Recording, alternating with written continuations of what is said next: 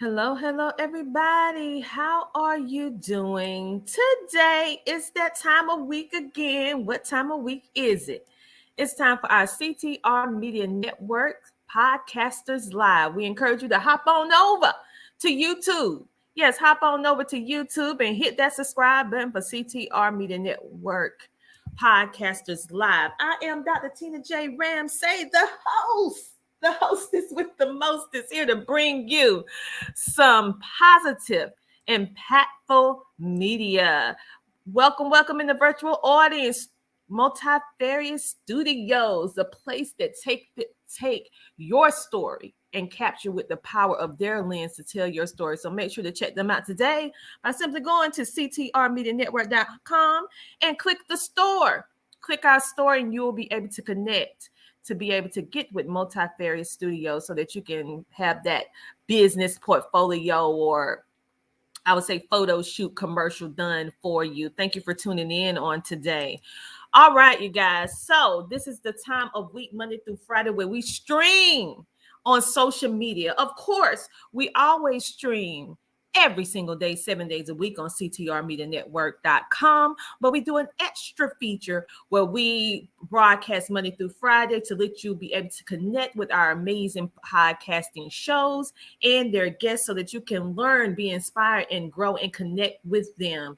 They have some amazing opportunities available. And if you are a business owner, entrepreneur, influencer, coach, let's see, you do streaming television, connect with us. You may have a show that we want to feature. With all that being said, you guys, let me share some more things with you, some rule of thumb, what's going on in the room today. You can advertise with us. Yes, CTR Media Network has opportunities for you to run your commercial, for you to be a featured guest on more than 20 plus podcasting shows. Our network actually reaches 350 million global listeners worldwide in over 40 plus countries. So this is an ample opportunity for you to get your business, get your message, get your products and services out within our network. We also provide a multitude of services for our community, meaning if you're an entrepreneur or if you're a podcaster, we actually specialize in helping you grow online. And we also provide an umbrella of services and products in order to inspire you to live or walk into your best life. We have inspirational notebooks that you can go pick up on Amazon.com. This is not all of them. This is just some of them. So to see our full collection, just simply go over to Amazon and click or put in Dr. Tina J. Ramsey or CTR Media Network. We also have homeschooling help for those of you who are entrepreneurs and you're trying to figure out how can I run my business and homeschool? Or how about this? How can I drive a truck and homeschool? All of those answers, all those questions are answered and more in the Homeschooling Interactive magazine. And if you need more help, no worries. Just book a consultation with one of our experts that can be found within the pages of the Homeschooling Interactive magazine, which you can buy now, available now on Amazon.com. If you are a business owner or a person that want to start a podcast, but you just don't know how, and for those of you who do have a podcast and you want to know how to monetize it, well, I encourage you to opt in to our Learn How to Start a Podcast and Monetize It class. It can be found on ctrmedianetwork.com by clicking the store tab, and it's on sale. So check it out today. It's an easy, self-paced 21 video course that it is designed for you to win, and it's super duper easy for you, walking you through step by step on how to start a podcast and also providing the knowledge on how you can monetize it. For those of you who just probably hopped on and you don't know what's going on, this is CTR Media Network Podcasters live stream, which we stream on social media 5 days a week, and we stream 7 days a week on our website by simply going to ctrmedianetwork.com. But what do we share? We share our CTR Media Network podcasters. We have some amazing podcasters that are pouring into you every single day. All right. So if you're looking for inspiration and motivation, make sure to tune in with them today. He said, okay. So thank you, thank you, thank you. And also on Tuesday, we have a special show because we know that the Tina Ramsey Show and podcast actually airs or live on every Thursday at 7:30 p.m. EST. However, we have these special episodes that we roll out on Tuesdays. So this makes sure that you need to watch. We have the amazing Robin Clark, which is the CEO of Why Not Believe LLC. That is Why Not Believe LLC. So you know it's going to be something good. She specializes in making a difference in the community, along with a whole lot of other things that she does in order to provide a positive impact and connect you with resources. So make sure to tune in to the special episode of the Tina Ramsey Show and podcast tomorrow. Yes, Tuesday at 7:30 p.m. EST. We look forward to seeing you there. For those of you who would like to see our amazing podcasters, we're going to play this video, and this is just some of our amazing podcasters that we are blessed to have on CTR Media Network. It is the place for small business owners and small podcasters that want to grow and be a part of a community, to be inspired, supported, and be able to finally get your message out. Because far too often, small business owners and small podcasters are overlooked and not appreciated. But our specialty is making sure that you understand and that you know that you are worthy and you qualify for premium promotional and advertisement services, and providing you with the access to be able to spread your wings and fly. On that note, let me give you a small little taste of what we have on CTR Media Network, so that you can book your advertisement or sponsorship or slot on one of our shows. Multi-Fair said, are you on IG? Yes, we are. We are on IG. We have a great audience of over 27,000 people that's over on our page, which is CTR_media_network. Again, that is CTR_media_network. Make sure to check us out today, because CTR Media Network, we are a podcasting network that specializes in positive, impactful media, where our content creators are in the driver's seat. And for the first time, and I don't know when, where a platform is really backing their podcasters to make sure that with everything we have to put in them, that they have levels of success that they would not normally be able to obtain unless they had billions of followers. So we're making sure that we utilize our network, our reach, our growth, and our ability and know how to position and place your content in a positive, productive way to scale up your podcast and your business over time. Yes, over time. So what we're going to do right now, we're going to have this video play. So let me give you a little bit of background music. Okay, let's do some little music. Because let me tell you something. When we're about to roll out our podcasters, it's a whole mood over here at CTR Media Network. So if you're a podcaster or entrepreneur and you want to get your message out, CTR Media Network is the place where we provide podcasting, visibility, connections, monetization, marketing, promotion. We provide websites for our podcasters and also for our entrepreneurs that want to get placed on stages, magazines, and so much more. We are a media house helping all of you, the everyday people doing extraordinary things grow. So as I take a small moment to sit back and introduce to you, yes, I'm about to introduce to you our CTR Media Network podcast. And if you don't know what's going on, you better ask somebody.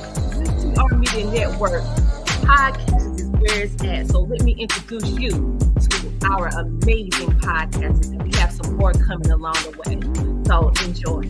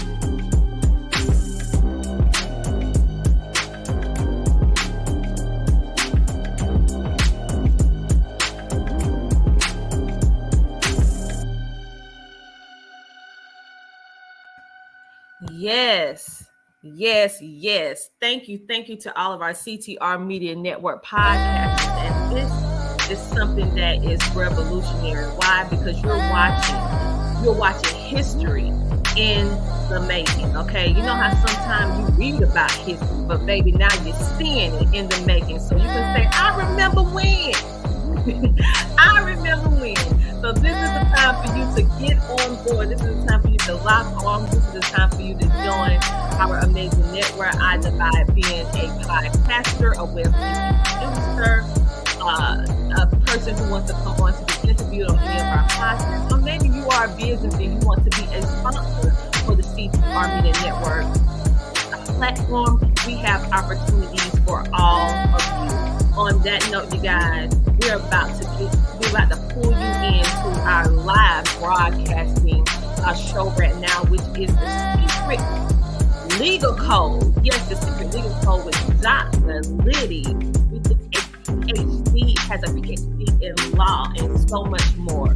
Yes, we actually have a legal a lawyer that has a show on our platform. And why is she here? Because all too often small business owners don't know what to do in regards to what happens with the law. And she is the good lawyer to help you understand the law and how to utilize it in a positive way in order to position your business. Yes, position your business in the right way. Okay. So enjoy. And we'll be back in a moment after this commercial break. CTR Media Network was created for today's podcasters. We provide a safe haven for content creators that are everyday people doing extraordinary things. We have a system of positioning, monetization training, coaching, and support for our podcasters' success.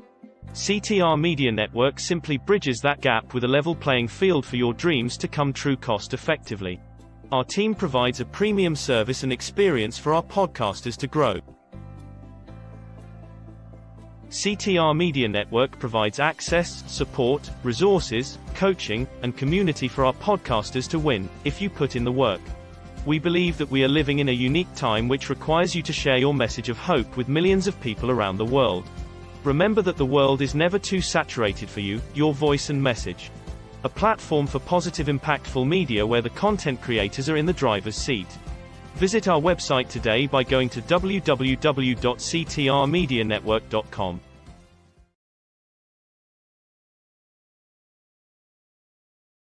And if you know it, come on, sing along with me on this one.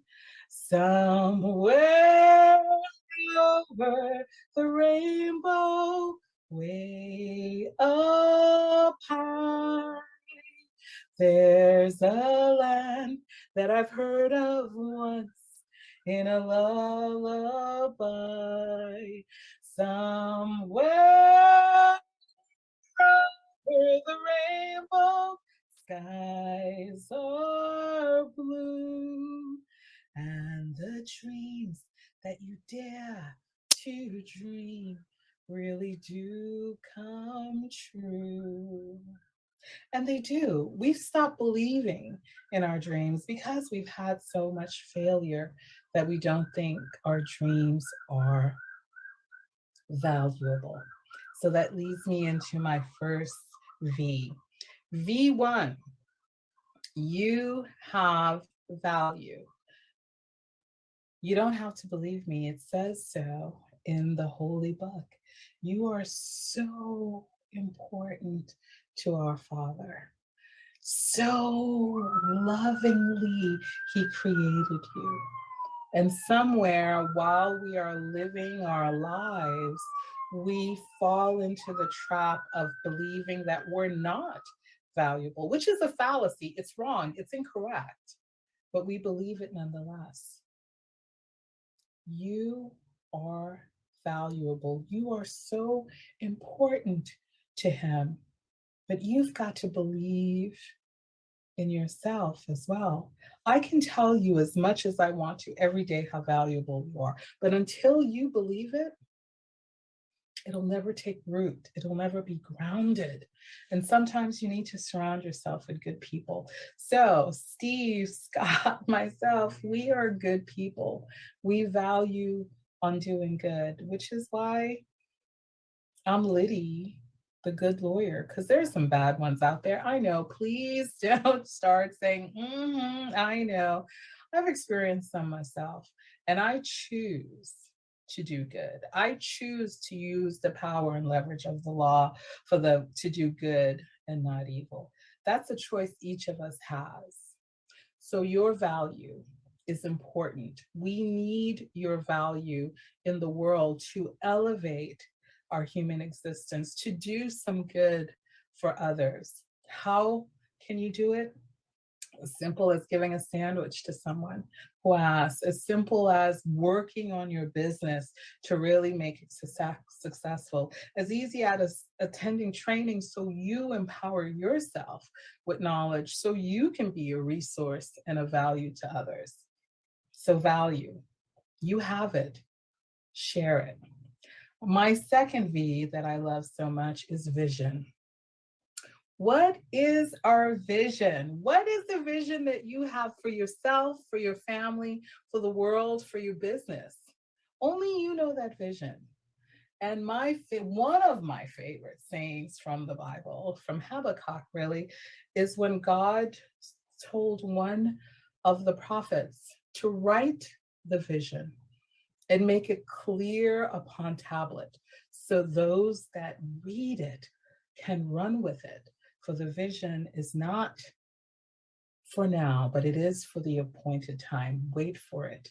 It shall come. And when I first read that, I had no idea what that meant, right? So write the vision and make it clear on tablet. What tablet were they talking about? I guess back then it was clay tablets. They baked them. They put a little pencil mark. I mean, I can't read the Egyptian hieroglyphics. But isn't it interesting that we have a product now that's called a tablet? Actually, I'm taping this video on a tablet. Isn't it interesting that centuries ago that God talked about make it clear upon tablet, and here we are in the year 2022, and we've got tablets that we make things clear, video, right? Isn't it amazing? Isn't it powerful that our all-knowing God knows these things? So the vision for you is to write it, create it, bring it forth from your spirit, the thing that touches you the most, because that is your gift and it's meant to be shared. It's meant to be clear on tablet. So those that see your vision can run with it. Ah, isn't that beautiful? That even though you created, others can see it as well and will know what to do with it. That is vision. My third V that I want to share with you today is about visibility. I am horrible with visibility. People are shocked when I say that, but I don't do all the things that I should be doing with regard to putting my vision, my value out there for the world. I'm not really that visible. I'm not really on social media. I struggle with that, but I have asked Dr. Tina Ramsey to help me with that. So she said, great, Liddy, we're going to give you a podcast and we're going to give you a streaming television show. And by the way, her CTR media network reaches like something like 350 million people around the world. I'm like, what? This is my client, and she's now telling me. So, and I spoke to Steve about it recently, and we're going to do some more visibility with Tina, with Dr. Tina. When I first met her 2 years ago, she was Coach Tina, and I said, girl, go get your degree. And 2 years later, she is Dr. Tina. I love it. I absolutely love it. See the vision. And she is such a wonderful spirit. And I mention her specifically because visibility is something that we could all strive to have more of. And it's important to have it with good people that care about you and care about the message that you bring to the world and care very much about making sure that we're adding value to the world. And I love working with my sisters of faith. It is simply a powerful presence to be in when we come together and create amazing things. So your visibility, Is it that you speak? Is it that you write and you publish? Is it that you are on Facebook or on YouTube? Get it out there. Let people know that you are here. And again, I do a horrible job at it, but I admit that freely. I need to do a better job. But I can imagine that many of us need to do a better job of being visible and sharing what we stand for, sharing what will help with what we need help with and what we will help others with as well. So visibility is one of the things, one of the areas that I think is very important for us to focus on a little more. And there are tools out there and people out there that make it easy. And my last V for us is valor. And when I say valor, people often say, oh my God, what is Dr. Liddy talking about? Well, for me, the simplest definition of valor is courage beyond knowing that you will succeed. It's the confidence that you step forward, not knowing where the next step is going to take you, but knowing that you have to take the step. It's trusting in God that your steps are guided and measured, and you are courageously walking into any situation, knowing that you're not alone, knowing that the Spirit of God infuses everything that you do, and that you are valiant. You stand for good. You stand for good people, for good things, for good knowledge. You take a position that you do not back down from because it's yours. It's your vision of what can be. And there's a whole army that stands with you, good people around the world that support that valor that you have. Understand when I say valor, oftentimes you're going to walk alone. I know I say you will have an army, and then I said, what? You're going to walk alone. Well, the army will come, but they'll only come when they are convinced that you are convinced that you will stand strong in your courage. Then they come forward.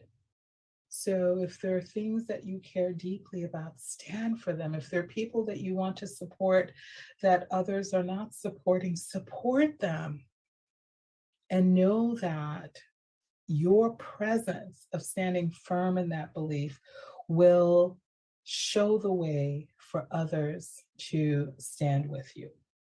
So my work around the world focuses primarily on what I've shared with you. I use law to bring value to people. I use the law to bring vision to people because they don't know what they don't know. They can't see what they don't see. I use law to bring visibility. I argue cases in court. I do arbitrations. I also set up businesses. And I help people to sell them and fund them. I do all that fun stuff for me, but I know that I do these things because I saw my father do these things for others. So we are all part of a lineage. There's a history that comes with us, whether we know it or not.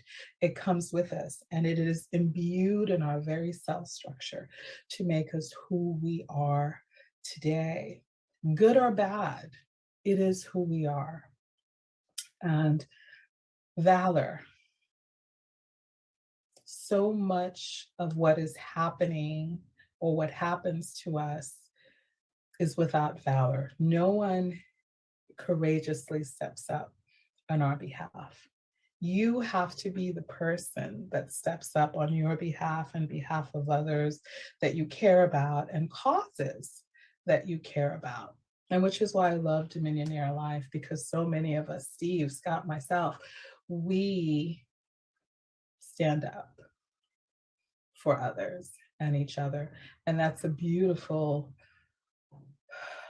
collaboration to have, knowing that you're not alone, that you're never alone. You've never been alone, and you never will be alone. Just because you don't see people doesn't mean they're not there in spirit and support of you from miles and miles away. So I share these things with you because I want you to know that you are important in the plans that unfold for your business, for your family, for our futures. And I want you to know that Dominionaire Life was created for people just like you that wanted a different way of life, that didn't want to worry about money because you're working on your business and that's bringing you the money, because there's training for you to learn and excel, because there's good people that have come together to say, let's band together to make a difference in this world for other people. And if you can hear me, then you know that what I am saying is true. You know that there's a vibration when people are doing good things, right? Some people get hot, some people get trembles. I get happy. I love it when people do good things. And it hurts me when I can't help everyone. And I know that. So I choose, right? When things come in my path, will I help? And if I can, I do. And sometimes I simply can't, not because I don't want to, but because I don't know how. And I think that's a lot of us, right? We don't know how to help sometimes. So I want to share two thoughts. One is the Mayans have an ancient saying that says, if it is to be, then it is up to me. If it is to be, then it is up to me. And I've adopted that as my own personal philosophy. I'll go first in many situations, not knowing sometimes what the end will be or not knowing exactly what to do, but to know that my presence is important. And I'm so sorry that I can't be with you today. If it was anything other than a medical situation in my family, I would be on the ground with you, as I like to say, boots and stilettos on the ground. But I will be there next time. And I am here now. I'm not far away. I'm a phone call, I'm a text message. Oh, by the way, text message, I meant to share with you. I promised that I would give a gift to you. So on your cell phone, if you send a text to 26786, 26786, and if you type in the word law, LAW, I have a gift for you. It's an infographic of a copyright, meaning it's a picture of what the copyright process looks like. I am adamant about all of us copywriting our original creative ideas because they're good ideas that are worthy of protection and monetization. But the monetization part is for another discussion with you. So I want to say that I believe in you. I believe that there's a pathway for all of us that leads to goodness. And that means locking arms with each other at times and stepping out on our faith and strongly declaring that we are people of faith, we are people of God, and we believe in good business for everyone. I am Dr. Liddy, the good lawyer, and may you always remain as blessed as you are now. Until we meet again, please stay safe, please stay inspired, and please stay absolutely marvelous. So come join her, monetizing you and your business at a select with Dr. Liddy today by visiting drliddy.com. For today's podcasters. We provide a safe haven for content creators that are everyday people doing extraordinary things. We have a system of positioning, monetization training, coaching, and support for our podcasters' success. CTR Media Network simply bridges that gap with a level playing field for your dreams to come true cost effectively. Our team provides a premium service and experience for our podcasters to grow. CTR Media Network provides access, support, resources, coaching, and community for our podcasters to win, if you put in the work. We believe that we are living in a unique time which requires you to share your message of hope with millions of people around the world. Remember that the world is never too saturated for you, your voice and message.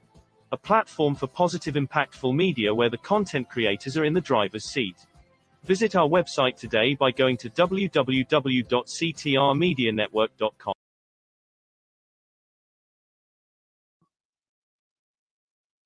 I'm in a homeschooling magazine. You see me right there? Our fearless leader, Dr. Tina Ramsey, my mentor. Let me tell y'all, when I first connected with Dr. Tina, I was just like, this woman is the truth. Like, I want to be like her. She's gold. And ever since I said that, I've done my best to just study under her and follow her and be a part of just about almost everything that she creates.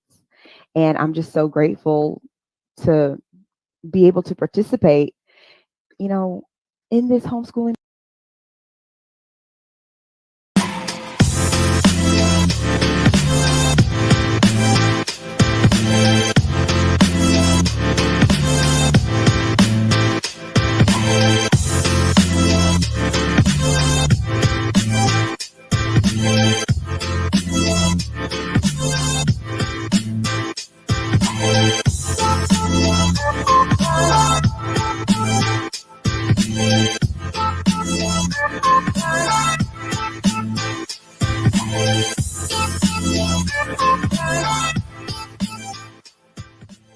Hello and welcome to Reinvent and Rise.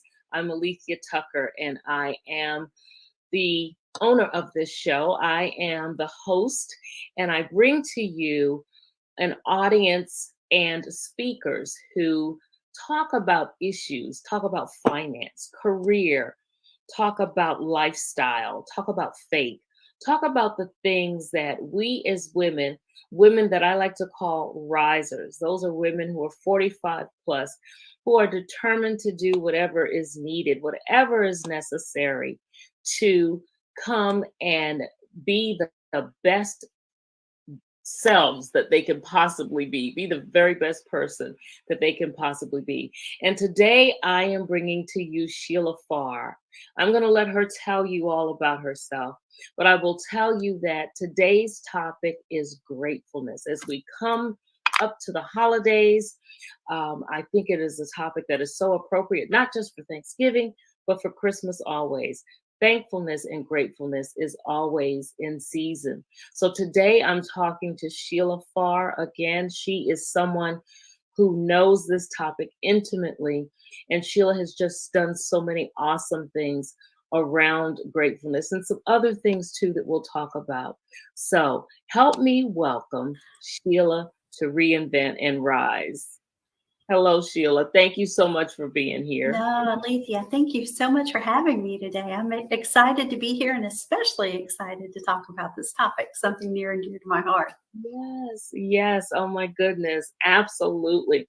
You know, we met some years ago and wow, I think it's been some time ago that I interviewed you on the podcast. And I distinctly remember having this discussion and the feedback that I received from the audience was just phenomenal. It is something that, you know, people can just relate to. So before we get into that, why don't you tell us a little bit about yourself? Sure. Well, let's see where to start. I think the first thing that I love to start with is that I am actually an eternal optimist. I am always looking for the bright side of the situation or the lesson in the struggle. But aside from that, I'm a business owner. I have a training business here on the Mississippi Gulf Coast where we do professional and personal development classes, health and wellness classes. And lately, I've started writing quite a bit. So had the good fortune over the past couple of years of being an international best-selling author, and absolutely love that.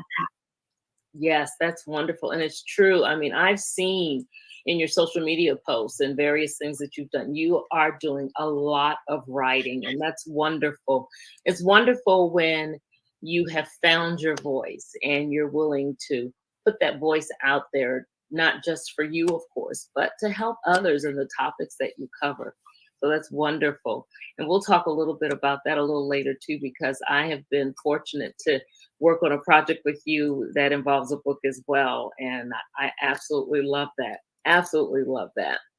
So, as you know, we're talking about gratefulness today, being thankful. And, we talk about this frequently. I know I do. However, it is so interesting how we as women, as we get older, of course, the hope and the prayer is that we grow in our faith. And of course, the longer you live, the more you have to be grateful for.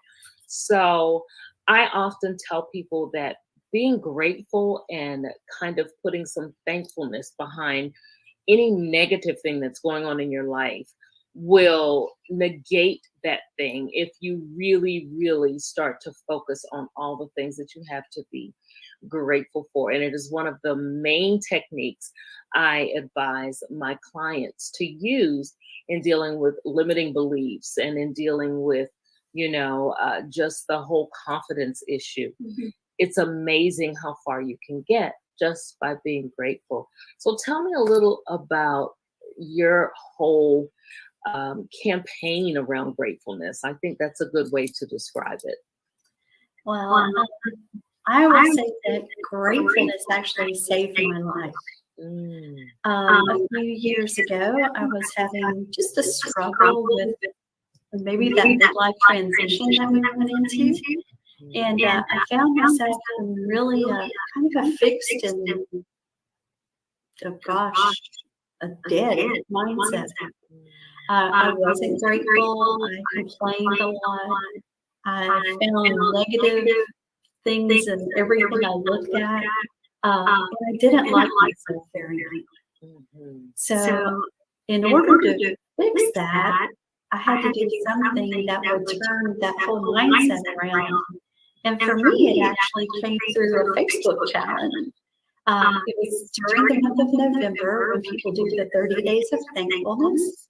And I started doing that. I was like, let me just see this. People always do it. I felt like I had too much to be thankful for, but I went ahead and started doing that. And around day 8, I found that I really started having to examine my life a little bit closer. The first couple of days were easy. I'm thankful for my job. I'm thankful for my car, those sorts of things. But when I really started having to look and dig deeper, it really forced me to kind of pay attention to my life and be a little bit more intentional about the way that I operated every day. I started noticing things in nature, like the birds singing. I started noticing how incredibly wonderful my family is and my sweet friends and all the kindness and goodness that I had in my life. So at the end of that 30 days of gratefulness, I didn't want to stop. I wanted to keep going. So every day I would just in social media, just the things that I was thankful for that day. And then you could see things started to get a little bit deeper and deeper and more authentic and more real. And then even giving thankfulness through the ugly times or the hard times or the struggles.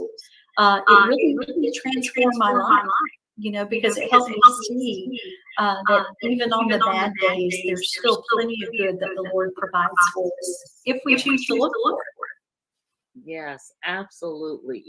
Even on the bad days, And it's funny. It's interesting that you said that, how it saved your life. And I think that is the perfect way to describe how having an attitude of gratitude affects your life. You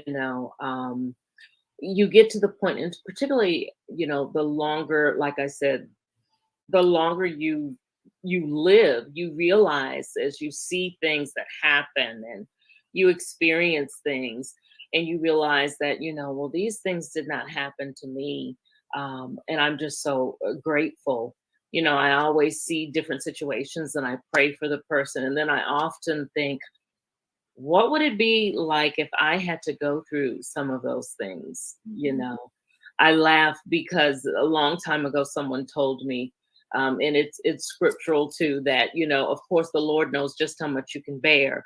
And, one person's burden is somebody else's, joy to be able to say, I have to deal with that. Right. And it is just so It is just so mind-boggling sometimes when I look at what many people have to handle, and people tell me the same thing. Oh, I could never do what you handle, but the Lord really does give you the portion that you need to handle the things that you have to handle. And it just makes you all the more grateful. It honestly just pulls your behavior and your attitude all the way around. And I'm sure that's what you've experienced as well, obviously. It is, and it does. Another thing that I really noticed was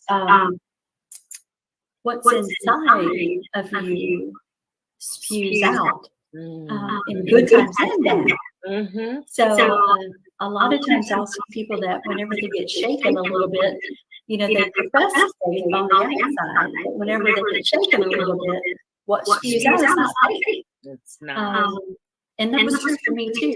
So that was just realizing that and really getting to the root cause of, you know, why am I like that? Why do I respond in this manner? Why do I not respond with scripture or in faith?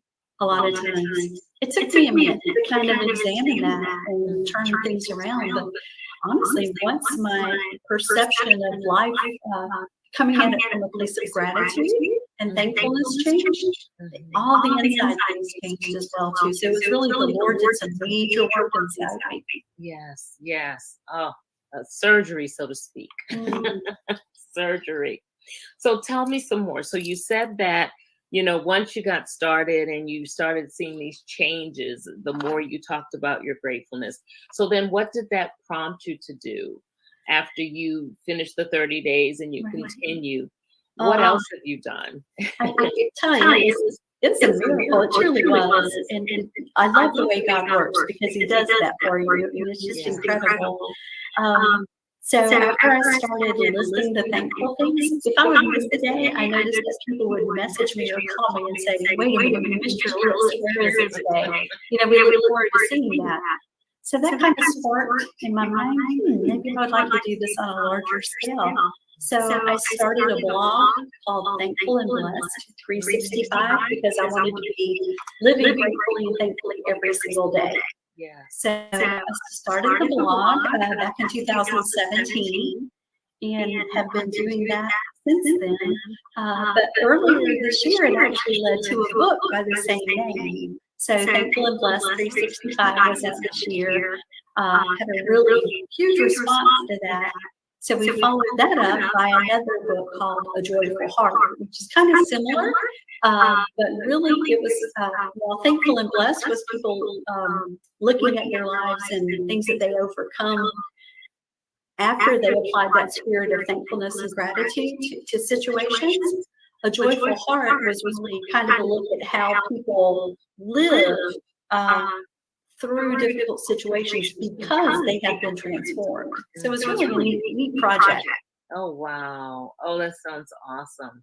So 2 books have been birthed out of this whole thankfulness movement that you have. And you do posts on Facebook as well. Right. Yeah. So, and you have a Facebook group. Is it for? We do. So we have Thankful and Blessed. We have a couple of groups now. Thankful and Blessed 365 are the folks who follow the blog and want to interact as well on Facebook. And then for anybody who follows the books, we have an authors group for 365. So it's a little different. So it's a lot of fun. Oh, that sounds really nice. That sounds really nice. So that people can, that's a way to keep people engaged. You know, people who may just be getting to the point where they realize how important it is to be grateful and may need some support in that arena. Then you have groups who can do that for them. I mean, sometimes it just helps to see other people write down, you know, what it is that they're grateful for. And that often prompts you. I know it does with me sometimes. You know, people will say, oh, I'm grateful for my family. I'm grateful that my kids came home. And I think about, you know, because I have one who's in college, the other one just came back over the summer. She finished grad school, but I often think about, how happy I am when I see them first come through the door. For example, my son surprised me the other day. We're trying to figure out when we're going to go get him. And I came in the door and he was there, and just, just so grateful, thinking about, everybody can't say that they have that experience. So just seeing other people write about that, hearing other people talk about things like that really do inspire you to, be grateful. Just be grateful. So I know that you've written books. What do you think? And I know you say that this has truly, truly changed your life. Do you have anyone? What has the feedback been around what you've been doing? What do you have stories that people have told you, experiences that they've had that you can share with us? Honestly, everything has been a little bit overwhelming because with the first book, Thankful and Blessed, I saw so many people writing into my office. To the authors, there's an anthology. So to the people who were contributing to that book, we would get such good feedback. And, it was beautiful to see those authors connect with a larger audience. And a lot of them were first-time authors, so this is a brand new experience to them. So now stepping back and seeing them step out and do their own anthologies of different sorts, begin businesses based on being thankful and blessed, and joyful even. So it's been a really neat thing to see that. And with a joyful heart, we had, this was something that was just mind-boggling to me. We had a few hospice organizations and various organizations purchase large quantities of those books to kind of pass out to the people they serve. So being part of something like that was just a huge honor, but also was evidence of the way that the Lord will work in your life and pray for big things to happen, because He will do it for you. Absolutely. Absolutely. Oh, and the fact that people are using that as a resource has got to just make you feel so good, knowing that, what made a big difference in your life is now making a difference in the lives of others as well. Certainly. Absolutely. Can you tell me, of course, without telling about the book, so that people make sure to get the book, or books, either two. Can you tell me some of the stories that you've heard or that are in the book? Yes. Some of my favorites are just of people going through difficult situations, and having other people soak into them through that situation, and them being so caught up in the negative they couldn't see the positive for a while. So I think of one person who was going through an illness with a family member, and she was really in her mind focused on the finances of that situation. And she couldn't understand how she would maintain that family member once they were discharged from the hospital. She didn't know what next steps she should take. She was just caught up in the worry of the situation. Not knowing in the background that the doctors and nurses that were working with them were actually going in front of them to prepare care and to make sure that they had the supplies that they need and the services that they needed. So this one particular story the title is called Angels Watching. So, and she talks about how the medical staff were actually guardian angels watching out over her, and she was so focused on trying to find a way, and they were providing all the way through, and even after they're at home, and continue to this day, which is some years later. That people are still providing, and the Lord is still meeting needs. And she was so focused on looking for a solution herself that she couldn't see that the solution was already presented. That was one that touches me. Another one is one called Good Medicine. So it talks about how the Lord's word is good medicine to us, and that how we often look at the struggle more than we look at the blessing. And how whenever we're able to shift and change our mindset, how we see that God's word is truly the lifeblood and this water to our souls that we're thirsting for. So just so many stories, so many good stories. One more I'll share because it struck my heart so much. But it was a person talking about how joy and gratefulness was like snapshots of their life. And as they sit now, and I think she's 60 years old, she looks back at these periods as though they were snapshots of their life. And how she has so many blessings and so many things to be grateful for, and just her writing in celebration of those moments. And that was so joyful to me just to read that. Oh my goodness, yes. I mean, they sound like absolutely beautiful stories, and you can see they're life changing for many people. I think back to things, and I will just share one of my gratefulness stories. Back when I was younger, I was 16. I was in a really bad accident where I was hit while walking by a bus. Yeah, I was 16 years old, and really, really suffered some horrible, horrible damage to my foot. And to the point where the doctors weren't sure that they were going to be able to save my foot. They weren't sure that I was going to walk. It went from one thing to the other. And at 16, I believed in God and I was saved at that point. However, of course, my faith has grown since then. But at 16, I just didn't see a whole lot to be grateful for with this awful looking foot that, I just figured it had just really affected the way I looked, the way I walked. And it did. It looked bad. But it wasn't until I got older that I was so, so grateful, because I realized that, I still have my life that could have gone another way. I could have been damaged, badly hurt. And even, a more in-depth and more hurt, something else could have been broken.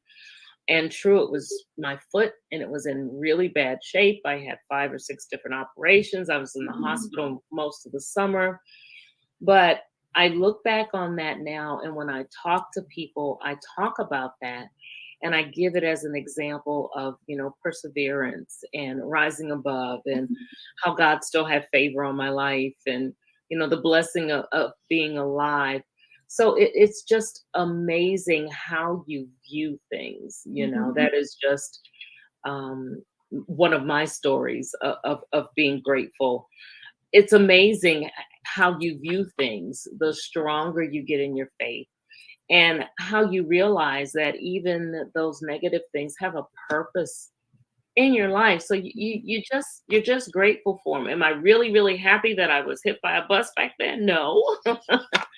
But I'm grateful for the lessons that resulted, because of that horrible, traumatic accident. And I don't know if you have a grateful story that you want to share as well. Honestly, I think just coming through divorce, and coming to the other side of that, which is where I was when I was in that stinking thinking, just attitude thing, but just feeling unloved, unworthy, not good enough, just feeling all those things that were 100% not true, but just looking more at the world and what the world said about me as opposed to what the Lord said about me, and the opportunity that I really had, because I didn't feel good about me. I felt rejected. But the beautiful thing about being rejected is that when you're rejected from one thing, you're actually redirected to something new.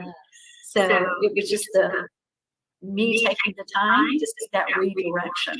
So even though I felt like a failure, in one regard, at the same time, it led me to a more beautiful life that was filled with more blessings than I ever could have imagined. Yes. So Yes. that's it. And divorce is an incredibly, incredibly difficult one to come out of, feeling as though you're better for it. It is very, very hard. And it is also amazing as you come out of it and you see the things that God still has in store for you. People often, like you said, think, I failed and this is terrible, I failed me, I failed God, I failed my family. And, it's amazing just to see how God has purpose in that. Even in that, He's got purpose in there. So that's beautiful. That is beautiful. So as we start to wrap things up, if I were a person who really needed to institute more gratefulness in my life, what are some of the things that you would recommend that I begin to do so that I could be more cognizant of those things that I need to be thankful for? I would say start small and just start looking every day for one thing that went well that day. One thing that you're thankful for. It could be anything. But we all have something we often forget that because we're so focused on the negative.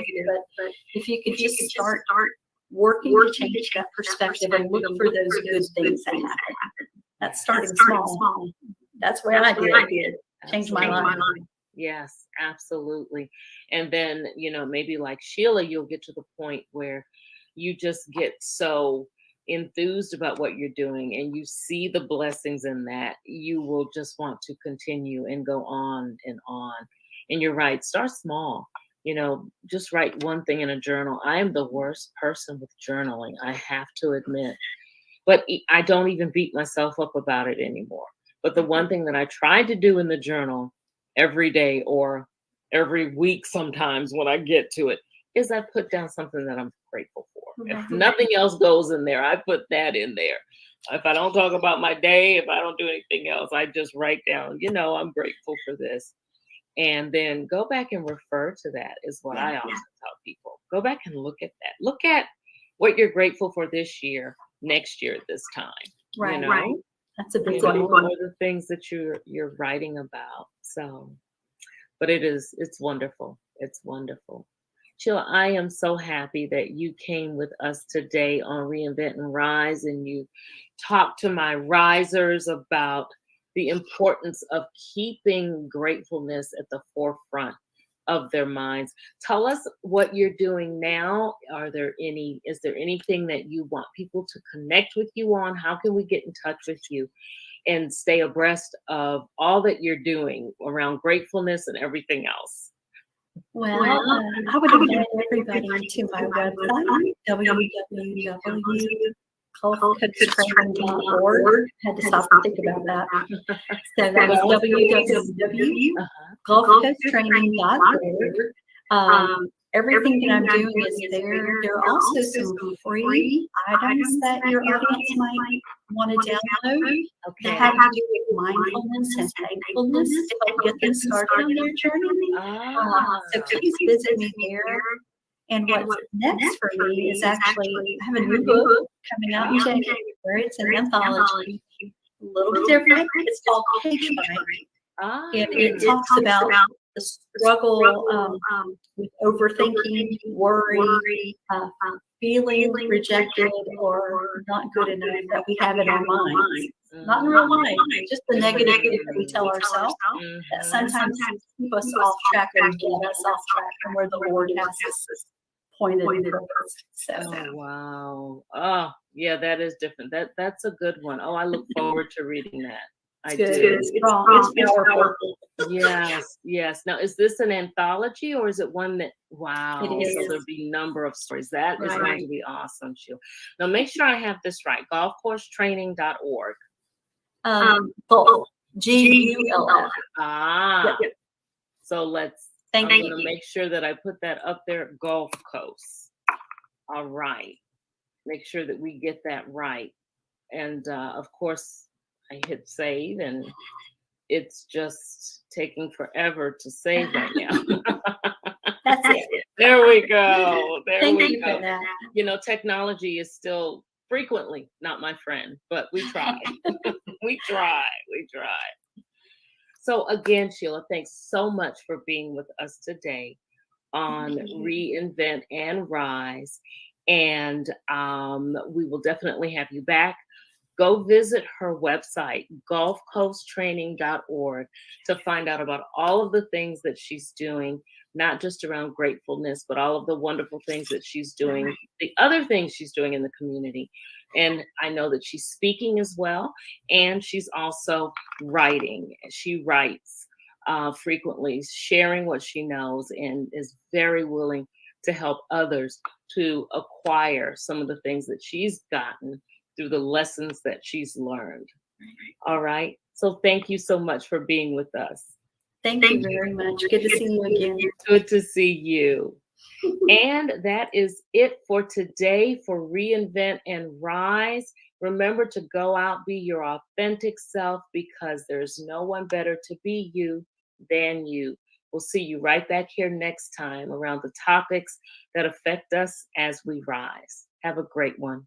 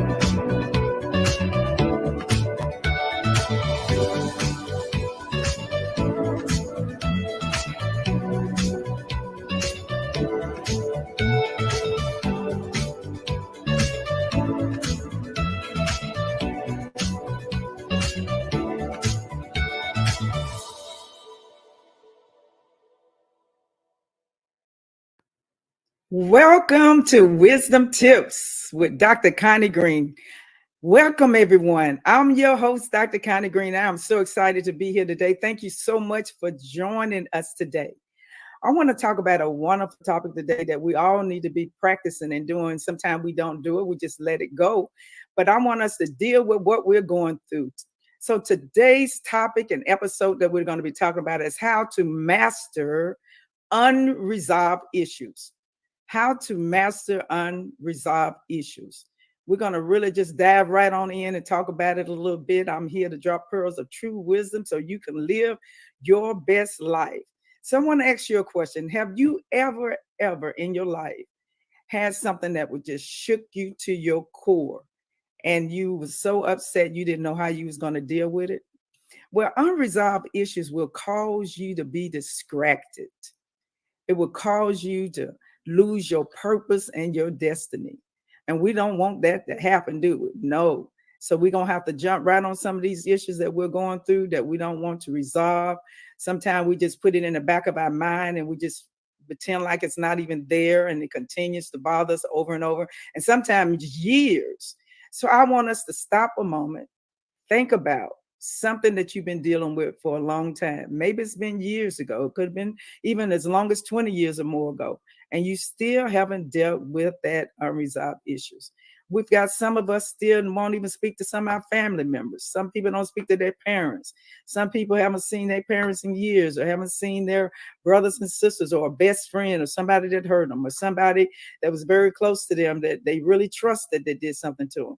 And so you just hold on to those type of things, and you don't realize that those type of things can cause anxiety, can cause depression, stress, and it can affect other relationships. It can affect other relationships.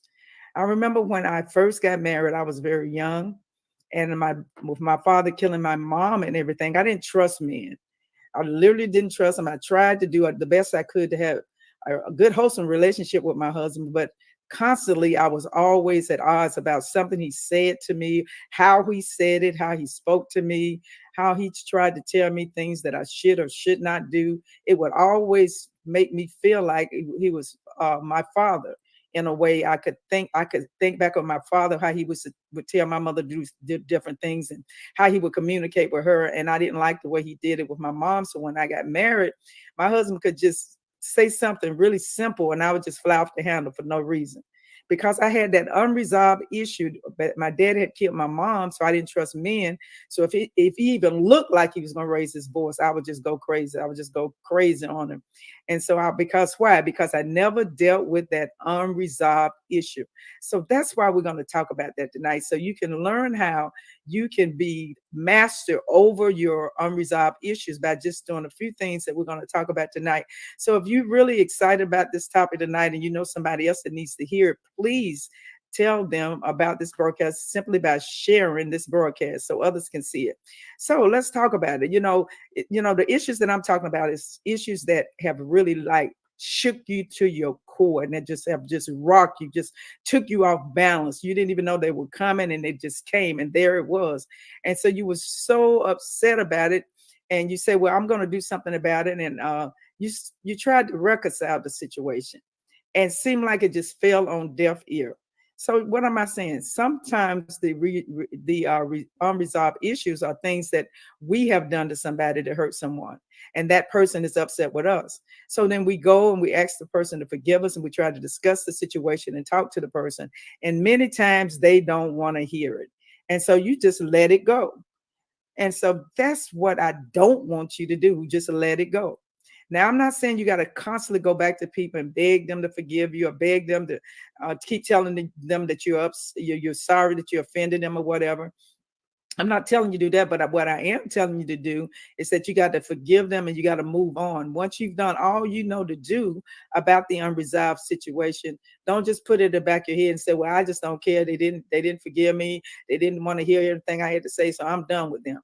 No, you don't have to just be done with them, but you can be done with the bitterness and anger that you feel because you press your way out there to do what you were supposed to do. So that's what we're going to talk about today. It's the issues that we have, and they fall on deaf ear, and we just decide I'm not going to do anything about it. So when these major storms come in our life, it is often revealed whether or not we're going to be able to be strong and master those situations, or whether we're just going to let it go. And just not even deal with it. So I want to ask you two questions. I wanted you to even ask yourself those two questions. The first one is, are you strong enough? Are you strong enough to decide that you're going to master these unresolved issues? And number two, are you determined that you're going to resolve these issues? You personally, are you going to do it, or are you going to try to get somebody go out before you and try to talk to the person and say, you need to go talk to Sister Ann, because she's really dealing with what you what she did, and she wants you to really forgive her, but you're not moving forward in that. No, you don't need anybody else to do your dirty work. I said dirty work because it probably was dirty, because if the person is offended at something you did to hurt them, you got to try to do reconciliation as much as you can. But even when we do reconciliation, sometimes they don't want to move forward. So you don't want to give up. You want to be strong, and you want to be determined, because you want to master this thing, right? Yeah, we want to master it. So what I would say to you is, yes, it's possible, but you got to do the work. So what do you mean by that, Dr. Green? Do the work.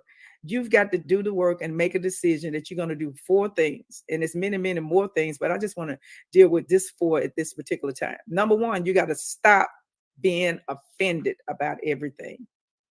Somebody ought to put that in the comment. You've got to stop being offended about everything. So you are the one that at this particular time has caused this unresolved issue. And now you're offended because they didn't forgive you. Or you could be on the other side of the table. They could be the one that offended you, and you don't want to do anything about it. You're still offended because of what they did.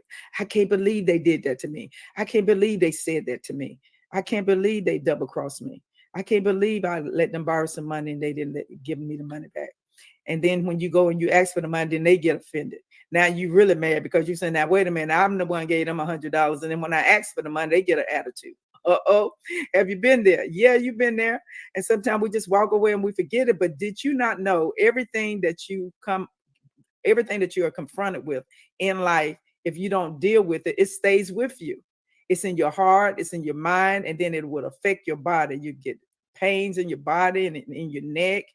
And you start gaining weight because that cortisone, when you have stress, it's a known fact, through education and training, as well as all kind of data out there can tell you that cortisone will make your stomach big, and you can start gaining weight if you don't deal with those toxic emotions that you're facing and that you're upset with. So you got to learn how to resolve those issues. And I don't care how long they have been. Just go ahead and try to resolve them so you can start feeling better in your body. Number 2, stay focused. Stay focused. Stay focused and try to decide how you're going to do it, and do it in the right way. Because sometimes it's how we say things that can offend a person. Again, doing that situation where you're trying to do something right and it seems like it's falling on deaf ear. Maybe you're saying it the wrong way. So stay focused. Don't get all caught up in your feelings. Think about their feelings. Number 2, keep the faith. You're going to have faith in some of these things when you go through that faith walk, when you got to go and apologize to somebody, or you got to forgive somebody. It can be very difficult, especially when you in the scripture, the Bible tells us we got to forgive 7 times 70. And so, it's very hard sometimes to do that, but the Bible tells us to do it, because if we don't, he won't forgive us. And so we don't want to go down that path. So you got to stay focused. You got to keep the faith. Like the disciples told Jesus, Lord, help out my unbelief. So it's all right sometimes when your faith is a little bit shaky. It don't mean you're going to always be on top of everything spiritually. So when you're not and you see it, you get yourself together, you get back, you start reading those scriptures, you get back to prayer, you get back to try to get those good minds, thoughts in your mind instead of the negative mindsets, and get it together and get back on track. And I'm sure you'll do it because you are a survivor, right? And number 4, don't give up. Put that in the comment. Don't give up. You can be great at mastering unresolved problems. All you have to do is what the Bible tells us to do. He told us to take up the cross and follow him. And he said those that save their lives will lose their life. So God wants us to give our life to him totally, 100%. No matter what we're going through, we got to put God ever before us, because he died on the cross. He showed us the example. So we got to die out to what? Self. Somebody ought to put that in the comments, self. It's not saying a literal death that you're going to just go kill yourself. See, I got to cover all bases, because some people may not know about scriptures. But what I'm saying here, you got to deny yourself, take up your cross and follow him. In other words, you got to deny your feelings. You got to deny your attitude. You got to deny that you've been hurt. You got to deny that maybe they took your money. All those things, although you know they happen, you got to deny your feelings. Go ahead and cry. I always tell people, go ahead and cry, get it over with. And then when it's over with, get up from there, sitting down. God can't use you sitting down. Get up from there, dry your tears, get you some scriptures and pray and say, God, I'm having a difficult time in this situation and I can't handle this. And guess what? He will hear you. See, I'm trying to get you to start having a personal relationship with the Lord, because he's the only one that can deliver you. You know, you can go to a lot of different counselors and stuff like that, and people can talk to you. You can have your best friends, but God truly wants you to come to him so he can help you in that area that you're dealing with. So another way I want you to really look at this is I don't know what number it is, but the next text that I'm going to talk about is identifying the crisis. I want you to identify the crisis, because everything that we go through may not be a crisis. That unresolved problem that I'm asking you to overcome and to master may not be an unresolved problem that needs attention right now. Can I say that again? It may not need attention right now. You know, everything is not a crisis. So I'm not saying just get off this broadcast tonight and start calling up everybody you can think of that you had an unresolved issue, because it may not be a crisis that you would have to do that at that minute. Sometimes that's why I say focus. Think about what you're doing. In the medical field, they call the term triage. Yeah, but you know, triage, they take you to triage first. Triage determines the degree of the urgency of the wound or the illness of the person. So the nurses come in and they take your temperature, they check and see if you got high blood pressure, they ask you some questions and all of that. And then they determine what patients they're going to take first. They're going to take the people that's in order, those that are hurting first, those that have true medical crisis. And then they will handle the major, not the major, but the minor medical crisis next. I'm going to tell you about a quick little story that happened to us just a few weeks ago. A family member of mine had to go to the emergency room. So we went to the emergency room and we waited. We told them what was going on and everything. They took a few tests. They took the vitals. They put the triage and all that stuff. And we had to wait in the emergency room for 8 hours. I mean, it got so bad, they started feeding us sandwiches. And I ate me about two ham sandwiches. I was so hungry after that time. And then we decided that, well, you know what, this is not working. The family member was in pain, and I kept going back to the nurses, letting them know what was going on. And they kept saying, we'll get to you when we can, but other people are ahead of you. Ambulance are coming in. People with heart attacks are coming in. So you're just going to have to wait. So we would try to be patient as we could. But finally, we decided to go to another emergency room that was a little bit closer to our home. So we went to that emergency room and we waited 3 hours. So if you do the math, we actually waited 12 hours in an emergency room. And at the time, I was getting frustrated. I was getting angry. I had to focus. I had to focus. I had to realize, okay, now this is not number one crisis. They did triage, but the lady kept saying people coming in the ambulance, somebody got shot, somebody got a heart attack.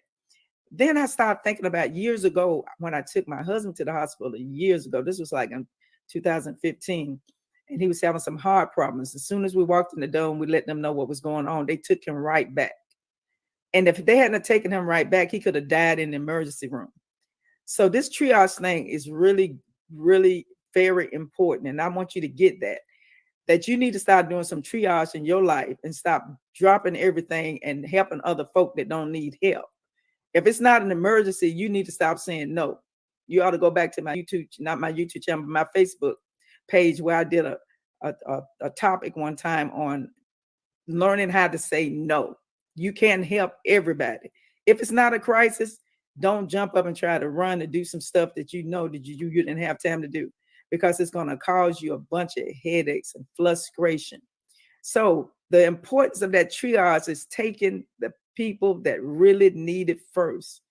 And so I want you to be able to handle what is truly a crisis first. Eliminate unnecessary situations. Let me say it again. Eliminate unnecessary situations in your life, and you'll have more peace and less stress. Somebody ought to put that in the comment. And remember, you are a soldier in the armor of the Lord. The Bible says in Psalms 34:19, many are the afflictions of the righteous, but the Lord delivered them out of them all. Not some of them, out of them all. So when we live a Christian life of a soldier, because we're soldiers if you're a Christian. If you're not, we would love for you to be one. All you have to do is just ask God to come in your life and save you and set you free and get you in a good church that teaches of baptism in the Holy Ghost. And God will truly help you.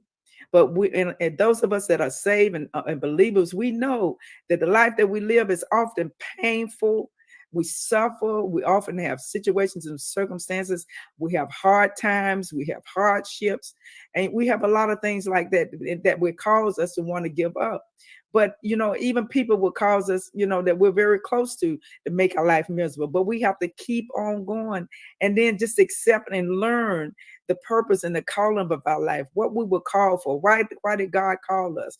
We all got something to do. So we got to make it through everything that we're going through so God will know without a shadow of doubt if we are worthy to be called to do what he has called us to do.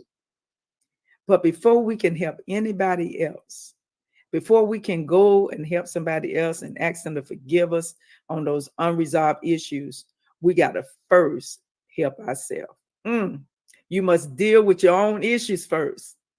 Because see, what happens is, if you haven't dealt with the issue you've got and you go and you ask somebody to forgive you on the issue that you have assaulted them with, then you're not going to be able to heal them. You're going to end up hurting them.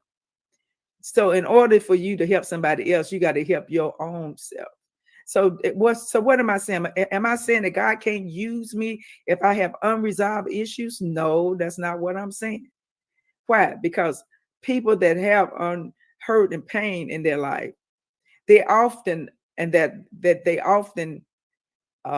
sometimes feel crushed. They often learn through being broken how to become masters of mending themselves.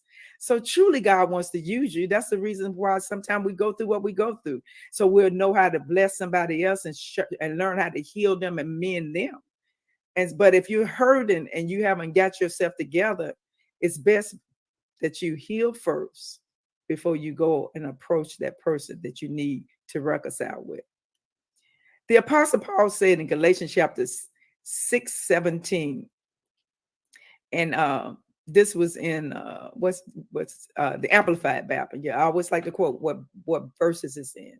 Verse 17, he said, "For now I will let no man trouble me, by making it necessary for me to justify my authority as an apostle and absolute truth of the gospel." In other words, he said, "I bear in my body the branding marks of Jesus." In other words, he was saying, I bear in my body the wounds, the scars, and the other outward evidence of persecution. And these testify to him that I am ownership with God. So I want to talk to somebody about that tonight. If you're the type of person been wounded, you have scars, you have had persecution, you have been branded. God know who you are. And if you still standing, somebody ought to put that in the comment. I'm still standing. You've been through hell and the high water. You have the authority to tell the enemy, I know who I am. God knows who I am, because I have won the battle so many times of all the tests and situations that I have been through, that I am literally mocked. And I have the authority to know who I am, and God will bless and take care of every situation that I got going on in my life. Even when I am bleeding spiritually and emotionally, I can get healed and I can master those unresolved issues in my life. Yes, dear heart, you are a survivor. If you wasn't, you wouldn't be on this broadcast tonight. You're hungry. You want to hear from God. You want to know what you can do next in your problems in your life and the things that you're going through. And I am so glad that you joined us. And so before we close, we're going to go to the break, and we want you to come back, because I'm going to give you some tips. But I want you to remember, it is not wrong to have a broken heart, but you must first let God make you whole so he can use you. He specializes in healing the brokenhearted and binding up the wounds. So you don't have to be worried tonight if you're wounded and if you're crying and you're wondering where God is. He's here.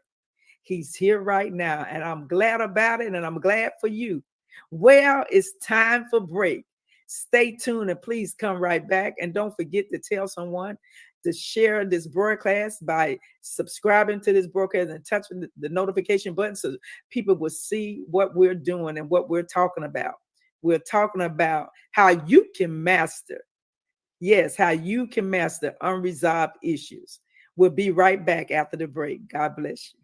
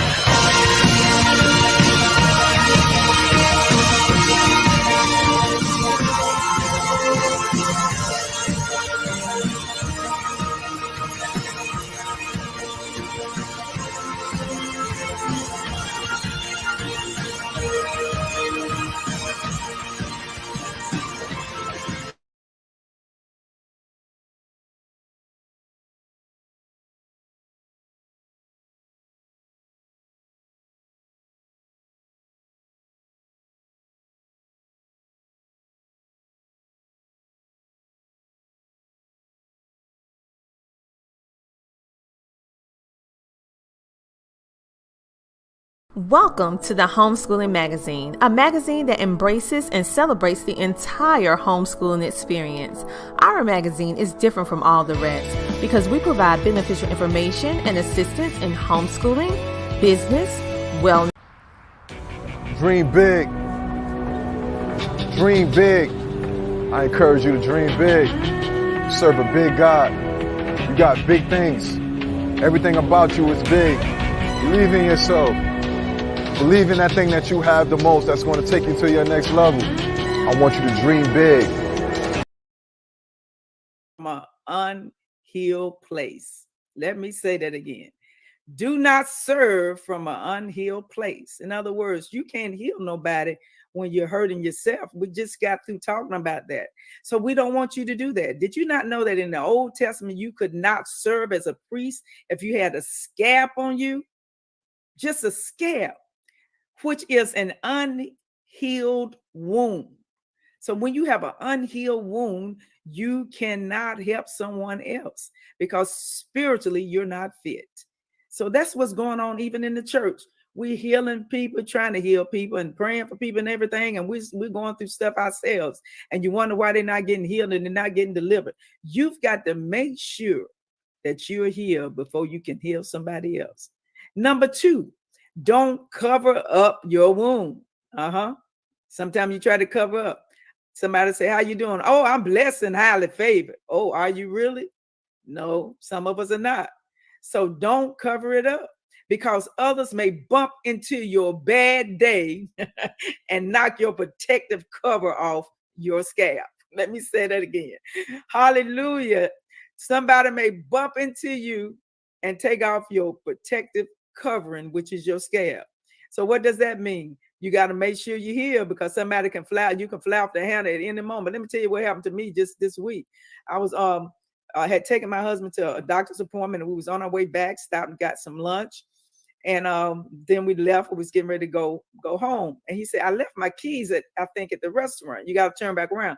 So I turned back around and parked the car and we got out. He had his door open and I had my door open and I had a little spot that I pulled into and I knew it wasn't a parking space, but we were, panicking looking for his keys. And this little lady walks by, and rolls her eyes at me because I was on the other side of town. And see, black folks ain't supposed to be on that other side of town. Oh yeah, I'm just going to say it. So this lady, I'm not going to say, what nationality she was. She looked at me and hollered at me and said, that's not a parking space. Really rude and mean. And I turned over and I said, ma'am, I know exactly what this is. I know this is not a parking space. And so after we found the keys, I got back in the car and Pastor said, I cannot believe she just asked you that or told you that. And something was inside of me just boiling. I was just getting so angry and upset. And I said, what in the world just happened? Number one, the lady don't even know me. She didn't ask me what I was doing while I was there. She shouldn't have asked me anything really because she didn't own the restaurant. So I had to really focus, do everything I'm telling you to do. I had to focus. I had to be quiet. I had to get healed before I say something that I had no business saying. And I had to get myself together. And in the moment I started praying, I said, Lord, I was praying to myself. I said, Lord, you got to take this spirit off of me because I'm getting very, very upset right about now. And the Lord put a song in my heart. How great thou art. Do y'all know that song? How great thou art. Well, I ain't going to sing it, but y'all know it. That song just started resonating in my spirit all the way home. And on the way home, the devil didn't stop. This car, I pulled out in front of a car. I had plenty of room because I'm a very safe driver. And the man that was in the car stopped sticking his middle finger up at me and just would not stop. I looked in the rearview mirror, his finger was up in me. Then he passed my car, stuck his head out the window and stuck his finger up again. Again, I got on the interstate, about ran me off the road. So I said, you know what? The Lord must really want me to teach this class today, how to deal with unresolved issues. That was one of the issues that I had to deal with. But the Lord allowed me to have that song in my heart until I got home. And you know what? When I got there, I was fine. All that spirit of anger and get that was in me and being upset and all of that, it left. So God is real. I'm telling you. Number 3, be at your best spiritually and emotionally, because the pain of defeat really can just snap you out of your comfort zone. It can snap your strength. And that's what happened to me. It just all of a sudden, my energy just left because of what was going on that day. Just simply by going to get some lunch and coming home, the image just showed up. You know, so sometimes it can just snap your strength when something like that happens all of a sudden. You know, work daily towards being the most complete and healthy person you can be to develop healthy habits and healthy ways. You know, I'll often talk about making sure you have a good devotion to time, making sure you get plenty of sleep and exercising. Because if I hadn't done all those things the other day, I don't know where I would be. I probably been doing the crazy stuff they was been doing the rest of the day. Because when you allow the enemy to use you and get angry, then anger will come back to you and all kind of stuff you be beginning to see. So what I seen with that incident was when I got angry with the lady and got in the car, then the Lord, I'm not the Lord, but the enemy had one of his wimps come out to try to act crazy towards me, just to make the situation worse. So I had to have sense enough to know what was going on. Instead of me putting my finger up at the person and acting like a foolish idiot on the highway and get killed, I chose to be calm, not look at the person, keep moving and moving forward. And that's what I did. And so I had to pass a test on this week. So you can too. So don't think you can't, okay? So all these things I'm telling you, just do it. If your body is the temple of the Holy Ghost, then act like it's the temple of the Holy Ghost. Okay. Number 4, don't be afraid to talk about your scabs. That's why I'm talking about my scabs today. That's happened to me this week. It was a scab. You know, I was very upset with that little old lady. You know, I was just thinking and saying all kind of stuff. And the Lord said, no, just calm down, leave it alone. So that's what I did. So what you need to do, number 4, don't be afraid to talk about your scabs. Even if people reject you, don't worry about it. Understand that healing is a process and it will often leave scars and bruises. Don't be afraid to talk about it. Don't be afraid to talk about the hurt. Don't be afraid to talk about what happened to you, and just learn to heal and learn to communicate. Even that just as earlier as say today, somebody may have been offended about something. Talk about it to somebody. If you can't talk about it to, with that person, find somebody you can talk about, somebody you can talk to, somebody that you trust, and just get it out instead of you holding on to it in your heart, holding on to it in your mind, because it just makes it worse, because it's going to cause stress and all kind of other illnesses in your body. And we don't want that, do we? No, we ain't having that. Number 5, don't run. So if you feel like you can't master this unresolved issue, don't run from it. Don't retreat. Stand still till you see the salvation of God. Be secure. Don't start being a hypocrite and being controlling and being angry and being bitter. Allow things to develop over time. Standing still and takes patience, but stand still anyway. That's what I had to do the other day. I had to stand still, instead of me acting crazy like both of those people that was acting crazy toward me. I had to learn to stand still.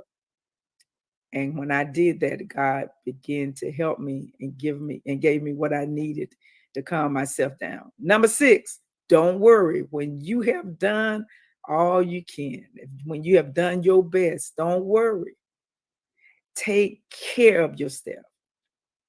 Stay busy working in the kingdom of God. Stay busy taking care of other people so you won't start doing the foolish stuff I seen those other 2 people do to me.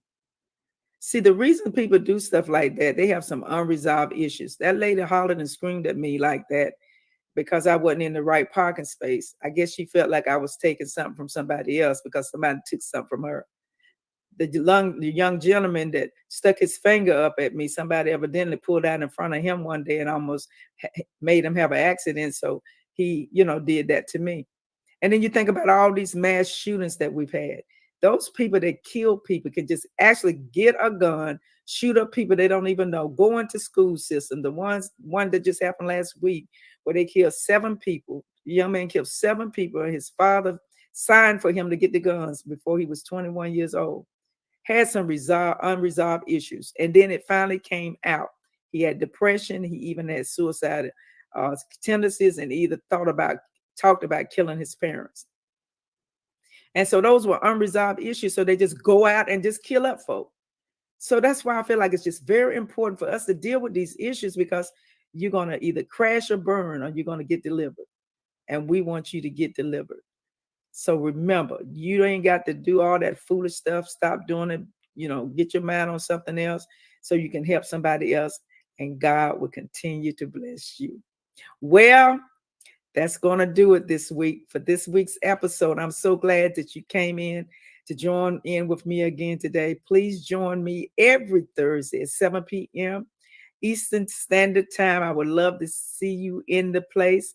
And be sure to subscribe to my YouTube channel and click the notification button. Tell somebody about us.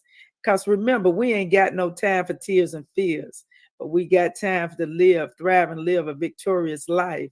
Because what? Wisdom is the principal thing, and all that get an understanding. So you can what? Live a victorious life. Thank you guys for joining me. See you next week. Love you. God bless you. Have a wonderful day.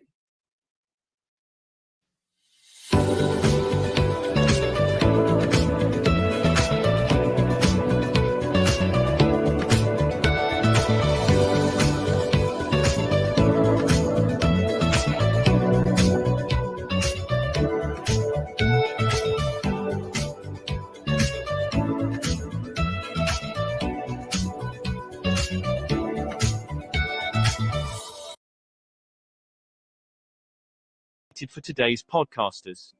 We provide a safe haven for content creators that are everyday people doing extraordinary things. We have a system of positioning, monetization training, coaching, and support for our podcasters' success. CTR Media Network simply bridges that gap with a level playing field for your dreams to come true cost effectively. Our team provides a premium service and experience for our podcasters to grow. CTR Media Network provides access, support, resources, coaching, and community for our podcasters to win, if you put in the work. We believe that we are living in a unique time which requires you to share your message of hope with millions of people around the world. Remember that the world is never too saturated for you, your voice and message. A platform for positive, impactful media where the content creators are in the driver's seat. Visit our website today by going to www.ctrmedianetwork.com.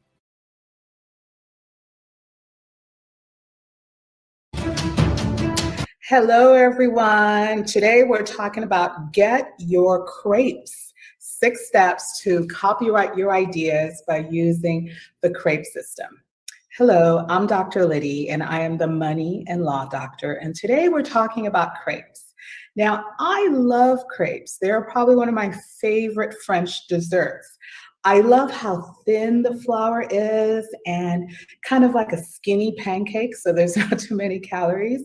And then you can use any filling that you want, sweet or salty, to create your own delicious crepe. I love it, love it, love it, love it so much, which is why probably I created an acronym with regard to what we're talking about today. And the acronym is CRAPES. And that's to give you the insight, the know-how, and the how-to to get your ideas copyrighted. The 6 steps to copyright your ideas using the CRAPE system starts with the letter C, and C is for create. You must first create an original idea before you can copyright it. The law under the federal constitution values your creative original ideas. And because of that, the Constitution gives you the right to protect your original ideas if you follow the steps that the government has set up for you to do. So, how do you create the copyright? The original idea that you have must be placed in some sort of physical format, whether that's written, right? It becomes a sheet of paper, whether that is in a video, that is a physical format. So you must have a physical thing that can be filed. And a PDF, by the way, is a physical thing. The R in CRAPE stands for register. You must register the original idea that you want to have copyrighted with the US Copyright Office. You actually have to do some work here. Letter E of our CRAPE. E is for everyone. What do I mean by everyone? You must let everyone know that the material that you've created is copyrighted. The responsibility is on you, not the government, to let people know that the material that they're seeing, that you're putting out there in the world, is copyrighted material with the federal government. You are the one responsible to do that. Step 4 is the letter P. And the letter P for me is profitable. And this is where I perhaps differ with other lawyers. I believe that every asset that you create should provide you with an income stream, either now or later or both. So here, your copyrighted ideas are assets. They are assets, whether that's your book, whether that's your poem, whether you're a speaker and it's your speech, whether you're a consultant and it's your system, it's your program, whatever it is that you've copyrighted, you should create an income stream that brings you money for the wonderful that idea that you got to create this idea or thought or song or speech or book. So how do you do that? You can give people permission to use your copyright. That is often referred to as a license. So now people have a license that you've granted them, you've given to them for them to use your copyright. And you charge them a small fee for that. Why? Because now you're monetizing that idea. Now that copyrighted idea becomes an income producing asset for you. So step 5 is the letter E, and this letter E is for enforce. You must enforce your right to party. Remember back in the day, that was one of the cool songs that, it's the lyrical Jesse James, and he took the information and turned it into a rap to get us going. But it's the same here. The concept is you have to take the action. You have to do the enforcement. The government's not going to do that for you. You have to do it and then take it to the government and say, hey, help me out. I've done my part. And now please help me because I'm registered my copyrighted material with you. Please help me in terms of enforcing my right against those that are using your information without your permission. So why is that? Well, because you've copyrighted the material, you have exclusive access to the material. Only you can use it. Only you can give a license to others to use it. And unless they obtain that license, that permission from you, they are not permitted to use it. Step 6 is letter S. And S, I love S. S for me stands for succeeding. You will succeed at keeping your original ideas protected, profitable, and powerful if you follow the Get Your Crepes system. Why is that? Because copyright is for your entire lifetime on this planet, plus 75 years after your death. This is powerful. What does this mean? That means you get to get the monetary value of your original ideas, not just for your lifetime, but for 75 years after your lifetime, that you are creating within your estate value for your family for generations to come. So your copyright is part of the estate, and whoever you decide to leave this asset to, they get the benefit of the income stream and the ability to use that copyright after your lifetime for 75 years. Isn't that absolutely amazing? And oftentimes we don't realize how powerful the law is in terms of maintaining our assets. So I hope you have enjoyed the 6 steps to copywriting your material using the Get Your Crepes system. And if you want to take a deeper dive into how to actually do this in terms of what specific materials can be copyrighted and which cannot be copyrighted, and if you want me to show you the step-by-step of how I copyright material for myself and for others, I've created what I call a super mini course. And you're going to love this. And I've made it extremely affordable because I want us all to copyright our things. And I want you to win. And I don't want you not knowing the law. This is one of these areas where you can do it yourself with guidance to prevent you from not getting your material copyrighted.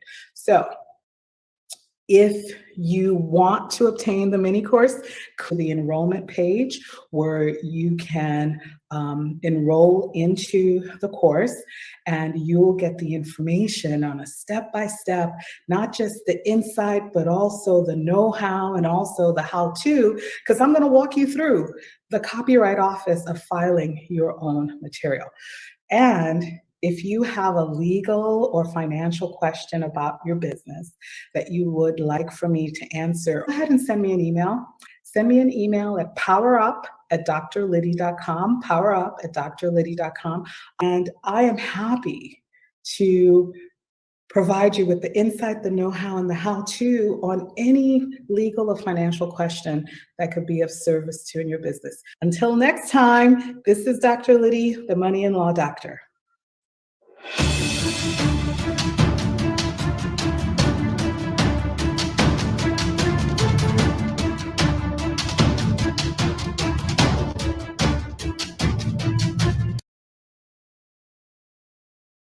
It's your girl Joy from Be the Difference Clothing. I hope everyone's doing good today. So today I wanted to share 2 businesses that I actually met, and we had a great time working together. And also I believe in their business, and I want you also to check them out when you get a chance. They are candle makers. They're equally amazing. And the cool thing about it is, though, even though they're candle makers, you still can do something different with your product. And that goes back to saying what a lot of people usually say, that you can be in the same industry, think you have the same niche, but totally different meaning and use. Okay. Well, you can definitely burn candles, each one of them, but they are symbolic in their own different ways. So the first one I'm going to open, let me see, I'm gonna go in, I mean, I already know the thickness of the bag, so it doesn't matter. But I'll go with who I met first. So I met Naniva and Co. So Naniva Co, I met her about a year ago, I guess, and she has beautiful packaging. Her bags are beautiful. She actually gifted me this candle, and I really appreciate her. I love the bag. Look at that handle. This is definitely saying reuse me, and that's beautiful about the packaging. You can reuse this. It's a nice, thick, nice, recycled, heavy bag. So definitely like that. Let's go on the side. Again, nice packaging.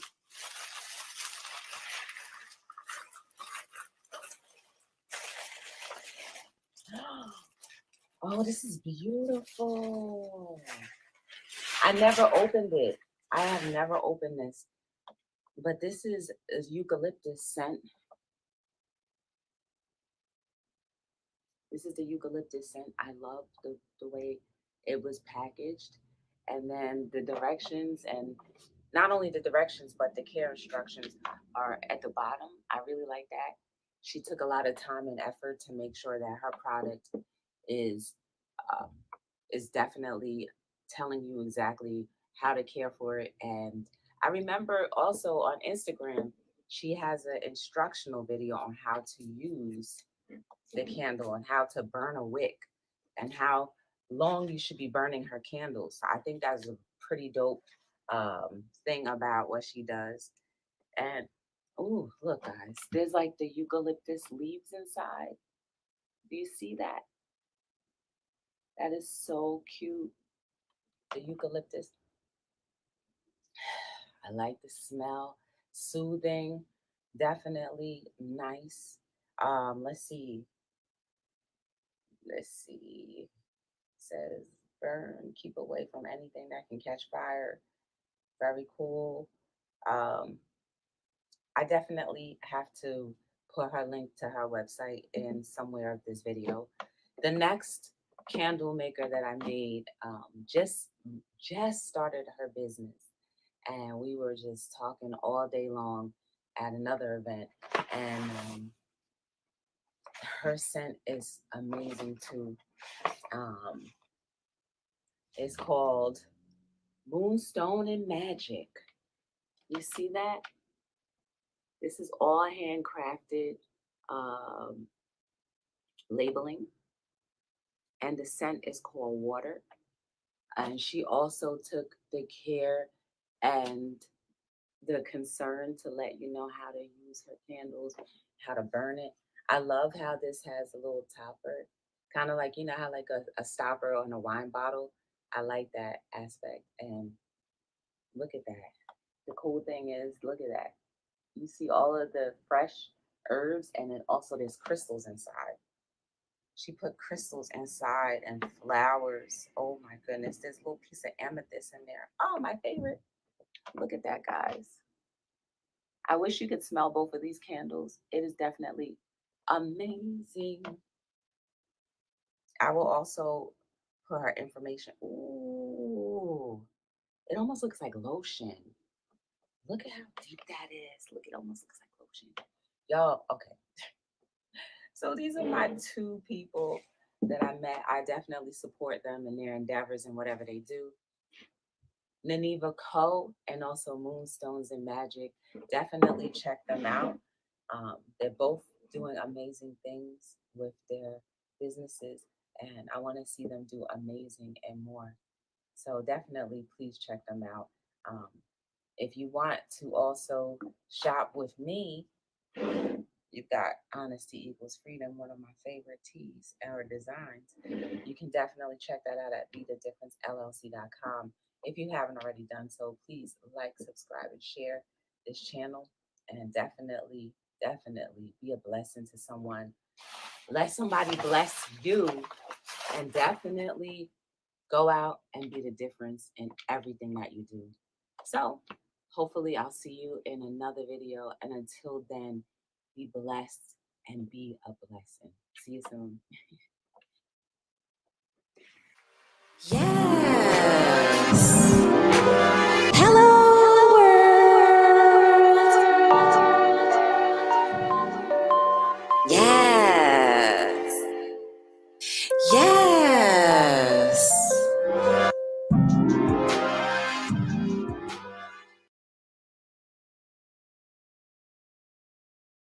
Well, here we are once again, Dr. G. No, I'm G. It's been one of those days, Dr. Z. I know I'm Ginge. Okay, thank you. And I'm Dr. Z. And it's great to be here. Yes, it is. After what's been taking place, in society, and what we are going to make one of our subject matters on this particular session, and that's the information age. Absolutely. For the past 30 years, we have been bombarded with information. Do you know it's estimated that the rate of information doubles every year? It used to be 100 years ago, it would take 100 years for information to double. And now it's coming at us like that. So what does that mean for parents? Some of this information is really important, okay, just to navigate life, okay? You got to be up on certain things, right? In your home, in your job. Everything is so complicated, okay? Anything you click on the internet, say you get your lease, say you get, something from your utility company, you got to read it. There's a lot in there. And so the point is, people are much more bombarded with information than ever before. So as a result, we're trying to form this framework, this fun foundation where parents can really put the spotlight on their children, and it enriches and cultivates their relationship, and it doesn't take much time.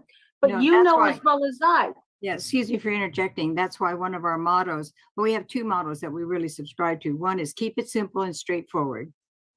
And the other one is that we don't think inside or outside the box, we reshape the box. And I want to say one more thing about information, okay, because it directly impacts our children's self-esteem. And that is social media, okay? The research is very clear, okay? Unless social media is really guarded by parents to see what your child is reading or being exposed to, there's a tremendous amount of risks.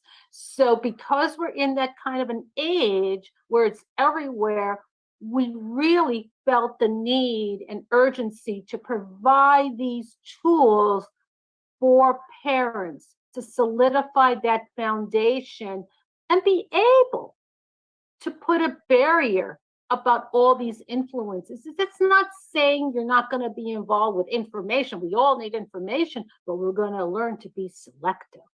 And we're going to put a boundary on social media so that it's in limited quantities and it's positive for your child's self-esteem. So that's just two of the many examples that we're going to be talking a lot more about. And one of the areas that that is important to me is to teach the child how to do his own thinking. Exactly. To promote that self-esteem, that strength inside, that he has the courage to do his own thinking. I think the social media has robbed us all of it at all ages, and I find that very disheartening. Yes. So again, why we feel it's so important at this time, at this moment in history, why this is so important for parents and children. Well, Mary, Dr. Z and I came up with the idea and the basic philosophy that we're at a stage now in our lives that if we can't have fun, we're not going to do it. That's right. And this is fun. It is. We are having fun. And the neat thing about it is that it's not making light of a very important subject. It's shining light on a very important subject. So catch you later. Thank you, Ginge. Thank you, Doc. They want it. How bad you really want it. Sometimes we just got to ask ourselves, we got to challenge that man in the mirror and ask him, how bad do you really want it? Are you willing to stay up late? Are you willing to get up earlier? How bad you really want it? How bad you really want it? You want to see it in your bank account? You want to see it in your marriage? You want to see it in the life of your children?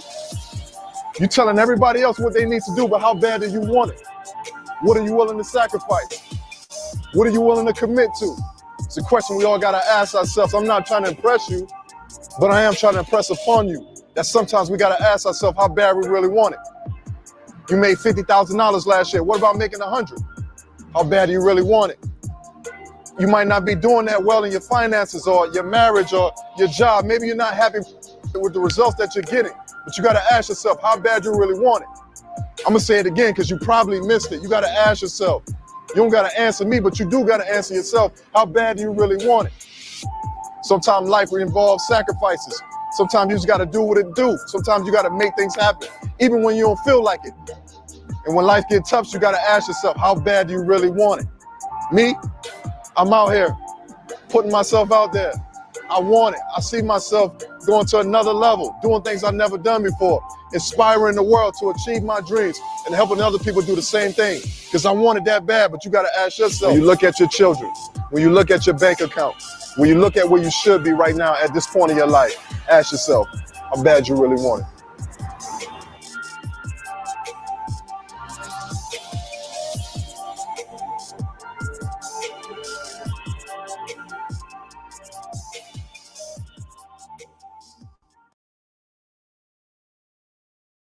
For today's podcasters.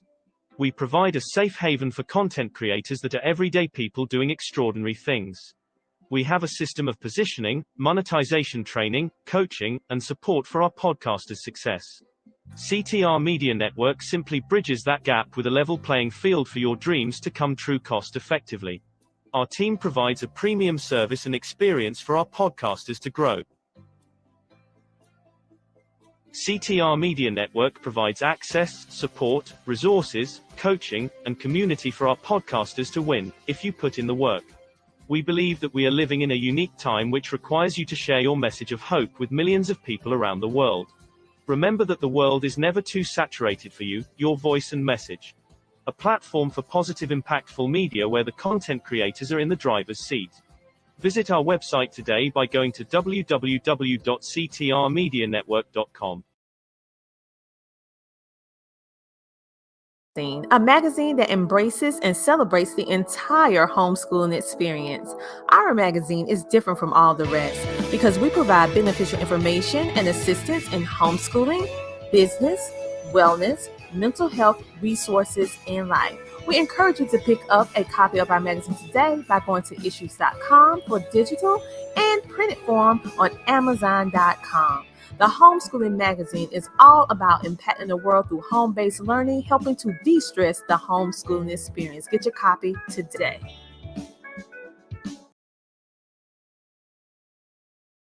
Was slowly bringing me to a point that would ultimately cost me my life. Hush topics are those topics that people do not want to talk about, that we keep secrets in our family, we keep secrets at work, and things that happen to us like sexual harassment, sexual assault, domestic violence, if you were part of sex trafficking, if you were molested as a child. Those are hush topics that rarely are talked about, but are really affecting our communities, our families, our churches. That's what hush topics are.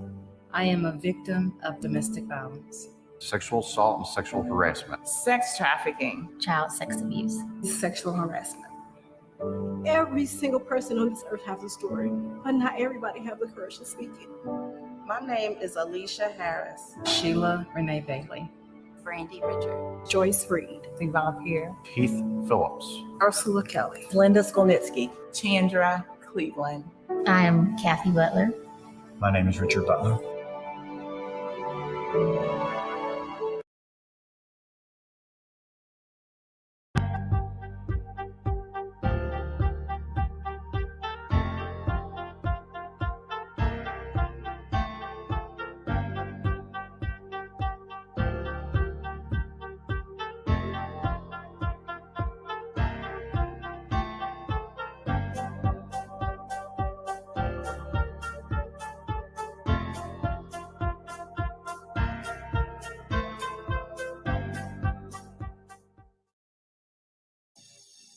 The Vera Tommy Show.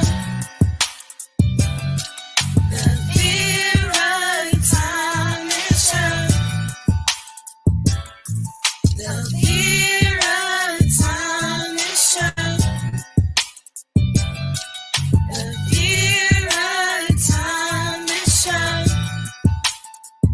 Let's talk about it. Let's talk about it. Let's talk about it. Let's talk about it. Let's talk about it. Let's talk about it. On the field. Hello, hello, hello. I am so excited to be here today. And I know I say this every week, but I am really excited about my guests today. I have the authors of an upcoming book called The Power of Wisdom. And I am just so excited. There's another name with it as well. But in the meantime, let me pull them up and let's get started. I'm going to first pull up the visionary. How are you, Linda? Thank you, Vera. I'm doing fantastic. Well, I am so glad you're here. I am going to share a little bit about you, and then we're going to pull up the other guests. Thank you for having me. Oh, well, just thank you for your willingness to be here. Linda Burns. Am I pronouncing that right? It's Linda Bruns, but that's okay. Okay, just thank call you. me for dinner and I'll be there. I should have asked you that before we started the show. Okay, Linda Bruns is founder and chief inspirer of Women Have Needs Too, a company designed to inspire and empower women to live their fullest lives. You can watch her on her current online telecast, Women Have Needs Too, at womenhaveneeds2.com, WHNTTV. I'm going to put that in the link so that you guys will see that, where she showcases dynamic women who also inspire and empower women in the areas of health, wealth, and mindset. You can also find Linda on the sidelines coaching women in the Mission Accelerator, her one-on-one coaching program designed to help women focus on their mission by growing past their fears, gaining clarity, and learning the art of communication with themselves and others. Linda's new book, Wisdom Before Me, is available now for pre-purchase.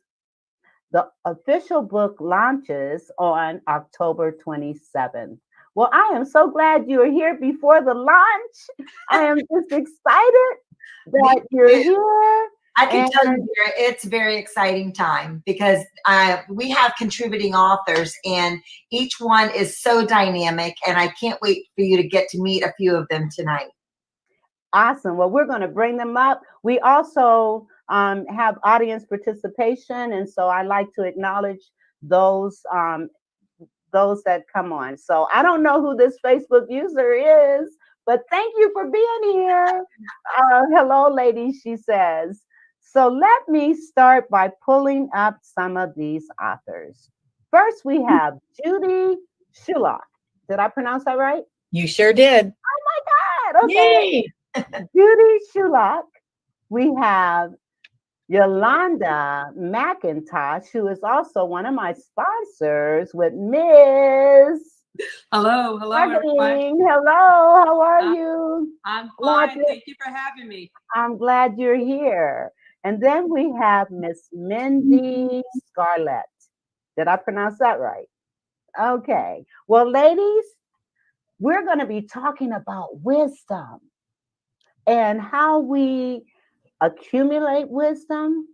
Why is it important to implement wisdom in our lives, for lack of a better way of putting it?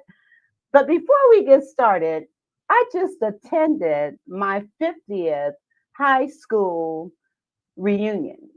50, can you imagine 50 years? I know. And we have another guest. She's saying, love the Vera Thomas show. Thank you, thank you, thank you. So I'm going to start by sharing this poem that I had the honor of sharing with my high school schoolmates. Class of 1972, our past, present, and future. Memories of that time of being young, full of life, sometimes full of ourselves, thinking we were grown. As life has gone by, we realize how little was really known. Unstoppable as our dreams and ambitions were pursued.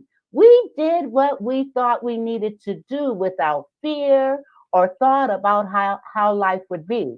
Reflecting on the 50 years, what do we now see? 50 years of success, failures, love, sweat, tears, and some pain. What in these 50 years have we learned? Have we gained? Now, in the autumn of our lives, what legacy do we want others to remember us by? Have we remained green and growing or ripe and rotten? Are all possibilities, hopes, and dreams forgotten? Are we still in awe of our future or focused on our past? Are we so daunted by life that our faith has not last? Have our attitudes towards ourselves and others changed? Better or worse, they are ours to claim. Whatever type of person we have chosen to become impacts on our overall well being when all is said and done. Is anger, hostility, and bitterness what others see? Does guilt, shame, blame, hate, and disdain make our reality? Do we treat others the way we want to be treated? Or do we succumb to the elements that deplete us? Are we a shining light that others see? Or is living on the dark side how we choose to be? Are we empathetic, loving, and kind with a positive mind? Have our hearts hardened over time?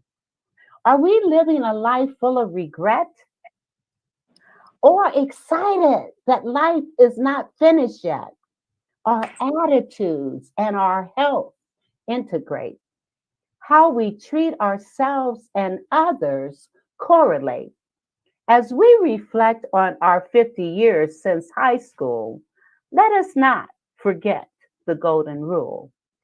Be kind to others, be kind to ourselves, is the legacy that will serve us well.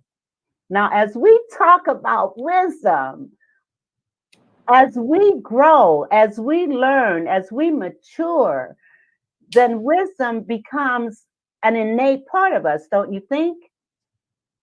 But there, and there's a scripture that says, if any man lacks wisdom, let him ask of God who giveth liberally and upbraideth not. And I think about Solomon. God asked him, what do you desire? Whatever you desire, I will give to you. And the thing Solomon wanted more than anything else was wisdom. Wisdom is so important. So now I am going to shut up and I am going to give each of you an opportunity. And I'm going to start with the visionary and share with us, what was it that made you first envision this book? And how did you come about finding the authors? And can you just kind of share a little bit about your journey? Absolutely. Thank you, Vera. And that poem was absolutely so pertinent and so thorough with, what this book is all about. And I can tell you, when I was 18 years old, I could not wait to be 30.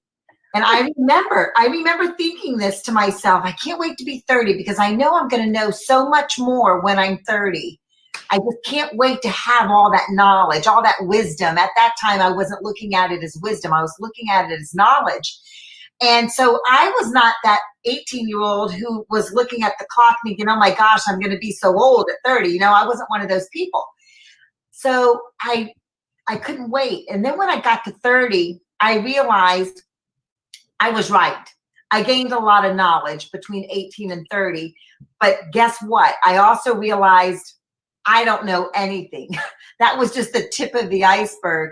And so I have always valued knowledge. I've always valued wisdom. And I just knew I was telling somebody the other day that I started writing this book on my own. I have 5 chapters written, and I was going along in the book, and I put it aside because I started, the business, and I put it aside for about probably a year. And I had a meeting with my publisher in December, and I said, I have an idea. And this was the idea, the Wisdom Before Me. And it was the idea of taking that book that I was writing and bringing in contributing authors, because I know I don't have all the wisdom in the world, and I value other women's wisdom. And yes, as this is a wisdom book written by women for women, it can help just about anybody. These stories, these women, these dynamic women are completely transparent, and they have been through so much in their lives, and they have gained such authentic wisdom. And I'm just so proud to be a part of this book with them. And I'm just thrilled. Well, I am excited that you're here with these wonderful authors. And wisdom, we talk about wisdom, we talk about knowledge, and there is a marked difference between the two. And we're going to kind of talk about that as well. And these days, kids at 18 think they're grown. They think they know everything. If they only knew. And there's another scripture that says, a wise man follows the advice of counsel. A fool goes their own way. And so wisdom is so important. And if there are any young people out here listening, you need to listen to us old people. We have things that we can tell you and teach you and show you, but you got to be open to it. I'm kind of talking to my grandson on top of that, because he turned 18 in August, and he knew he was grown. But anyway, he knows everything, right? He knows everything. Can I suggest a better adjective of mature rather than old? Okay, I like that. Because I'm not old. I'm just mature. You're right. You're right. Well, it's funny. I heard this saying, and it's always stayed true, is when you're 18, you think you know everything. And when you're 21, you wish you did. I love that. Yeah. I love that. Pretty important 3 years there. Yes, absolutely. Absolutely. Well, Mindy, I'm going to give you the floor now, and you're going to share with us your journey and how you came upon being an author in this book. Hi, well, thanks very much for having us. So do appreciate the opportunity. And I tell you, it never ceases to amaze me, the connectedness of life. I recently moved to Florida, and I'm a ghostwriter. And I write books for people, and I always want to be connected to publishers, especially because my forte is writing books for business owners and making them an Amazon bestselling author. Well, not everybody wants to be an Amazon bestselling author. So I wanted to reach out to other publishers and have other places to refer my potential clients. And so that's why I reached out to Now Publishing, and they said, oh, we're in the middle of this lovely book, and we'd love to have you edit it for us. And oh, by the way, you can be a contributor as well if you wish. And so this is how I got the opportunity to meet all these amazing women and to help them with their stories. And it's just been an amazing journey. And I really do appreciate all the opportunities and all the doors that it's been opening for me, because, I'm new in town. And so the networking opportunities and the different events that I've been able to go to has just been amazing. So I really appreciate the opportunity to get to know these women and to, maybe help them in some small way along their journey. That is awesome. That is wonderful. So you serve two purposes. You're an author, but you also help edit, and you're also going to be looking to do more things with Now Publishing. That's awesome. That's awesome.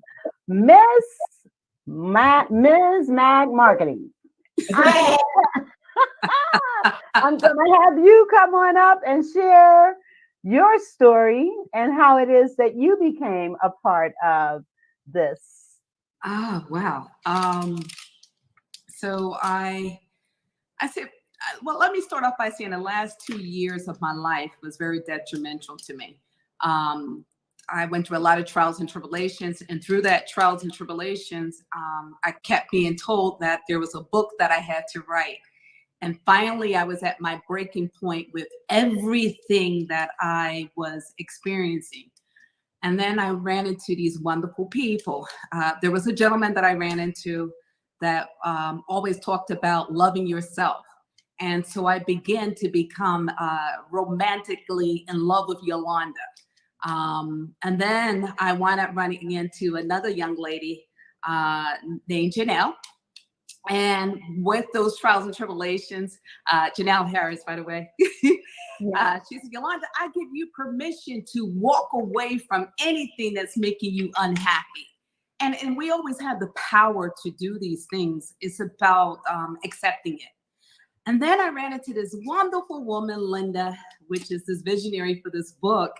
And she got a chance to know me, and I happened to share some of the prophecies and the things that I've been through, and with me being a walking miracle. And she says, I wanna tell your story. And we started there. So she gave me an interview, but we talked briefly. I really didn't fully open up. And then finally I got a chance to open up, and she said, the world needs to know your story. So that's where I'm at. I am fully broken and allowing God to use me where I'm at from all the trials and tribulations that I've faced it through the last 2 years. And I just began to accept who I am. I am unusual and indifferent. I am something that the world said, the Mac attack. You know what? I am that. And I'm ready to receive that. So I'm embracing everything that God has for me. Like they said, whatever God has for you is for you. And I am willing to take this journey now. And I got friends now. Yes, awesome. And you know, God does not bring you to it unless he takes you through it. And Absolutely. and we would not, none of us would be the people that we are if we had not gone through something. Absolutely. You know, I mean, we've all had our share of disappointments, failures, successes, all of that. But we wouldn't be who we are. We wouldn't have the wisdom that we have. Absolutely. And I'm so grateful for my trials and tribulation, because that wisdom, I'm applying it to my life. I wouldn't change anything that happened, because I wouldn't have went on. I guess I would have probably went in a corner and hid from the world. So I'm grateful. Yeah. Well, I thank God for you. I thank God that our paths cross and we met, and it was like we've known each other for 50 years, you know? Well, you're not even that old, but we've known each other for life. Okay. Absolutely. Absolutely. Right. I'm so grateful to you as well. Well, so thank you. Thank you. Judy, I am going to ask you to come up and share the same thing. Okay. Well, the word grateful comes up so often, and it's my word of the year because I am so grateful for so many things in my life, and I always have been. I think I have talked based on things that have happened in my life. I've talked numerous times of writing a book. So, for example, I grew up in a family with alcoholic parents, and I always imagined this glass tipped over with ice cubes coming out and teardrops coming out of the ice and saying, who's crying now? So I had talked to my children, specifically my daughter, about like writing this book. And then I had worked my way up in my career to become the president of a major organization. And we were always focused on quarterly results. And then I got breast cancer. So I talked again about writing this book. Thankfully, everything I was able to overcome that. And I talked about, I just had this vision of this book to write that was quarterly results from boardroom to breast cancer, because now I was still focused on these quarterly results, but they were of really important things like my life and was it going to continue. So I had toyed with these ideas of writing these books, and I've been amazed how my older children have come back and told me things that I said, because I so often didn't really think they were listening. And my daughter, who's now living in Orlando and growing in her career, she became a part of a women's organization, and she came to me and said, "Mom, I want you to be part of this book." So she had brought forth me as a potential author for this book. And then when we chatted about the possibility of being a contributing author, then we decided that we should both write our chapters, because we both had a lot of wisdom to share at different ages. And I just want to say, and I know it should have been the first thing I said, was just thank you for having me here and thank you for enabling me to be a part of this. But it's been such a great experience to meet all of these amazing women who, like you said, like what you've gone through makes you who you are. And if I hadn't gone through the challenges, because I really believe that my ability to become president, I was actually of the Buffalo Wild Wings organization, North America. It was because I had gone through such challenging times. I was very authentic. I didn't look down on people that were in the restaurant industry, and I appreciated everyone. And I just remained very authentic and appreciative of everyone in all their roles in the company. And it helped me excel. And now I love being in a position. Now I work in businesses with each of my 3 children, and all of those businesses are helping people become their best selves. And it just feels good to be able to give back, because I think the things that have helped me through my most difficult situations have been other people that I didn't have the help in my immediate family, because my mom had died when I was little, and I had these other amazing mentors that was my 6th grade teacher and the lady I used to babysit for, and they became role models of like what I could be, what my life could be like. And so now I just really love spending my time being that helper of people that are working really hard and trying to achieve something, but maybe just can't quite make it. And I can be there to be maybe that little angel on their shoulder. So that's the story. That's how I'm here and met all these lovely ladies. That is incredible. Quite a story. Quite a story. And one, I am so grateful that you survived cancer. I lost my mother and both my sisters. And so I thank God that you are a survivor in many ways, not just from that. It sounds like you've survived quite a few things in your life, and you could not have gone through that and do what you do right now.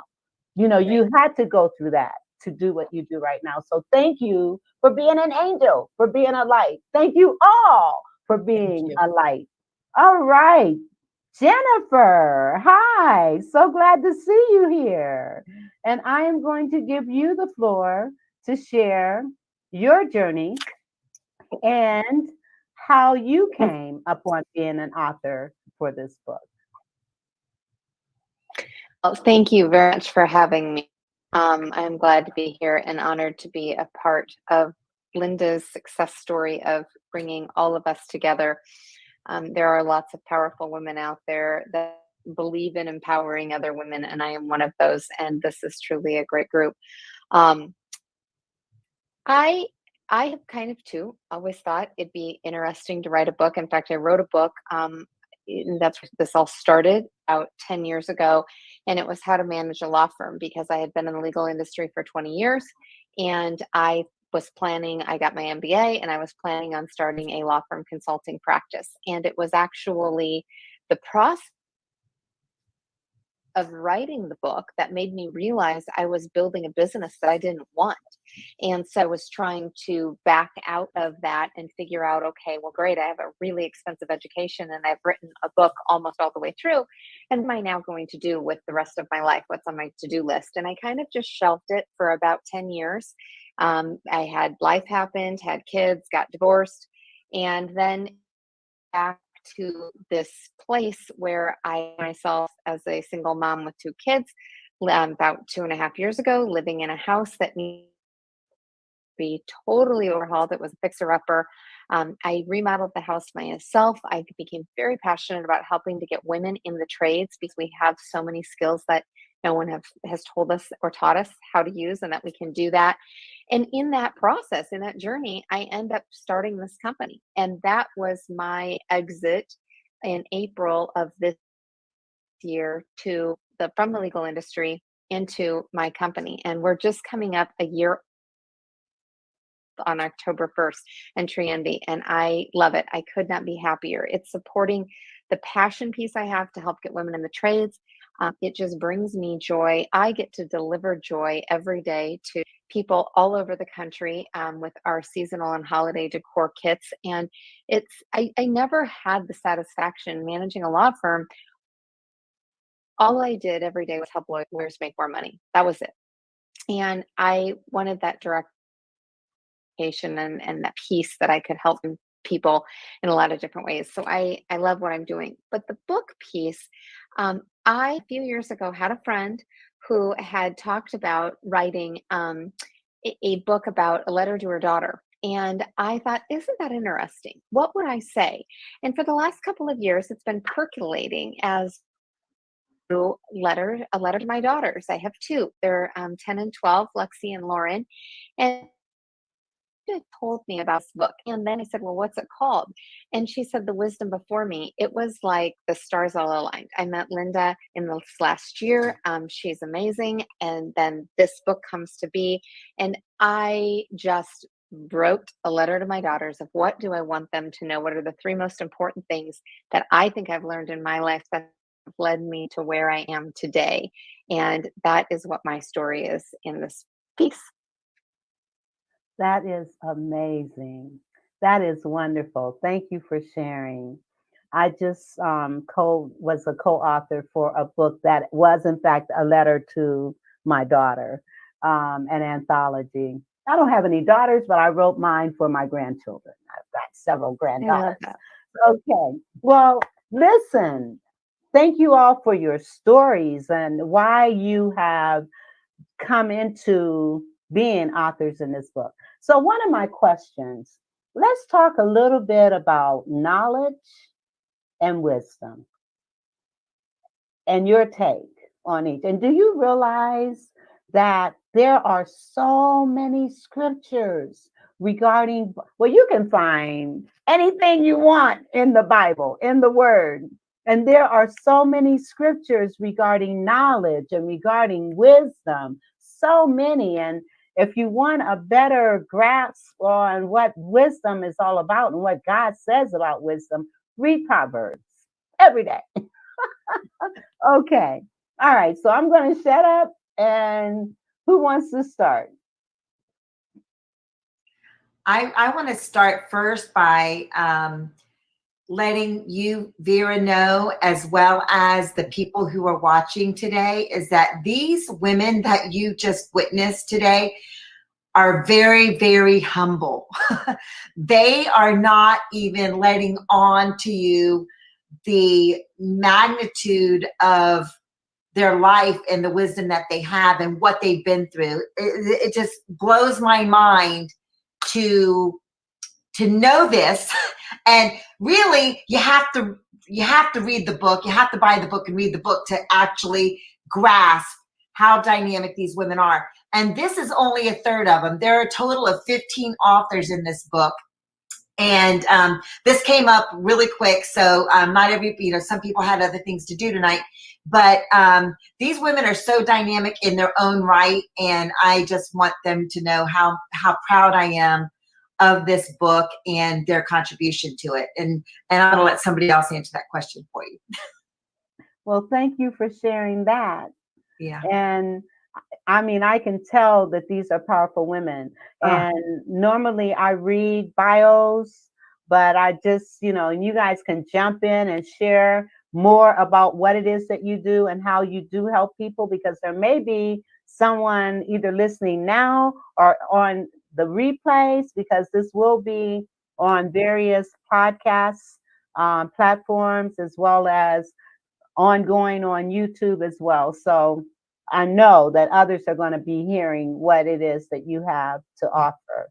So in terms of knowledge and wisdom, who wants to talk about that? Judy? Judy, on mute. I was following my own rule of muting when I wasn't talking. Yes. But I think that people are always informing us of things. There's a lot of, you can like read things and you can gain a lot of knowledge, but it seems that when you experience something that either causes you immense pleasure or pain, it translates into wisdom. And then it is like solidified in your being that this experience becomes a part of who you are. And, most of us that have children know that, we'd like to impart all of this wisdom on our children, but, they often have to go through their own experiences to be able to make that really part of their wisdom data bank, I would say. But I just think that one of my greatest pieces of wisdom came from thinking I don't know what I was thinking, but I just thought I was Superwoman. I thought I could be like round the clock. And this is, I thought I could be super mom, and I could be super worker, and I could be great wife, and I could be like all these things. And I missed the memo on taking care of myself.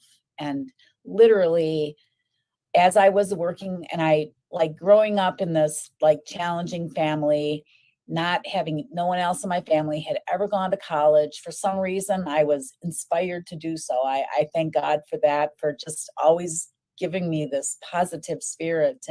But no one ever said, hey, maybe if you went to college, you could change your life. I just looked around me and I had this idea, like, I want to go to college. I think it could make a difference. It's something I really want.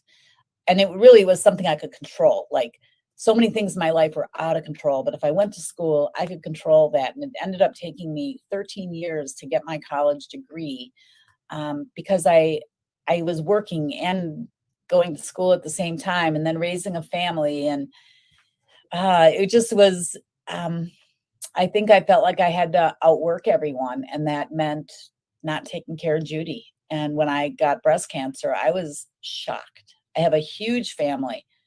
We don't have a lot of cancer. I kidded and said everyone has like kind of drank themselves to death before we know before cancer could hit them. But seriously, I just was really, really shocked. And then it changed my life. It changed, like, I still work a lot doing different things now. I'm incorporated in businesses with each of my children, which is a great chapter. But I get 8 hours sleep, and I pray every day, and I meditate every day, and I exercise every day, and I do take care of myself. And I'm just grateful every day. Every day I wake up thinking what I'm grateful for that happened yesterday. And I don't think it could have happened without the experiences. And that's the wisdom I want to pass on to other people, that they don't have to experience it. Like, take care of yourself, be grateful, be appreciative. I would like to pick up from where she's at. I want to start off by saying, embrace life by making the right decisions. Wow. So for those that are listening, this is definitely a book you must purchase. Again, I'm going to repeat that statement. Embrace life by making the right decisions. Enjoy the process of how God wants to build you. And if you will allow him to just do the process and stop hesitating to becoming something beautiful and unique, you will be able to move along quicker. Unfortunately, for every moment that you slow up progress, you're going to have to sit there and start again. And I know a lot of people say that I don't want to restart life all over again. It's part of the process. You learn as you go along with whatever happens to you. You embrace it, you dissect it, you figure out the things that you want to do and the things that you do not want to become anymore. And you gradually remove those items, people, places, and toxic things out of your life. And then you begin to fall in love with you, and begin to accept the things that God wanted you to become, which is your purpose. So I feel as though as we travel along in this life, we're all trying to find that main purpose that we were supposed to be once we get back onto the path.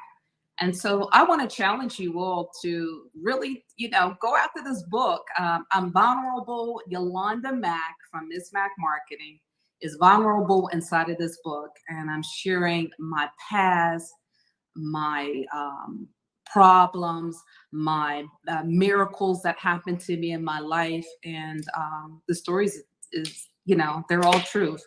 But again, I'm going to take us right back again. Embrace life by making the right decision. Start there. That would be the wisdom that I would like to share with everyone today. And trust the process. You have to, even when it don't make sense.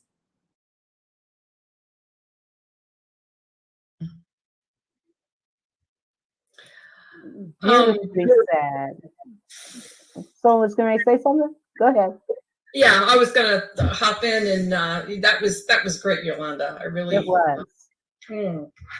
I'd have to say probably the biggest piece of wisdom that I want to make sure gets across, and the biggest piece that I think that I have to share is coming to grips with the concept that you cannot control what happens to you.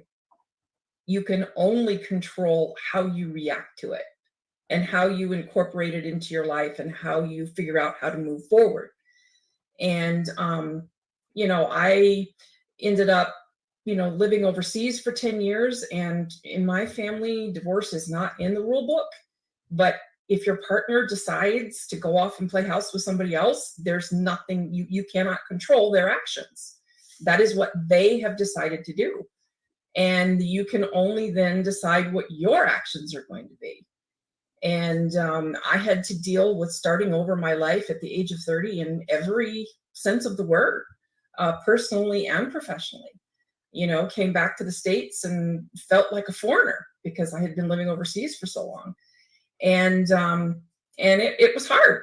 And I was down on the floor for quite some time before I could figure out, how to rebuild my life and even to decide what I wanted my life to look like. And but once you accept that piece of wisdom that you can't control, you just can only control how you react. You can control your own relationship with God and your ability to say, okay, this has happened to me. Read about Job in the Bible, know stuff, bad things do happen to good people. But how do you take what you've learned from that situation and build a better life? And that comes from mindset. It comes from faith. It comes from, reaching out. And I just have a lot of people to be thankful for. And now that I've now reached a point in my life, I'm now in a position to start to pay it forward. And that is something that I hope that I can continue to do, not just with, sharing wisdom, which is obviously, a great thing to do, but also with the physical paying it forward, of actually reaching out a helping hand to other people who need assistance. And trust me, after post-COVID, the tsunami's coming of people who need help. Absolutely. Absolutely. Well, listen, thank you. Can you guys, am I unmuted? Okay. Thank you so much. And you know what? I do have to have a word from our sponsors. So I'm going to take a few minutes. I'm just going to run them all at one time, and then we'll come back because we got a lot to talk about, and we don't have a whole lot of time left. And I would like for you guys, you know, the other authors, Linda, you and the other authors, please come back so that we can continue this, because wisdom, this is so important. It's such an important topic. Before I do, Darlene, she's my niece. She says, yes, control your reactions to things that disrupt your life. And just like Mindy said, we may not have any control over things that are happening in us, to us, but how we relate, react, and respond is our responsibility. And we have to recognize, just as Eleanor Roosevelt said, no one can make you feel any kind of way inferior without your permission. And so understanding that, and understanding, all of you talked about your faith and your spirituality and praying. So when we recognize whose we are, as well as who we are, and Yolanda, you did such a great job of affirming who you are. And we have to do that, because a lot of times other people will not affirm us, you know? So affirm yourself. And Judy, you talked about taking 13 years to get your college degree. I understand. It took me 10. So I understand. But we did it. That's the thing. We did it. Okay. All right. So I'm going to pause for the cause and bring on a couple of my sponsors. Okay. Ms. Mac Marketing as the first one.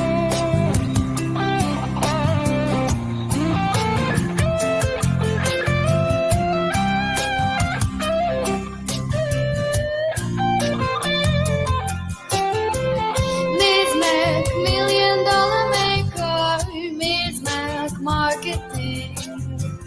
Miss Mac, $1 million maker. Miss Mac Marketing. Miss Mac, $1 million maker. Miss Mac Marketing. Miss Mac, $1 million maker. Miss Mac Marketing. Miss Mac, $1 million maker. Miss Mac Marketing. Miss Mac, $1 million maker. Miss Mac Marketing. Make your dreams become reality today with Miss Mac Marketing. 848-236-5026. And media service business.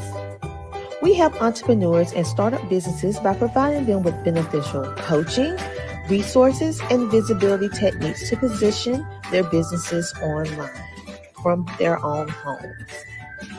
We assist businesses with influence building, podcasting, intentional coaching, training, media, visibility, connections, and monetization online.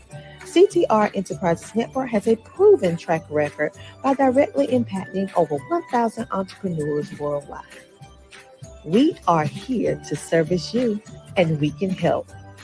Contact us today by going to ctrenterprisesnetwork.com. All right. Ms. Mac Marketing. If you want to have visibility and exposure and a person that knows what they're doing, you want to contact Ms. Mac Marketing. And the number is still scrolling across the screen. And then CTR Podcasts Training. She's awesome. Dr. Tina Ramsey. All right, back to the show. All right. Now, one of the things, we are in a dire situation here in this country. And wisdom must prevail. So one of my questions, and I know you guys weren't prepared. I didn't say we would talk about this, but I do want to talk about it because it's important. Yeah. So what can you offer that some feedback, some wisdom, that's what we want, some wisdom on what each of us can do individually and collectively to turn the trajectory of what we see about to happen? How do we turn that around? What do we do? What can we do? And each of you are a light. So that's a start. Being a light, that is a start. So I thank you all for being a light. Right in here. I have to jump right in here. And this is something that I have not had the opportunity to share with the other ladies. So this is going to be a surprise to everyone. I think I've mentioned it briefly to Linda, but I have a nonprofit that I am bootstrapping at the moment in my spare time. This is my side gig. But the concept of the nonprofit is I want to pull the proper resources to the table to create what I call a community hub, where if anybody who needs assistance with anything can go to this community hub, and all the nonprofits, all the government agencies, all the businesses who want to help, all the people in the community who want to volunteer are all registered in one place. Because if a family's in trouble, it's a full-time job for them to try to Google everything to figure out who can help them with what. And that's when I made the comment before about there's a tsunami coming post-COVID, and no one seems to be talking about it or acknowledging it. And in 12 months' time, it's going to be even worse than it is now. And when a local nonprofit posted that 1 in 50 families in Central Florida are going to be homeless, yes, those numbers are scary. Those numbers are really scary. And it's going to take, everybody in the community is going to have to get involved and going to have to reach out and lift these families up, or we're going to have an entire lost generation. And you know, I better hush up now. You get me on my soapbox and get me down. Hey, Mindy, first of all, to have a national vehicle for such a thing as that, because I know there are pockets where, you know, like you can call a number and get resources and stuff like that. But to have something, and this housing situation, it is, I am winning. I am winning myself. That's insane. You know, it is. My rent has escalated so much. I mean, it's scary. Yeah. You know, and then I'm in the process of working with a school district, and one of the delays with me getting on board is they're addressing the issue of families sleeping in their cars. Families sleeping in their cars. And I mean, I don't want to get, it's definitely too political here, but there's a certain political party persuasion who likes to point at these things and say, oh, that's just, you know, people being lazy and not wanting to work, and they need to pull themselves up by their own bootstraps. Well, I'm sorry, if you don't even own a pair of boots, how can you pull yourself up by your own bootstraps? Absolutely. And Darlene says trying to get help is a challenge in itself. And I mean, and even, I mean, my niece, you know, she's gone through some things with her health, and trying to get help. It is heart-wrenching. It is heartbreaking to know that there are, and oh my God. Yeah. Okay. Can I take 30 seconds here and just tell a very quick story? This is, I really wish I had pegged where this came from. I'm researching it now. Somebody had posted it on Facebook. It's a story. She was a young African-American mother, and she had an 8-year-old son, and she was working a full-time job and a part-time job just to be able to afford a 1-bedroom apartment, because that's all she could afford. And it was written in the lease that if her utilities got turned off for non-payment, it was automatic eviction. Oh And no. in the middle of the winter, last winter, she didn't have enough money to pay the heating bill. Her heat got turned off. She got put out on the footpath. She had to pack whatever she could into her car. They were living out of her car. And then somebody turned her into DYFS. And DYFS came and took her kid. Then where she was working said to her, well, it doesn't look good on us if one of our staff people, their kid's taken by DYFS, so we're firing you. Oh, God. And then somebody broke into her car and stole everything out of the car. So what is she to do? Where does she start? And in case you hadn't figured this out, this is something I'm very passionate about. And and the thing is, it's across the board. It is across the board. So everybody, I mean. Yeah, that sounds like a wonderful organization that you're starting, Mindy. Yes, absolutely. It's about identifying and utilizing all the spare capacity within a community, because there's a lot of it. People just don't know how to apply it. Yes. That is awesome that you are doing this work, because it is so needed. So needed. If there's anything I can do to help with this process, because I'm passionate about what's going on across everything. I mean, everything. And we've got to band together. We have got to show love. We have got to be love. I want to do a prototype in my hometown of Claremont. So it's, I'm starting to reach out to nonprofits to do a little bit of a study, because I'm going to have to get the attention of the big guys. Because this is going to take an Amazon or a Microsoft or a major company or a major hedge fund. It's going to take something major in order to do this and launch it national, because the only way it's going to work, because you have little eddies, you have little organizations in places that are causing a little pocket of positivity, but we need something that's nationwide. Yeah, I agree. I agree. And Darlene says, God forbid you get sick. Excuse me. And it's the truth. I mean, Sarah? Yes. Sarah, I think this is incredible information that you're sharing. Really blown away by everything that's happening. I want to be able to excuse myself and give another author, I think, that might be waiting in your back office. I don't see anyone in my back office. Oh no! Oh, okay. Well, I don't. I was thinking that Janelle Harris was going to be back there. Yeah. Well, text her and see where she's at. But everybody that's and there would be room for her to come on, because we have space. We have space. Yeah. I wish she were here, but maybe she can come to the next one. Okay, not a problem. Not a problem. Okay, thank you. I love what we're doing, though.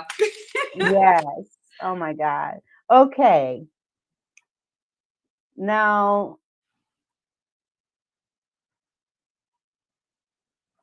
Jennifer, I want you to chime in here for a minute and just kind of share your thoughts. I know you have, and tell us a little bit more about your entry envy. Entry envy. Sorry, I've got a fly who kind of keeps coming into my screen. Yeah, I think on the wisdom side of it, at the end of the day, people make the world go round. It all comes down to relationships. And I was raised in a small town by parents. My father was a carpenter and really, I think, taught me to not judge a book by its cover. And my mother always really emphasized to be nice to everybody, because it was a really small world. And I actually feel like the older that I've gotten, the more respectful of that I am, because I know I wasn't as nice to probably everybody in high school that I should have been.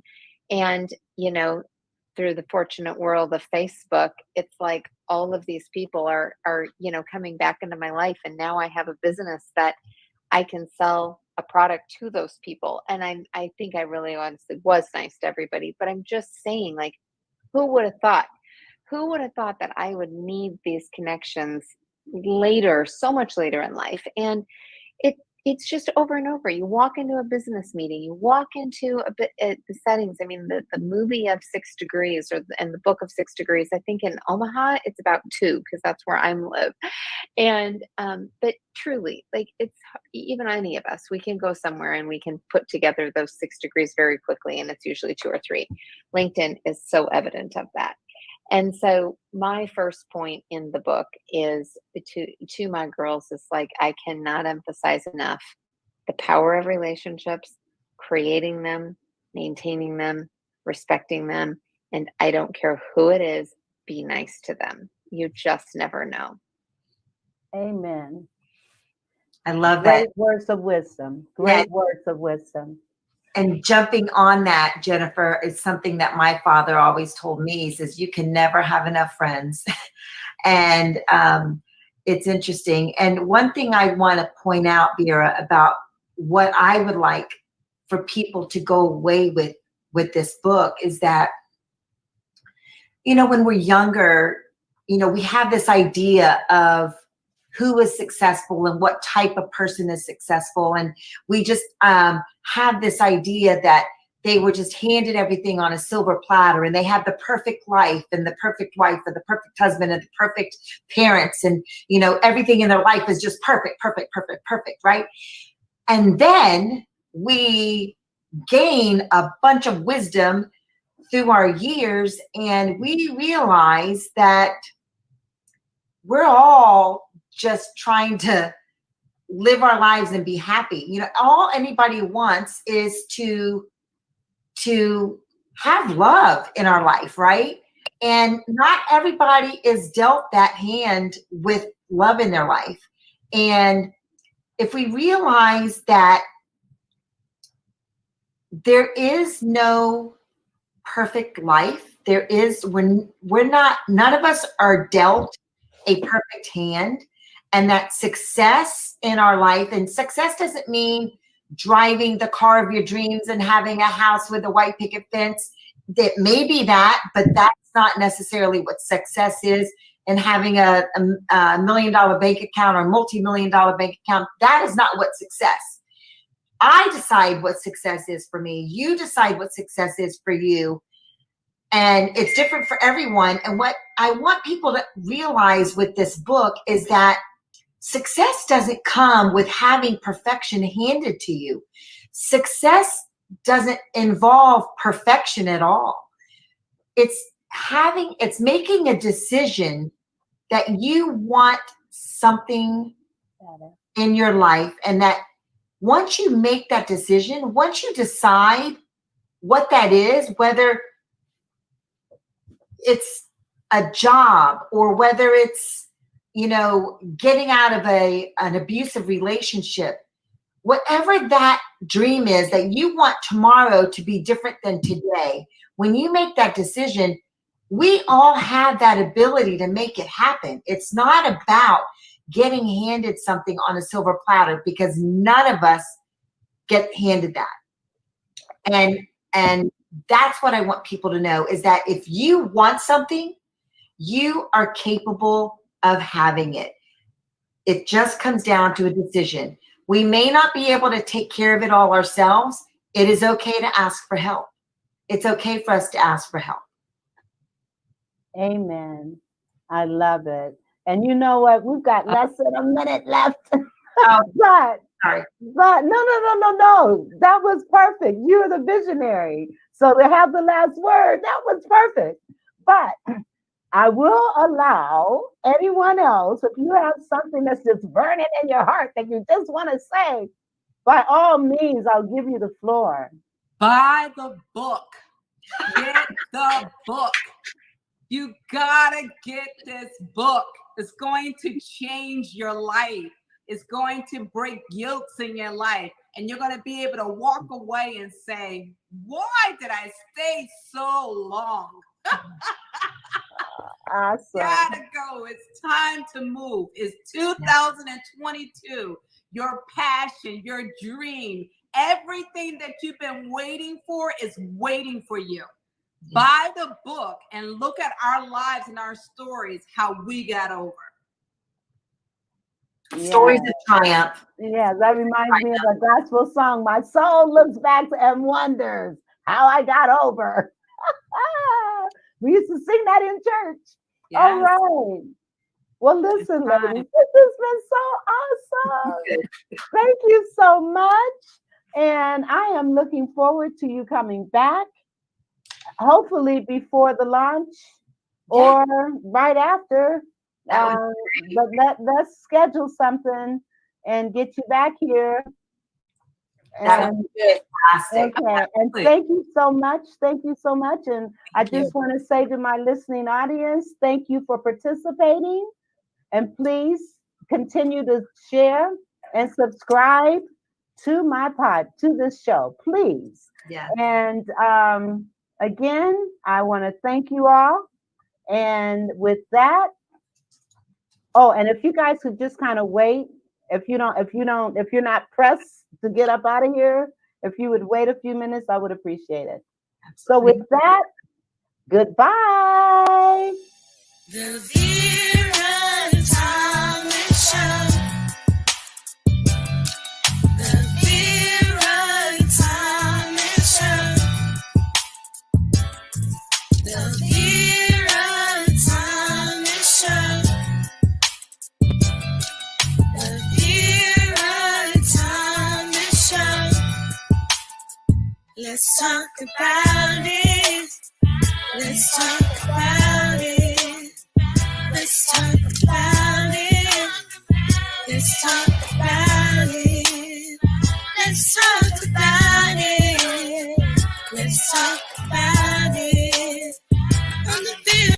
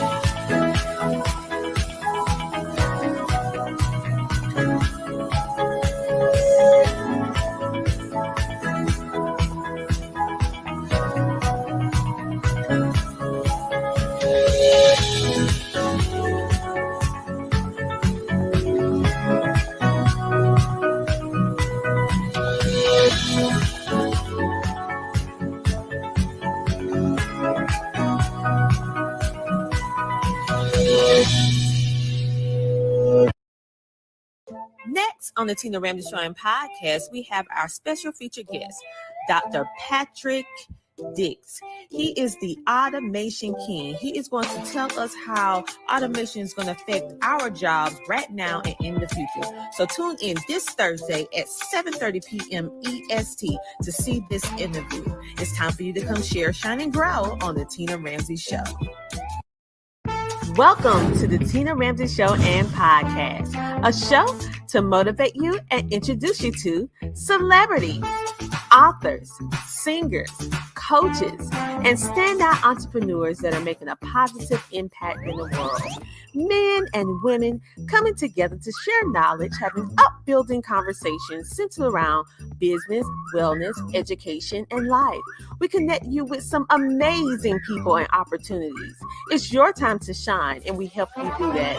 We love sharing your stories of success and spotlighting you, the entrepreneur. We love to laugh. We love to smile. We love to celebrate you, and we love having fun. So go grab a seat, get a snack, and don't forget your beverage. It's time for you to come share, shine, and grow. Yes, it's time for the Tina Ramsey Show. Let's get started with your host, Dr. Tina J. Ramsey. Hello, everybody, and welcome to the show. I am so excited to have today Dr. Patrick Dix. If you want to know about automation and how it is going to affect you and I in the now, then this is definitely an episode for you. We have been telling you about this for the past couple of weeks because we know that this is valuable information that you need to know in order to stay ahead, to get ahead of the curve. Dr. Patrick Dix has a Doctor of Science in Information Systems and Communication from Morris University College. He has a Master in Business and Administration with an emphasis in Information and Technology Management. He also has over 25 years of experience in the technology world. So he worked with several government agencies and universities and private companies. So he's definitely an authority in this particular field. He's also an adjunct professor, which have had the privilege of teaching over 20,000 students, whether inside a classroom or remotely. So clearly, this man has the information that we need. And I'm so happy that he decided to stop by the Tina Ramsey Show on today. So let me bring him on. Welcome to the show, Dr. Patrick Dix. I'm just so excited to have you because I want to know about this myself. Oh, one moment. Unmute so we can hear you because we need to hear you, brother. Oh, sorry. Oh, no problem. Thank you, Dr. Ramsey. I appreciate you allowing me to come onto your show and accepting the invitation. And I'm here to share my knowledge with everybody. I am so excited to have you because this matter of automation, I know as individuals, I mean, you are a thought leader and expert in this field, but for everyday people like myself and our audience, we may see things happening such as our grocery stores changing more into automation, our jobs having more computers than normal. We may not understand what's going on. So could you please tell us what is automation so that we can understand what this is? Pretty much a generic description of automation is the replacement of humans by a process or a machine. That is automation. There's no other simplified way to explain it. Basically, to take the human interaction and the human out of the process. Wow. I mean, that's as simple as you can put it in layman terms. So it's basically the removal of humans from positions that normally we would do, and they replaced it with computers or robots. So in that, when we think about the current situation with our jobs, because I know my family comes from a background of 3 different areas. Either we were a teacher, we're going to the military, or we going to the factory. That is what I was accustomed to growing up. And so we either went in one of those 3 fields. So when you think about this automation, how is really going to affect the current jobs with all this automation that we're seeing now? Well, I'll start off with manufacturing. Since I am from South Carolina and still live here, I wrote my dissertation on them automated manufacturing in South Carolina and the effects on rural communities. Manufacturing is going to be hit pretty hard. The southeastern United States is a predominantly manufacturing area. And you think about those repetitive tasks of someone doing this all day or moving their hands. We can use machine learning, we can use artificial intelligence, but ultimately we can automate that process to say, once we find out how to program what the human is doing and shave 5 seconds, and to the listeners or anyone listen live, they have what they have, Lean Six Sigma. It's pretty much trying to save money. So if we could save 5 seconds off each movement during an 8-hour shift, that is a strategic way to not only raise profits, but reduce waste. And the company could see a return on investment on the automation system or robots. With teachers, online learning has taken a very, very strategic move. The thing now is a lot of people were out of work during the pandemic, and many of them decided to re-educate themselves to get a new skill set. And the thing about that is with automation and the computer systems, most of the work is done. I teach asynchronous classes. Basically, I'm not presently there, but all the schoolwork is there. See, it gives a student the flexibility to not to have to sit in the classroom. They just have to have all their work done by Sunday or Wednesday and their discussion posts. And in the education field, many of the students now are using iPads. Yeah. It's kind of good and it's kind of bad. They're not really learning, but they're using the software to learn how to do things faster. But I say with the iPads, they have a negative side to them because now you're allowing your child or your student to learn how to just look at a screen versus interact with a human. And in the military, the drones, they are already testing a lot of the missile systems. Currently, a lot of the missile systems are autonomous. I mean, they'll lock onto a target once a pilot or a soldier hits a specific laser beam, not a specific laser beam, but aim the laser beam at a target. And the rocket does the rest. It'll deploy and it'll ignite on impact. Wow. So I heard you say 3 things. And basically, the reason why this topic is so intriguing to me is because this is a topic that affects everybody. Okay. Yes. This is something that is universal, no matter who you are. You're going to see something that's how it's going to affect you. So you mentioned the military with using the drones, you mentioned education within our classrooms, and you also mentioned the factories that we're accustomed to down in the South, and maybe in other areas too, but I know it's very heavily in the South with factory work. And so and so from a business standpoint, if you're the business owner, you are presented with this saying, hey, I have this automation system. It's going to help you make more money. It's going to help you save on probably health insurance for a human being. And they're looking at it as a great marketable way to remove humans, but increase their margin line. But it's hurting the families who depended on that income. Mm-hmm. Oh, wow. And you saw it. Wow. Wow. Yeah, one of the things is a company, anybody that does taxes, any accountant, they can use the money and say, we'll invest $200, $2 million and write it off.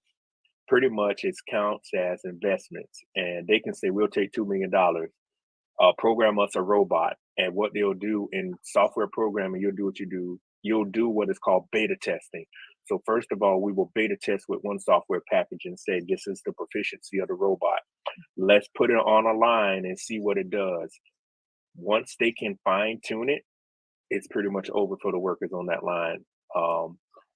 I can remote in, for instance, if a company had a virtual private network, I can remote in from where I'm at in South Carolina and get into the factory settings of that robot and change them and never have to go to California.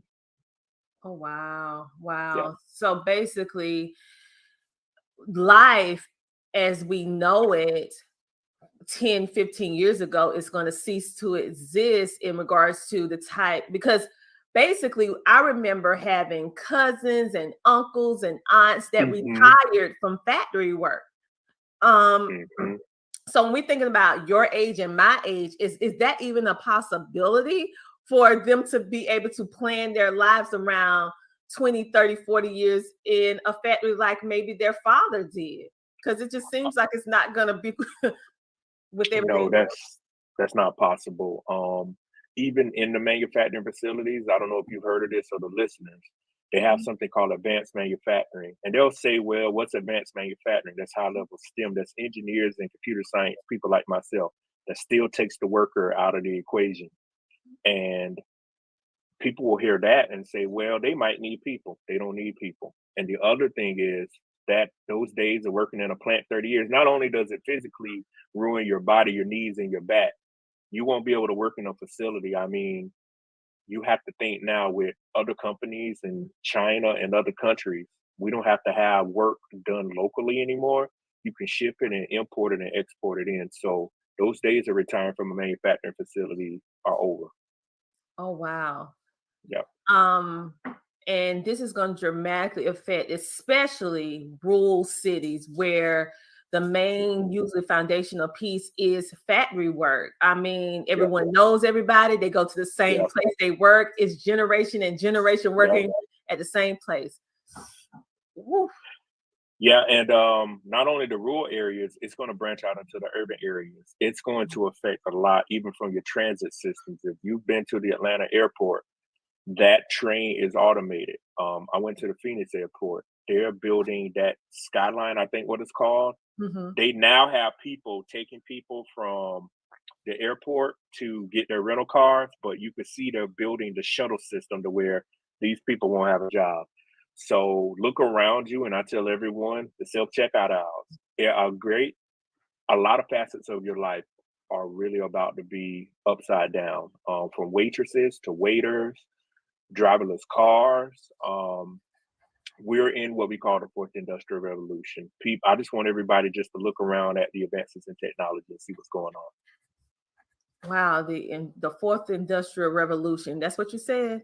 That's what we're in now, the fourth industrial. The last revolution was in the 1970s or 80s. Mm-hmm. I just want everybody to remember we have not made technological strides since the 1980s with the CDs, the Apple One computer. You have to think about Microsoft in the 70s.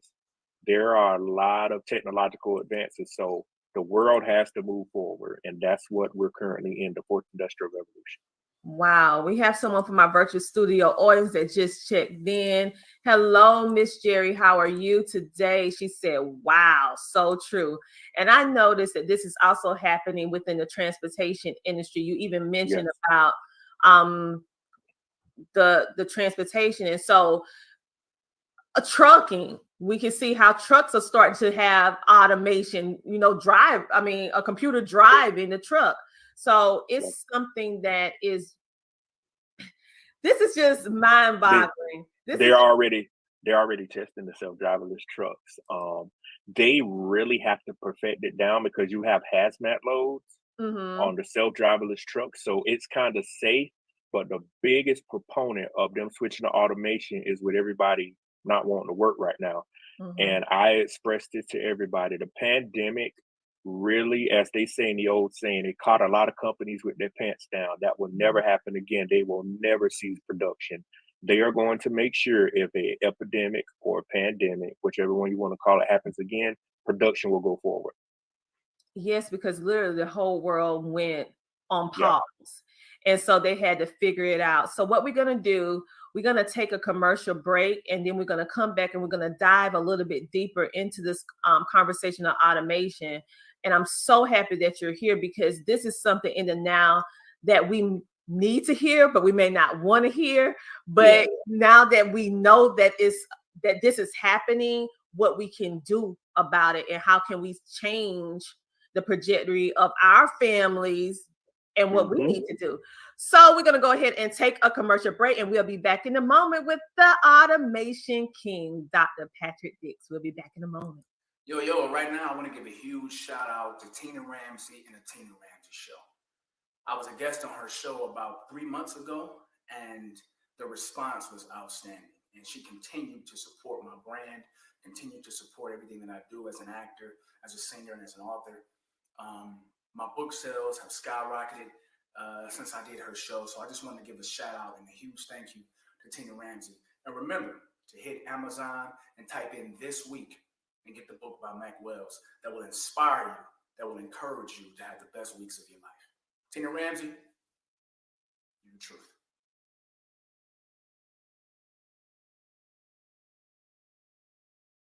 Hello there.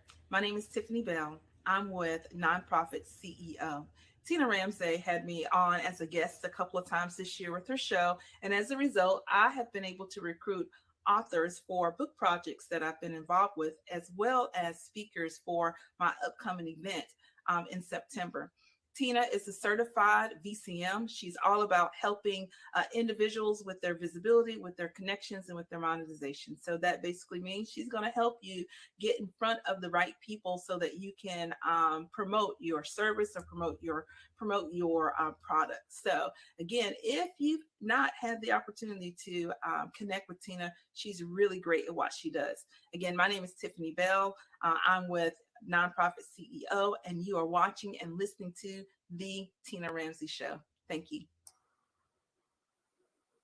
And just like that, we are back. And I am back with the Automation King. We are touching on some deep topics on today because one thing we want to do, we want to have fun, but sometimes it's time for us to really get down, like my grandmother said, to the nitty gritty, especially when you see the world is shifting and some of us are not aware of the shift. So we need experts like Dr.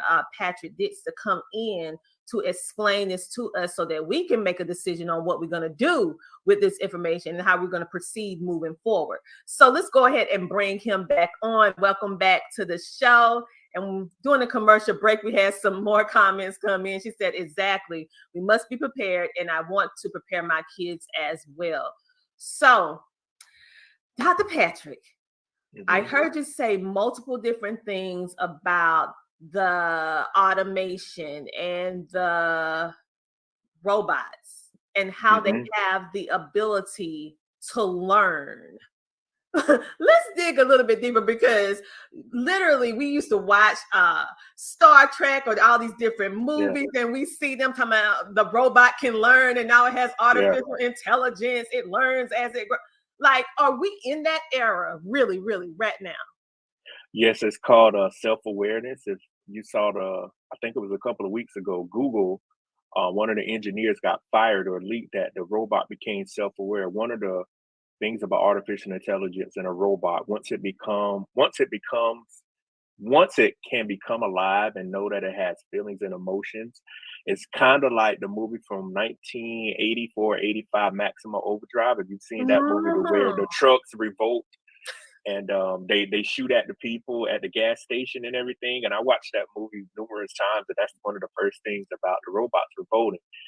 And one of the processes that they use is called machine learning. Basically, if anyone has ever watched the video games or if you watched any of the games they create now, they have a actor with a bunch of sensors. They are using machine learning to mimic and pinpoint and use data points for action. So what we can do in a manufacturing environment or whatever we want to replace, we can pinpoint on a computer screen, create sensors to say the robot is working, or you also will use a collaborative robot to work with somebody to mimic and say if they're doing this, it's keeping a detail and it stores the file. And all we got to do is get a program, or we use artificial intelligence to generate the code, and it'll go. It might miss once or two till we refine it, and it continues to do it. And if there's 100 people on the line, we can get rid of 80 of them and have 20 of them. That's all we need. And then once we fine tune it again, we might only need 10 people and 90 people do not have a job. Wow. Oh my goodness. So all of those blockbusters, well, you know, I'm aging myself when I say blockbusters. Let me see, can I say something else? Let me see, can I say something else? Okay. So all the movies that we have been seeing since, I mean, I'm saying Star Trek because I remember seeing Star Trek and before the tablets and our cell phones, and we couldn't even fathom having to be able to communicate with something this small when computers used to be the size of a room. Okay.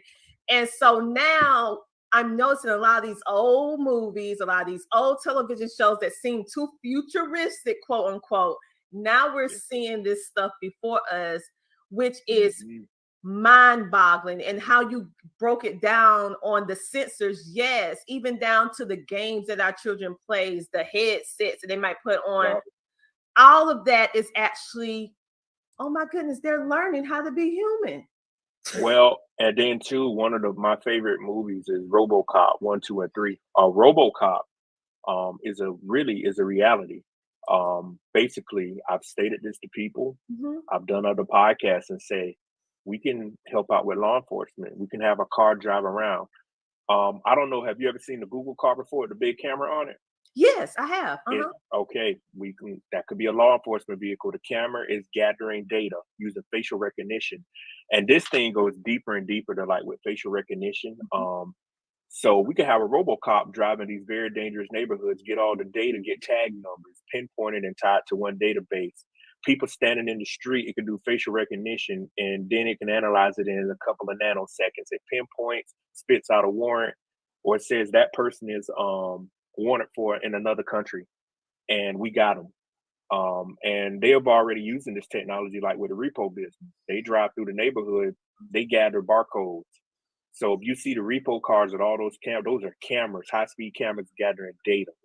That is just like a tenth of what is going on.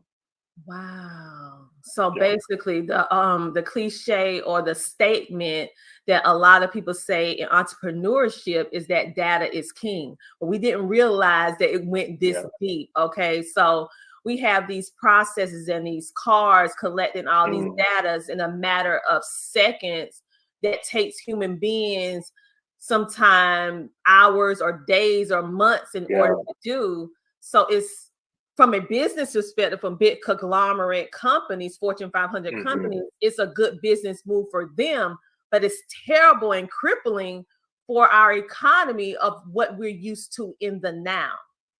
Yes. I grew up on a farm. Farming is computerized. If you drive by a field, I remember when we were little, we would have to drive the tractor and look back and the roads would be messed up. You can go on YouTube, watch some of these channels. The tractors now are guided by satellites. All I would have to do is let the machinery drive the tractor, press it down, and the satellite drives the whole tractor. It could be 20 acres straight, and it'll tell me everything that's wrong with that tractor. So there used to be handymen on a tractor on a farm. Those are obsolete. You can't fix these computerized machines.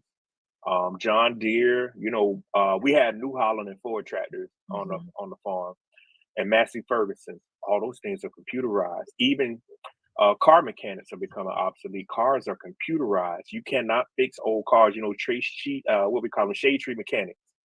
You can't even fix cars anymore unless you have computerized software. So when I talk about automation and the invention of with the artificial intelligence and the invention of other technologies, it's covering everything.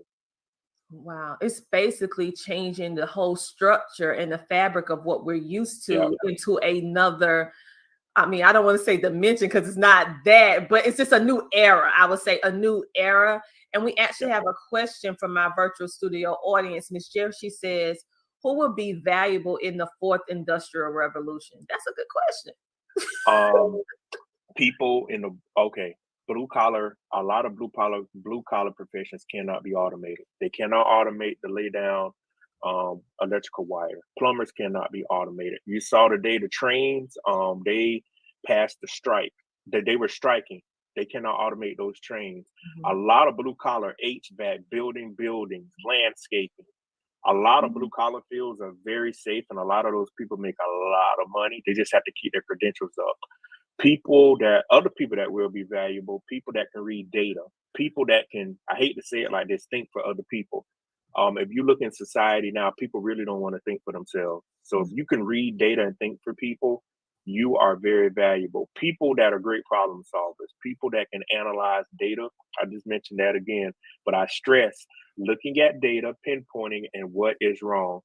And people that holistically can put things together, like from A to B to C. Those are the types of people that'll be very valuable in the fourth industrial revolution. That's what we're currently in. Those are just some of the fields. I probably haven't named them all. Wow, that's powerful, because the ironic thing is when you mention the blue collar workers, such as the plumbers, the ones who had the ingenuity to work with their hands to fix things, if you go back if you go back 20, 30 years ago, it was a shift in the regards to how we felt. It was enlightenment towards education. So it was pushing more young people to go to college. And I'm not against college. Get that. Now, I'm not against it. So I am for education.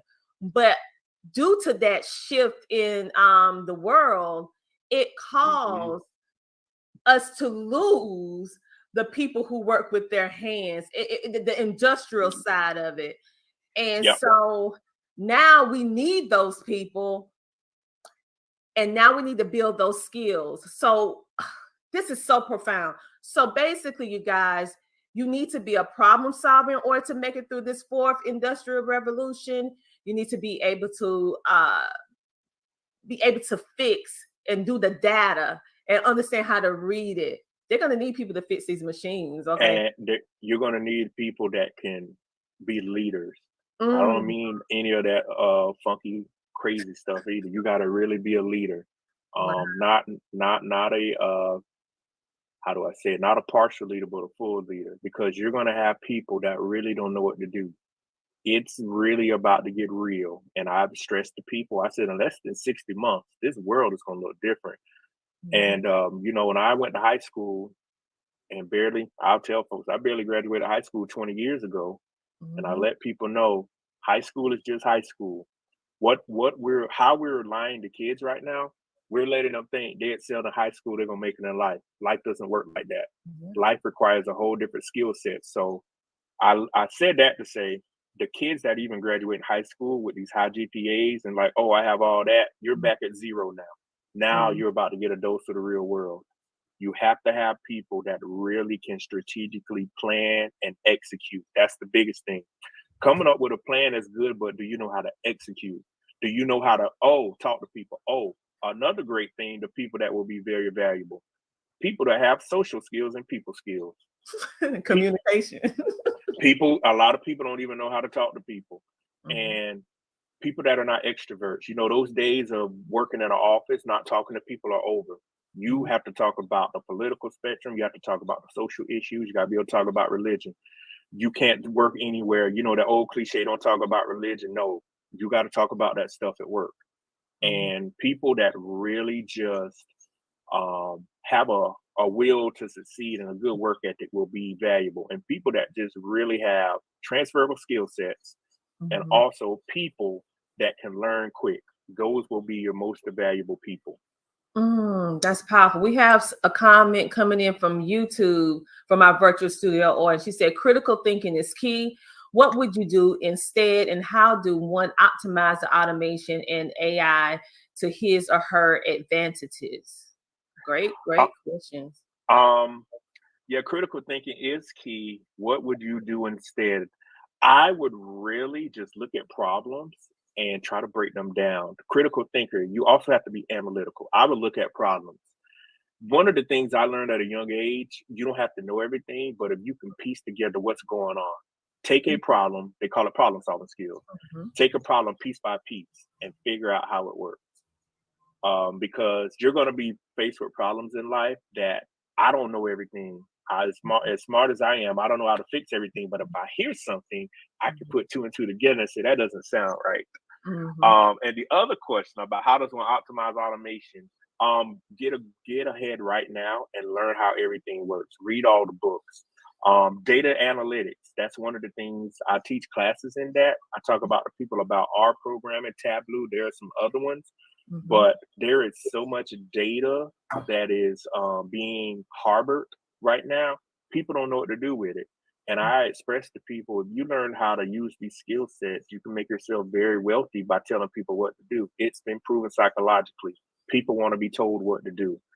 And they did a study. Basically, if somebody walks in an office and see a diploma or degree on there, they're going to say, oh, well, they're certified to tell me what to do. I'm going to listen to them. People would not believe it, but people really want to be told what to do. We have a lot of people that do not want to think for themselves. And that's some of the ways you can use the stuff to your advantage to get ahead and show people the ways of this is how this data is being used. This is how you can use it to elevate your life or to make other things better. Wow. Okay. So we have another comment. She said those this must be when we were previously speaking on the job. She said those are fields that we don't teach kids anymore. Yes, that is true. That's true. So she said how many months? I think he said 60. I said 5. I said less than 5 years. I would tell folks we have about 60 to 120 months with all this stuff. And this stuff might be full-fledged in 10 years. But we're talking about in 5 months, you're gradually seeing the changes already. They have the robots at the University of Tennessee. On my website, I have a YouTube video to where the robots are going in delivering pizza. Basically, they have it in California already to where the grocery delivery robots are bringing the goods to the people. You scan it and open up and get your stuff. Oh, wow. Yeah, and this is happening right before us, you guys. So what we're going to do, We're gonna take a commercial break. I want all of you to let that marinate for a moment. Get your bearings, and while we're taking this small commercial break, get your pen and paper, because normally I don't write notes during the interview, but I can't help it because he's saying so many valuable information in regards to we have to stay ahead. And if you do not have these transferable skills, you need to learn how to do it. So this is your wake up call right now on this episode. Don't never say he didn't tell you, because he told you. Okay, we'll be back in a moment with the amazing, the automation king, Dr. Patrick Ditts. We'll be back in a moment. CTR Media Network was created for today's podcasters. We provide a safe haven for content creators that are everyday people doing extraordinary things. We have a system of positioning, monetization training, coaching, and support for our podcasters' success. CTR Media Network simply bridges that gap with a level playing field for your dreams to come true cost effectively. Our team provides a premium service and experience for our podcasters to grow. CTR Media Network provides access, support, resources, coaching, and community for our podcasters to win, if you put in the work. We believe that we are living in a unique time which requires you to share your message of hope with millions of people around the world. Remember that the world is never too saturated for you, your voice and message. A platform for positive, impactful media where the content creators are in the driver's seat. Visit our website today by going to www.ctrmedianetwork.com. Welcome to the Homeschooling Magazine, a magazine that embraces and celebrates the entire homeschooling experience. Our magazine is different from all the rest because we provide beneficial information and assistance in homeschooling, business, wellness, mental health, resources, and life. We encourage you to pick up a copy of our magazine today by going to issues.com for digital and printed form on amazon.com. The Homeschooling Magazine is all about impacting the world through home-based learning, helping to de-stress the homeschooling experience. Get your copy today. And just like that, we are back, and we are going to get back into these juicy topics, okay? I know this is a little bit more deeper, and I specifically wanted to have him after I had a conversation with him, and I was like, this man is profound at what he's speaking of in the now, okay? And this is some information that all of us, we're universally all connected to what's going on now. So now this is your chance in order to hear this information, be able to set your children up for success and yourself so that you can prepare for what's happening right before our eyes. It's not a game anymore. This is not just television. This is real life. On that note, let's bring back in our featured guest, Dr. Patrick Ditts. We are back. So with all of this that's going on right now, what does the future of our workforce look like? The future of the workforce, you're going to have your blue collar fields. Mm-hmm. You're going to have people that are able to hybrid or work from home.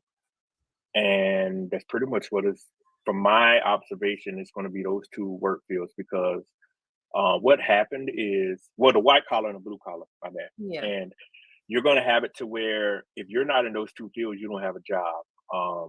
You're obsolete. And I've expressed this to people. You're going to become obsolete very fast. You're going to become obsolete and not even know it, because your skill set, you don't retrain on it.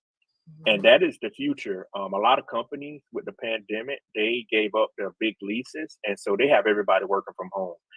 And a lot of employees now really, really have the ball in their court. They can negotiate this. I need to work 2 days a week or 3 days a week. And with the labor shortage, companies are saying, well, we need to keep labor. We're going to have to do it. And a lot of the companies are really going to have to sit back and realize we need to go to a 4-day work week, and we're going to have work from home, the white collar and blue collar. Those are the only two fields left. If it's not really STEM related or doing something in research or blue collar, you really have to ask yourself, this is the main question I ask people. Are you in a field that is helping move society forward? If you're not in a field that is moving society forward, you are obsolete. All right, you guys, it's time for some tough love and self-evaluation. I need everyone who watch and support the Tina Ramsey show. I need you to share this out to everyone on your timeline, everywhere, because people need to know this information, also know how to connect with the expert. Please don't ask me any questions on this because I don't know. He's the expert on this. Make sure to connect with him on all of this information. He's not a doctor for no reason, because he took his time to study technology, took his time to understand what is going on. And you actually complete your dissertation on this very topic. So what made you decide, out of all the different things that you could speak of, that you just, because a dissertation is a lot of work, people, for those of you who do not know, that is a lot of work. So what made you decide to not only speak about this, but write your dissertation on this? Because this is a life-altering event, and I know people that are personally going to be affected by it. I found a note from 9/13/2017 on why I decided to write this dissertation. I looked at it the other day on my computer, and life is advancing. You know, this is even before the pandemic even happened. I think I was blessed to have one of the God-given talents of vision, and I see things. And this was 3 years before this even happened. I remember telling people this in May or March 2018. I said, they are about to automate everything. We didn't even know what a coronavirus was. And this was 2 years prior. And just deciding to write about that topic, you know, it really touched me. And I wanted to give information to people. And as you stated, doing the research is a lot of work, but it was worth it to share something with people. And the thing I would like to share with everybody, it doesn't matter your race, religion, gender specification, this is coming for you. And the two groups, you know, that this is really going to affect are minorities and women. The reason, I know a lot of people don't want to hear that, but you can Google this. Women are going to be affected because women work a lot of administrative tasks. Minorities are going to be affected due to their lack of education, credentials, and the willingness to encourage themselves or other people to go back to keep their credentials up. So those two groups are going to be completely devastated. Every other group in America is going to feel it, but these two groups are going to feel it the most. Wow, wow, wow. We have someone from the studio audience said Dr. Dix is the man. Y'all better listen up. And said that you always on Erica's broadcast. Yes. Everyone, all jokes aside, you need to listen up. You heard what he just said, and I'm going to reiterate it because sometimes we have to talk about these tough topics in order for us to move forward. He said the two classes that's going to be affected the most is minorities and Black women. Okay. And I'm just gonna say women in general, but also because we're minorities, I said it wrong. Minorities and women, because we have more administrative jobs, like secretarial jobs, and stuff like that. And so, as women, this is our wake-up call. If you find yourself in that type of position, there are so many different certifications that you can now take that's in data analysis, that's in metaverse, dealing with meta. Some are free, some are paid. What are your skills right now? What problems can you solve that is viable in order for mankind to move forward? Consider that and then move forward in that. So thank you for being like transparent. I mean, sometimes we don't want to hear it, but we need to hear it so that we can get ahead. Well, those days I can tell, like you said earlier, and I really mean this, those days of playing around are over. And what's going to happen, a lot of people are going to find themselves sleeping on people's couch or being in a homeless shelter, men and women. I said, this stuff is moving fast because the median rent price is $2,000. And I asked people, how many people you know make about $8,000 to $9,000 a month? How many people clear $108,000 to $120,000? That's not gross, it's clear. And I don't want people to say nobody told me about this once this becomes widespread. But the days of playing around are over. The days of being thotting it up, as we call it, listening to all this crazy music and just taking pictures for the gram and stunting on Snapchat and all these social media platforms are over. You're going to find yourself taking pictures saying my life is in shambles. And the biggest thing is you got to take responsibility for yourself. So that's the biggest thing I tell everybody. Take responsibility for your life. You still have time to prepare for this stuff. But if you don't take heed to what I'm saying and other people are saying, it's going to be extremely difficult for you to survive in the upcoming years in the future. All right, you guys, this is one of those episodes where we're giving you that tough love. This is something that all of us need to hear in the now, especially the whole world. But what hits me is because I come from a small town in South Carolina, and I know our roots is factory work. I mean, everybody that you knew worked to a factory, and knowing that is becoming obsolete. Thinking about a lot of our children, they thinking that was a viable option, but it's not. And so now we know this information. Now you need to take in this information, and then you need to apply it with action. Just don't sit on the sideline listening, thinking you have all this amount of time, because basically the pandemic sped up everything that was already happening. So now it's working expeditiously, because those business owners, like Dr. Dick said, they're not gonna get caught with their pants down no more. They're like, wait, if it happened again, we have everything in line, whether with you or without you. Exactly. And companies won't tell you this is coming. A company won't tell you they're automated. They don't want people to quit. And one other thing, I don't know if you know this, I'm part of the millennial generation.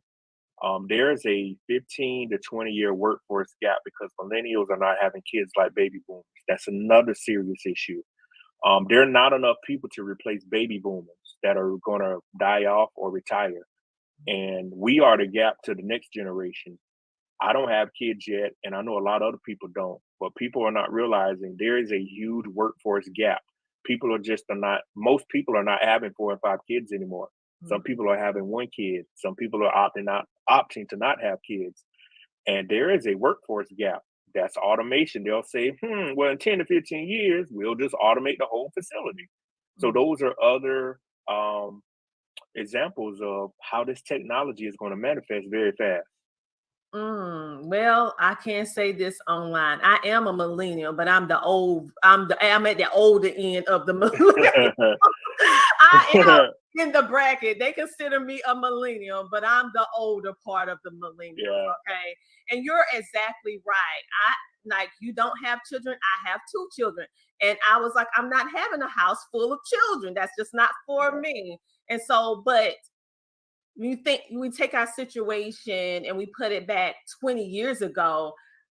If I was 20 years ago living in that time, I would have probably had 4, 5, 6, 7, 8 kids. But this is a different generation. We're like, wait. Yeah. If I'm gonna have some, I'm gonna control it. I'm gonna have 2, and I was the only child. I am the only child. So my parents only had 1 child. So, and that's highly unusual for baby boomers. Okay. But you're right. And so I never even thought about how not only is machines replacing things that we normally could do, but also the fact that it's not human beings there to replace the ones who are currently there. And we are not building the skill set, the problem solving, because everything is so readily available. You can Google your phone, pull it out. You don't have any communication skills. I remember I was sitting down, I was writing, and I was like, I forgot how to spell this word. I said, what? I said, wait, it's the automation. It's the automation. So I said, oh, not again. So I said, okay, I'm going to start writing everything out again and stop relying so much on this touch screen stuff, because it handicaps you, to be truthfully honest. It does. It handicaps you. It makes you. I'm also one of those people, spell check on the phone or the computer will finish the words for me. But we have very serious problems that are rising. I mean, I know the economy, inflation and everything, we have some serious problems, and people really, really got to stop playing around. One of the things I tell folks is to look at your life. I've been on the Erica Williams show a lot, and one of the last things I said to people, you want to know if you're successful, look at the numbers. Go look at your Social Security statement. You can go now and log in. I said, you're going to see what your taxed at Medicare and what your taxable income is. I looked at it the other day. If that number is not moving up, you don't need to be talking to anyone. You need to be working on yourself, because we live by numbers, and we have too many people out here giving advice to people that are not looking at the numbers. Somebody will argue with me and say the numbers don't dictate what Dr. Dix is saying. Well, when most people in rural areas drop out of school and only have a high school diploma, how are you going to train them to program? Because everybody can't be a program. Everybody can't go into cybersecurity. And that's what people are not looking at. There is no quick fix to life, and you cannot cheat the game of life. There's stairs to the top. There's no elevator. Yeah, that is a true statement. Right now, everyone, this is a wake-up call. This is a shake you up to make you think, and not only make you think, but most importantly, this is a episode to steer you to action, because many times we hear information, sometimes it's shocking, and you want to close your ears, close your eyes to it. But even if you decide to do that, it's still going to happen. So you can do that all you want, but right now it's time for you to have action, because right now you're in the driver's seat. 6 months, 12 months from now, that may not be the case. So start now looking for options for not only yourself, but for your children. And also remember, data is king. The numbers, anything that we do is based upon the numbers, whether it's our income, whether it's graduation with GPAs, everything wrapped up in numbers. Our bills is wrapped up in numbers. So look at it. Be honest with yourself. You can change it right now. Exactly. Dr. Patrick, is there anything else that you would like to share with us? Because right now you're helping us, give us the skills and the information so that we can prepare. Well,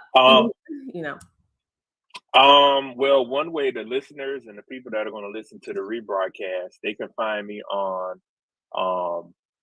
not LinkedIn. You can find me on Instagram.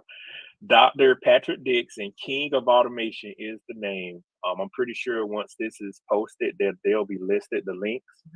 But that's the main way to get in touch with me. We have a TikTok that a person in my staff is working on, but that's the main way to get in contact with me. Because I know people are going to have questions and say, how can this happen? But all the videos are listed there. My YouTube channel has a bunch of videos. Dr. Patrick Dix. My website is automationawareness.com. I have the same videos there posted. We're going to update information.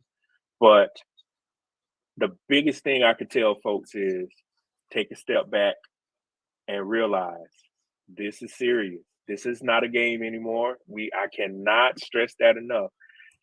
Society now is based off of two parties.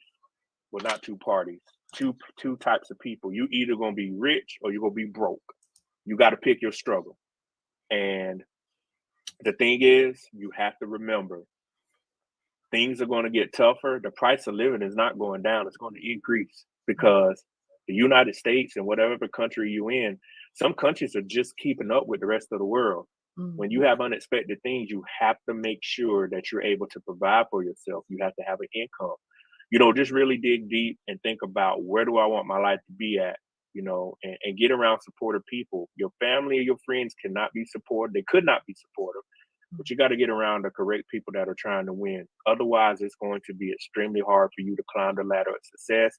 And it's not going to be easy. It's going to be hard. I can go ahead and tell you from firsthand experience. Well, you guys, we have someone from my studio audience, Mr. Singleton. He said, better learn how to fix things, plumber, carpenter, electrician. Amen to that.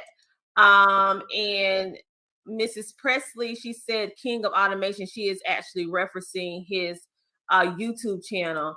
And she said, give yourself permission to succeed. Yes, you definitely do. Listen, this is the time now. This is my mother would say, sometime God would come tap you on the shoulder, but then sometime he'll come and shake you like, wake up. I'm trying to let you see what is happening, because honestly, it's a select few that can see this happening before it happened. Most people are just mindlessly going vicariously day to day, just doing the same thing over and over, not having they have tunnel vision. They have their blinders on. They don't see what's happening. So it takes individuals like yourself that can see it before it actually comes to fruition to warn us but it's up to us to listen. So you guys, literally, this is a warning. This is a wake-up call. This is a time for us to take action in regards to getting the skills that we need in order to sustain the level of comfort that you became accustomed to. And keep in mind that some of that may change because the world has literally changed. Okay, so woo! Thank you for coming on You're welcome today. You're welcome. Thank you for being so honest and transparent. One thing that I appreciate is transparency. And sometimes we have to talk about the tough stuff. That's the only way I know how to be in life. I cannot go around lying to people. This is coming and it's already here. And if I know something, I try my best to share it with everybody. Well, I'm truly thankful that you decided to not only share it, but decided to come on over to the Tina Ramsey Show and share this with our audience here. We have someone in our virtual audience that said this was a great conversation. Yes, I 1000% agree with you. This is a great conversation. I'm gonna go back and reiterate and look at all my skills after this episode, because it's some things that I saw, because I see some things that's shifting, but you actually gave clarification on some of the reservations that I was feeling, some of the things that I was seeing, but I didn't understand it.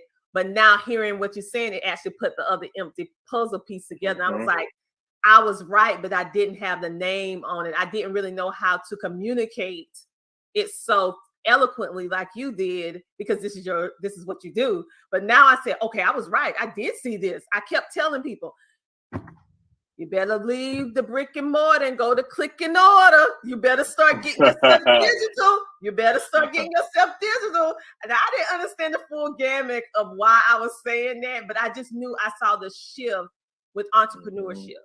I saw the shift of how people and consumers and businesses was accepting information and connecting with you. So someone said, hey, Dr. Dix, I don't have any kids either. Okay, so we got some humor today. All right. All right, so we're going to get that little group together that don't have no children.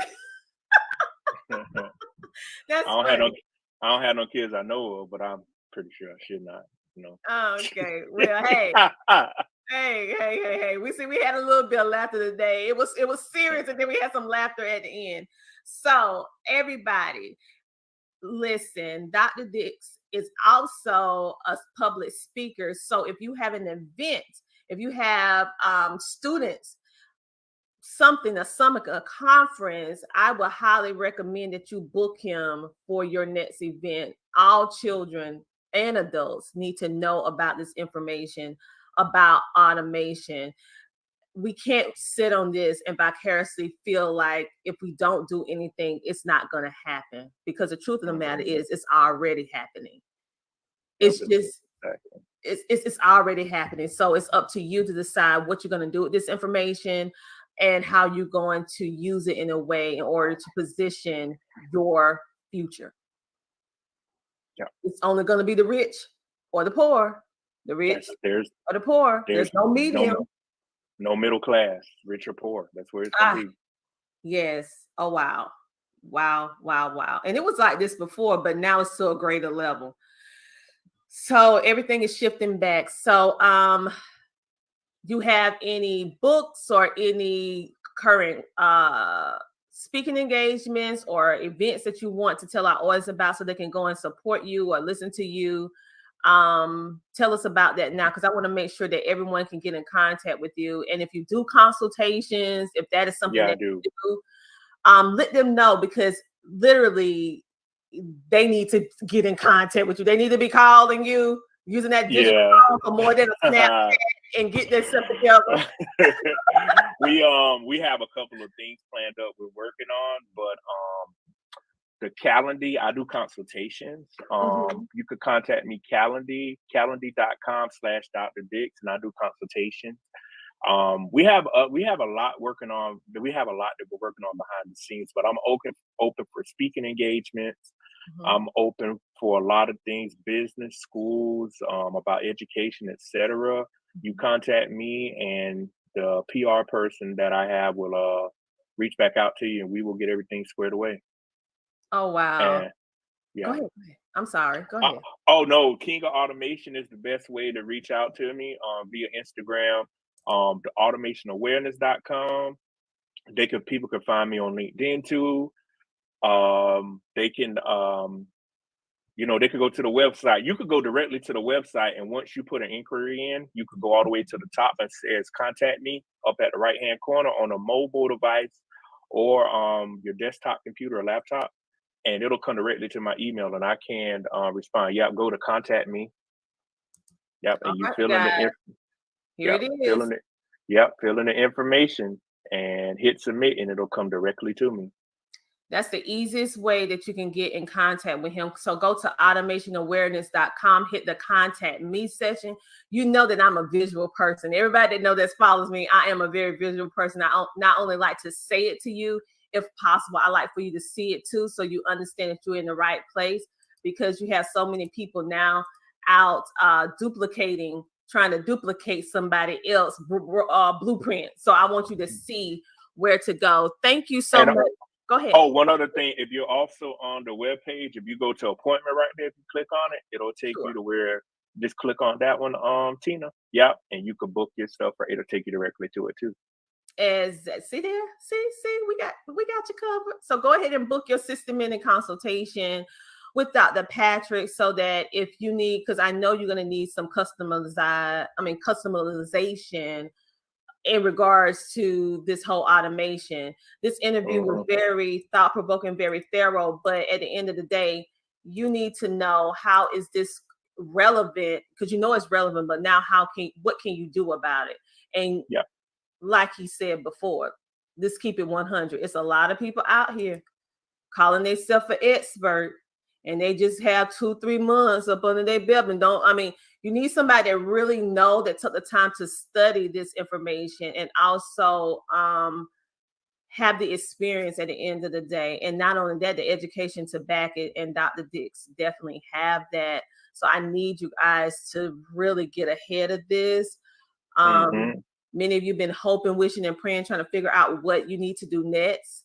Well, here's your answer. You're trying to figure out what to do. How can you make yourself viable in the now? How can you continuously take care of your families, your children?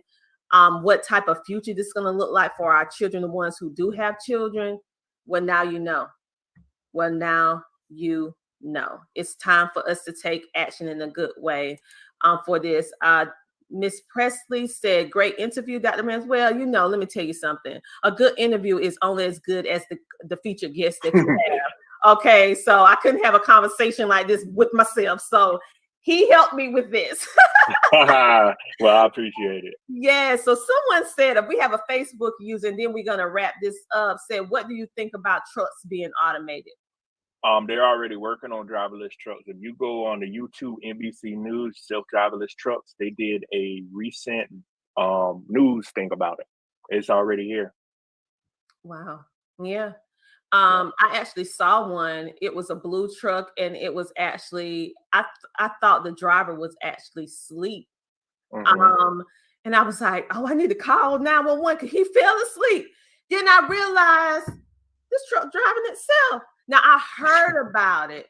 I did. I heard about it, but I never saw it. And then I realized, oh, no. I said, automation hit the trucks now. So, like you said, it's affecting every part of our lives. It's no place, no rock that's unturned in this atmosphere, this fourth, and say that phrase again, you will call it the fourth industrial revolution or the fourth IR. To the listeners, anybody watching it, just Google fourth industrial revolution. It'll talk about like industry 4.0. It'll talk about Web 4.0. It'll talk about cryptocurrency. It'll talk about the metaverse you was mentioning that. It'll talk about artificial intelligence. It'll talk about facial recognition, biometrics. That's what all that stuff is. Well, I am going to do this, and I'm going to add this to our homeschool curriculum, because we need to know more about this, because this is in depth. So we're definitely going to be adding that to what we're studying for this year, because I have an 11th grader, young boy. And so he definitely needs to know some more information. So we're going to be adding this on, and he's very good with his hands. So, got to give him something that he can do. So, thank you so much. Like I said, again, you're welcome to come back on the show anytime. Keep us in the know of what's going on with you. We definitely would like to continuously share what it is that you're doing, because this show is all about resources, about shedding knowledge, having upbuilding conversations centered around business, wellness, life, and education. And so as you see things unfold, keep us in the know so that we can share some more things. Also, make sure that we have, anytime you see me on social media, or I would say my team on social media, make sure to you have open permission to tag me to what you're doing, because we have to get this information out to everyone so that they can be ahead of the curve a little bit, sort of. We'll definitely do that. You have the permission to tag us all you want. With that being said, everyone, I know that this was a lot of food for thought. He spread a lot of different gems, Dr. Patrick. This automation thing is no joke. It's time for us to stop sitting on these couches, watching all these TV shows, talking about chilling all the time. It's time for us to get off the couch, get off the couch and do something, okay? Because you're going to be chilling and life going to be done past you by. Oh, you're going to be chilling on the outside because you ain't got nowhere to stay. That's what's going to happen. Like that episode on Martin when they was outside. On the Yep. So we had to get some humor in here before we go off the air. But listen, you guys, all jokes aside, get ahead. This is your moment. This is what you need to hear in the now. And we're so happy that you decided to stop by. So as we said before, make sure to tune in next week. We're going to have another episode of the Tina Ramsey Show at 7:30 p.m. EST, giving you some food for thought. But this automation, this is something that you need to listen to over and over and over again. And most importantly, please reach out and get a consultation with him, or follow him. Hit that subscribe button on Instagram so that you can stay in the know, and also YouTube as well, so that you can stay in the know of what he's doing and how his information can help you. Everyone, have a great, amazing rest of your night. Thank you for everyone who tuned in for my virtual studio audience, and everyone that's going to be listening later on radio as well as TV and all that other stuff. We appreciate you, and remember to like, follow, share, and subscribe. Have a great, great, amazing night. We'll talk to you later. Three Rivers Trucking School presents the Re-Up Atlanta, taking place Sunday, September the 25th from 9 a.m. to 4 p.m., where you will learn how to start a trucking company, how to start a trucking school, intermodal and port activity, dispatch and logistics, box truck contracts with Amazon, and so much more. With your host, I am Larry Coughlin. With the keynote speaker, Boss Man Brewster. First female of freight, Cody OTR. Only Ryan knows best. Maddie Daddy time. Ashley Keep Trucking. Box Truck Shouty. Pick up your tickets today. And if you want to learn how to drive a truck, then join Three Rivers Truck Driving School CDL class now. Sign up by simply calling the number 1-800-315-7022. Again, that number is 1-800-315-7022. It's time for you to get in the driver's seat at Three Rivers Truck Driving School. See you there.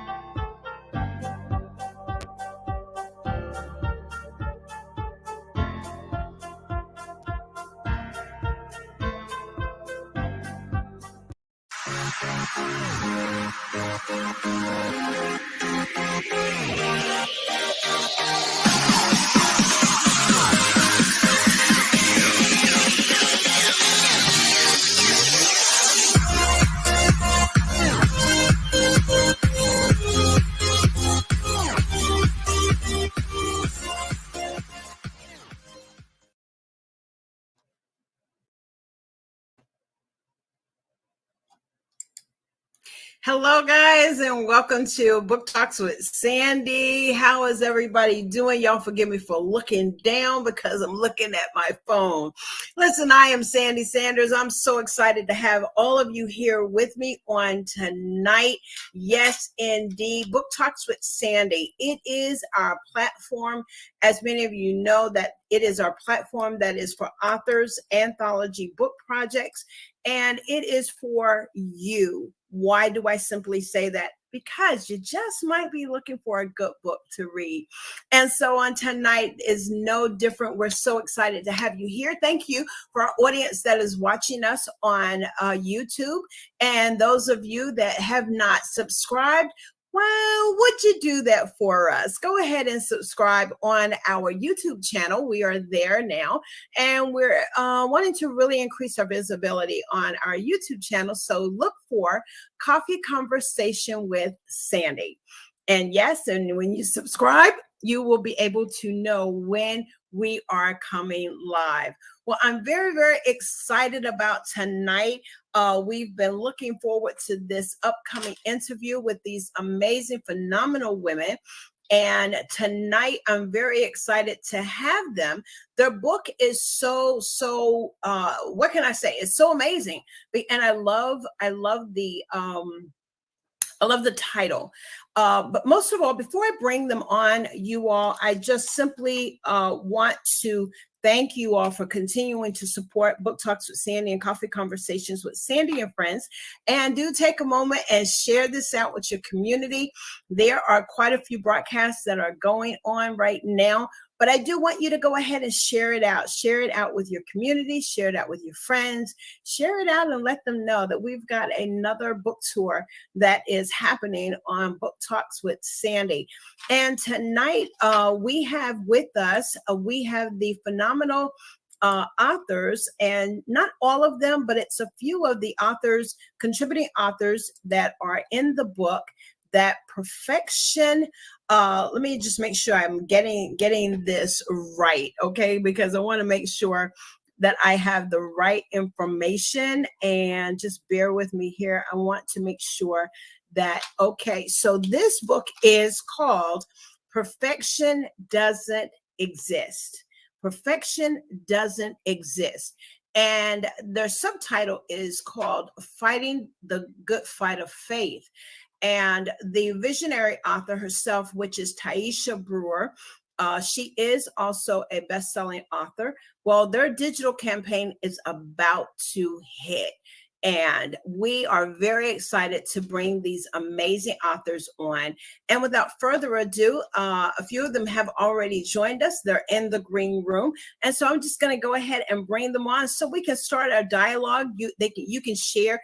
They're going to be able to share more about who they are and why they say yes to this phenomenal book. We have with us, I'm going to go ahead and bring this amazing woman on with me. We're talking about Queen Cole. Queen, how are you? I'm doing so well. I am thankful to be here this evening to chat with you. So thank you for having us on. I appreciate that. Absolutely. You, I want to look for your bio here. And while I'm doing that, just kind of share with us a little bit of your participation in this anthology. Writing is not anything new to you. And so come on and just share with us, who you are and what you do. Yeah, well, I am Queen Cole. I'm affectionately known as Queen Cole. My name is Deborah Cole. And this is my second anthology. The first one was last year this time. Actually, June 1st will make 1 year with me being a international best-selling author. So this is my second anthology that I'm a part of. And I'm just really excited about unpacking the stories because I really took it in my heart this year and I said, you know what, I'm going to be more transparent. I'm going to just start sharing some things that are difficult to share, but somebody out there needs it. So that's why I actually wanted to be in this one. I'm like, you know what, I'm just going to start little by little. So a chapter here and a chapter there. So that's how I landed here. I dealt with perfectionism for a very long time. And I would always say that I'm in recovery. And then I said, this year, no more recovery. I'm done with that. Yeah. And so that's what I'm glad you mentioned that, because perfection. So, and like you said, that attracted you.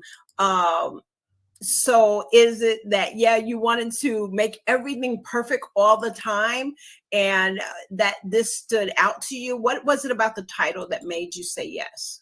Because I've always wrestled with perfectionism. And being a young bride, I talk about this in the chapter. Being a young bride, I got married at 18 years old. My ex-husband and I, we had our first child. I was 17 years old. So I was young and I really just wanted to do everything right. I didn't want to have any missteps. So I started formulating a very bad habit of trying to reach that perfectionism, and it led to burnout, exhaustion, and you'll hear more about it in my chapter. Yes, I really want to talk about that, because I believe during the pandemic and everyone was having to the word pivot and had to make some transitions, and we were just inundated with Zoom calls, and then as we're using this platform, StreamYard, everything was becoming virtual, and it was interviews in the morning, interviews in the afternoon, interviews and talking segments in the evening. And it can actually cause you to have a mental burnout.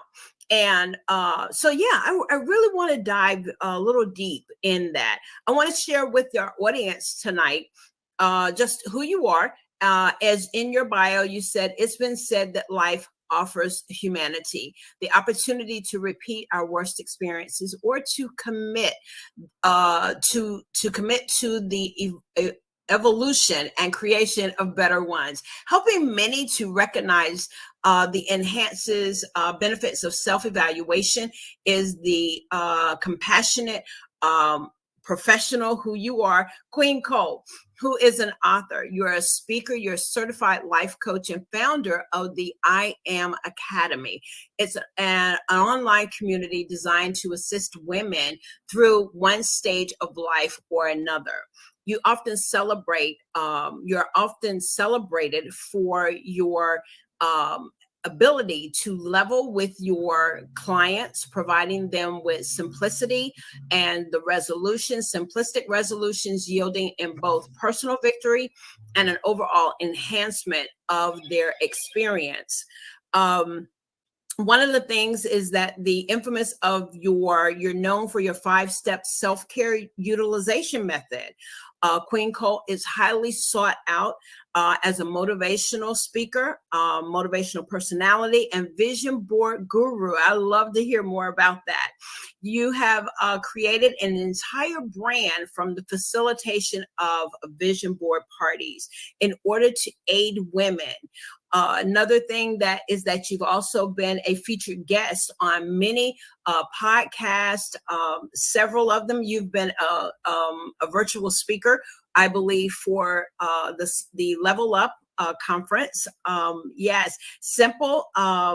And simply put, that Queen is a trusted person. She's an enthusiast, gifted with an outstanding tenacity and compassion for women, and that's obvious.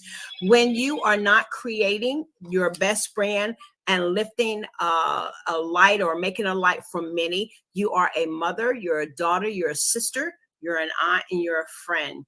And you believe that the empowerment of the community and commitment to its service with a unique, I want to get the rest of your bio here, if I can see the rest of it here, because I think that's very important. If something that's being said with a unique and sincere passion to support, help, and motivate others. You all, that's who our guest is, one of our guests tonight. I'm going to go ahead and bring on Rashonda.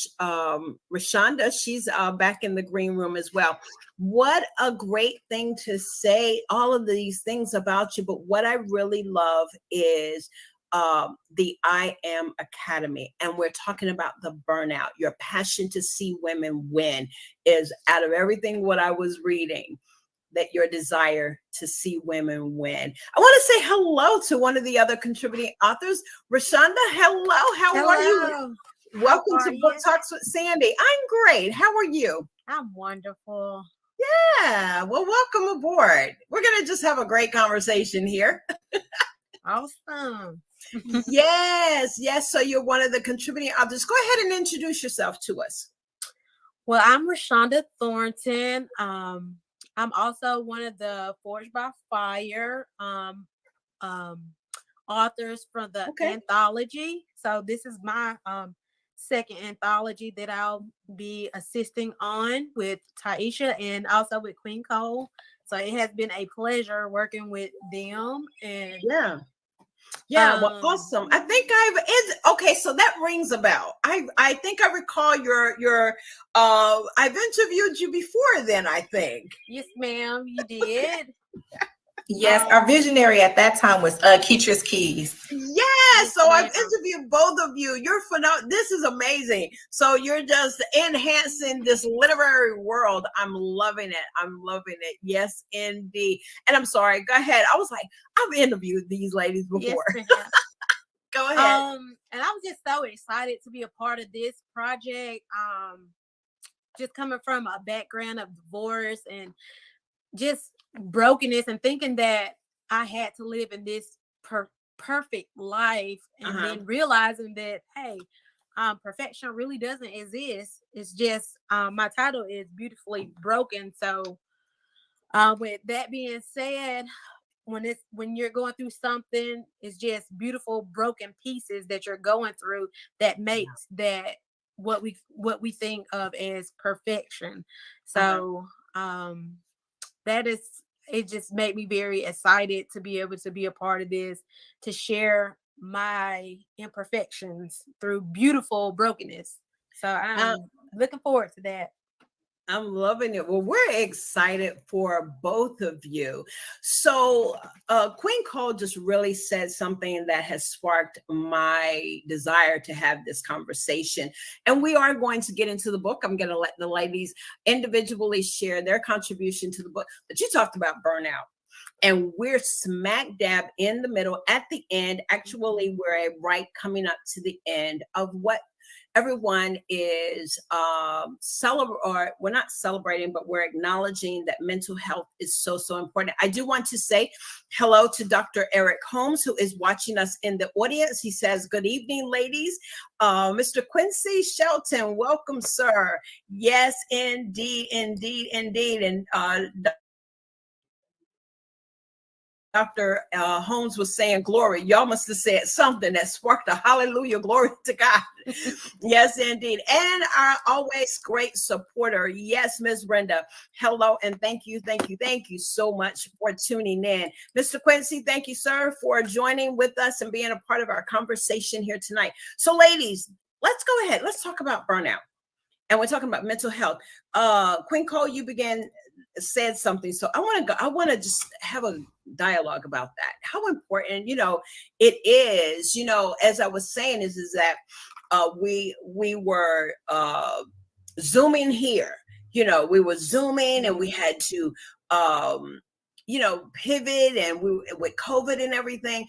And so, you talk about the burnout part. So go ahead, share your heart about that and some things that will help us. Oh, that just the word burnout right there. 2020, I was prepared. I had already started my vision board. I was all pumped up. I'm like, I got 2020 vision. I'm about to just kill this year, right? I was just all pumped up for it. And then everybody knows what happened with 2020. Plans were changed. And a lot of the things I did were outside. They were events.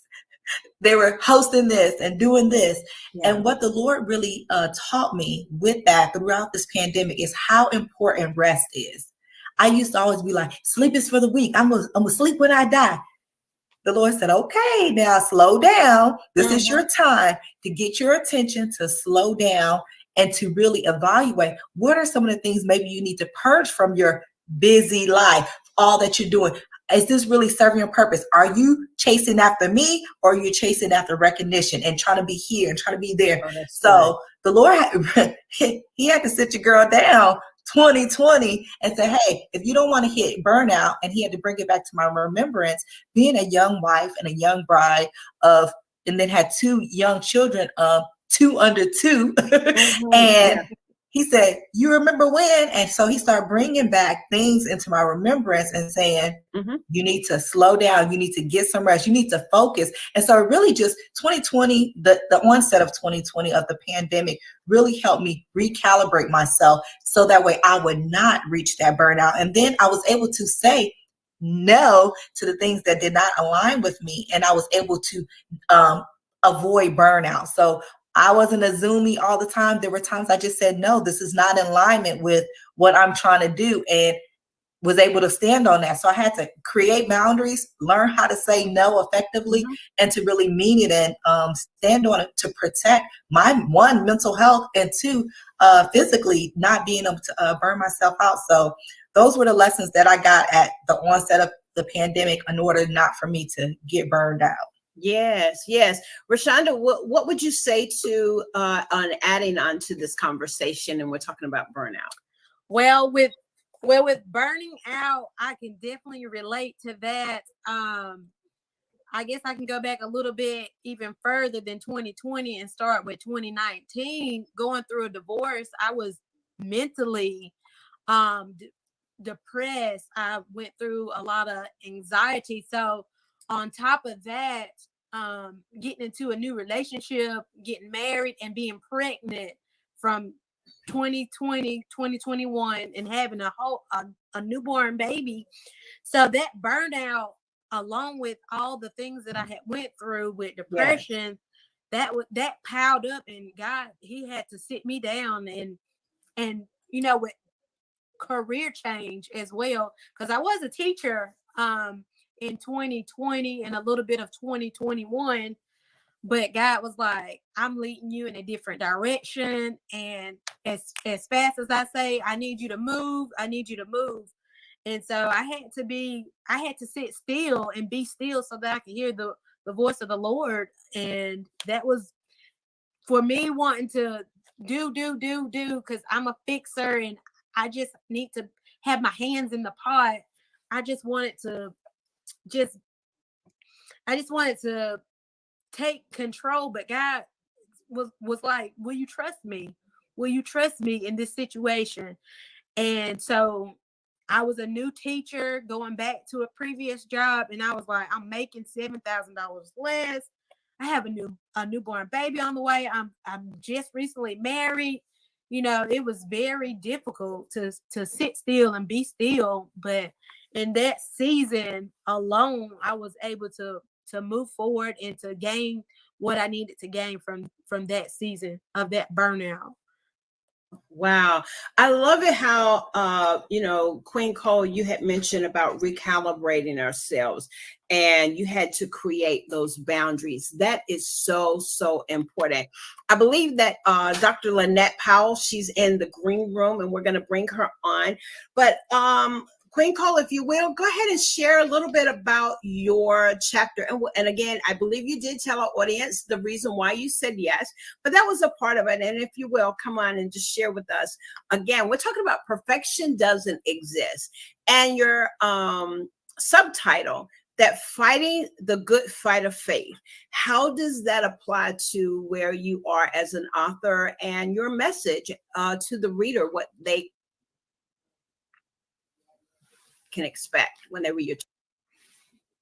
Yes, how it applies to me is that to share your story, to be transparent, is scary. So you have to be able to be moving in faith. And if you're not moving in faith, fear is going to hold you up. It's going to have some blockages coming. So when I saw it, it was very attractive because, like I said previously, is that I wrestled with perfectionism, possibly a lot of my adult life. So my particular chapter is called The Perfect Dinner Disaster. So it deals with me, again, being a young bride, only pretty much knowing how to make breakfast as a as a specialty. And I attempted to make a dish that the culture likes it a specific way. And I was not familiar because I was reading books, and this is back before Google and all that. So I was getting recipes from the library, printing them out and things like that. So it's very interesting. My chapter, The Perfect Dinner Disaster. You said perfect dinners. Perfect Dinner Disaster. Perfect dinner disaster. Okay, all right. And so, as you were saying, is that both of you talk about being new brides and the expectation that comes along with. It's different when you're dating. It's different when you're cooking his dinner when you're dating and you're the girlfriend or you're the fiance. But boy, when we become the wife, Yes. my sister shared a post. She shared with us, and she's in her honeymoon stage, but we're older. And so she said, I've never met, because she doesn't eat banana pudding. And she said her husband asked for a banana pudding. And she said, I've never made but I said, girl, we as old as we are, you've never made one. And she said, no, I never made a banana pudding. And I don't even like banana pudding. But she said, because I love my husband. And she did. So I have the things that we do once we say I do. Right. And I'm glad that you said that, because this particular dish that I made, I do not like it. I don't even really like, I'll eat it, but I don't even really like it. The things we do for our husbands, ladies in conversation, you all that are joining us for the first time or are connecting in with us, this is Book Talks with Sandy. I'm in a great conversation. We're just having a warm conversation. These are the authors, contributing authors of the upcoming book that is called Perfection Doesn't Exist. I have with me on tonight contributing author Queen Cole and Rashonda. Rashonda, what is your last name? My last name is Thornton. Thornton, yes. And so these ladies, we're just kind of having a dialogue of their contribution to this amazing book. They're I believe you're one day away from your digital promotion. So yes, we are definitely going to be pushing the book, and we're going to be talking about that in just a moment. Rashonda, go, if you will, come on and let's dive a little bit deeper about what we can expect whenever we hear from you or read your chapter. So the name of my chapter is called Beautifully Broken. I have a little quote by Shannon Alder. It says, there's no perfection, only beautiful versions of brokenness. So many of us, we grew up thinking that we were going to be a princess. We were going to live like royalty. We really thought, hey, it's going to be perfect. Everything is going to just happen. I'm going to grow up. I'm going to marry my Prince Charming. I'm going to have a few little children, and everything's going to be all right. Well, my chapter kind of delves into how that thought of being a beautiful, perfect little princess and growing up with this beautiful prince and my wonderful children, how life happened, how I became broken, and doing those broken pieces in my life. There was like a few events such as I call it being deflowered. Another word for being molested or whatever, and going through teenage pregnancy and the different severed relationships, as well as going through the grief of my father. Talked a little bit about how these beautiful broken pieces molded me into what I would consider a new perfection. Not necessarily the word perfect, but a beautiful version of brokenness instead of perfection. So I talked a little bit about each portion of that and how I'm how God allowed each broken moment to form me and to be who he created me to be. And instead of looking at it in a negative way, I was able to turn it into a positive. That is awesome. I'm loving it. I can't wait to read you all's chapter. I want to share with you who this amazing, both of these women are. You all are phenomenal. I want to share because I didn't have a chance to share your bio here. Rashonda Q. Thornton, she is a wife and a mother with a diverse background that makes her passionate in her calling to see individuals, relationships, and families restored. I think that's amazing. She received a Bachelor's of Science degree in psychology in 2015 from Emmanuel College in Franklin, and that's Franklin Springs, Georgia.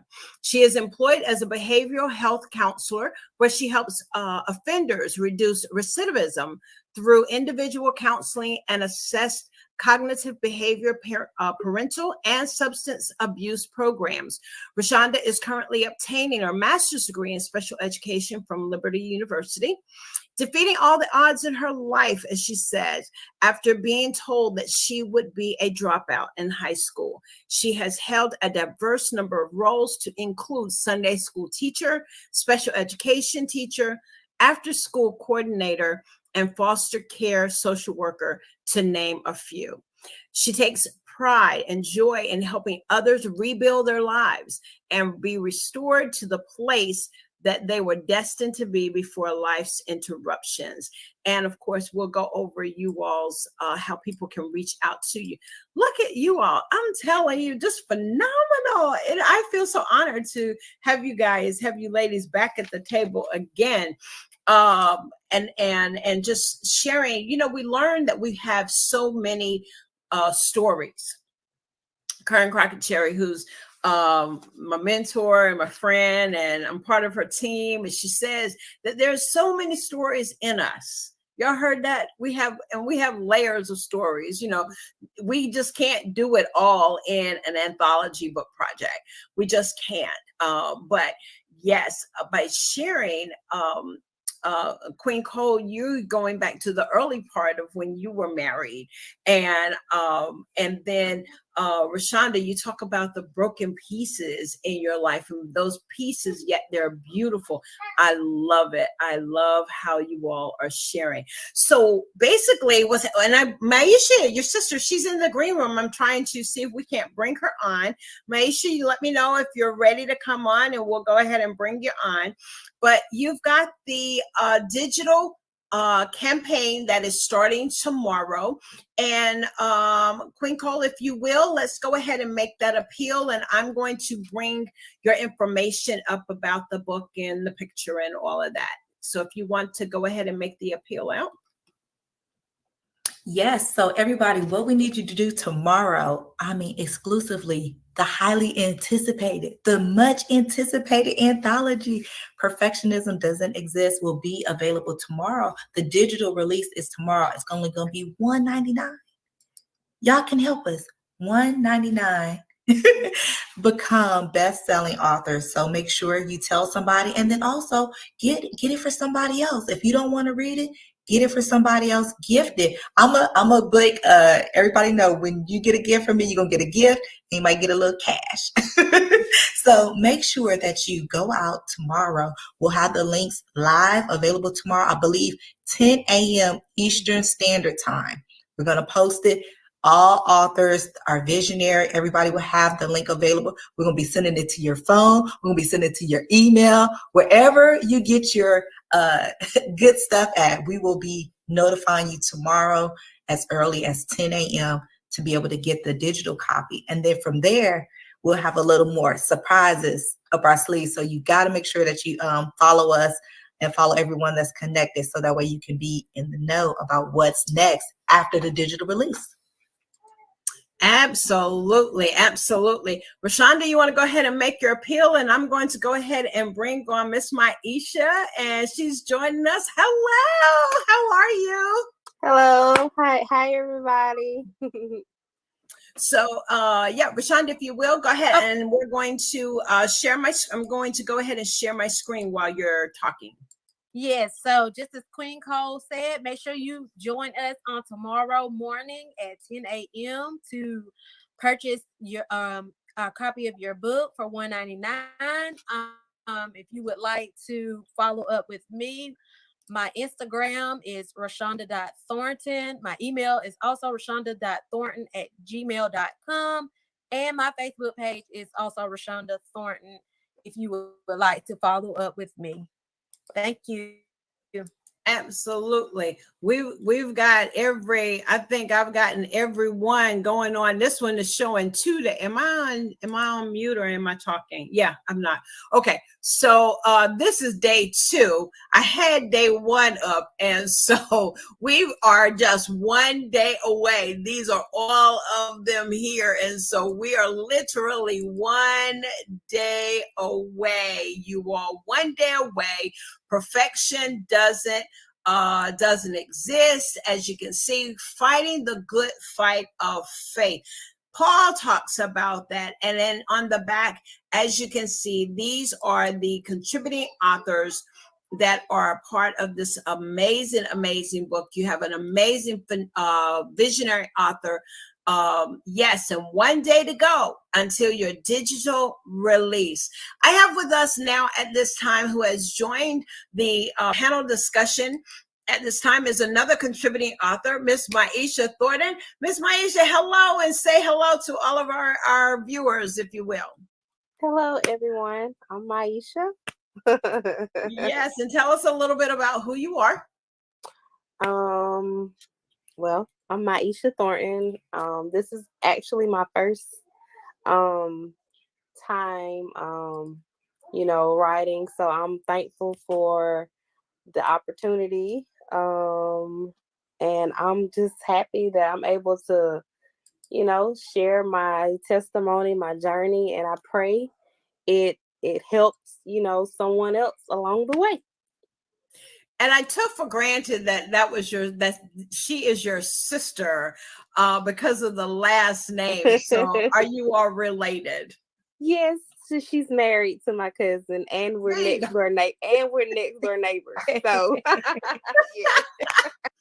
Hey, listen, that's what sisters are, regardless. Okay, yes. Cousin-in-law, in love, right. And all of that. But we're friends. We was friends first, so yeah. Friends first. Yeah. Wow, I love it. I love it. So you're on this journey. And go ahead and share with us. What can we expect to read whenever we grab our book tomorrow or our digital copy? What can we expect to hear from you? You'll get to learn a little about me, my childhood, my journey along the way, and where I'm at today. You'll get to know a lot about me. And like I said, this is my first time, being comfortable with being able to tell my story. And that's why I said, I pray that it is able to, help someone to remember, no matter what you go through, no matter what your journey looks like, perfection doesn't exist, but God. So yeah.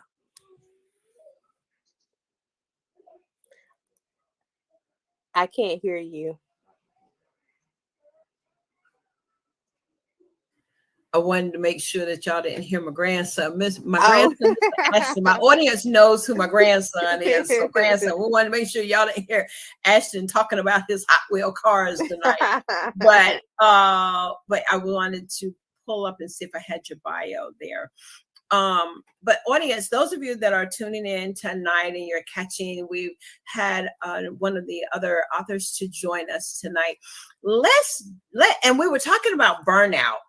We were talking about burnout earlier, and that, has kind of set the tone of our conversation. And as you were mentioning, and I believe each of us, where we've sit, Queen Cole, and Rashonda, who are part of other anthology book projects. And so we have all sat in that place of I believe I'm ready to share a portion of who I am. And so we welcome you on this journey. And you're about to become a #1 best-selling author. You're going to, yes, indeed, indeed. And to God be all the glory. I love the fact that, and of course, we are a Christian platform of Christian women, and there are men that come on our platform as well. But that's what it's all about, y'all. Wouldn't y'all agree that God gets the glory? He gives us the courage to share our story because I believe it's Dr. Sherwood that says our story is not our story. It's not for us. And so someone needs to hear what Maisha has gone through, author Maisha, and someone needs to know what Rashonda has gone through, what Queen has gone through, and all of the others. And they need to know so that they will know that they're not alone. And so when God gave you the yes, how did you feel as you were writing, Maisha?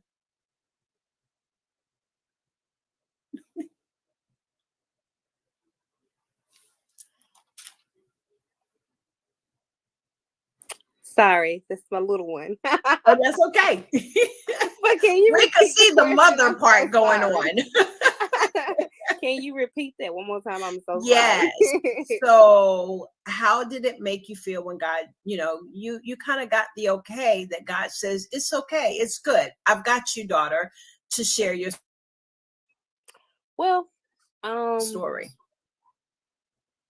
It's kind of like when you have peace about it. Well, I'll be honest. I was like, God, you sure? Like, we all like you want me to tell? Are you sure? And it was just like he was like, it's time. So I was like, okay. And then and Taisha, she asked me, and I was just like, because I had been talking about. I'm like, it's time to tell my story. It's time. But if it had been left up to me, I would have never done it. Right. And so when I was presented the opportunity, I was like, and God was like, yeah.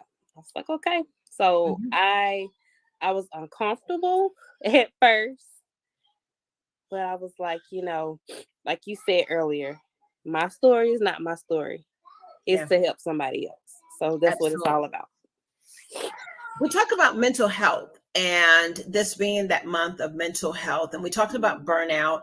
We also talked about Queen Cole really helped us when she shared, actually both ladies that I want to kind of piggyback on. You said recalibrating ourselves.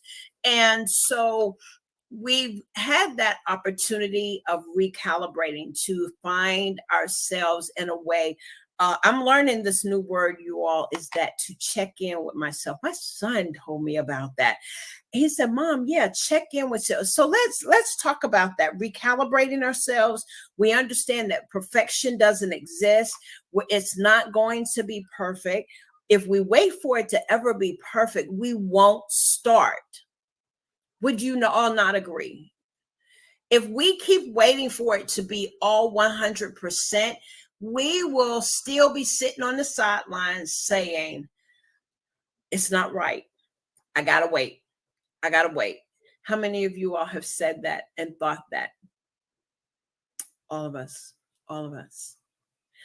And so, Queen Cole, you began to talk about recalibrating ourselves, creating the boundaries. How important is that? And do you talk about that in your chapter as well? In my chapter is we talk about, that's right, because it's about food, you all. It's about her cooking that dinner. The chapter is jam-packed. If anyone isn't familiar with the anthology, you're only allotted a certain amount of words. Yeah. So, you start out with 2,000 words because you're being, in yourself. And it's like, no, cut it down. So as I was going through, it's not necessarily talking about boundaries in it. But what is important about boundaries just in everyday life is that, you're protecting your yes to authentic things that align with you. You're not saying no to yourself, and you're showing people how you want to be treated. Because, you know, raising my kids, at first I used to say, treat people how you want to be treated. But the way I want to be treated, the way Maisha wants to be treated are totally different. So I'm going to treat Maisha according to her boundaries.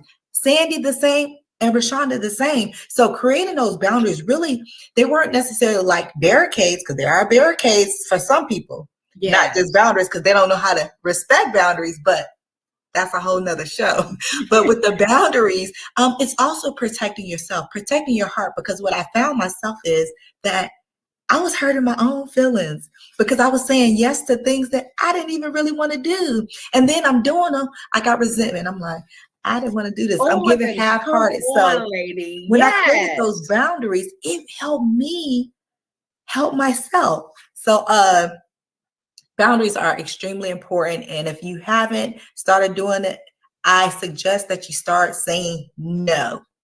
And I had to utilize this first with my children. And I would say no, even when I know my heart is like, I want to do it. But I'm like, no, because I needed practice. You got to practice, and you got to utilize that no muscle. Because once you start doing it, you get stronger and stronger. And then you're protecting yourself. You feel better about the things you do. And you don't have to worry about that whole breeding resentment or not doing anything, you know, half-heartedly. So boundaries are extremely important. I love it. I love it. Rashonda, would you like to go ahead and chime in? And Mr. Quincy says 100. Why you were yes, talking, he was like Queen 100. Yes, yes, yes. Yes, before Pat passed away, one thing that when it came to boundaries, he said, Rashonda, you're just too trusting. Like, you see the good in everyone, and you don't have any boundaries. So I'm not surprised that you are hurt. And he said, I want you to start evaluating the company that you keep and start setting some boundaries, saying no, it's okay. You don't have to put your trust in everyone, and it's okay. And he was just saying, you're the CEO of your life. You know, you can hire and fire people. You can demote people. You just put people where in places in where they're supposed to be. Like you might not, everybody might not can be a manager in your life. Everybody might not can be a confidant in your life. So my dad he really preached to me and taught me to set those boundaries and not be so trusting. And I guess that's what my chapter is pretty much about, not having any boundaries and learning to deal with not having those boundaries and how to help somebody else set some of those boundaries. That's good. That's good. Listen, I'm telling you, we are having such a great conversation. But I do have to take a break because we got to share some great, important information. This is the book tour of the contributing authors of the upcoming release of the book called Perfection Does Not Exist, and Fighting the Good Fight of Faith is their subtitle, with the phenomenal Taisha Brewer, who is the visionary author. And I just want to go back and share our screen here. We're going to add it. And as you can see, we are one day away. So tomorrow, we want you to, as I always tell our audience, y'all know how we do, right? If you got to put a Post-it note up on your head, you want to put it on your refrigerator, you want to put it in your calendar, in your phone, as well as I want you. Do you all have a Facebook page that is of the book, or how can those? Okay, so that's my first question. Is there a page for Perfection Doesn't Exist? There's not a page. No, we don't have a page. Each individual author will be able to post the link on tomorrow. So any 9 of us or the visionary, they'll be able to get it from there. Well, great. They've got a campaign ready. And so if you are familiar with these phenomenal ladies, just look out. You're going to get their post along with the link, and that link is going to direct you right on over to purchasing your digital copy. As Queen has already shared, we're talking $1.99. So what you're going to do is go ahead and sacrifice going to that fast food or picking up even the half a salad. I'm on this health kick, you all. So I'm trying not to eat the burgers and all that, even though I fell off the wagon yesterday. But yes, you do. And you want to not just purchase a digital copy for yourself. You want to go ahead and purchase a digital copy for someone else as well. And here is the key. You have to open up the email in order for them to get the credit. And that's what it's all about. We want you fully engaged. Yes, I know you're going to buy it. We know that you're not just going to purchase one, but you're going to purchase one for a friend. But it's very important that you do go ahead and open up the email so that they will get the credit. And because we're hitting that #1 best-selling category, and definitely category, even reaching numbers in various categories. I want to just share also my screen here. I'm going to remove this one here. And ladies, just if y'all allow me to, a couple of things I need to share with our audience with who our sponsor is. Our sponsor is the Swag Her magazine. I would like to share my screen, and we're going to hear from Miss Fancy, and so she can share with you all exactly what Swag Her is all about. And so we're going to do that, okay? And so if you will just allow me to, let me get back over here, and we're going to hear from this phenomenal woman who is the editor-in-chief of Swag Her magazine. Greetings all, it's Fancy, and I'm the award-winning publisher and editor-in-chief of Swagger Magazine, which is an empowerment and lifestyle publication for the Black community. But did you guys know that we also double as a PR boutique? Yes, we strategically execute brand campaigns for Black women-led businesses, coaches, authors, and girl bosses so that they can receive more visibility and establish themselves as an authority. We do so through a mix of PR, marketing, and branding. If you would like to learn more about our services, schedule a consult with us at swagger.net. Yes, indeed. You want to definitely do that. Swag Her magazine can be found in a digital form.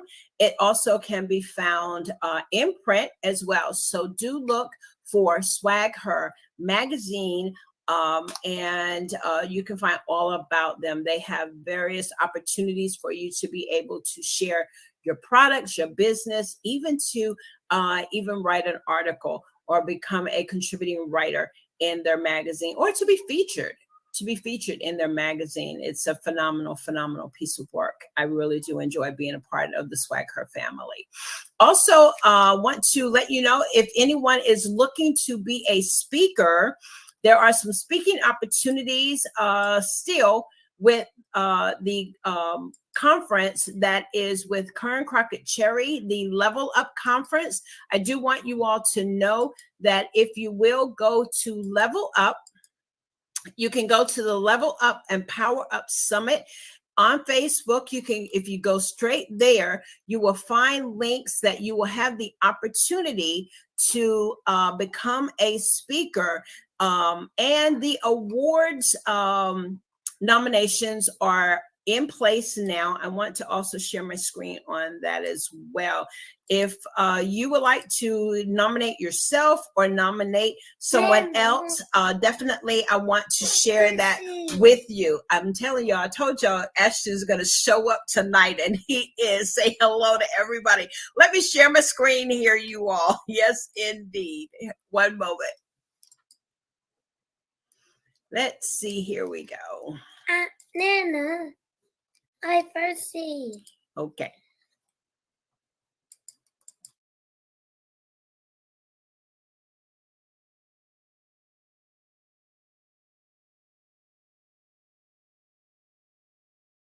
So tonight is one of those nights that we're doing grandparents and parents night here on Book Talks with Sandy for sure.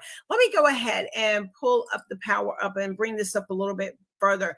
I want you guys to really see this. They are doing Entrepreneur of the Year. That award is out. Oh man. Entrepreneur of the Year. If you can see this, just go to the Facebook page, Level Up, Power Up.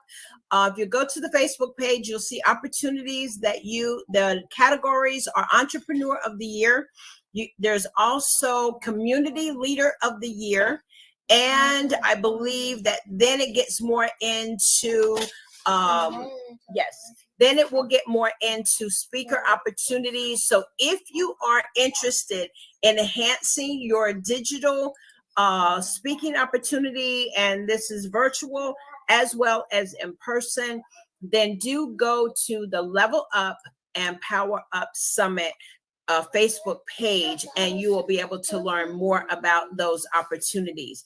What I am going to do at this time is I normally step back and let these authors have a few words to say individually, and then I will be back, and then we will be ending our broadcast. Okay. All right, Queen Cole, I'm going to start with you and each of the ladies, and as she shares a little bit, and just make her appeal to you here in the audience. All right. Well, first of all, thank you, Sandy, of course, for always being on. I appreciate you. I appreciate you sharing this platform with us and helping us to continue the good work. I mean, this is what the Lord really wants us to be able to share these messages and collectively help each other move forward. But the final thoughts that I have are, you were born to be real, not perfect. You were born for such a time as this. And if you go back to the book of Esther, chapter 4, verse 14, when it says you were born for such a time as this, you were. This is life. Just like grandbaby came in, baby came in, this is real life. This is nothing where it's perfect. Life is imperfect. And I just encourage you to just continue to be real and not to be perfect.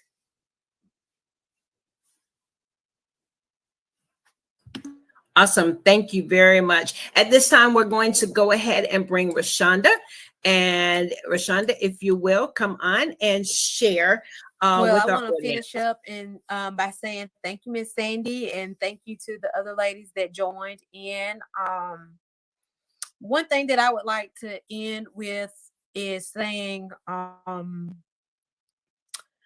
when it comes to life, it's okay to not be okay when it comes to being perfect. After all, it's the Lord's plans that will prevail. So be okay with when things doesn't go your way, when things that you've planned out, it takes a different turn in life. Be okay with that, and continue to look and listen and get before the Lord so that you can hear the next steps in life. Thank you. You're very welcome. Thank you so much. And now we're going to hear from Miss Maisha, if you will. Again, Miss Sandy, for sharing this platform, and I kind of want to piggyback off of what Rayshonda said about the plans, and I want to end with my favorite Bible verse, which is Jeremiah 29:11, which is, "For I know the plans I have for you, declares the Lord, plans to prosper you and not to harm you, plans to give you hope and a future." That is my go-to scripture, because we have things that we want to go our way, but sometimes that's not in God's plan. So yeah, I just want to end with that, and thank you again.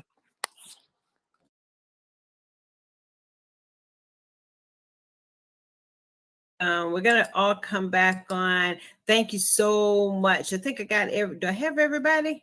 I believe so. Rashonda, you with me? I think I lost you there.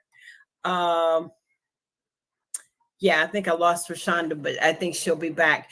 Listen, I want to thank these phenomenal ladies. I want to thank your visionary author. Yes, Miss Taisha. Thank you, thank you, thank you.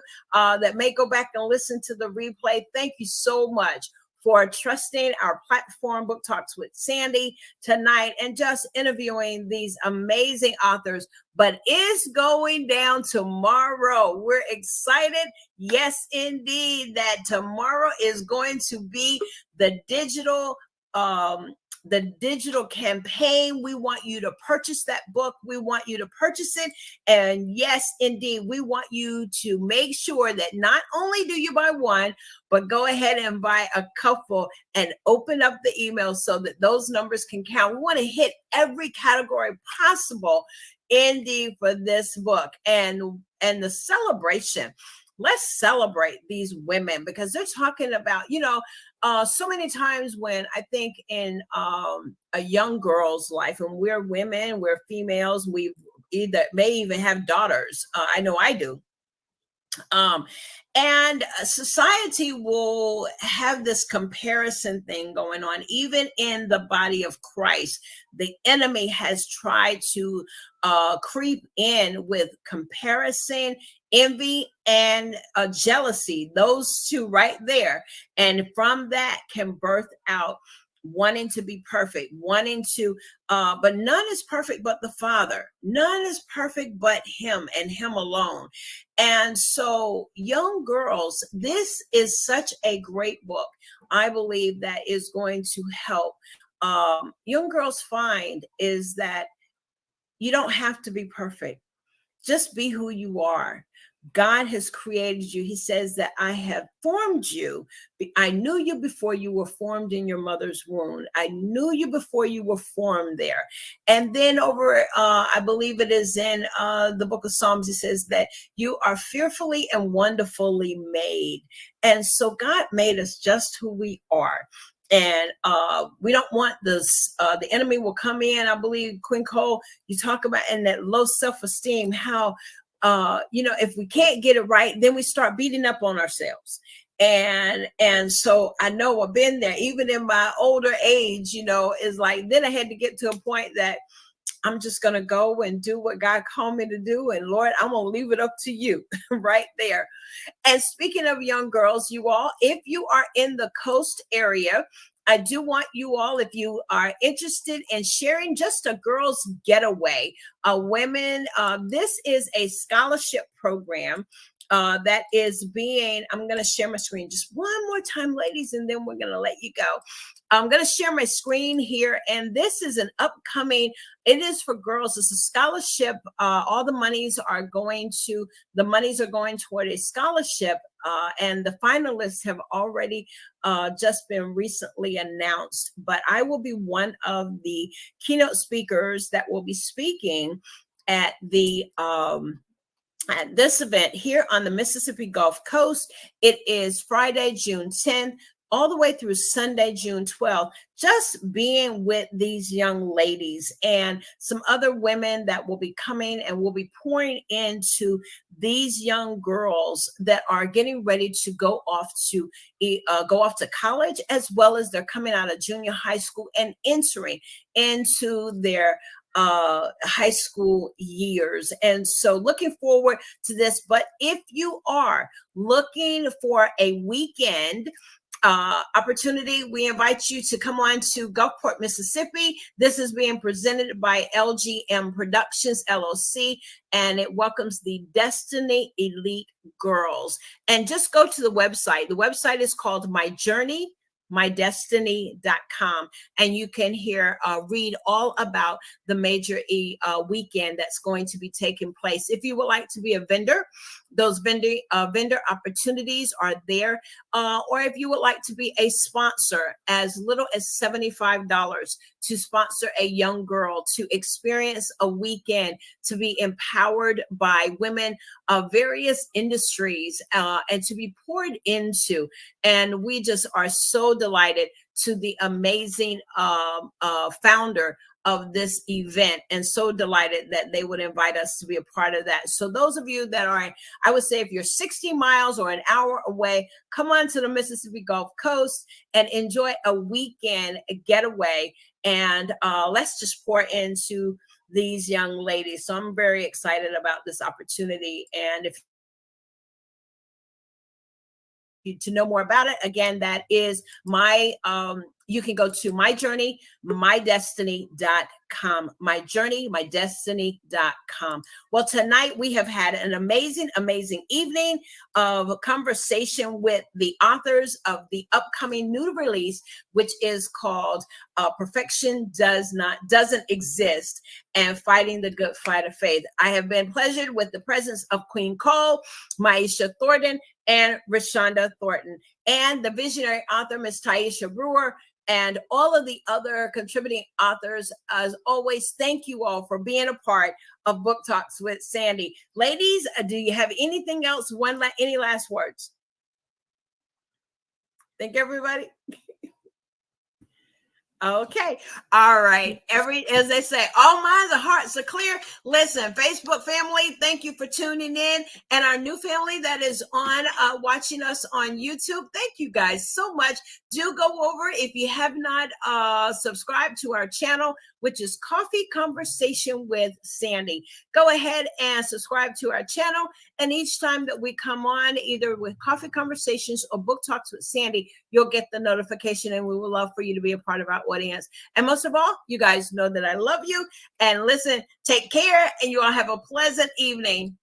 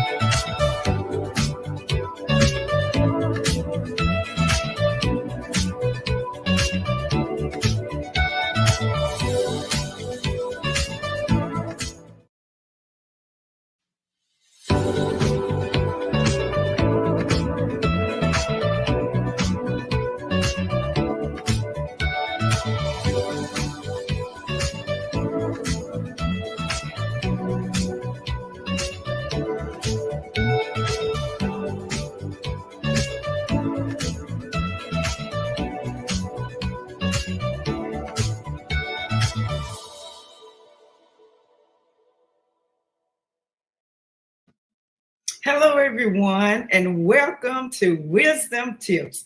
I am so glad to see you today. I have an exciting topic I want to talk about that we need to all continue to learn about, because it's one of the most important attributes that you can have. Today's episode, we're going to talk about unconditional love. Yes, unconditional love. The kind of love that's unconditional, that does not expect anything in return. We're going to be talking about that today. So I want you to share this broadcast with a friend, someone that you know that needs to hear this broadcast. And don't forget to hit the button, the notification, so you'll know when we come back with other content that you can enjoy. So let's get started. But before we get started, we know we always tell you, that wisdom is the principal thing, and all that get an understanding. We're here to drop pearls of true wisdom so you can live a victorious life. So again, today's topic is, how can you live and love unconditionally? This is the wisdom that I want to talk about today. It takes wisdom to love unconditionally. The type of love that doesn't expect anything in return, as I said when it first started out. I just got to say that again. It's the kind of love that you don't love someone because you want them to do something for you. You don't love someone because they've been kind to you, and then all of a sudden something happens, the ugly happens, and then you mad and you upset and you just walk away. Well, that's not the kind of love I'm talking about today. I'm talking about that unconditional love. You know, the world system influences us a lot when it talks about love. They think love is just giving you a box of candy, some roses, and somebody kiss you on your cheek and tell you that they love you. You know, people tell you all the time they love you, but when you need them, sometimes they don't be there. So is that really love? Come on, let's talk about it today. We don't want to have that negative type of love, you know, the self-centered love, the kind of love that's about me, all about me. I'm doing me. You've heard people say that, I'm doing me, no, that's me, and that's not you, let me be me, you be you, those type of things. And then also it's the type of love, the world identifies with. It's the type of love that walk over you to try to get a position. And it's the type of love that it's really all about them. They'll be your friend for a while, then all of a sudden, when they want something, they're going to just step away from you because they're mad and upset because they can't control you. That's not the kind of love that I'm talking about. I'm talking about the kind of love that is, kind, the kind of love that's compassionate, the kind of love that, will tolerate your mess, when you go the other direction. Sometimes you can offend somebody that you love, and if they really love you, they're not going to just walk out on you. They're going to just tell you, you know what, you was really acting ugly the other day, but I love you anyway, but you need to get your act together. Yeah, that's the kind of love that I'm talking about, the kind of love where we can have friends, we can have co-workers, and maybe even our spouse, of our children, they just take stuff from us when we get upset and overwhelmed, and we act ugly. We have that ugly face, and we slamming doors, and we're blessing everybody out. But you know what? They still love us. That's the kind of love we're talking about. We're talking about the kind of love, the focus that I want to talk about of this kind of love is unconditional love, which is really, I'm talking about is the agape love. Yeah, that agape love. That's the kind of love Jesus had, the kind of love when he died on the cross for you and for me. That kind of love that takes all of our issues and circumstances and situations out, when we're in our ugly place, when we do things that we know the scripture is telling us not to do, and we're doing it anyway. That's the kind of love. And did you not know that's the kind of love that God wants us all have? That selfless love, that complete love. That agape also means unconditional. And that's why we're talking about it. We're talking about the unconditional love, which is agape. But you know what?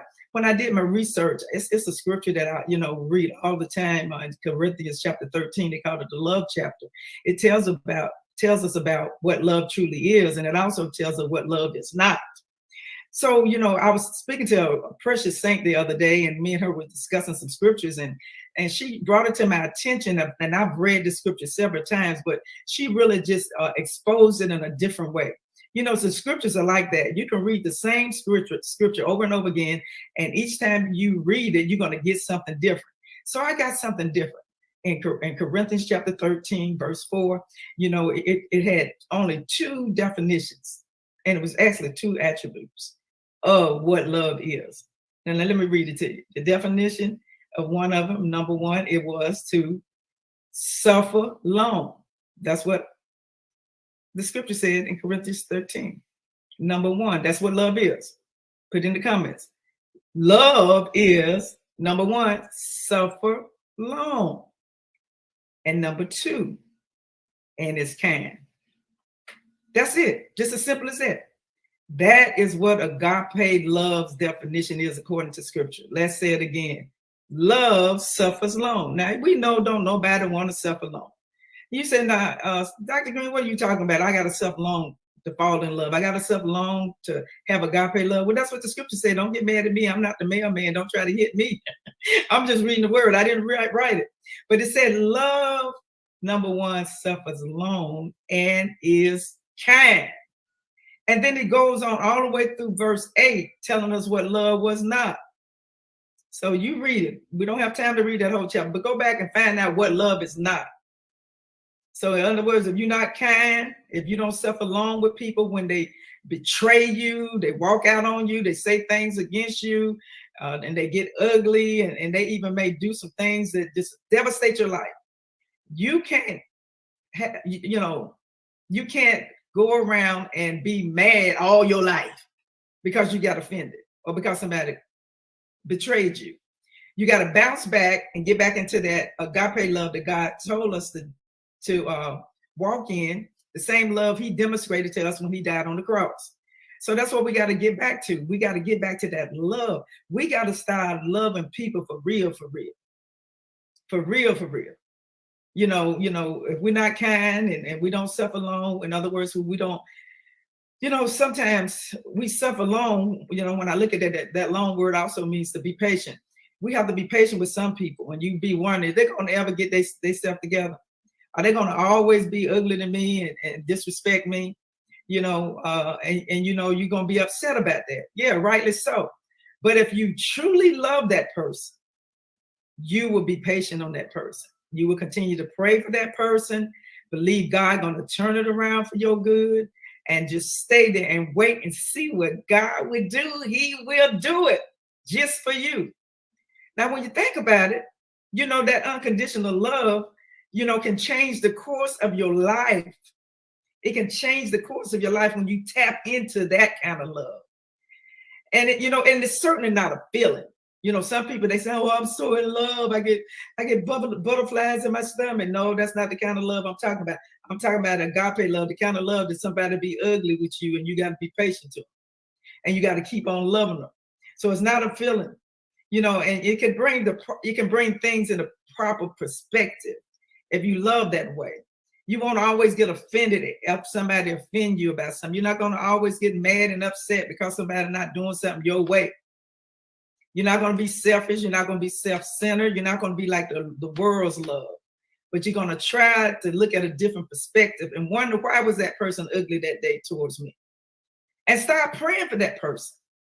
And just keep asking God to help you have that agape love. The disciples told the Lord one time when he told them to forgive several times, he told them, they said it to the Lord, "Lord, help our unbelief." You mean I got to forgive somebody that many times? Yeah, that's what God is telling us. We got to forgive.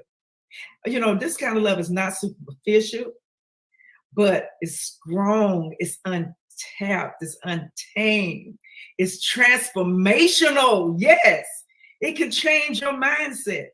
It can change the whole outlook on your life when you just start loving people regardless of how they treated you.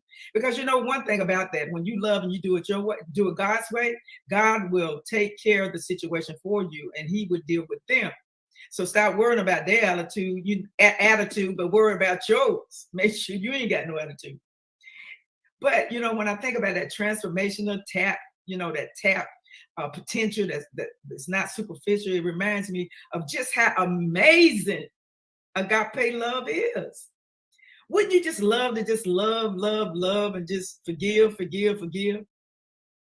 No, I heard you, because it's hard, isn't it? Oh yeah, I know it's hard. It's hard for me too. When my daddy killed my mother, it was hard for me to forgive him, because he not only killed my mother, but he took my whole family away from me, my sisters and brothers, because we had to be separated into different homes.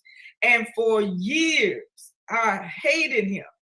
And I was full of the Holy Ghost, baptized in Jesus' name, going to church every Sunday, doing all I knew to do. But God said, no, you got to get yourself together. If I forgave you, you got to forgive him. And as a matter of fact, if you died tonight, you going to hell. Now, that's what the Lord told me. I don't know about you, but he told me. And he taught me about love. That's why I wanted to talk to you about this, having wisdom to have enough love to know that the trick of the enemy wants you to be bitter and angry and have an unforgiving spirit. But God wants us to turn it around, because his ways are not our ways. His thoughts are not our thoughts. So we got to act different than the world acts, and different even the way we think, the way we act, even in ourselves. Walking around with bitterness for years, being impregnated with bitterness and anger, and won't forgive anybody. That ain't no kind of life. You know, I always, when we close, we often say, we ain't got time for no tears and fears. In other words, we ain't got time for you to be crying today. And we ain't got time for you to be scared about anything. Because God didn't give us a spirit of fear. And he didn't give us no spirit to be crying all the time anyway, unless you crying out to him. Hello. We ain't got time to be getting somebody, trying to get somebody to feel sorry for us. We ain't got time for all of that. So we ain't got no time for tears or fears, because we got too much to do in the kingdom. We got too many people we want to love, we want to pour into. We want God to transform us by the renewing of our mind, so we can be a better person, so we can change this world upside down, because people are not talking about love. They're not talking about forgiving. But you know what? That's what I do. That's what I specialize in. They call me the forgiveness coach, because I know how to help you turn it around for your good, and you'll end up loving your enemy. Oh yeah. Wow. How did I do that? Because I had to do it first. When the Lord told me to go find my father, I went and found him. I was in Atlanta, Georgia. My husband was in law school. And I was in a big mega church, you know, and was loving every moment of it. God was just blessing us. And I was so excited about my newfound life of knowing Jesus. And when God spoke that to me, I asked my husband, take me back to Charlotte. I've got to find my father. I found him. And some of you all know the story, but some of you don't know it. So I'm going to talk about it tonight, okay?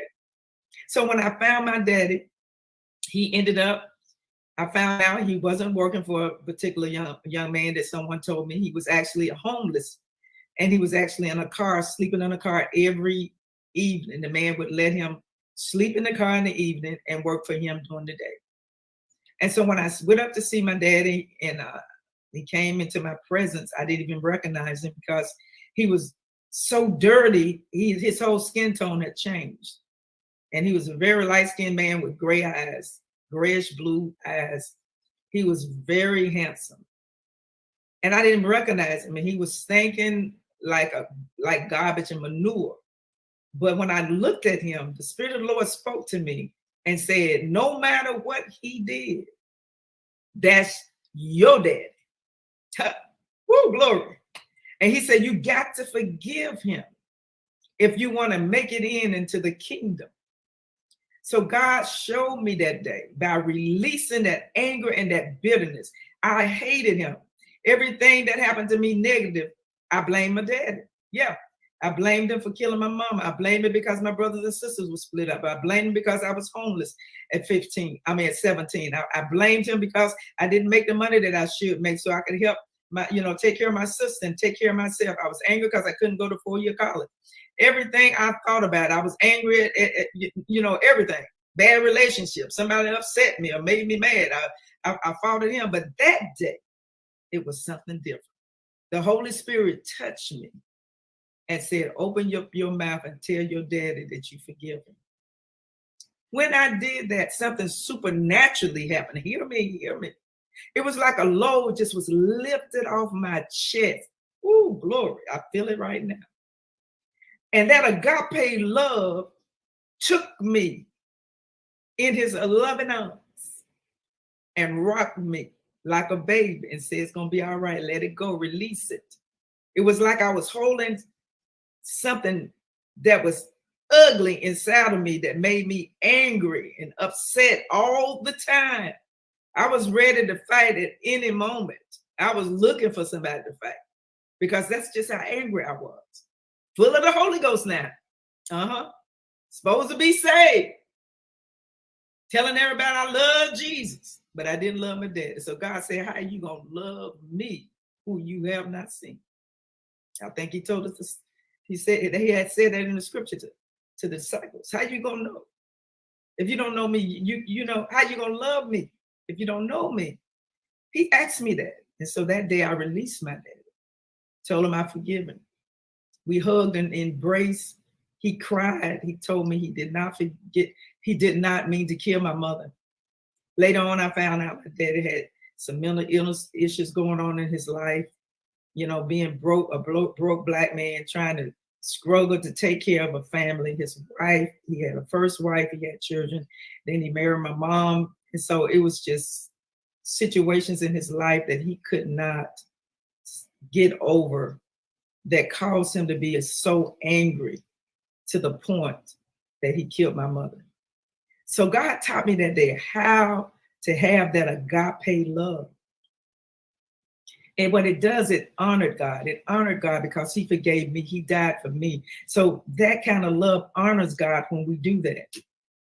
So if we love and we forgive and do it God's way, that's like saying, God, I love you. Thank you so much for loving me. Thank you so much for dying for me. It was in the Bible, all through the Bible, from the New Testament to the Old, from the Old to the New Testament. God showed us his priority on love, despite what we went through or what we've done. God has always forgiven us. You know, it's a word in the Bible called grace, unmerited favor, which means that's unconditional too. Unmerited favor simply means you didn't deserve it, but he forgave you anyway. Oh, I'm talking good. Somebody ought to put it in the comments. Somebody ought to get this and tell somebody about it and share this. We need love. You know, when I was in the world, it was a singer. I can't think of her name, but she was singing a song that said, what the world needs now is love, sweet love. It's the only thing that there's just too little of. And that's what we need. It's just too little of it. We have superficial love. I love you long as you love me. Long as you do what I ask you to do, I love you. Long as I can control you, then I love you. But that's not kind of love that God wants us to have. He wants us to have that agape love. That love is unbridled, freely given, sees the big picture, and extends itself to others. Just like a mother. You know, most parents, when they model love to their children, it's through what they do for their kids. Mama would sit up all night rocking their baby with a fever. My second born, he had asthma. And when he would get sick, he couldn't breathe. So I would have to walk and pray all night long till he was able to get his breath. Why did I walk all day long? Because back then I didn't have the money to go run to the doctor like we got now. We got some good insurance now. We can do that. But I had to depend on God. When the baby is first born and the infant comes home, the mother has to get up every 2 or 3 hours to feed that baby. No problem. She the mama. She loves it. Baby gets sick. You have to stay home from work. You lose that little bit of money that day because you had to stay home because your baby was sick. Right? Yeah, I know what I'm talking about. You wipe their nose. You change their diapers. You clean their knees when they run out and they get hurt. You bandage them. You love them. You're rocking them. And then they get ready to go to school. You go to school. You take them to school. You pick them up. You make sure they're being educated. That's that kind of love. That's that agape love that a mother's has for a child.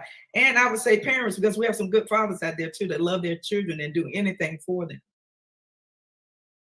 And as the child grows up and he starts developing and he starts changing where you can't control him and you can't protect him and he becomes a teenager. No matter what that child do, you're gonna take up for him. I've had parents in my daycare center and in my school that would stand up and tell me I was lying when I would tell them something their kid did. You lying, my child didn't do that. And they would fight to the end for that child. And they know that child is bad at home and disobedient, but they will not admit it. That's God. He knows that we're wrong a lot of times. He knows that we have sinned and we've done things we had no business doing. But the Bible said when we go to him and we confess our sins, he will forgive us of our sins. And there's another scripture that says he throws it in the sea of forgiveness. He don't even remember what we did. Somebody ought to shout hallelujah. That's that agape love. Just like that parent had. That child can grow up and get on drugs and get put in prison and cuss them out and steal from the mama and the dad, take their money, cuss them out, even hit them, beat them, whatever. As soon as that child need help, the mother and the dad opens the door for that child to come back in. Now, wouldn't it be wonderful if we all that had that kind of sacrificial love? We wouldn't have the divorces that we have. We wouldn't have domestic violence. We wouldn't have people breaking up and tearing up families, and every family member is going from one direction to the next. Some of us wouldn't lose our job if we had the love that we're supposed to have. That the power of love is the same power that a mother has for a child. That's what God is talking about. The virtue that they have. They're very unselfish, because whatever their child wants, they'll work 2 or 3 jobs to get that child them tennis shoes they want, or to put that child in sports, no matter how much it costs, because you want them to be a Michael Jordan, and you work 2 or 3 jobs so they can do it. That's the kind of love I'm talking about. Now, God wants us to have that kind of love for everyone. Yeah, and it's hard. I know it's hard. But you know what? You can do it. You can do it. If you just let God work it out in your favor, He can do it.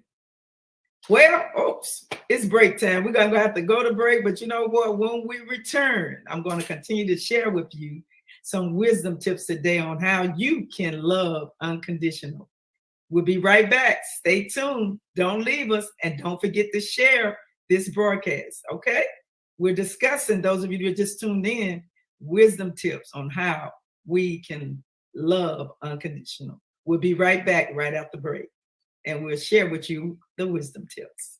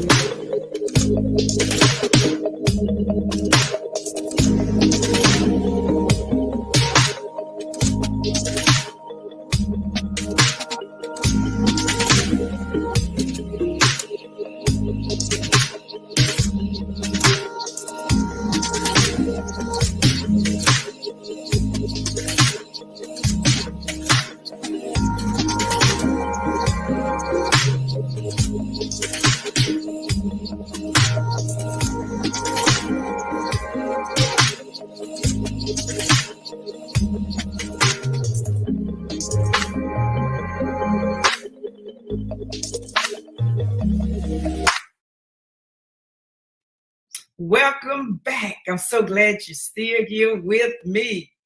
Now, those of you that's just tuning in, we were just talking about unconditional love. How can I get wisdom enough to love my enemy, to love those that have persecuted me and said all evil against me unrighteously? How can I do that?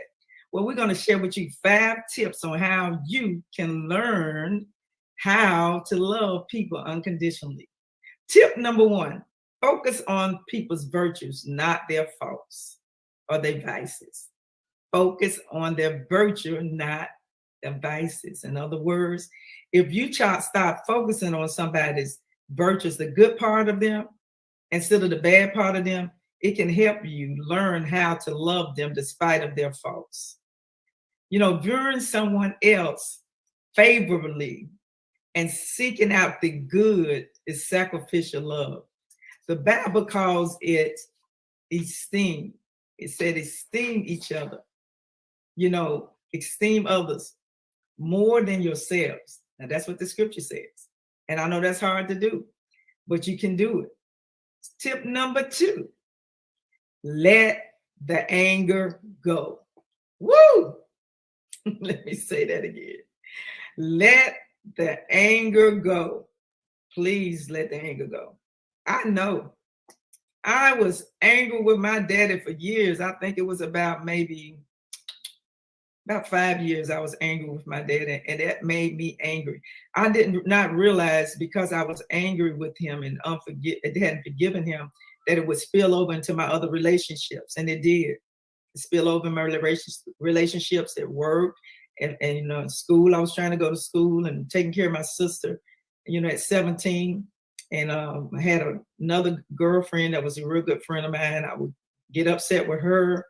And it's because I was just angry. I had things, sometimes I was like, you may identify some of you, happy-go-lucky, and, just loving everybody. And it could be just one little incident. I would just flip. And it was like I was a different person. When I would get angry, I would like see red. I was just go in a rage and I would just throw stuff. If you were somewhere near me and you made me mad, whatever was sitting next to me, you might get hit in the head. So I was angry and I was never happy. I tried to fake it till I make it, but I was miserable. So with me being miserable, I took the alcohol. And it was just a vicious cycle because my mom and dad drank alcohol. My dad was an alcoholic. My mama was an alcoholic. So I started drinking. And then I started smoking them no-name cigarettes. Y'all act like y'all don't know what it is. It's legal now, but back then it wasn't legal. And I don't do that no more because, see, I'm still kind of got a little bit of crazy in me. So I don't know what that stuff may do. Plus, I'm saved for real, for real. Amen? So get rid of the anger. Let it go. Let it go. Let it be done with. Let the strife, the vainglory, and all that be gone. Just let it go. The next one is strife. Let the strife go. Stop trying to figure out what you're going to do to them because of what they did to you. Let it go. Keep on the unconditional love wagon and you'll be all right. Number 3, be considerate of others. The Bible says, esteem others better than yourselves. That's Philippians chapter 2 and 3. So that's hard to do sometimes because we always think about ourselves. And God know that we're very selfish. We're born like that.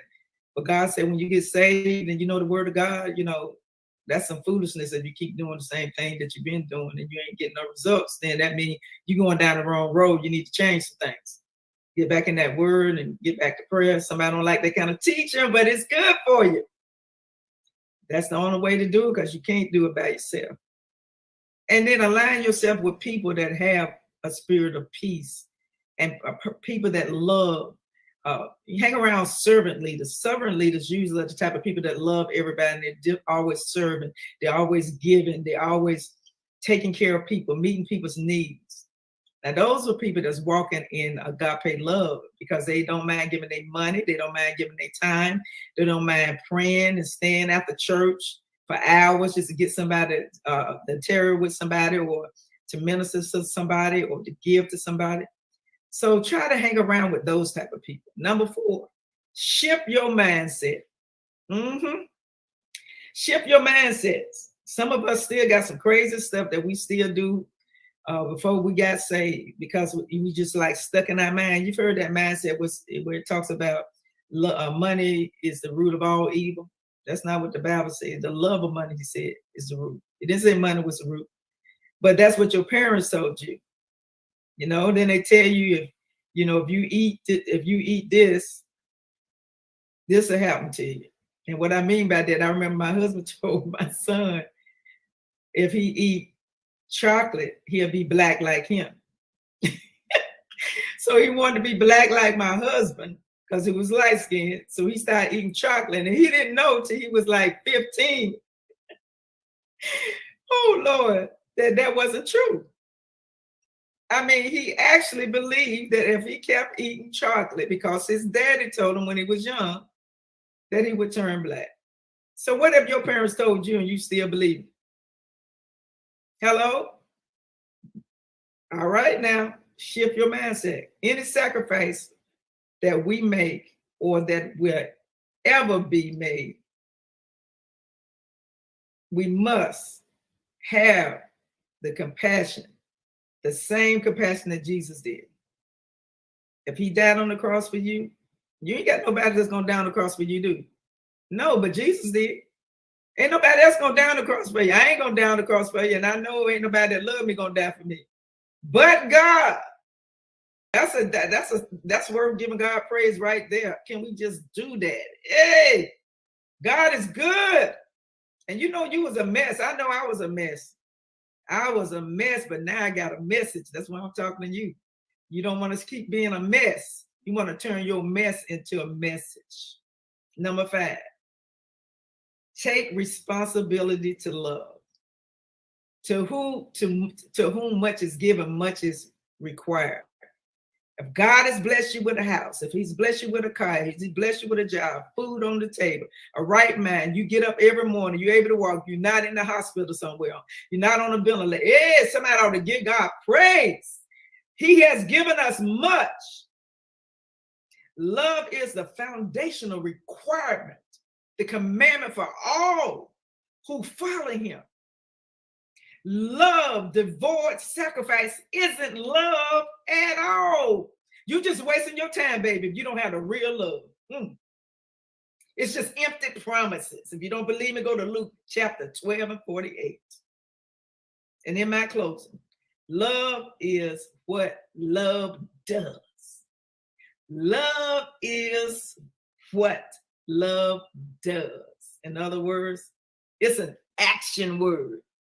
So why don't you go ahead and love somebody to what day? Dry them tears, take that frown off your face. Somebody want to see your teeth. They want to see you smiling. They want to see you happy for a change. And can't nobody do that but you. You got to turn it around. God ain't going to just drop it on you. You got to do some work. Just like you have to get up and brush your teeth every morning, you got to get up and put some positive things in your mind every morning. Because your mind will do whatever you tell it to do. And whatever come out of this, you'll get it too. So watch what you speak. Watch what you say. Watch how you treat people. Because that same thing you do to them gonna come right back around, right at you. That's what we say in the country. Yeah, I'm a country girl. Moved to big time Charlotte, North Carolina, where my parents did. But I still got a little country in me. And that's why I talk like I do. And not ashamed of it. All right now. So don't forget, love unconditionally. That's what we got to do. And in my closing, I want to remind you, subscribe to my YouTube channel so others can see it. I know we say this every broadcast, but that's very important. I want you to subscribe and continue to tell others about it so they can be blessed as well. And join us again on next Thursday, every Thursday Eastern Standard Time, on Facebook and YouTube. And you guys that's on Facebook, come on, like it, share it as well. We really appreciate y'all. We love y'all. And be sure to like my channel as well. I certainly would appreciate it. And remember, we ain't got no time for tears and fears. Because what? Wisdom is the principal thing. And in all that get an understanding. And we'll see you next week. God bless you. We love you guys. Thank you for joining me. Love you. Goodbye.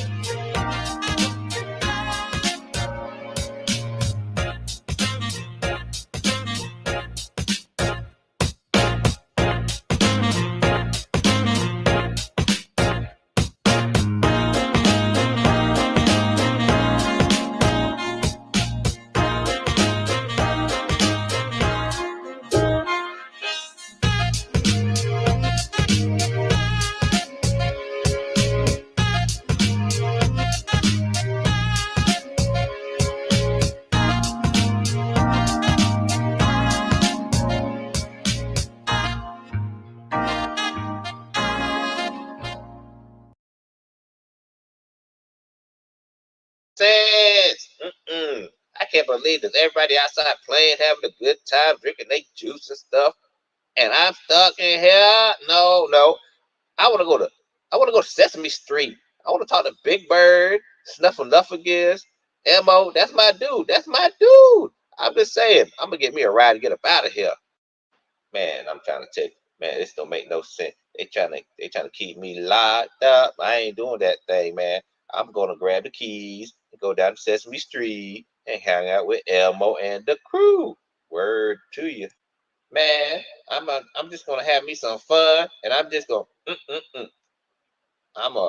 Everywhere. I'm gonna be balling up in here. Watch this.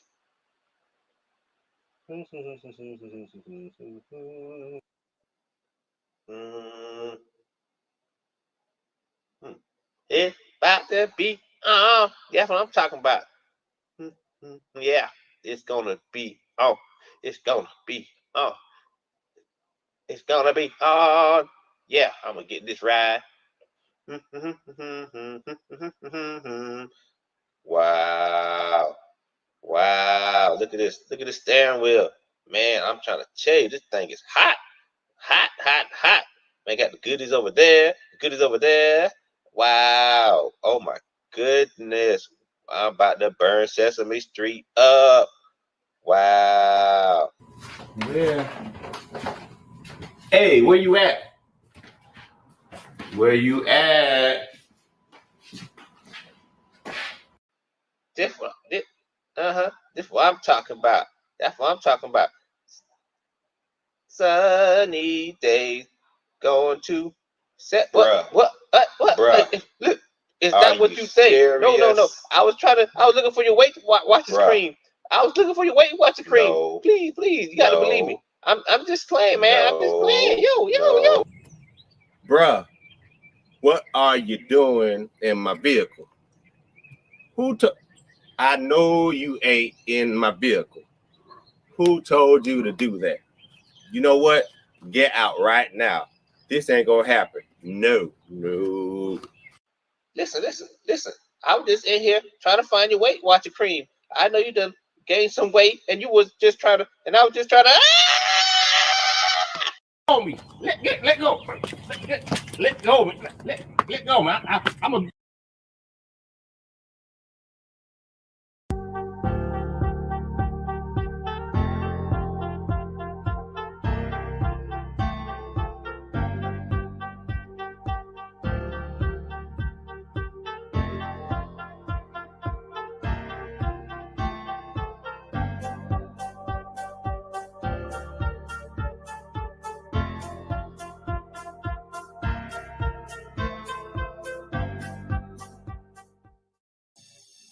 The Vera Thomas Show.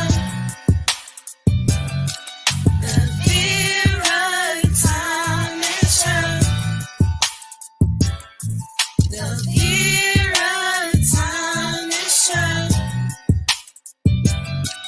The Vera Thomas Show. Let's talk about it. Let's talk about it. Let's talk about it. Let's talk about it. Let's talk about it. Let's talk about it. On the field. Hello. As usual, I am so excited. This is the first time that I actually have an actor on my show, and I am just elated to have Terry Quintera here with me today. How are you? I'm all right. Hi, I'm doing good. How about yourself? I'm good. I'm just so honored that you're here with me today. And what I'm going to do is take a few minutes and read your bio. Now, if I read the whole thing, it would take the whole show. So I'm not going to read all of it because I want you to share much of it yourself. So let Yes, me ma'am. pull it up and share about actor Terry J. Quintero more. Got his 5 to 10 minutes of fame when he auditioned at the Sugar House Casino in Philadelphia for a role in The Young and the Restless casting call. To much of his surprise, after his audition, he must have done well enough to, in reenacting a small monologue, that he was approached by Philadelphia's CBS local station and who was watching him perform. Miss Alexandria Hoff, a reporter from CBS Eyewitness News, Channel 3, she asked Mr. Terry J. Quintero Moore to play a small role with her. And so Terry and Alexandria created their own monologue, and they were on live TV. No time to practice. Mr. Quintero Moore showed the world that he is an extraordinary actor who acts immediately on the spot by doing improv. With Terry humble, charismatic personality, he is definitely on his way to becoming a trailblazer who is acting skills is immediately recognized for his talent as an upcoming actor. Now, he is not only an actor, but he is also a model. And his debonair looks and humble ways can stop traffic from any nationality, women who have shared this to him personally, like fans, friends, and loved ones, Terry, he would say. And then he's going to tell us how honored he is to be recognized. But not only is he an actor and a model, but he was crowned the Philly champ celebrity. I'll let you tell that too. So, without further ado, I am just so excited to have Terry Quintero Moore here with me today. And so I am going to give you the floor and let you just kind of share your journey from growing up to now. And how did you get into acting? And just tell us about you. Well, first of all, thank you for having me on this show. First and foremost, um, how I got into acting, and I don't want to say I got in it on accident, but it kind of seems that way. And what I mean by that is I grew up doing it. I was doing it in the church. My grandma used to put me in these plays. I used to hate the plays. If it wasn't church plays, it was a school play. And I always say to myself, maybe her and God had a vision, about me doing this. And how I got into it, actually started planting my feet down into it was I would have friends and family, even strangers would say, you're okay looking guy, you should try this, you should try that, and whoop de whoop. So I was like, you know what, maybe I should take a stab at it. And I started out doing a little extra work, just to get my feet wet. And kind of built just to build my confidence level up. Started doing local theater plays, and then as you said, I was doing the small independent films, and then once that when I did that audition for the Sugar House Casino for the Young and the Restless, things just kind of skyrocketed, and then that bled into me getting into the boxing and the martial arts, and everything kind of came fast all at once. And being that I was so hungry for this, and my gift, as they say, God give you a gift. If you don't use it, He'll take it. So I just, what, and I was actually trying to get rid of this gift, believe it or not, to be honest with you, but it just kept coming back in my lap. So I was like, all right, you know what, this is what I'm destined to do. Why not do it? So that's what landed me here. That's what landed me in the movie, award-winning movie, multi-award-winning movie, Snow Black. And that's just not just that. Just movies, just meet and greet people in this journey. So and it's funny because Scripture also says your gifts will make room for you, and so it's very clear that God gave you this gift as a child. And I don't know, have you taken any acting classes or anything like that? Or I mean, I took one it was like little small. I mean, I took it for maybe about a month, but it wasn't nothing that it didn't feed me. Basically everything that like one of the guys that were there was one of the acting coaches. He was like, bro, I don't really know. He said, I'm not saying I'm and this is let me say this disclaimer. I'm not saying don't go to acting classes. I'm saying go because it does sharpen your skills. I don't care who you are. But me, it was something that it was just like in me. Natural. Yeah. Yeah, I could remember the lines just like that. I could bring it to life. And so the month that I went there, you had people. I was scared because you had people that were remembering whole sheets of dialogue, uh, but they didn't bring no feeling to it.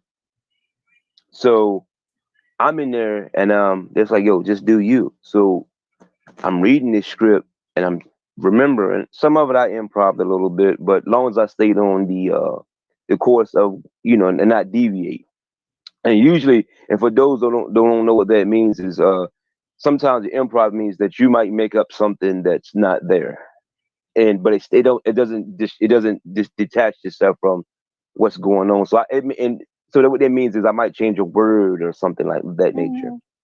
So I brought the feeling, and I'm like, one of the coaches was like, man, you really don't need to necessarily be here. If you want to sharpen up your skills, that's fine. But they was like, brother, like, you're remembering things in 15, 20 minutes. They take some of these guys 2 or 3 months to remember. And then not only that, you're bringing it. And that's where a lot of the people got caught up with. It was like, oh, as long as I remember the lines, I'm good. I'm like, no, you have to bring some personality to it. Emote.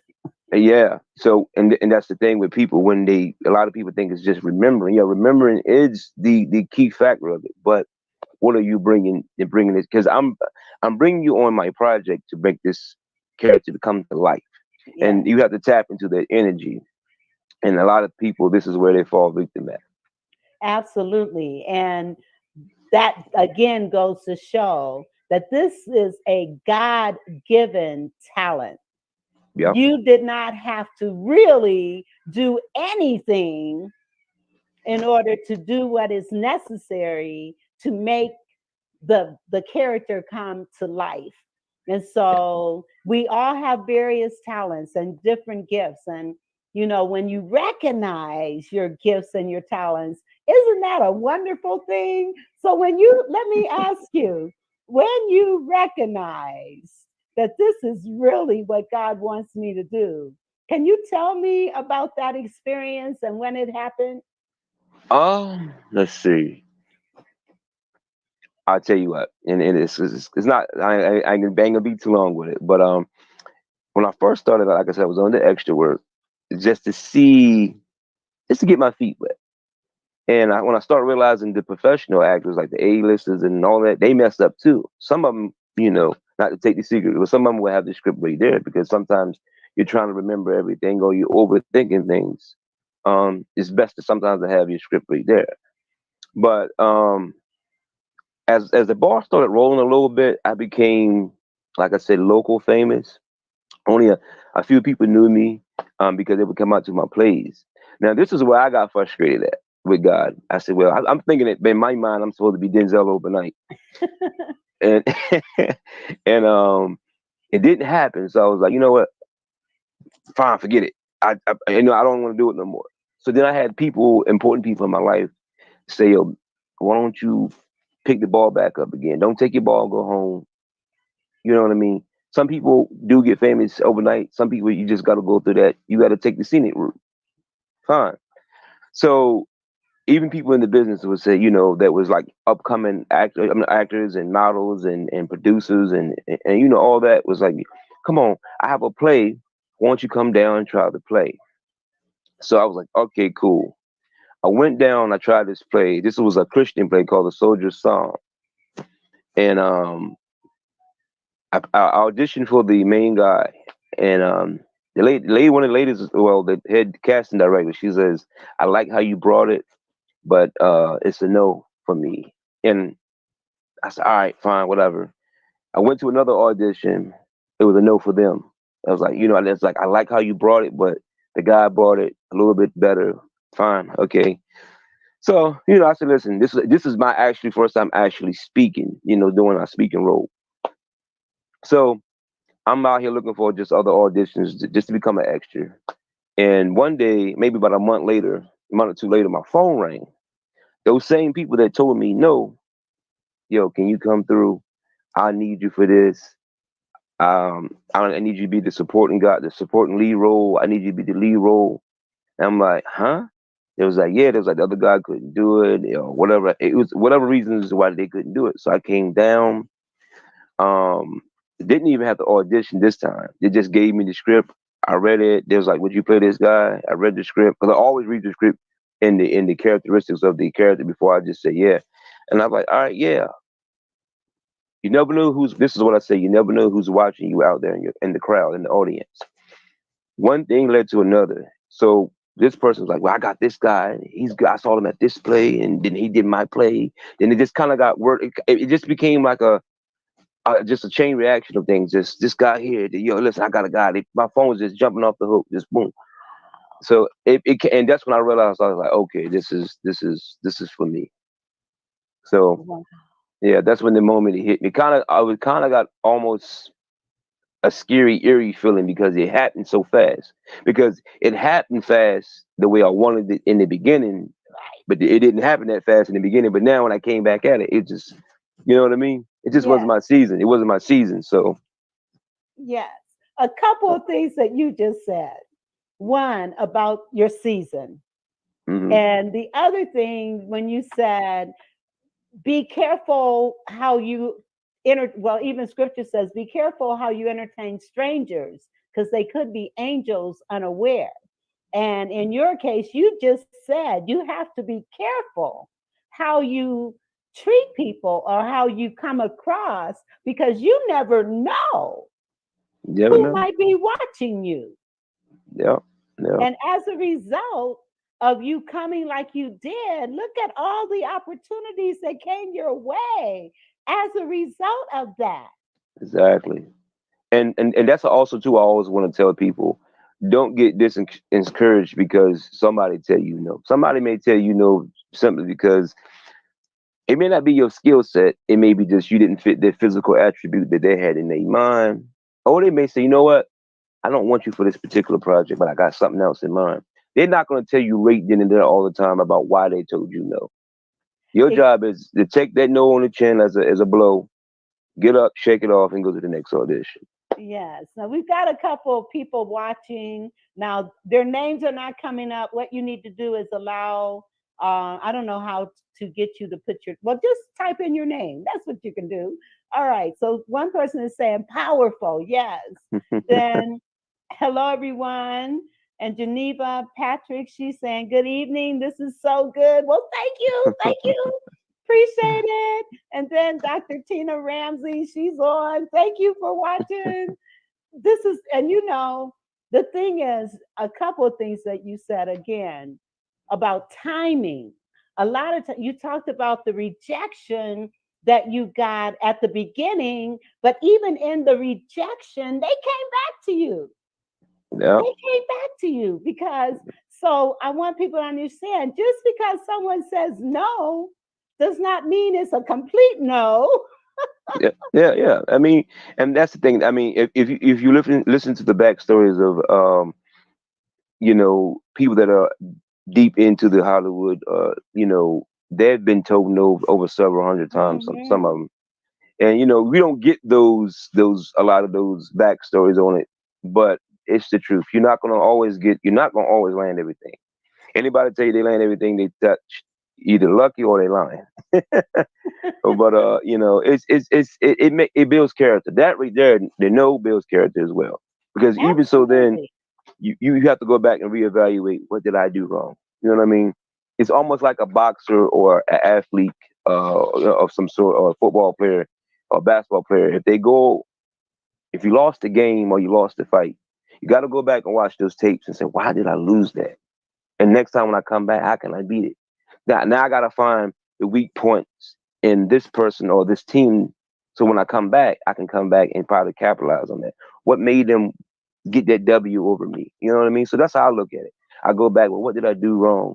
And I'm not to beat yourself up too. And I tell people, don't beat yourself up. Just go back and say, why did I get the no? And sometimes, like I said, they'll tell you right there. Sometimes they tell you. But now acting has been kind of, I can say easy, but it's been kind of far as the explaining of the roles they wanted. So granted, if they was looking for a guy that's 6'7" and you come in 5'7", you mean they might let you audition and they might even love your work, but it was like this role is particularly for this particular person. So sometimes you may do well, but the physical attribute of what they're looking for may not be what you may not fit that mold. Absolutely. And So and then someone said that's a fact. No can just simply mean not right now. yeah, Not yeah. right now. It's not indefinite. It's only indefinite if you allow it. Yes, and I think that was Yeah. Dr. Tina Ramsey that said that. And you're absolutely correct. So we want to encourage people that may have dreams and things that they want to do with their lives. So what would you say to a person that is kind of sitting on the fence with their goals and their dreams and their desires and their abilities? I'll tell them stay focused. Don't let nobody tell you. First of all, especially those that really don't have the keys to the door of your destiny. You have a lot of people that'll tell you no be simply because they see it in you, but they don't see it in themselves. So they're gonna tell you no, and then maybe you may not pursue whatever it is that you need to pursue. So I just tell people just stay focused. I mean, and don't worry about it. If you have something in your dream, and that's your dream, that's your heart, that's your passion, do it.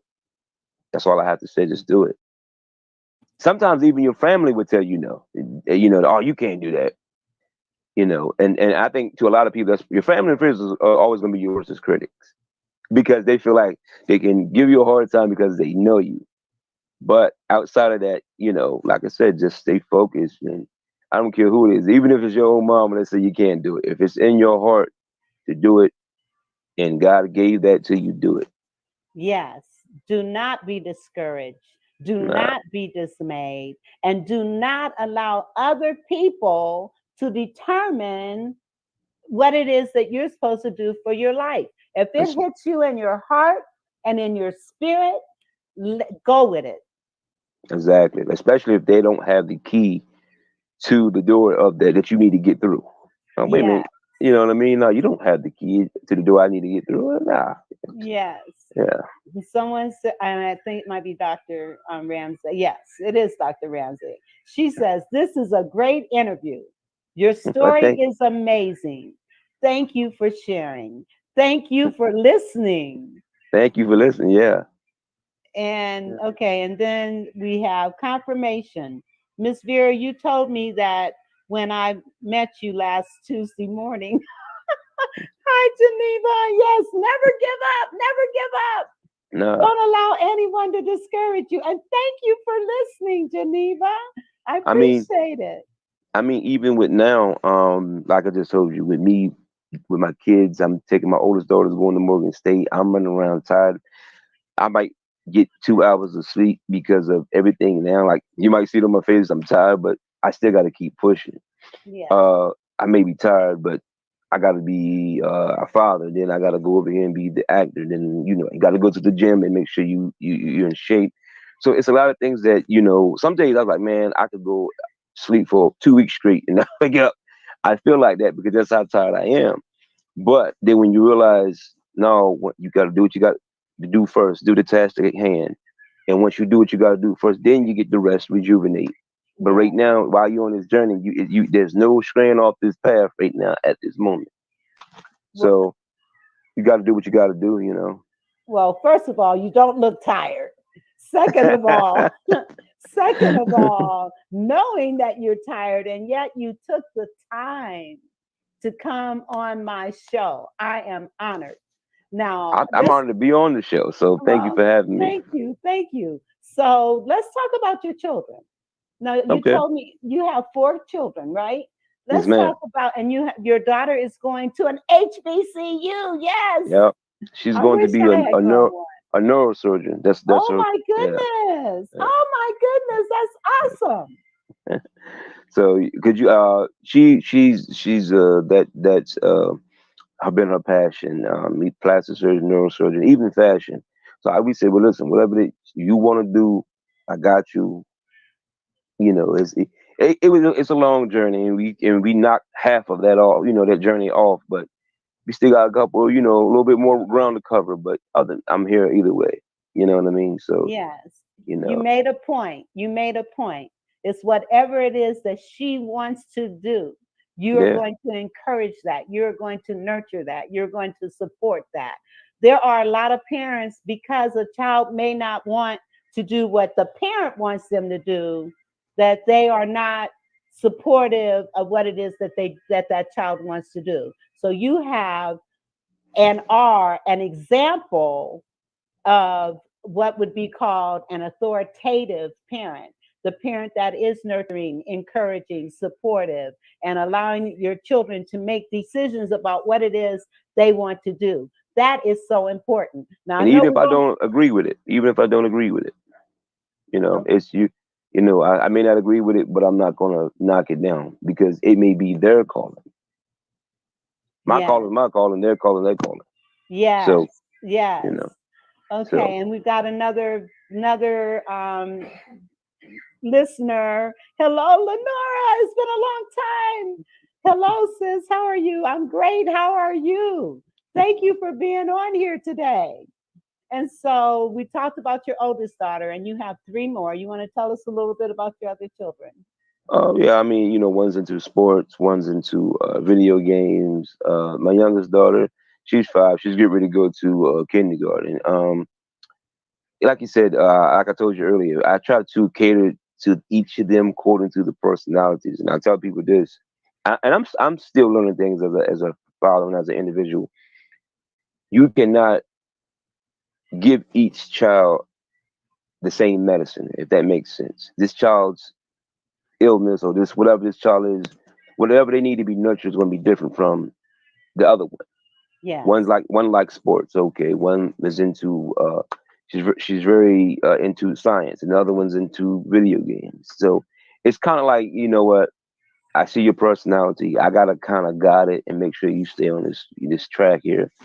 But like I said, you know, and the boys, I ain't gonna lie to you. I'm not gonna sit here and tell you they're angels, but they get on my nerves. But at the same time, it's at the same time I love them dearly. Though it's just like, oh my God, you know.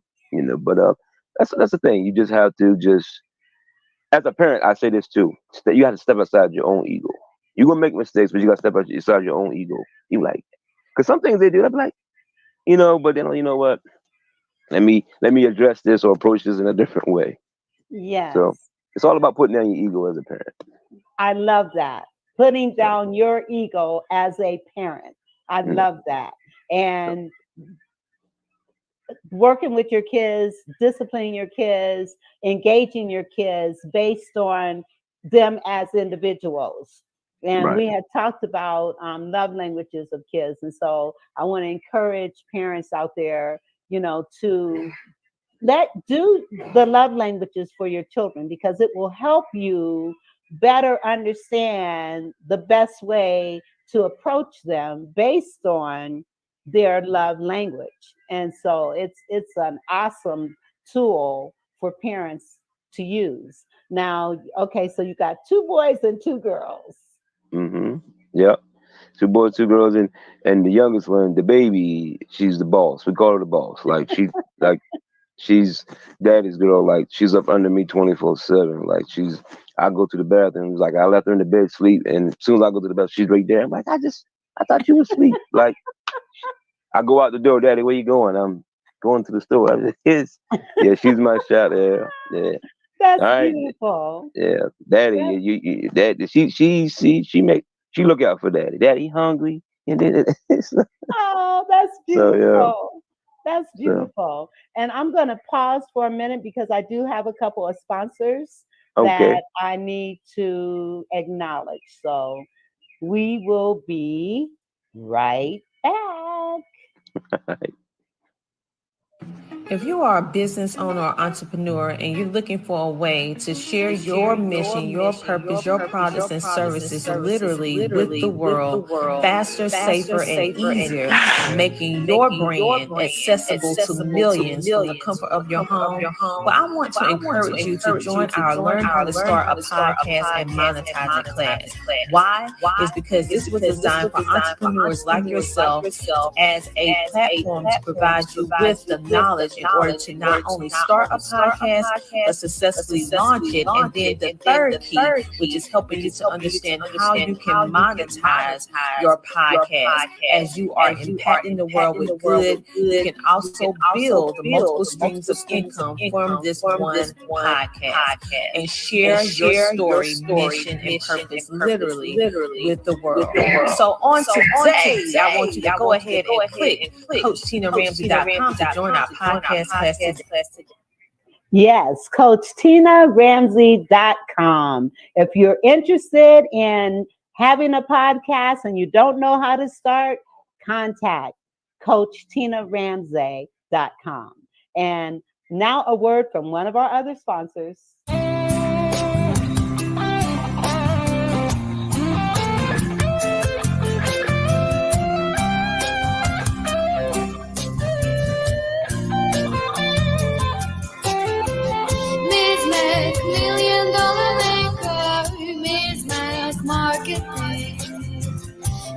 Mac, $1 million maker, Mac marketing.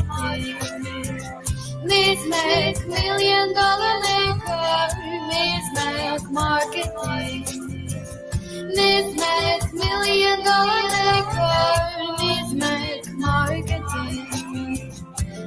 Mac, $1 million maker, Mac marketing. Mac, $1 million maker, Mac marketing. Make your dreams become reality today with Mac Marketing. 848-236-5026.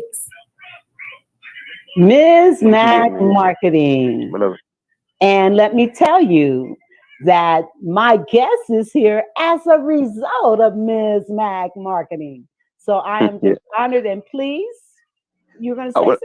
Yes, ma'am. I was ready to say, let me take my hat off dearly to Miss Yolanda Mack. Miss Yolanda Mack is like my second mother. She gave me the do's and don'ts about this business. She gave me visions.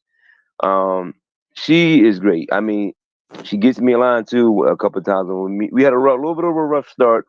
You know, that was one of those complexes I had because I thought I was supposed to be famous overnight. And she's like, "Oh no, it don't really work that way." And you know, it can, but you trust me. If you follow my formula, you would be where you need to be at when you need to be there. And you found that to be true. Yeah, I had to kind of let Mr. Mack and God take the wheel because I was taking the wheel and kept driving myself into the wall. So I was like, "All right, I'm gonna let you guys drive." And when I started doing that, I was like, okay, now these doors and certain things opened up for me. So that is awesome. So you hear that? If you want visibility and you want opportunity, you need to see Ms. Mac Marketing. Good people. She is. She really is. Now, let me ask you, because the boxing thing, let's talk about this boxing thing. How did you get involved in that? All right. Well, I always did like wrestling and martial arts and boxing off and on when I was younger. So, when I came off the set of doing Snow Black, I just landed in Pennsylvania. One of the other guys that I know that's into the martial arts, and he was boxing himself. He said, "Hey, bro, would you mind, trying to do this? We're trying to start this organization up in Philly because for those who don't know, Philly is like the mecca of boxing. Like that's where most of your boxers come from. Just pull up the history of that. Anyway, so he was like, we were just trying to get this thing started off. It was called Philly Fame Boxing. And really, that was anybody could come out, but we were just giving it a catchy name. You could have been famous or something upcoming, or you could have been the average Joe person. Whatever it was, you that came through. So I was like, yeah, sure. You know what? Fine. I'll do it. Why not? It's something extra added to my belt. So he got my one of my friends I consider a little brother. He got connections with the people in the organization. I say, fine, I do it, and I became the face. When I became the face, I had a couple of fights, became undefeated, became champion that fast. It just like I said, it just kind of happened almost overnight, so to speak. So that's why it's great to know people in the line type of work that you're doing, because you never know who's going to bless you. So it went on for about a year, and due to unfortunate events, the organization has to discontinue. But I left undefeated, left a champion, and I left being the face of the organization. Wow, that's So amazing. That's amazing. And you're also a model. How did you get into modeling? I started doing that first. I had a friend that she was doing fashion, and she said, "Well, you should try it." I always had people always telling me I should be doing comedy. I tell people that still today they still tell me, "Yo, why don't you be a comedian?" And I'm like, I don't want to overstep my boundaries too much. I'm funny far as be around in the settings, but being a comedian, it takes more than just go up there and telling some jokes. So I would never disrespect the comedian unless I had that skill set, that know how to go up there and tell jokes. But anyway, people say, well, maybe you should model. I mean, you have like a kind of unique look. You can pass as this or you can pass as that. So I was like, all right, I started doing that. I started doing some runway shows. I did a couple of fitness projects. And then I said, you know what? I want to try acting. So this is when I started doing the plays. And I tell people this, if you do plays, and there's a difference between theater acting and film acting. And a lot of people's like that. That's to me, that is one of the basics you should know. And the reason why I say that, because theater acting, for one, if you can perform live in front of thousands of people, your fear of anything, you can conquer all of it, Yes. because it's right there. It's live. If you can't mess up. If you do, you can't say, "Oops." You gotta go. You gotta go with the flow. You know. With the film, it's kind of like, yeah, we got here for 16 hours. And if you mess up, they'd rather for you not. But if you mess up, okay, fine. You can replay. We can go back in the lab, we chop it up, whatever we do, or we're gonna redo this. So it's a little bit more relaxing. But I love each of them for each of their different reasons. But like I said, man, theater that's to me, that's where I got most of my chops from. And there is nothing like being in front of a live audience. Once Yes. you overcome the fear, because the number one fear is standing in front of a group of people. The number seven fear is dying. People Yeah. would rather die than stand in front of a group of people. Some So people feel like they're dying while they're on for stage. that's true. That's true. So if you once you overcome that and you get involved in, because I've done a little bit of acting stuff, but Hmm. nothing on your scale, not even close. Hey, But listen, it's all acting, baby. but the first time I did it, it was amazing, because I never even saw myself that way. But back to you, because I'm not the star. You But are. And uh, but being able to stand in front of a group, emote, and show those feelings, and to yeah, get that kind of feedback that you get back from them, it it's is such instant a feedback. charge. Yes, it does charge your battery a bit different. It's instant feedback, because if you do a movie, you gotta wait till a year or whenever it comes out to get the feedback. Um, that instant gratification or whatever you're looking for, it's right there in the moment. It's like, you know what I mean? It's like, whether you messed up or not. This is how actually I know I was doing good when I played. I always get these roles where I play a womanizer or a Latino mob boss or a crazy boyfriend. But um, this role that I had to play, I played a boyfriend that had split personalities. To me, that was one of the hardest characters I had to tap into, because I had to actually project two different personalities. And how I got into that character was I sat back and I watched the Dark Knight. So when the casting people was like, well, I said, what do you want? Do you want me to be like Ike Turner or Dark Knight? They was like, be a little bit of both. I said, I gotta be the Joker from the Dark Knight, and I gotta be Ike Turner. I'm trying to put that in there. So it is it's like, don't be over the top, don't be too, don't be too weak with it, but just be in between. So how do I be in between Ike and the Joker? So I figured it out, and I played that. We had 3 nights and did like 4 shows, 3 nights. Um, those who caught the AM show and the afternoon show and the late night show, like it was a great performance. But this is how I know I did so well. When I got off stage to greet the fans and whatnot, each and every time it was like, I like you, but I don't like that character. There was a little bit. One guy said, and because when it was a pastor, his daughter was in the play. Actually, his daughter was my girlfriend in the play. He said, "Man, you did that so well. You made me want to go out to my car and get my gun." So, so, and what's crazy though, I remember watching stories and Lifetime movies with my grandma, God rest her soul, and like younger Blair Underwood, you see them on those movies, and they would act so well being the bad guy. My grandma would be like, I don't like him. I said, Grandma, it's just acting. He's got to act. She said, I don't like it now. And then when I came to this where I'm at, I realize now why she's saying it. She said, because it does seem so surreal. Yeah.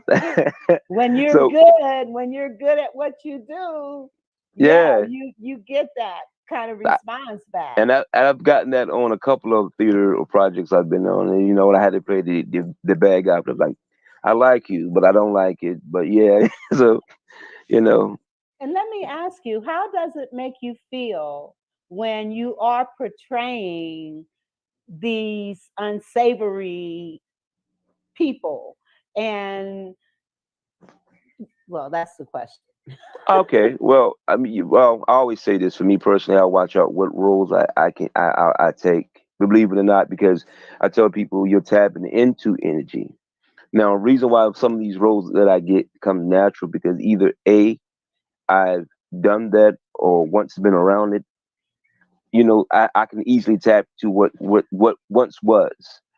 Um, I always say this: if you get a role where that you can't shake the energy off, so to speak, that becomes dangerous. Like it's almost like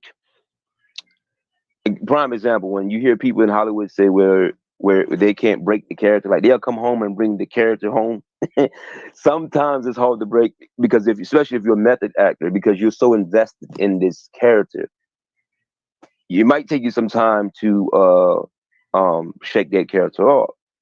But depending on who you are, like if it's just acting, sometimes I have done it. I have still been in character. But wait a minute, why am I still doing this? So, but nothing crazy over the top. But I'm like, why am I still doing this? But sometimes you just got to take a break. Like, wait a minute, I'm not on set no more. You kind of like relieve yourself from that character. But it also goes into when someone gives me a role, I'd be like, do you want me to be the character or own the character? So owning the character means that you embellish everything about that character. Owning it is, yeah, you made it believable just enough to get the ball over the fence and for people to believe and have a good show or a good film. But being invested in that character so much where you and that character, I can't even tell if is that you in real life or you know what I mean. So yeah, I tell people just be careful what role you take sometimes Now let's because talk about it's a strain on you. Like when I did that dual split personality, it can be a strain on you because now you're operating as yourself, but I'm also operating as two other entities, two other characters. So yeah, just be careful. so I had a senior moment, I admit it. Oh man. There was something I wanted to ask you oh yes. Okay, thank you, Lord. All right. Can you explain to the audience the different, because you talked about method acting and then investing and not being so invested. Can you talk about the various different types of acting to kind of give our audience a little bit of education? Well, basically, what I mean by that, being invested in your character, is like I said. So let's say you play, I don't know. Let's say you had to play a serial killer that was based on a true story. All right, see, I'm gonna try to describe it the best way I can for those that you understand. You would have to go do your homework on that serial killer, and then you have to do his every nuances, every little thing about that serial killer. You have to invest everything about that person's that you learn about that person. So, like when prime example, like when Denzel did American Gangster, he had to hang around Frank Lucas. Jamie Foxx had to hang around Ray Charles. So that's why he played Ray Charles so well, because I'm around Ray Charles, and every little nuances, even when he was scratching and doing like this, it's now I'm taking this energy that he's allowed me to take from him, and now I gotta project it from the world. And that's called method. Is that what is method? It's method. Basically, this is what that is. Your method acting is really what that is. I mean, because you have people that can act, and sometimes your acting will fit just your personality. So, like, you might see someone that says, why is this person always in fighting movies, or he's not, or he's always in love movies, or she's in love movies. 9 times out of 10, believe it or not, that fits personality. It says art mimics life. So it's kind of that some of that might be that person, or had been that person. So that's why it might come so natural to certain people. And are there some things that come natural to you as a result of your own experiences as well? And would you mind sharing that? Yeah, I mean, yes. Like I said, being a bad guy. Well, I can say I kind of like being the bad guy sometimes, because I always get looked at as not being the bad guy. I was like, you sure you're the bad guy? Yes, I'm the bad guy. But I fit that because when you were young out there being wild, you've been around people that you can say, oh, I remember this guy acting like this when I was growing up. So this character, I can easily tap into that character. So you was around it, so it's easier to go back in your files and remember. Oh, if you was around, as a prime example. So if you was around a pimp and they asked you to be a pimp, it'll come to you naturally because you was around it. So, or they ask you, well, were you a drug dealer or were you a fighter? You could play a fighter. Hey, I'm a fighter. I've done that. I fought. You know what I mean? So that'll come naturally. So like I said, all that it's all about just training your skill set and just be able to zone in on what you have. Now, some people that may not have that, it comes naturally. It might take them a little bit of time to zone in on that character. But I always think like those. You always see those movies where the guys play those certain characters, like I was talking about the thug role or the bad guy role, is because they lived it. It's some of that's not acting. It's acting in the sense of it's on the film or whatever, but they lived it. So a part of that's their real life resume. That's their life. So like I said, I was out here doing dumb things too. So some of that was my life. So I know I can convert back to, as far as when they ask me, play that role. Okay, fine. Okay. So let me ask you now. Well, before I do have another commercial, and then I'll be right back. Okay. All right. All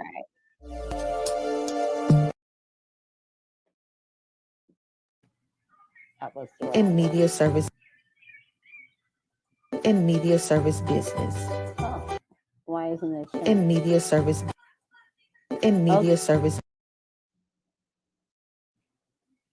All right, I'm having some technical difficulties. I'm gonna leave it alone. So also your commitment to the community and and your sense of responsibility. So would you mind sharing a little bit about that? Well, first of all, I feel like we all have a sense of responsibility and accountability. It's just rather you willing to put that on your shoulder. My commitment is I always want the next, those behind me and the generation behind me do better than what we did it before them. No one's going to get 100% right. Eventually, we will. We will somewhere down the line. But I just feel like the commitment is just have them see a different path, and have them tap into whatever it is they they need to tap into to get on a positive level, to get farther, and then that way, because it's supposed to be regurgitated. That way, they can leave behind something positive and good for the generation behind them. So it's all about making the generations behind you, whether they 20 years or 100 years or 1,000 years behind you, follow your blueprint and just leave behind a positive note. You know what I mean? So that's why my commitment. I said I had that commitment. I mean, even when I had the Big Brother program, me and my friend was doing a Big Brother program. A lot of them were, young boys that was in the system, and we just teaching them how to even fill out a job application, be something productive in the society, even something simple as tying a tie. A lot of them didn't know how to do that. A lot of them didn't know how to conduct themselves in interviews. And granted, a lot of them were like anywhere between 14 and 16, but still there was something that they could carry into their Yes. adulthood. So teaching them, believe it or not, some of them didn't even know how to properly put on a belt or tie shoes. And you're like, wait a minute, you know, but that's because they had nobody in their life to show them otherwise. Yes. So a lot of these kids need chances. That's just particularly where my focus was on youth, especially young guys, because a lot of them need chances. I mean, and we're in a time now where we didn't they're not giving a whole bunch of chances like they like when we was growing up. You got the chances. You may have got chance after chance. Now you're lucky to get one more chance, a second chance. And now it's like once you mess up, it's that stains on you forever. So Yes. even with my sons, I try to tell them like, listen, you got to go that route. You don't have to go that route, but like I tell my daughter, you're 18 now. You're grown. I can't tell you to do nothing. My what I'm giving you now is an advice. So move accordingly, and just watch all your all around your sizes, because you know people are not giving those breaks no more. Absolutely. And one of the things, and I just want your opinion of this. Hmm. Oh, but we've got another comment here. The question is, how do you get into acting without taking you gotta have the gift. He's I got mean, the gift. there are shortcuts. I mean, I always say to you. I mean, first of all, you have. I don't want to give away the secrets, but first of all, you have it right here on your device. You see these people making up YouTube videos, Facebook videos, IG. Really, that it's kind of like the music industry. Back in the day, it was like, yo, dog, yo, I listen to my mixtape or my mix CD. Now you post it up on Instagram, whatever you got going on Instagram Live or YouTube. YouTube is now your tool for everybody to see. And if you get a certain amount of views and subscribers and votes and whatever, before you know it, you'll be famous overnight. Yeah. You know what I mean? So it's Yeah. all about really your fan base at this particular point. I know back in the days, especially the generations before me, they say, man, dog, man, I had to come in and stand on this square here and say my name and say the role I'm acting for. And, so that things are different. You know what I mean? Sometimes, like, I know a lot of my friends, they were like, that's in it, or just now coming in it. They was like, well, I had an audition. I said, it's like, do you audition? I said, very rare. I said, but most time I just get stuff word off of mouth. They already know my resume. They know how I move. Um, they just want me on. Awesome. But One of the yeah, it is possible though. It is possible though. But like I said, if you got content and you want to get into it, I always tell people first, don't think it's easy though. But it's not easy, because you got to bring something of substance to life. So my advice to you is, uh, find a movie that you like, see if you can remember the scripts, try to mimic the character, go in the mirror, do the facial expressions, the little nuances, little things like that that's going to bring you, to the forefront out of everybody when you audition.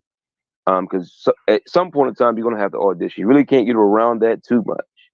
But like me personally, like my personal, one of my favorite guys is Denzel. I walk around and intimidate Denzel all the time. Let So me see a little bit of it.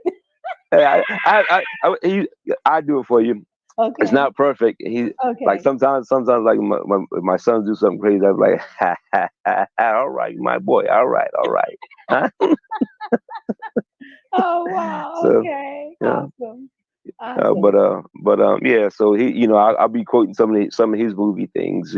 So just find that target or someone that you want to be like, or and just kind of don't 100% mimic them, but take little bits and pieces here and there, and like Sidney Poitier, I like him, and then I like Will Smith, I like Martin Lawrence. So you take a little bit, then you make your own concoction. Yeah. Yeah. Yeah, I remember I have a great nephew, and as a little boy, he would literally memorize movies he would memorize the whole movie. It was like amazing. And he's a rather shy person. He's grown now and he's very reserved, but he would sit and memorize The whole movie, everybody's character. that's the thing. Oh, and you know what? You remind me of something. That's the thing too about acting too. Not just remembering your lines, you got to remember your counterpart lines. And I'm not saying you got to remember all his lines, but remembering that tail end of the line is important, because that's how you know when to come in. Yes, exactly. Yeah. Exactly. Now, one of the other things I want to ask you about is, you mentioned about wanting the next generation to be better than your generation or my generation. And so one of the things, like the music Mm-hmm. that our young people are listening to, Mm-hmm. can you give me your take on that? And Well, I say this. I do believe music and some things have influence, but also too, it's how you were raised, and also it's based off the individual. So prime example, I grew up off the wild video games and looking at the crazy movies and listening to the crazy music. But I also had a structure in my life where people say, listen, the elders in the family, like, listen, that's them. Fine, you want to listen to the music, fine. But you better not be doing what, projected in front of you. It's like saying, well, they listen to Dr. Dre or the Ice Cube. Yeah, but they don't raise, Dr. Dre and Ice Cube is not raising your kids. However, where we fell short at, well, the generation that's coming behind us, where they fell short at was, it's like now I'm giving your child the iPhone or the PlayStation, and the video games is not raising the child. So I think that's where a lot of the disconnect come from, and where a lot of the children are not understanding until it's too late. right. So And so that's where I think the disconnect come from. So I don't want to necessarily say the music. Granted, some of it I like, some of it I don't. But I just say it comes from the foundation has to be in the home. it has to be strong, because if the foundation is strong, you can go. It's just like when people say, well, why did that guy kill himself? He was worth millions. He made millions. We don't know what he was dealing with. His foundation, his financial problems may be over with, but whatever he's internally dealing with may not be over with. And when you talk about foundation, what has made your foundation so solid is the fact that you were raised with a spiritual experience. Yeah. I am just convinced that, growing up with that kind of concrete base, that is lacking today. There is no sense of spirituality within families today, and I believe that that's why we have all the problems that we're having because that foundation, that spiritual foundation, is lacking. It always comes. It's always start with foundation. I mean, even like I said, I'm not gonna sit here and say I was the squeaky cleanest child because I ran my mother's blood pressure through the roof. I've done things that I shouldn't have done. Been places where I shouldn't have been, but I learned from that. Like my mom would call me like, so and so back in jail. How old is he again? He 35, 40. Oh man, he ain't learned any lesson by then. Then I don't know what to tell him. And it usually be for the same thing. So I was like, well, whatever you're doing, obviously you're not good at it. I would stop. It's just stop. Stop. Just stop. Clearly. So it's like I said, it's foundation. I've even had uncles, right? They may not have been in the church, but even aunties, they may not have been in the church, but one thing they had was you're not going to disrespect your mama, your grandmama, they'll pop you in the mouth. I had an uncle, nephew, pop, hit you in the mouth because you was disrespectful. So I came up under that. I'm not saying beating your kids, you should, but I'm just saying that I came up under that umbrella where, they didn't play with you. They're not gonna talk to you 17 different times. That's the foundation I came up under. You're not gonna be disrespectful. Oh, you grown? I'll show you what grown is. There's the door. So I've been down that road. So, and it's the same thing, I think we're losing grip. Well, we have lost grip to a certain degree with that because now it's kind of like you can't. It's almost to the point where you can't correct the child. It seems that Yeah. way. Well, but I mean, there's a way to do whatever it is that we do. And Yeah. hitting, even though we all grew up, with that going on, but there's got to be a better way because that teaches a child that that's how you deal with conflict. I put like this to you. I said, I really don't have to, beat my kids. I mean, they first of all, they know they listen. When dad says something that it's golden. It ain't a whole lot of lip service with it, but I don't have them I mean, they do dumb things, but I don't have it to the point where I gotta beat you. Like my daughters, even right today, the oldest one, if they do something, I just look at them and say something. They already in tears. I'm like, I didn't even yell at you. But Right. it's already in tears. But I'm just like, it's because you knew you messed up. I don't believe in spanking your child unless it's you. It has to be way, way out of pocket for you to go there. But a lot of times you notice putting them on punishment, taking something from them, is just as effective. Yes, I know. that's what I'm saying. I mean, but Yes. we pull from the scriptures. They say, "Spoil the rod, spare the rod, spoil the child." So I think But that's do you where know?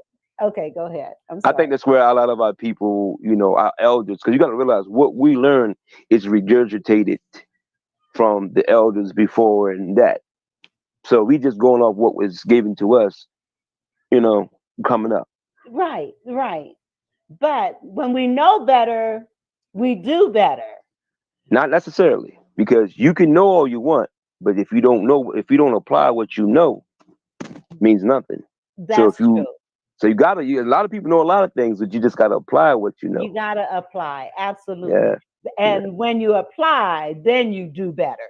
Exactly. So, Yep. you know what? I can't believe we ran out of time. Lenore, she says, I agree. Felicia, she says she's agreed. And that's when we were talking about the spirituality being left out. You know what? Oh my God. Would you be willing to come back at another time? Yes, ma'am. You schedule the date, the time, and because I know you was having technical difficulties, so that took some of the time. But hey, I'm willing to come back. We Okay. finish this up, whatever y'all want to do. Okay, awesome, awesome. Well, we'll probably be looking at either sometime in September or October. Before we leave, though, you do Sure. have a project that you're working on right now. Oh yes, I do. For those, it's called Diary of a Female Player. It's on YouTube. We're already in our second season of it. We did a few scenes of that, but go check it out. It's called Diaries of a Female Player. I play Keith. I'm the star player in there. I'm the womanizer in there as usual.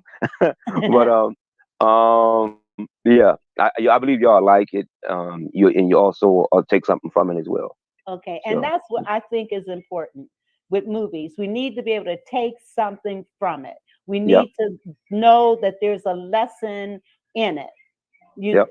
I agree wholeheartedly. Lenora, she says, I remember all Big Mama gave us the eye, just Yeah. the eye, and we Yeah. knew to You do knew. right. That's You, right. if you didn't That's know, you will know. that's the truth. Well, listen, Terry, it has been such a pleasure and an honor to Thank have you. you Thank you. on my show. And Mhm. I am looking forward to you coming back again. And I want to say to my listening audience, thank you for being here and participating. And Terry, I'm going to close it out. And please don't leave because I like to talk to you for a minute Mhm. before you get off. Okay. Okay. And Okay. if you want to follow me, you can follow me on Facebook, Instagram. It's Terry J. Quintero Moore. You know All my, what? I'm all my sorry. I should have put that. What is it again? Give it to me. My name, Terry J. Quintero Moore. It's on all my social medias, from Facebook to Instagram, Twitter as well. Okay. So let me just put it in here so that people can go ahead and On TikTok, the same thing. okay. So I'm just going to make a banner and run it so that people can see it. And it's all lowercase. Yeah, it's all It's no matter how you type it, it'll jump out. I got a unique last name, but so many people in the world got that. So Terry J. Quintero Moore. Quintero Moore, yeah. And that's on all Platforms. Okay, well, before we go, let me put that up.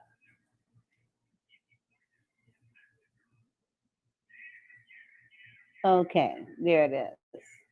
Yep. Terry J. Quintero Moore on all social platforms. So follow him, and also subscribe to this show on Yeah. YouTube, please. All right. So thank you. And wait a minute. Somebody else is saying something. Oh, that was something else. I'm sorry. Okay. All right. Well, anyway, Terry, thank you. And with that, we're going to say good night to our listening audience, and we Stay will blessed. see you next week. Stay blessed. The Vera Thomas Show. The Vera Thomas Show. The Vera Thomas Show. The Vera Thomas Show. Let's talk about it. Let's talk about it. Let's talk about it. Let's talk about it. Let's talk about it. Let's talk about it. On the Vera.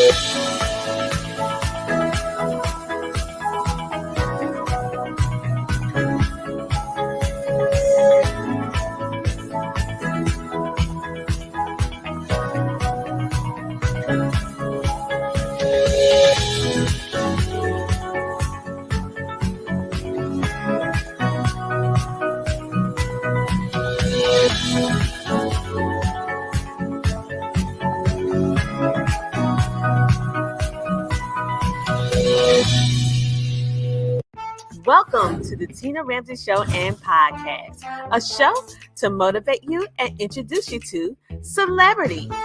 authors, singers, coaches, and standout entrepreneurs that are making a positive impact in the world. Men and women coming together to share knowledge, having upbuilding conversations centered around business, wellness, education, and life. We connect you with some amazing people and opportunities. It's your time to shine, and we help you do that. We love sharing your stories of success and spotlighting you, the entrepreneur. We love to laugh. We love to smile. We love to celebrate you, and we love having fun. So go grab a seat, get a snack, and don't forget your beverage. It's time for you to come share, shine, and grow. Yes, it's time for the Tina Ramsey Show. Let's get started with your host, Dr. Tina J. Ramsey.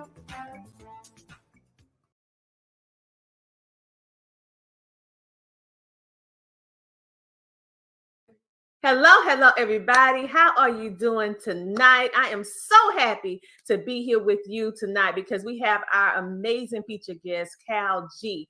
He is changing the lives through hip hop, freestyling. He is doing his thing. He says that it's time for him to share his story, and he's all the way born and raised in Philly. So I love my old-fashioned Philly cheesesteak. Okay, so he's a man at my own heart. And the interesting thing is not only is he very accomplished, but he is also the great godson of the epic Mahalia Jackson. So what I want to do, I want to bring him on so that he can finally tell his story in his words, and so that you can get to know him and connect with him and what he do, because he's bringing positivity to this rap world, and you know we need some positivity over there in that industry. So without further ado, let's bring on Cal G, the CEO of Military Camp Records. Welcome to the show. Hello. How's everybody doing? I'm doing great. I'm just so happy to be here because I know that you are a busy man. So the fact that you took the time to come on over to the Tina Ramsey Show and share your story. We're all about storytelling and for you to share your story in your own words so people know the real, okay? at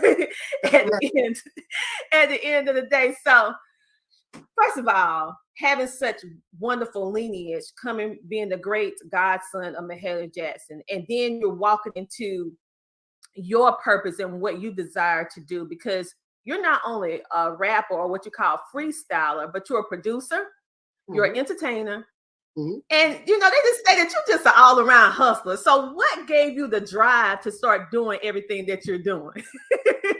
Well, that's real simple. When you grow up on the south side of Chicago, and like every other month, you got to hang a extension cord out the window, to the power line on the bottom of the light pole in the alley, to get power. Oh, wow. Or, you got to climb up on the telephone pole next door to get cable. Because, back in the day, you put the splitter up. Yeah, you could. yeah. But we kept it on the down level. You could. But that's what got us into the music. We was looking at how we was living, all the stuff we had to go through. We was like, it's many ways we can make money. And we already talented in some type of way. We just didn't know what it was. So we started listening to music. Okay, so you use music as an outlet for positivity for you. And I want to give a shout out to our virtual studio audience. We have Ashley in the building. She says, good evening. And we have Minimal in the building. She said, hey, Queen Candy Podcast, welcome. She said, and she said, I wonder if he ever battle rap. Of course. All right, Ashley. He said, of course, he battled rap. I got a story for you on the battle rap. But before I go to the story, you heard a song on the radio called "All I Want to Do Is Zoom, Zoom, Zoom, Zoom." Yes. Just shake your rump. Yeah, I wrote that song. Make a long story short, when I used to battle rap, I just went to the Navy and was getting prepared in SEAL training to deploy for Afghanistan and Iraq. And I went into this club. It's on base called I can't think I don't remember the name of the club. Anyway, it'll come back to me in a minute. But anyway, go ahead, just hit it. And they had it you know, people was just moving around and playing the music. They had a big stage with velvet red carpet on it. We was like, I like that stage. I got to get on that stage some type of way. Mm-hmm. So we seen a couple guys in the corner battle rapping. So we went over there one at a time, battle rapped all 5 of them, bust them out. And after we finished battle rapping them, 10 more guys stepped up. I battle rapped all 10 of them, bust them out. Wow. And after I done that, the owner of the club said, I like the way you sound and you're a good battle rapper. What we gonna do when you come in the club, we want you to host the club now. So when you come in, we give you the mic, Nino Brown bottle with the straw in it, with the spotlight on you, and you walk around and host the club. Wow. So we was walking around hosting the club, and then we took a break and went to the bathroom. This is how I met Teddy Riley. We went to the bathroom. We're in the bathroom trying to use the bathroom, and this guy steady tapping on my shoulder trying to battle rap me while I'm using the bathroom. So I'm like, could you let me finish using the bathroom, bro? I got you. Give me 1 second. So the bathroom turned around, ate him up, head to toe. He had his little couple of his guys with him, ate him up head to toe. When I turned around and looked, everybody in the club was in the bathroom almost. And in the hallway. Wow. And then they said, make a hole, make a hole. They made a little hole. Here come Teddy Riley. Hey, I want you to come to my studio and record a song because I like the way you get down. Do you got anything in mind? And I was like, yeah, I got a song for you. It wasn't called Just Shake Your Rump. It was called something else. But yeah. Well, wow. I love it when we get that behind the scenes of things and how things happen. But I'm sure everybody, especially all of us from African American, we know about zoom, zoom, zoom, and boom, boom. Everybody know about that song. Whether you, we all know that song. So you said that, I was like, you wrote that? Okay. Yes. So I still got the lyrics. Wow. So literally, when I'm listening to all the things that different people say that's on the show, I can really just map things out. I just see how you just basically created opportunities for yourself just by just putting yourself out there. And many times people, they want to have an opportunity, but they don't go and take that leap of faith. And so by you taking that leap of faith, you created so many opportunities in a polar effect where you met Teddy Riley and everybody was like, wait a minute, he need to be the MC. We need to put him on center stage. We like your energy. So people, take it from Cal G. Go ahead and do the thing. Okay. She said, wow, great story, LL. We definitely know that song. I got another story for you about another guy you know about. Go. We call him Robert. That's his real name. Oh. We used to be downtown breakdance. We had a little breakdance group. We used to breakdance and rap, and he used to be the singer. Wow. He just currently got himself 30 years in the federal penitentiary. Y'all know. Mr. Robert Kelly. Mm-hmm. Yeah, we grew up with him. Oh, I didn't know that. Yeah, wow, it's a small world. So when I think about all of this, what's going on, you in Philly, you have challenges, but yet you're not letting those challenges and struggles hold you back. You know that it's something better. You meant for better, and you're gonna be better. So you create these opportunities for yourself, and then you start doing music. But you have a very unique way of doing music because you rap and you use it for positivity. But you said, and I quote you because you was on another interview where you said that it's, I'm gonna want to read it just like you said it because I thought it was very powerful. You said, I just think that rap music really need a change from what they're used to. What made you say that? And what is the change that rap music need to have? Oh, wow. Let's see where to start on that one. Okay. If you rewind back in time, let's go back to the 90s, late 80s, early 90s. Ooh, that's a good time. Yeah, take me back. So you coming out of the era, the BDP, Rakim, Eric B's, the Fat Boys, Run DMC, LL Cool J's, boom. Kool Moe D's. You coming out of that era, right? Mm-hmm. So after you get out of that era, then you jump to Mobb Deep, Biggie, Tupac, Digital Underground, so on and so forth. From right there, You got a whole switch in music, and let's not leave out NWA. Yeah. You got a whole switch in music from right there. It went from not dropping no knowledge to it made you think about something or how to start your business or how to get a hustle going that you can get money off of legally. It went from that to this the drugs you want to do. This is what you want to smoke. Pull your clothes halfway off your behind. Put all this extra stuff on you. Eve even had women wearing boxer shoes. Boxing shoes have no support, arch support. They'll tear your back up. But if they see it, they mimic it. So Tupac said he had his pants sagging so the world could kiss his you know what. Where Tupac at now? No shot, just fat. Biggie, same flavor. I'm black and ugly, but whatever. I'm ready to die. Where's he at? And if you recently go from there to today, look at all the rappers that was hot then is dying now. Yeah, that's true. So it's like, when is the change gonna hit that make us pull our pants up, look like gentlemen again? Women look like women again. You flip back to the 1920s, the early 20s and 30s, everybody had on suits. All the women had on long gowns, so on and so forth. Everybody dressed like they was going to a ball. So the change went from that to t-shirts to sagging pants to so on and so forth. And now we need to change that back into respectable looking young men and women that can still produce good music, be good actors, be good business owners, be good doctors, be good lawyers, be good whatever they want to be good podcast hosts. Whatever they want to do in life. Yeah. Well, you know what? I agree with it needs to be a change because imagery, messaging, and representation is very, very important. And when young people, when they really in their formative years where their mind developing and their thought and their world perspective is developing, they seeing all this stuff. And in their mind, that's the only way to be accepted, to get on, to do what you want to do.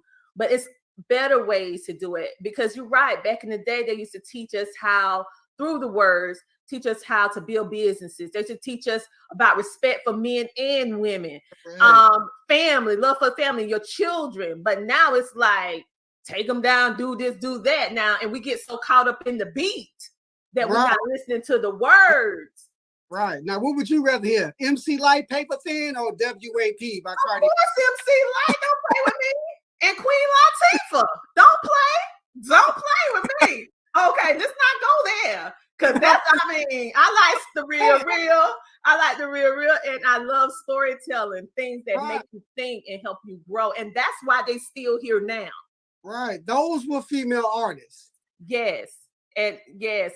Asher said, Maria says, MC Light, no question. And we have Asher. She said, do you currently watch battle rap?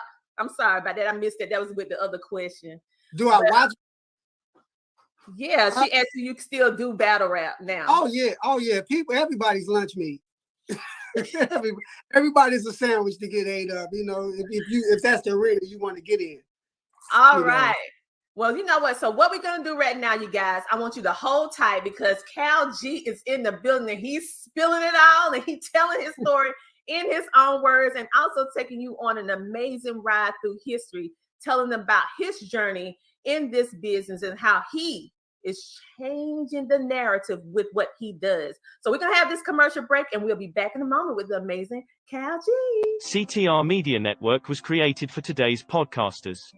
We provide a safe haven for content creators that are everyday people doing extraordinary things. We have a system of positioning, monetization training, coaching, and support for our podcasters' success. CTR Media Network simply bridges that gap with a level playing field for your dreams to come true cost effectively. Our team provides a premium service and experience for our podcasters to grow. CTR Media Network provides access, support, resources, coaching, and community for our podcasters to win, if you put in the work. We believe that we are living in a unique time which requires you to share your message of hope with millions of people around the world. Remember that the world is never too saturated for you, your voice and message. a platform for positive, impactful media where the content creators are in the driver's seat. Visit our website today by going to www.ctrmedianetwork.com. Yo, right now I want to give a huge shout out to Tina Ramsey and the Tina Ramsey Show. I was a guest on her show about 3 months ago, and the response was outstanding. And she continued to support my brand, continued to support everything that I do as an actor, as a singer, and as an author. My book sales have skyrocketed since I did her show. So I just want to give a shout out and a huge thank you to Tina Ramsey. And remember to hit Amazon and type in "this week" and get the book by Mac Wells that will inspire you, that will encourage you to have the best weeks of your life. Tina Ramsey, you're the truth.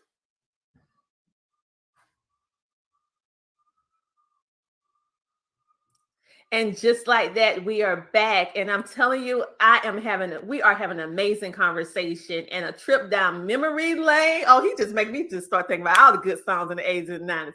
Okay, so don't let me get started. This is about Cal G, so let me bring him back on. Welcome back. Now, you're making me go back to the good old days, okay, when music was saying something, meant something. So before the commercial break, we was talking about basically how you decided, okay, I'm going to tell my story in my own words, and you also telling me about the rap battles that you had and interesting people that you met. Mm-hmm. Okay.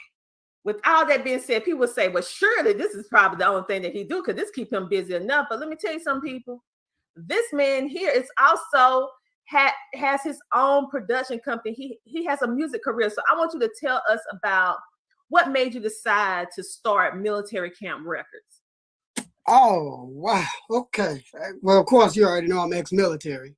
Yeah. That was one of them, the name-wise.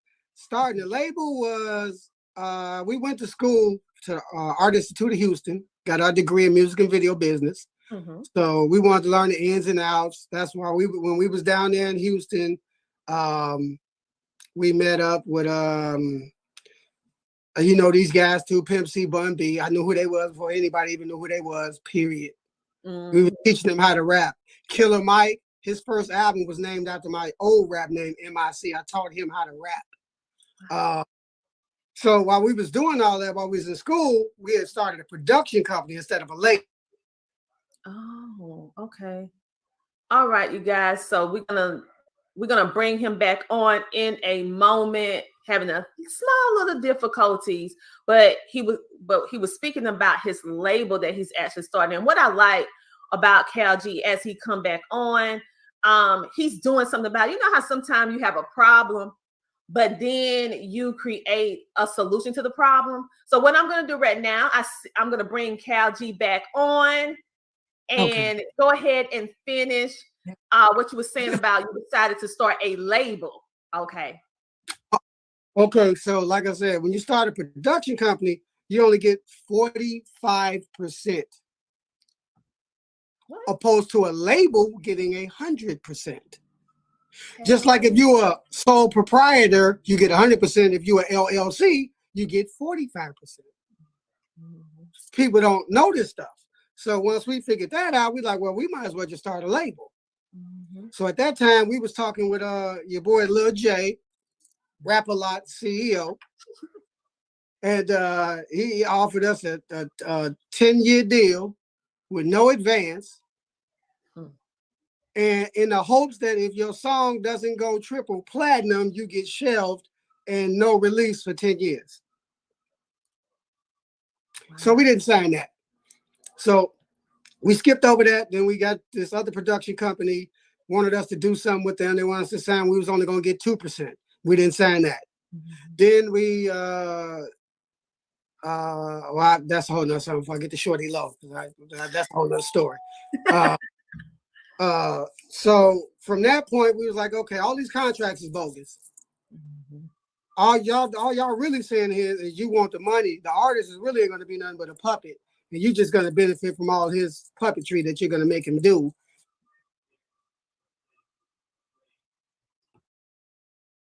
Wow. And so many times we hear these stories of, just think about TLC. Let's just think about TLC for a moment. If you know the life story about TLC, how they was selling out concerts, triple, double platinum, and they was broke. And so Cal G is really sharing all of this with us and how, but he was able to read the contract and understand what was going on beforehand. So what I'm going to do, I'm going to bring Cal G back on so he can continue his story about this, because this, all of you that want to get into this music biz, is more than just doing your passion and singing and rapping. You need to understand the paperwork. Just don't sign over your life and be an indentured slave. Because that's basically what it is. So go ahead, Cal. Take it away. So make a long story short, we did all that, looked at all these contracts, hung out with all these people, checked them out, performed at all their shows, blah, blah, blah. And then we really wanted to start our label technically after we ran into P. Y'all call him Master P. But when we ran into P, he was riding around in an all red PT Cruiser with "Bout It" written all over the car. And he was asking me if I thought the song was going to take off because I was supposed to be on the song, but that ain't never happened. So after all that happened, we were like, okay, start my own label. How about that? So we started our label. We was touring, doing a lot of stuff, making some decent money and so on, and making the right moves, but we didn't have nobody to tell us what to do with the money. You know, like they don't do with none of these artists. Just like you think these artists own all these Bentleys and Lambos, they don't. They're leased. All these houses that they got, all these plush cribs and pools and all that, they're mortgaged. So you'd be like, how could he go broke? He got a $50,000 mortgage. $50 million mortgage. What you mean, how did he go broke? If you don't go on tour and make that money, you come out broke. But that was the reason for starting a label, because we didn't like the way people was doing their contracts and how they were doing people in the process of putting them on. It was just using you. You the talent, but you really ain't, because they don't care about the talent. It's about the money and the people you know. That's facts. That's facts. And I'm so thankful that you're really just being totally transparent and honest, because most of the time we see all the glitz, the glamour, the high life. So we think, but we don't know the behind the scenes, that most of this stuff, basically they can only keep it because they're constantly working. But if that's not happening, they can have the potential of losing everything, because they're not teaching you money management and finance and how to distribute your different stuff.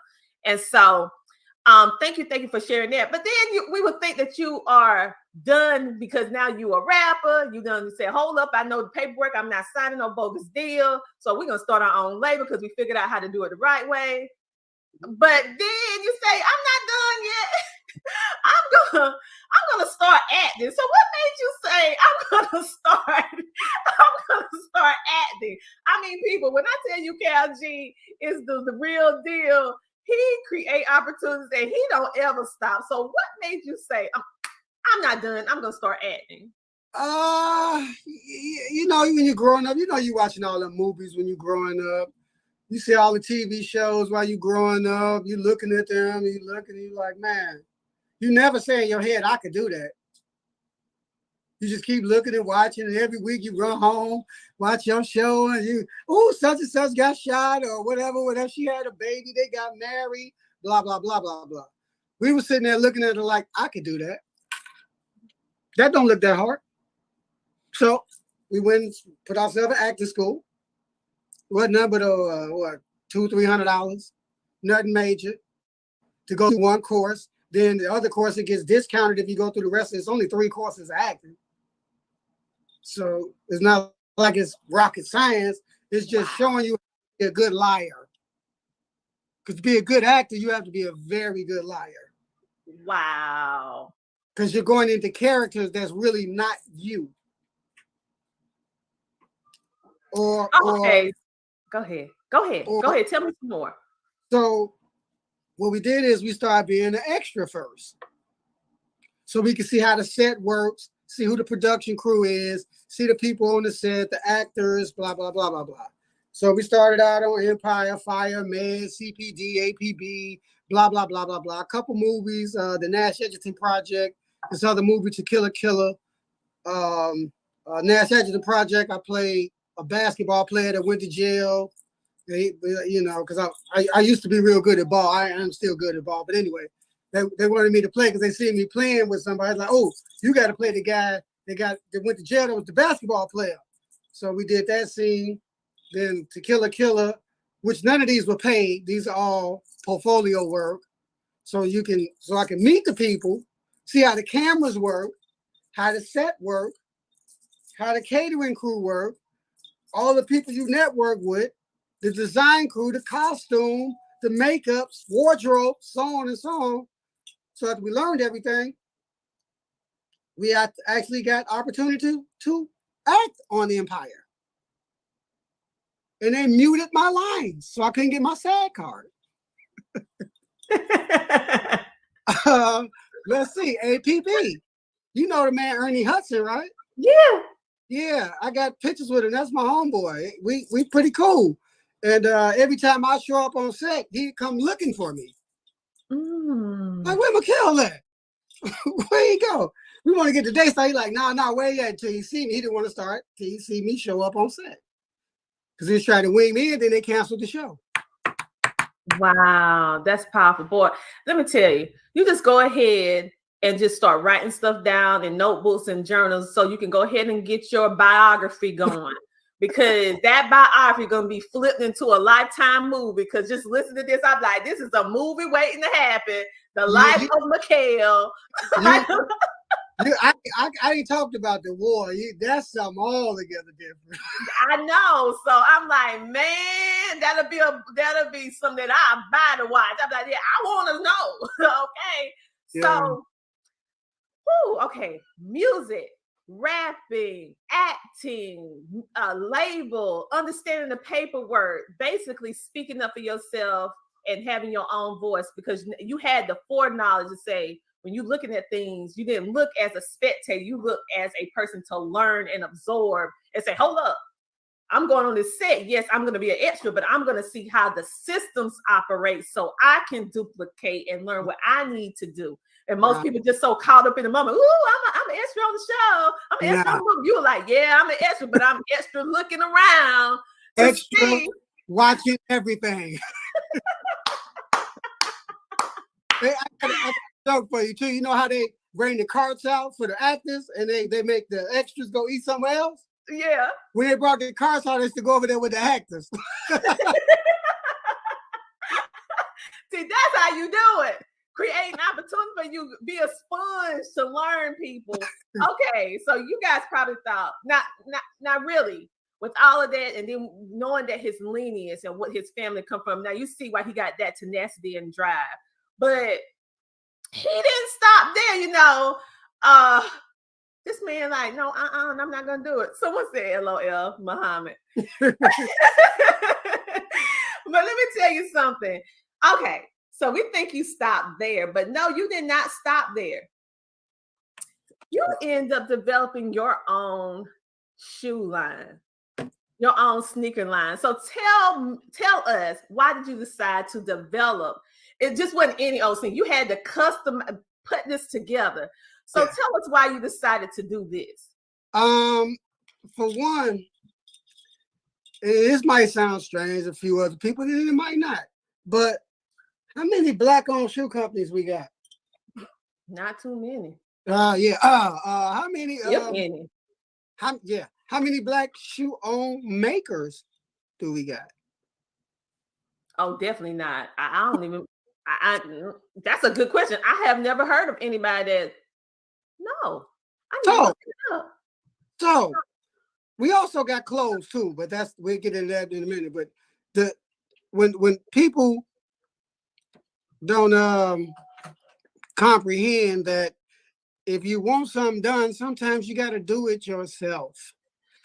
Yeah. So we did a lot of research, going over websites. We want to do cars next too, so we're gonna try that next. But we was just doing some research, and we wanted some shoes that is comfortable, the style that we like, not what Nike requires, or Gucci, or Prada, or Adidas, or whoever, Reebok, whoever, this Puma, K-Swiss, because that's normally the shoes that we wear. You guys, look, this is custom. This is custom made. This is handmade. Look at this, handcrafted in Italy. This is designed by Mikhail or Cal G, whatever you want to say. But literally, you can go to aliveshoes.com. That's aliveshoes.com. That's ALIVESHOES.com. Like, they're not playing, like military camp. Cal G, they're not playing. They're not playing with us. So go on over there and support them. I mean, literally, you know, I'm a person, I'm a visual learner. So when somebody says something, I like to show it so everybody knows to go to the right place. And when you see Mikhail Muhammad, that's our guy, okay? That's his website. So go ahead and check that out. So instead of going to all those other companies, support a Black-owned business from the top to the bottom, okay? That's doing everything. That's doing everything. So just go ahead and share some more things with us, like whether you want them to connect with you at, do you have any more projects or anything else that you want to do? Are you offering any opportunities for ones who have music to be able to, you know, spin on your, I think your wife call it spins on your show. Yeah, spin. Yeah. See, I'm not familiar with that terminology. It's not my world. Podcasting and streaming TV, that's my thing, but not the music. Got you. Well, I'll put it to you like this. The camp, we produce non-curse word music. Yes. Non-woman defaming music. But it sounds so street and gangster, you're gonna dance and bounce to it because of the way it's delivered and the way the beat is placed and the way it's placed with the beat, so on and so forth. It's like stitching a garment. You can't just take one piece and stitch it together and you got no garment. Now you got layers you're going to add to that garment to put that garment together to make it look like you want to look. That's how you build your songs. You don't build your song, you just get on there and rap. You trash. Don't nobody want to hear that. What are you telling me? What are you saying? Where are you directing me? Do I want my kids to hear this? Because I most definitely don't want none of my daughters to listen to no WAP. At all. I'd rather listen to anything. I'd rather listen to a rock band. Like, listen to some of that stuff. But what we're trying to do is get artists to deliver stories about their life, themselves, so on and so forth, stuff that they've been through without the profanity and the defamation of all Black women, because they treat women they treat our sisters so bad in music, it is unreal. And it's like it's accepted. Yeah, it is. Women walking around dancing to the songs where they calling you all types of B's and H's and, you know, so on and so forth, and you dancing to it. Not this woman. Not this one. but the general population, yeah, everybody else, but not this one. I'm like, I ain't nobody be. Right. So that we want to change. So any artists that want us to hear their music or whatever, or critique them or record them or send them beats, we got beats online, so on and so forth. We say that because everybody seems like they're trying to be like the mainstream music. Mm-hmm. That means you're not being an artist. You're being a copycat. Oh, that's fast. That's powerful. An artist is something that comes up with something all on your own, and you're so proud and so confident in what you came up with, you push it. How you think these other people got on? Mm-hmm. They pushed their agenda and got on. Just like I got another story about Shorty Low and your man Jeezy. Oh. Jeezy's first album. 4 beats on his first album, Shorty Low gave him to me first. Wow. And then took him back because Jeezy's people gave him juice money.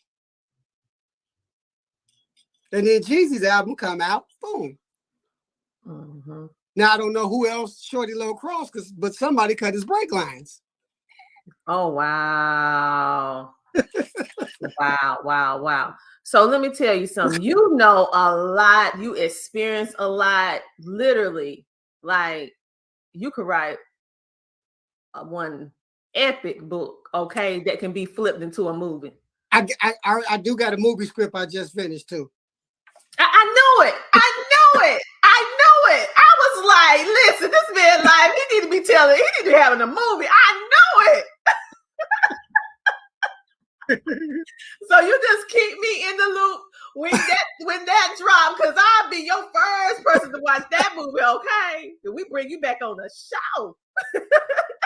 Yeah. When it's ready. I knew it. I was like, wait a minute, now this is the making of a good movie. Yeah. We got a script. We got another script we about to do. That's going to be our life story one. The other one we did is called Serial Killers. Oh, wow. It's about 7 brothers who lose their wife and child to a serial killer, and they band together and start hunting the serial killers down. Wow. Okay, but keep us in the loop, in the know, especially about your life story. I just simply enjoyed this so much. You telling your story, telling us, and what I just loved about what you shared with us in this period of time was that you had challenges, you had struggles, but then you didn't look at them like that. You look at them as stepping stones to create your own dream, and then you made them come true. You know, very few people can do that. Most of the time we are sometimes conditioned and consumed with the environment in which we live in. But even though you didn't have the ideal situation, but you saw better, you knew better, that you like, hold up, this is just one stopping place in Mikhail's life. But my life, this is listen, I'm walking on purpose, and this is what I'm getting ready to do. And so I know whatever you touch, whatever you put in your mind to do, you're gonna be able to do it because you did everything else. So whatever it is else you want to do, you'll be able to do it. I can add some more stuff. You want me to add some more stuff in? Yeah, go add a little bit more in there. I'm a chef and a licensed barber. 3rd degree black belt. Ex-Navy SEAL. Let's see. That's his publicist. That's his publicist, people. Yeah, the Queen Candy podcast.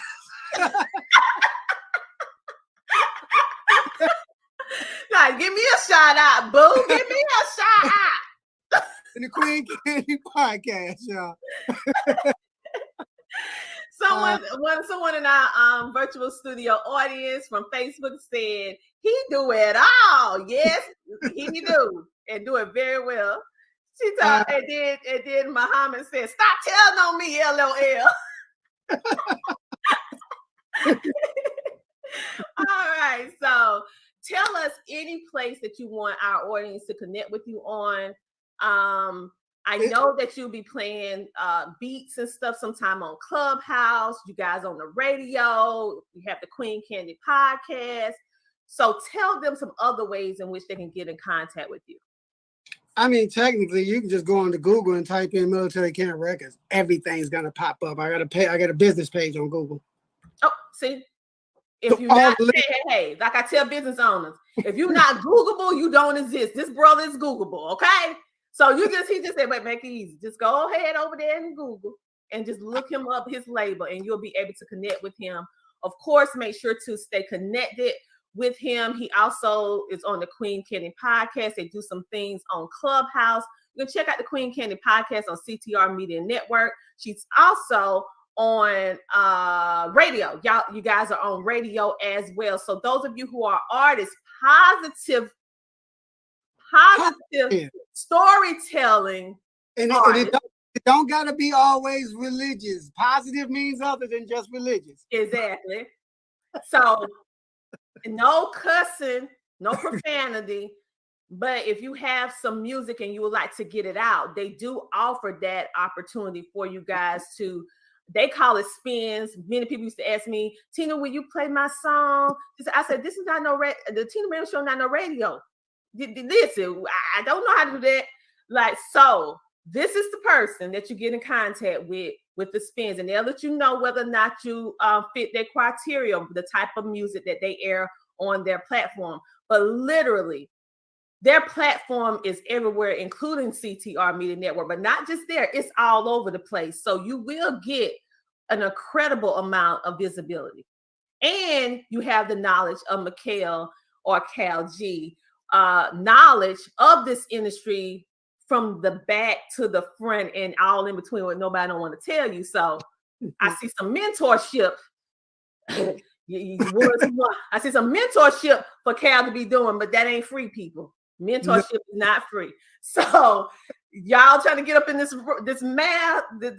music, you need to begin with somebody who know what they're doing. And I preach strongly on mentorship and having coaches and people who already been what you're trying to go, and will really just keep you safe, because this industry can be media can be a very treacherous place if you don't know where to go and who to be with that's really got your back in this industry. So you guys check out Cal G and check them out online. We got another comment from the future audience talking about that's how we learn. Yes, we learn from experience. For some of us, we can avoid them pitfalls if they just listen.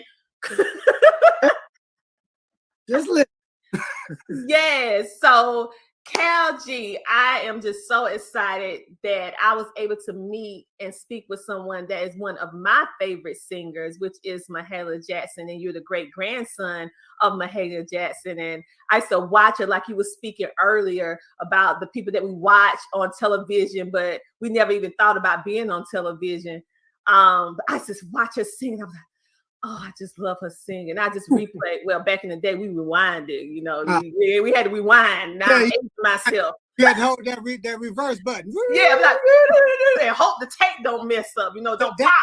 That's if it wasn't the real. Then you got to watch it go. So I'm aging myself for all the youngins that watch and listen to this show. They're like, what is a rewind? Look in your history book. Good deal. They don't know how to do a cassette deck. They don't know nothing about it. They don't know nothing about that kind of stuff. But yeah, so make sure that you check him out on all social media platforms and stay tuned and in the know of what he's doing. If you are an artist and you have your own music, independent, you own your stuff, make sure to give him a call and they can let you know how they can get your music on their platform so that people can hear you. Because if you don't own your music, if you don't own your music, I can show you how to own your music. Oh, he just dropped the gem. So all you out there thinking you own your stuff, but then you turn around and realize you signed. We got one that just steals the day. You ready? Mm-hmm. You get on YouTube, right? You type in instrumentals, right? You run down through the instrumentals. You play the instrumental. Ooh, I like that. You go ahead and buy it supposedly for $20, $25, whatever. It's supposed to be exclusive, blah, blah, blah, blah, blah.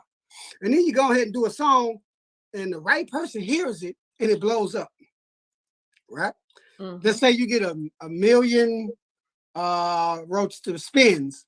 Mm-hmm. Okay, you get 1 million spins. So you're getting 3 cents per song when it spins. The producer getting 2 cents, or if the producer made the track, you didn't make the track, he getting 3 cents, you getting 2 cents. Oh wow! So you can only get 5 cents per minute off of a song when it spins. I didn't know that. Yeah. So make a long story short, you think you got it going on. You did the song, you got 1 million hits, bam. Now the dude that made the track that only sold it to you for $25 shows up in court with his hard drive, proving that he made the beat and takes all your money. That's how you're not owning your own music.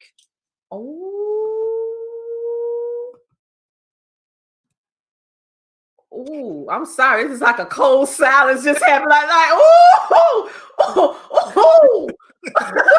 Yeah. Guys, okay, definitely. They need to get in contact with you because you know this industry, you know how to do different things. Do not go out there on your own. No. That was wow. like all that hard work, all them spins, and then somebody just say, whoop, yeah, I'm just gonna sit here and wait for it to blow up. And when it blow up, then I'm gonna take it. Yeah, you know who goes through that on a regular basis? Instagrammers and TikTokers. You know what they do? They get on there, they pick a Cardi B song, they pick a Fat Joe song, they pick a Nicki Minaj song, they pick a Drake song, they pick a Lil Wayne song, they start dancing, and they get a million likes and views and start dancing, then they start getting a check. They're like, ooh, I'm getting checks, and then checks start coming in, and checks start coming in, checks start coming in. Then all of a sudden, you get a direct phone call on a phone number that you didn't know they had. And they say, hey, yo, you know you've been going viral on Instagram, right? You know that you got your hits, and you've been getting checks. You didn't cash none of them checks, did you? Why? Because you under copyright infringement. Those wasn't your songs to be dancing to.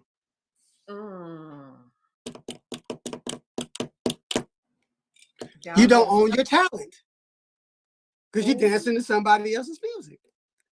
So you create beats, don't you? Everything. Okay, Beats, people, y'all better get here and create you some real beats that you own, and when you popping and locking and dancing, and you go viral this time, it'll be your check. Correct. That's the whole. It'll be your check. How are you going to blow up if you're paying everybody else instead of yourself? Facts. Wow. Oh, and you know how many people do that? All That's day. all what it's all about. All day, 24/7, 7 days a week. Uh-huh. And you're never going to be rich ever. Wow. Because nothing is invested into you. You the product. And not even benefiting. No. And there's a thing called copyright. There's a thing called publishing. There's a thing called trademark. Any artist needs to know what all these things mean. Yeah. Wow. Even you know what that means. You got to publish. Well, you know I know. You know I know. But I mean, I just don't know the end and workings of music, but I know that some of the things are transferable. However, you know the ins and out of music, which is a whole different area within the media. See, what media is media, the word media is an umbrella of so many different branches of entertainment, of movies, I mean, podcasts and streaming. It's a lot, okay? Mm-hmm. And so they have different little categories now they're starting to build because a lot of people now since the pandemic are starting to do different things. And now the law is trying to catch up with all of the modern technology to get their little hand on some of the stuff that's going. So it's a lot of stuff going on that's being in the baking. So it's a lot going on because people are being more independent, starting businesses and stuff. Who would have thought you could ever go to jail for your rap lyrics? Yeah, supposed to be freedom of speech, right? The amendment. It's supposed to be. Now they talk about a murder. Yeah. Yeah. You So gotta know. How could you get up there to that point to where you could put other people on to make an impact, and then you talk about stuff you did before you got there, and then they get you incarcerated? Wow. That's wow. It's called know when to hold them. Know when to fold them. With all that being said, you guys, thank you so much for everyone that's been in the virtual studio audience on today. I know we went over a little bit, but it was just getting deep and juicy, and like when gems are being spilled, I was like, listen, forget that. We're gonna just have this conversation because apparently somebody need to hear this. Somebody going around, they needed to hear all of this. And those of you who are going to be listening on radio, on the replay, on watching later on Spotify, on CTR Media Network, on the Webtv, all that stuff, get in contact with follow him on Instagram, Military Cal, follow him Military Camp Records, and make sure that you check out his his shoe line. Yeah, clothing coming. And clothing coming. aliveshoes.com. That is aliveshoes.com. Let me spell it out for the people who listening in. That's ALIVESHOES.com. Again, that is ALIVESHOES.com. Make sure to check him out. And like he said before, you can simply just Google him, baby, because he's Googleable to be able to connect with him. Thank you so much for telling us your story, and also keep us in the loop when your biography, I know your movie about your life is going to be dropping sometime. So when that drop, we want to bring you back on, because I know that's going to not only be an interesting book to read, but it's going to be very good to see on screen. And you'll probably be acting in your own movie, being yourself at one point. Yeah, I know you will. You'll be directing and the lead. Of course. You can't do me. Exactly. With all that being said, have a great, amazing rest of your night. This has been the Tina Ramsey Show and Podcast. Make sure to tune in next week at 7:30 p.m. EST when we have another amazing featured guest to help motivate you and inspire you to live the best life that you have, and most importantly, to dream again and start walking in purpose. We have some of the most amazing men and women from all over the world here for you. And then take the knowledge, and I want you to grow. Because you know it's time to come share, shine, and grow on the Tina Ramsey Show. We'll see you next week. And thank you, Cal, for coming over. Thank you.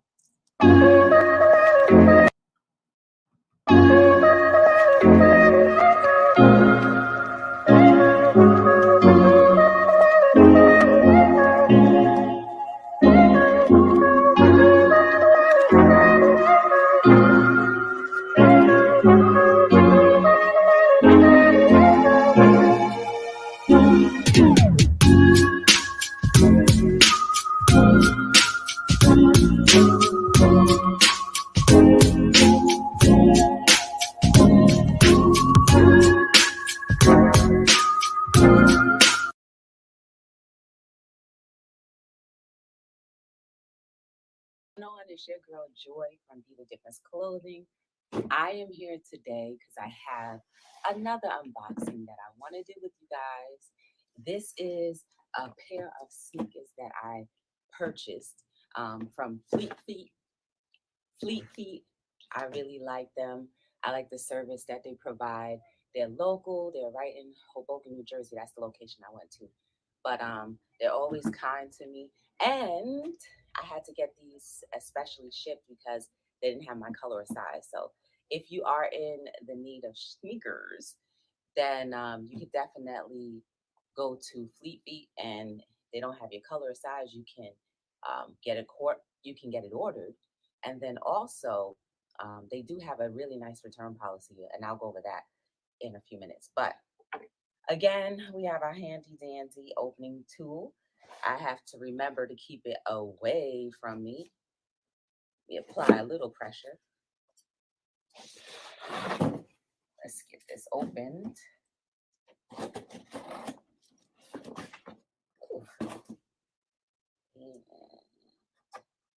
I think I can open it from here.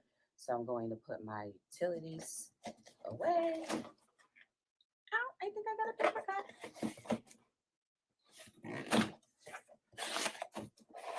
Look at that, guys. Packed so nicely. Oh. I always do that. I got the Mizunos, and they have something underneath the box. Mizuno. I had to start. Okay, a little quick short story. So I started running not too long ago, and I can't remember how many years ago. That's why I say not too long ago. And the running group that I started with, I would notice that my feet would be hurting, and I already knew that I had fallen arches. So with fallen arches, your foot is like bam, your arch is like bam, hitting the ground. So I said, I need to go get fitted for a sneaker. I think either somebody told me there was a store like that, and that's how I ended up, with Fleet Feet, because they actually fit you with the proper sneaker. And I needed something between the gym, because you know I love going to the gym, and I also needed something between me running. And when I first got there, I ended up getting a few different sneakers. But when I stepped into some Mizuno,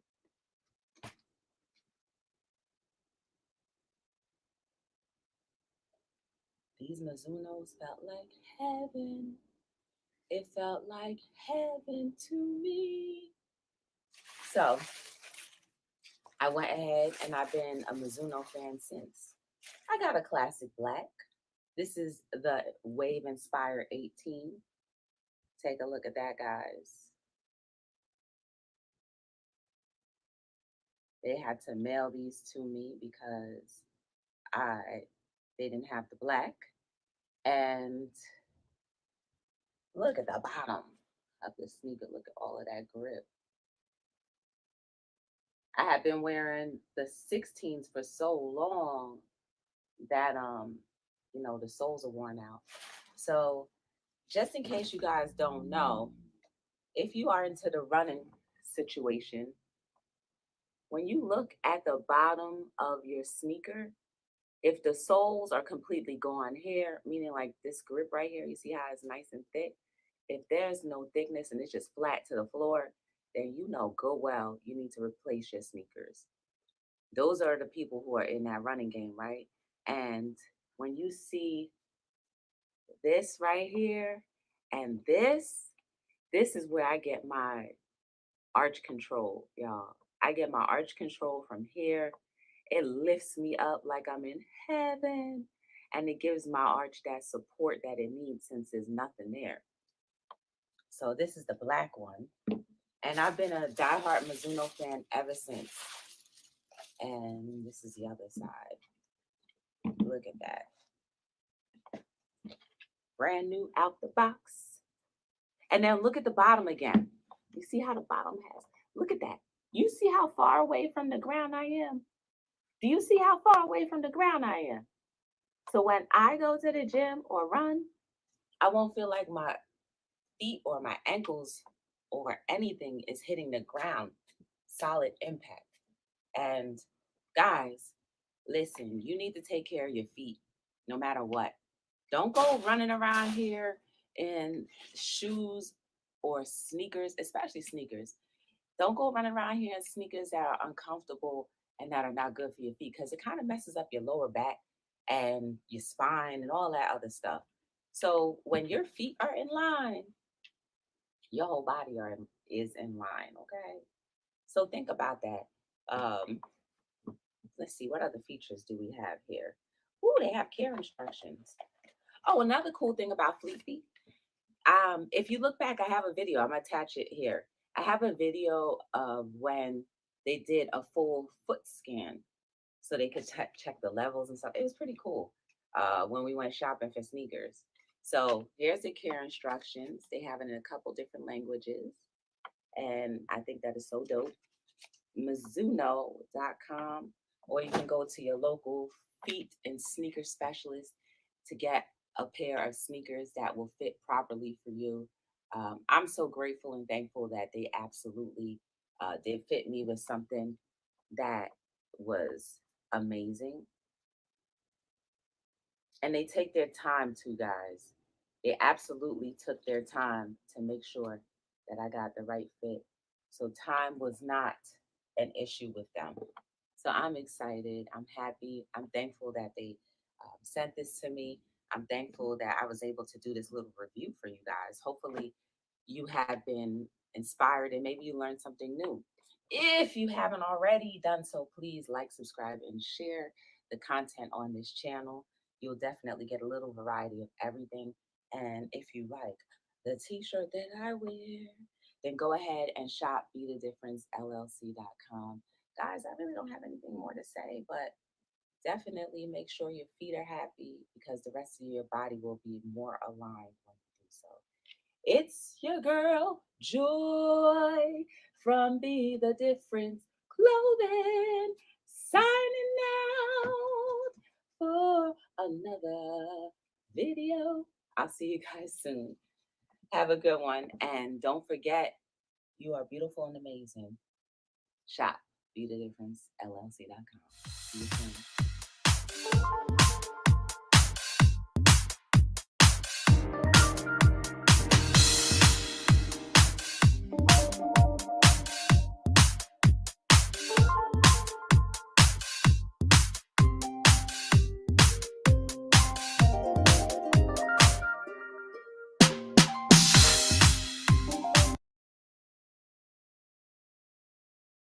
The Finkley Experience, an educational consulting firm that specializes in first-generation education and which prepares high school students for college. For more information, visit their website at thefinkleyexperience.com. Father to Father Incorporated, a nonprofit organization that strengthens families through father engagement with a goal to help men in our communities to be great dads. For more information, visit their website, fathertofatherinc.org. Ablaze Entertainment. The goal of Ablaze is to take emerging artists and develop them to the next level of their career. For more information, visit their website at ablazeentertainment.net. Thank you. Love, go by sincerely yours. This hip hop artist since 9'6", hailing from Chicago, Oak Park. And you watching the Michael Finkley Show right now. Tune in. You get the feeling, give me rhythm for your heart's beating, arms reach, cross streets, baby, got back like the car. On the next Michael Finkley, from Tyler Perry's Why Did I Get Married and Tyler Perry's Meet the Browns, Denise Boutte is here. She talks about her brand new project, Angie's Cure, and so much more. Next Finkley.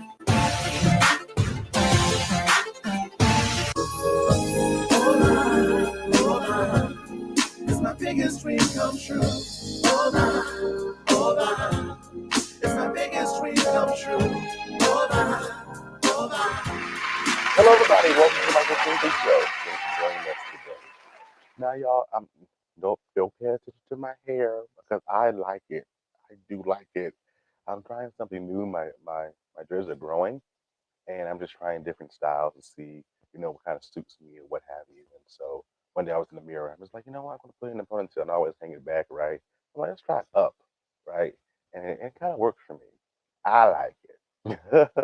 I like it. So those of you in the Think fam that do have dreads, how do you style your hair? What I really want is how to curl it.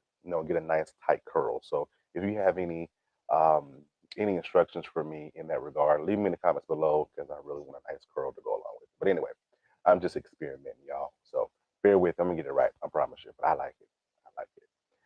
I was reminiscing about conversations with my dad. I told you that earlier in the season that he passed away, and just remember those conversations that we used to have, and just learning more about him each and every time we had those conversations.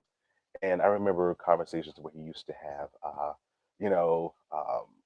wanted to be a history teacher. He went to college, and took a few courses, but didn't complete a degree. But he said that he wanted to be a history teacher. He loved history. He would just talk about the different things that he learned out of the years when it came down to this concept. And I reflect on that today because I never want to have the conversation I wish I shoulda, coulda, woulda. I always want to have this is how it started for me. This is how I started, and this is how it's went, or this is how it's going, right? So I never want to have those conversations. And so that's what my dad taught me in his latter days. He taught me to push. He taught me to continue in that mind setting of your passion and your dreams. Because again, never want to have those stories. I want to say this is how it worked out for me. So in reflecting, I go harder with what I'm trying to do with my platform, with my consulting firm, what I provide for you each and every week. So definitely provide for myself, extending my network, extending, my knowledge in both fields. So again, never want to have those conversations. So I thank you for that, Daddy. I thank you for that, for those conversations, and just extending my mind setting to see the horizon, but go beyond it as well. So thank you for that. And our guest today, I know that she can relate. She has a fantastic story about how she got started in the industry. We have actress Denise Boutte with us. You may remember her from Tyler Perry's Why Did I Get Married, and also Tyler Perry's Meet the Browns. But she talks to us about a brand new project, Angie's Cure, and she tells us more in-depth information about it and so much more. Y'all, please don't miss this good old interview. Back in a moment. Coming up, we have Denise Boutte with us. Back in a moment. My name is Valentine, and you may know me from 90 Day Fiancé Love in Paradise. Hey, you guys, and I am here with Michael Finkley, and we are having the greatest conversation, so stay tuned. Peace.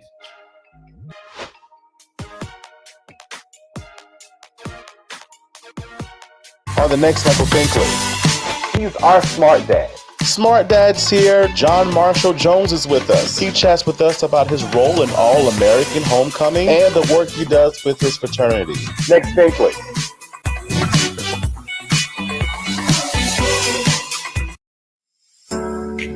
Hello, everybody. It's Finkley from the Finkley Experience. We're an educational consulting firm that specializes in first-generation education. So we assist students with their college and career endeavors. We train school administrators on the state of first-generation students. And also, we partner with colleges and universities to assist their first-generation population for easy transition from high school to college. So if you're looking for a presenter or speaker that presents on these topics and so much more, visit our website at thefinkleyexperience.com and learn about all that we do. We're looking forward to working with you.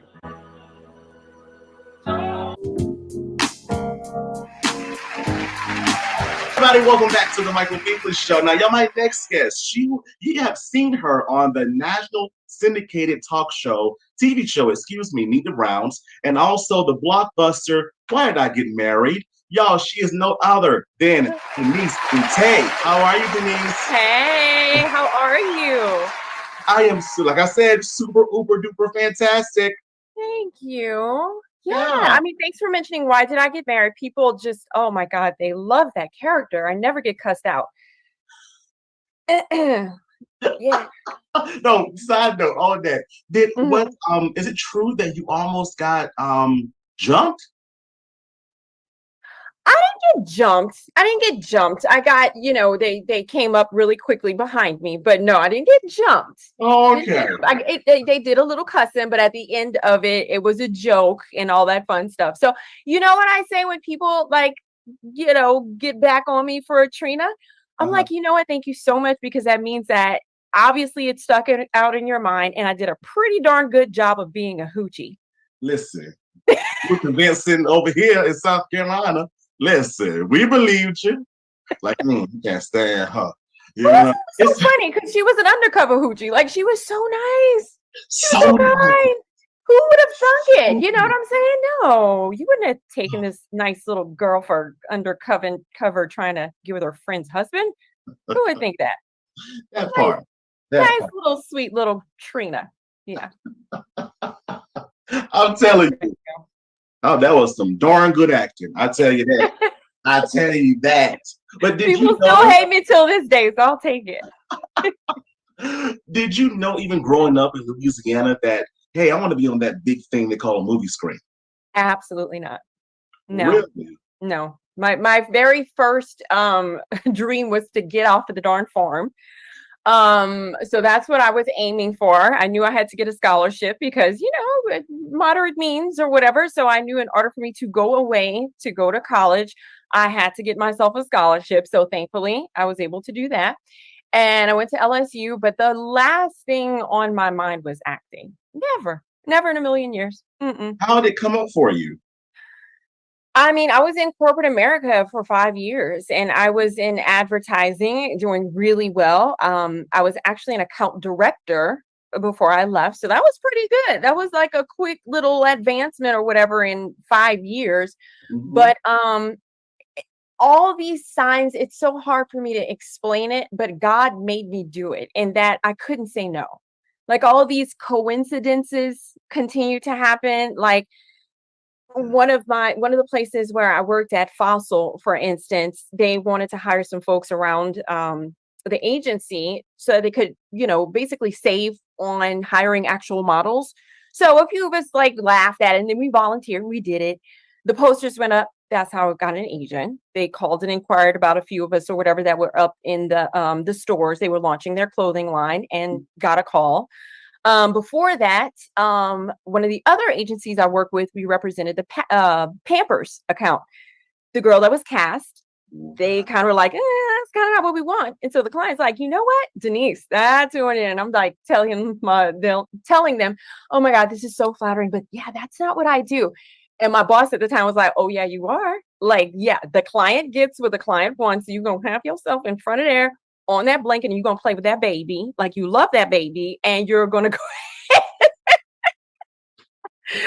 So then go ahead, because I went backwards. Now I'm going to go forwards. You know, whenever I did that, the agency then told me, oh, you got to take headshots and all that. So the woman I took, Suze Lanier, I took headshots with, she told me, hey, I actually work out in Los Angeles. I have a place for you to stay. And if you move out there, I will represent you.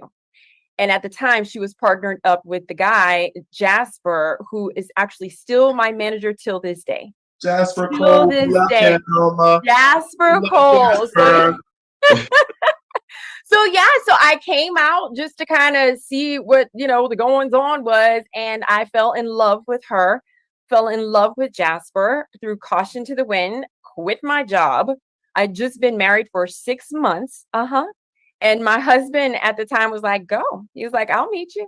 He was like, go. And, you know, it's sooner or later. Yeah. So here I am, you know, in a really nice townhouse. We just got married. And I throw a caution to the wind and I start, well, not slumming it. Suze was not slumming it. She was in a really nice place. But then I slept on a few couches. Yeah. And then here comes my husband and we go to the hood because in LA, that's pretty much all we could afford. You know, I'm living off of whatever I saved in Dallas and he came out here and didn't have a job immediately. So we took a lot of steps back to do it. But I always say, I didn't have a choice. Like all these coincidences, everything lined up to the point where I really couldn't say no, you know?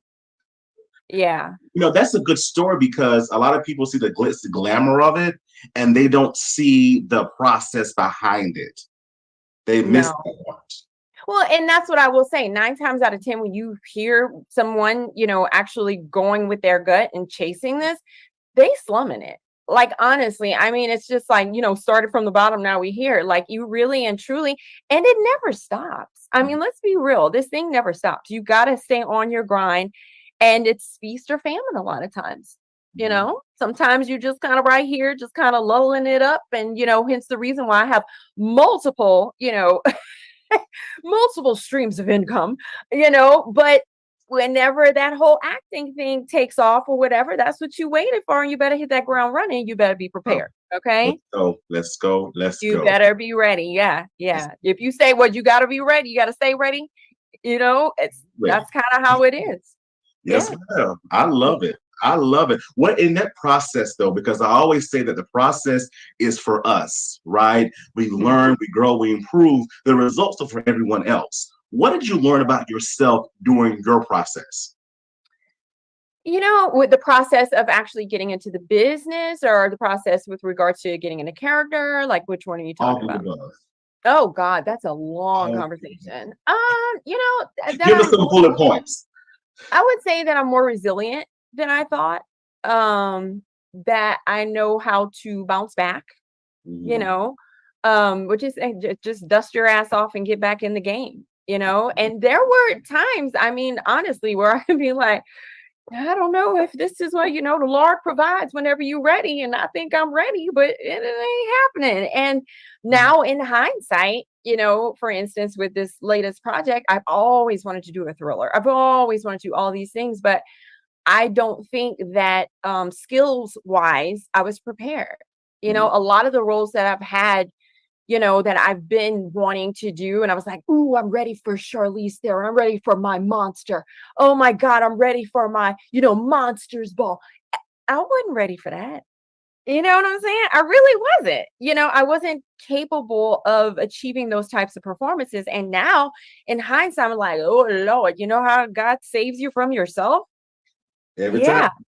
He absolutely did. He absolutely, because this is there forever. Act a fool of yourself or whatever and see. I mean, somebody can always, you know, find it on the line or whatever and make a fool out of you. So I would hope that I have not made blackmail material. Okay. I did do a few horror movies back in the day, and that could possibly be blackmail material. But beyond that, I would say that I've been pretty good at my choices and with the things that God has laid upon my lap that I've been able to take advantage of it. But yeah, I've done the whole, first black chick got, got slaughtered in the desert, and the heel breaking, and you make the stupid, trip or whatever. I've done the fangs and had these prosthetic fangs, and I have a lisp the entire movie. Yeah, and the main guy's name was Sebastian. So imagine that with a lisp. Sebastian. Yeah, that's the entire movie. So I have it. It's there. But thankfully, I think that it's minimal. It's minimal. I got you. But let's. I love it, Denise. I love it. What is your next biggest dream, Denise?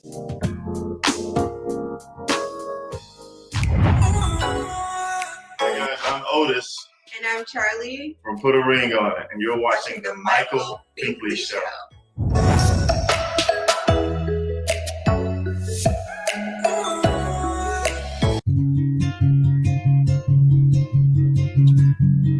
Welcome to Father to Father. The mission of Father to Father Charleston, South Carolina is to help fathers in the Low Country area of South Carolina to be a positive and consistent presence in their children's lives. Father to Father provides community-based programs and support groups for fathers free of charge. They also help fathers connect to other resources they need so they can meet their responsibilities and secure their parental rights. Father to Father offers job coaching and employment connections that benefit fathers. Father to Father is a resource for local organizations that want to provide family support and father-friendly services. If this program is a fit for you, visit our location in North Charleston, South Carolina, and meet our friendly staff here to help and assist. Or visit our website at fathertofatherinc.org.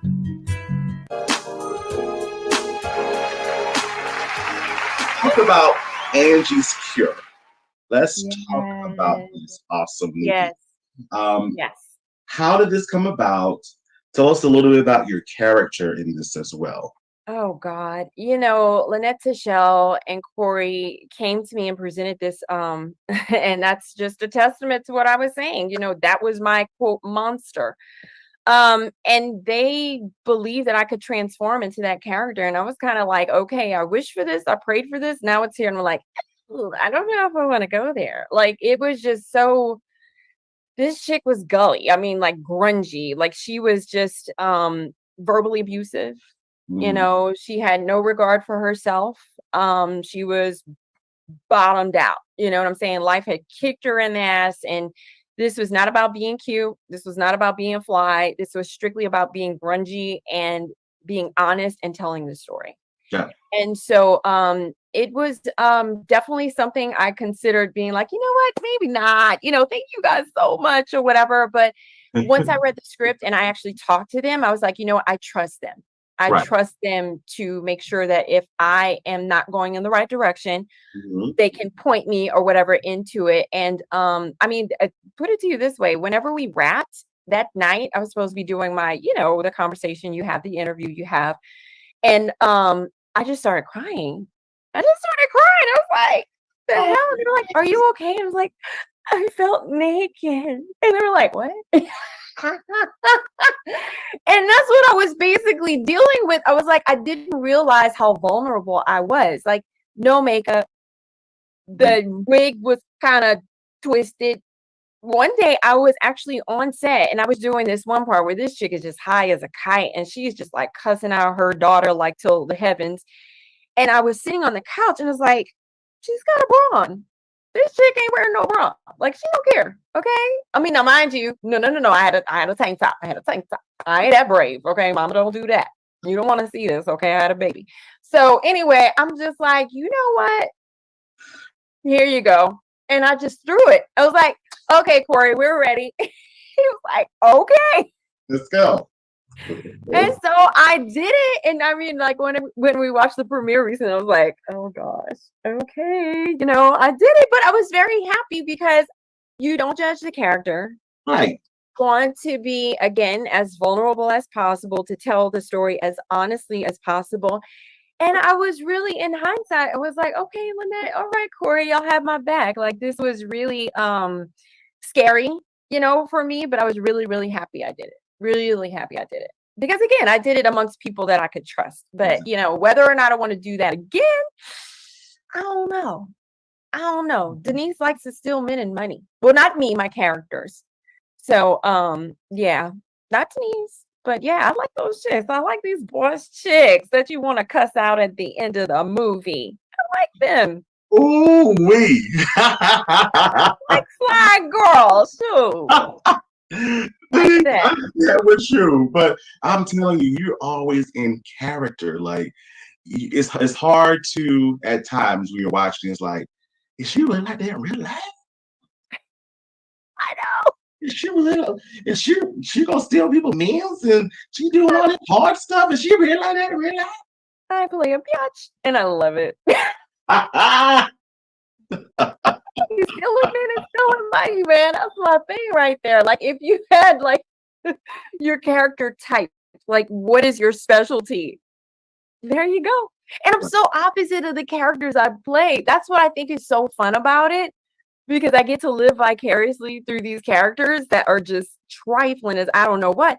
I personally would never do that. Like, I would be like, eating popcorn, like, oh, like, I love watching those people, but I would never want to in real life be one of those people. So I get to, quote, live vicariously through them and their ridiculousness and be like, no consequences.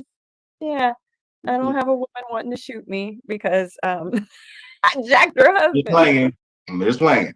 Just playing. It's a character, guys. It's a character. Okay. Come for me. Don't come for me. But you're staying busy too because you have another project on BET Plus. Yeah. Yeah, that one's, ooh, Lord, that's intense. Now, that was another genre I had never gone to. I mean, the whole suspense, kind of thing. I'd never done that before. And so that was a new one for me too. And so, like, there's a lot of action. There's a lot of stunt work. There's a lot of, the whole suspense thing. And I was like, woo, Lord, this chick is tormented. The whole baby situation. Of course, I can't say, how far it goes, but BJ Britt, I wanted to kick his derriere every single day he was there. Patricia Cuffey, okay, saved me because she was the directress or whatever and had to calm me down. Okay. And then Tina would come with me, and she was the script supervisor, and she would kind of like, okay, Denise, you good? Okay, you want to run lines? And so she would come with me on the low or whatever, and she knew my temperament, and she knew whether or not I wanted to go there. And so it was just an amazing experience. It's a very intense genre. Like, I don't know if you saw it, but oh my gosh, this chick goes through some things, like, for real. And I did all my own stunts. I know. Yeah. Hell no. I'm joking. I can't. All right, you did that. All my own stunts. If you knew how clumsy I am, you would say thank you, Jesus, because I would not be here today. I would not be here today. There's no way in hell. I'm so clumsy. And I'm like, look, I'm grown. If I break it out, it is not mending back. Like, I can't do that. Oh my gosh, Denise. No, I'm too grown for that, baby. No. You cannot. I like my teeth. I'm good. But from me too, I think about my teeth too. Like when I fall, I'm like, not this way. No, we can go there, but I can't go on the side because now you can break a hip. No. Yeah, no, we can break a hip, we can break a clavicle. We can't do all that. This is the money maker. We gotta do that. all up in here. But you're also going to be on something that we're all familiar with. If you grew up in a household where you watched TV with your grandparents during the day, you saw this show, right? I remember it was just down the line with others. The Young and the Restless. Yeah. Isn't that amazing? Is this a recurring role? Okay, so I'm gonna have to plead the fifth on that because we're kind of left in the dark. Here's what I will say. Mm-hmm. The soap world is very different than any other thing I've ever done. completely different. Like how they operate in front and behind the camera is like, whoa. And I thought that Tyler shot fast. That's a walk. Well, I ain't gonna say a walk in the park, okay? Because Tyler wasn't no joke. But I mean, it's wow. When I tell you, it makes your head spin. And it was trial by fire. Like I didn't have, like a tour of the stages and all this stuff. Denise, we need you at stage, blah blah blah, in the coffee shop. I was just like, where's the coffee? What the hell is the Don't coffee give me no shop? directions. Yeah. Oh, Denise, we were waiting for him. Like, I didn't know I was going. Okay, all right. So yeah, so that's all I have to say about that. I'm gonna just plead the fifth because who knows? In the world of soaps, you never know. It's just like when you tune in every day, you don't know. You don't know what Victor's gonna do with Nikki Listen, and I've Jack. been watching Victor all my life, all 33 years. I've been watching Victor, and Lord, I feel like he's my granddaddy. Oh my God. You know what's so funny? Like they were introducing themselves to me. Like they were just like, yeah, because they were like, they'd seen, there's monitors or whatever, and you see people, well, hello, Denise, how are you? Da, da, da, da. But he was just, I mean, he didn't say my name. I'm just playing. But he was just like, okay, so you're playing blah, blah, blah. And I'm like, yeah, okay, yeah. He was just like, okay, yeah. And then Jack, and then I mean, it was crazy. It was like I'm in a time warp. When all that stuff happened, I was just eating a cupcake. I was just like, oh my God, like maybe I should put my cupcake because the girl that plays Lily was having her 20th anniversary. Oh my God. 20 years on the show. Yeah, so everybody was doing, tributes to her and stuff. And like I said, I was just on the side eating my cupcake because I was just like, all these people, showed up, whether they were working that day or not. And it was just like, honestly, like being in a time warp. Like I remember sitting down with my momo, as we call her, instead of gravy, my dear grandmother, momo, and I were sitting down. She'd make me coffee milk, and we would watch it. Do you know about the coffee milk? I call my grandmother Ma, right? And yes. that's what we did, especially if I played sick, right? They did, which they do, they knew.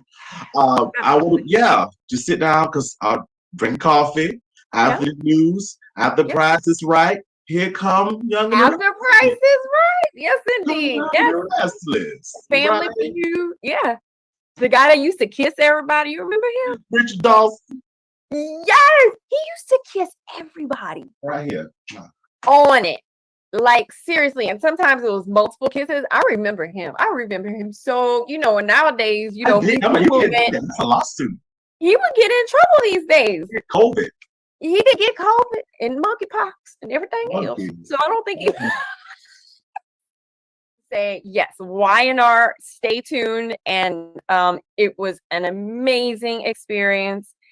The people were awesome. It's like I've been there since like day one. And it was cool. I mean, Sean was phenomenal. You know what I'm saying? So it was really cool. It was a really cool experience. Like I said, nothing that I've ever experienced ever in my career or whatever. But again, it was challenging. But at the end, I was like, drop the mic. I did it. Boom. You know what I'm saying? Like, shoot, if I could do this, bring it. Come on. We gonna do this. I love it. And it just seems like you're living in a dream. You're living in your dream. You're living in Denise's dream. That's what season 5 for us here on the show is all about. Our biggest dreams coming true. What is your next biggest dream, Denise? Production. Ooh. Production. Yeah, as I've learned and started, understanding the behind the scenes part of things, Jasper and I have basically created things in the past, but now that I understand the business so much better, the workings of it from the front and from the backside, I am total type A personality. If you see my scripts in the notes, it is absolutely ridiculous. They're color coordinated. I've got little stuff on the side. People see it and just like, what the hell? Like, it's like my diary, right? And so because of my type A personality, I'm really good with organization and stuff of that nature. And I'm just like, you know what? I'd be good behind the scenes too. Yeah, and so again, some of these projects we had, concepts of back in the day, we've dusted those suckers off, and now we're actually, putting pen to paper, script wise, decks, getting these, ideas together so that when that opportunity comes and someone says, "What else do you have?" We're ready. We're ready.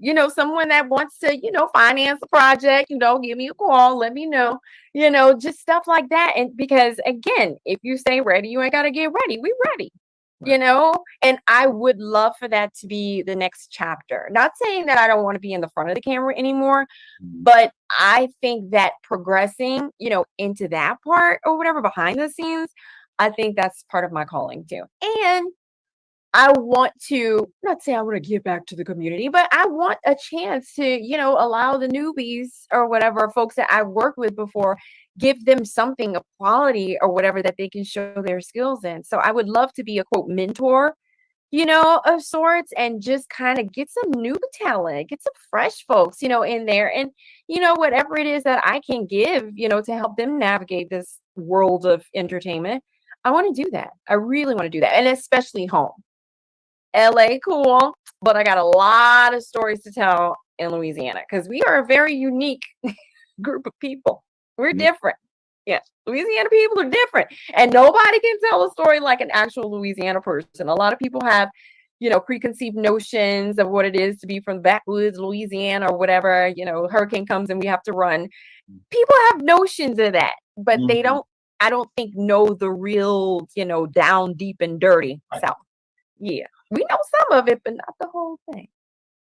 Oh, I love that. We have that in common. I'm a Southerner right here in South Carolina. So yeah. See? Uh-huh. Yeah, we're I different. get what you're saying. We We are got different. a different way of thinking. Yeah, eating, everything, partying, family, first kind of thing. I mean, that's what we do. Food, family, and fun.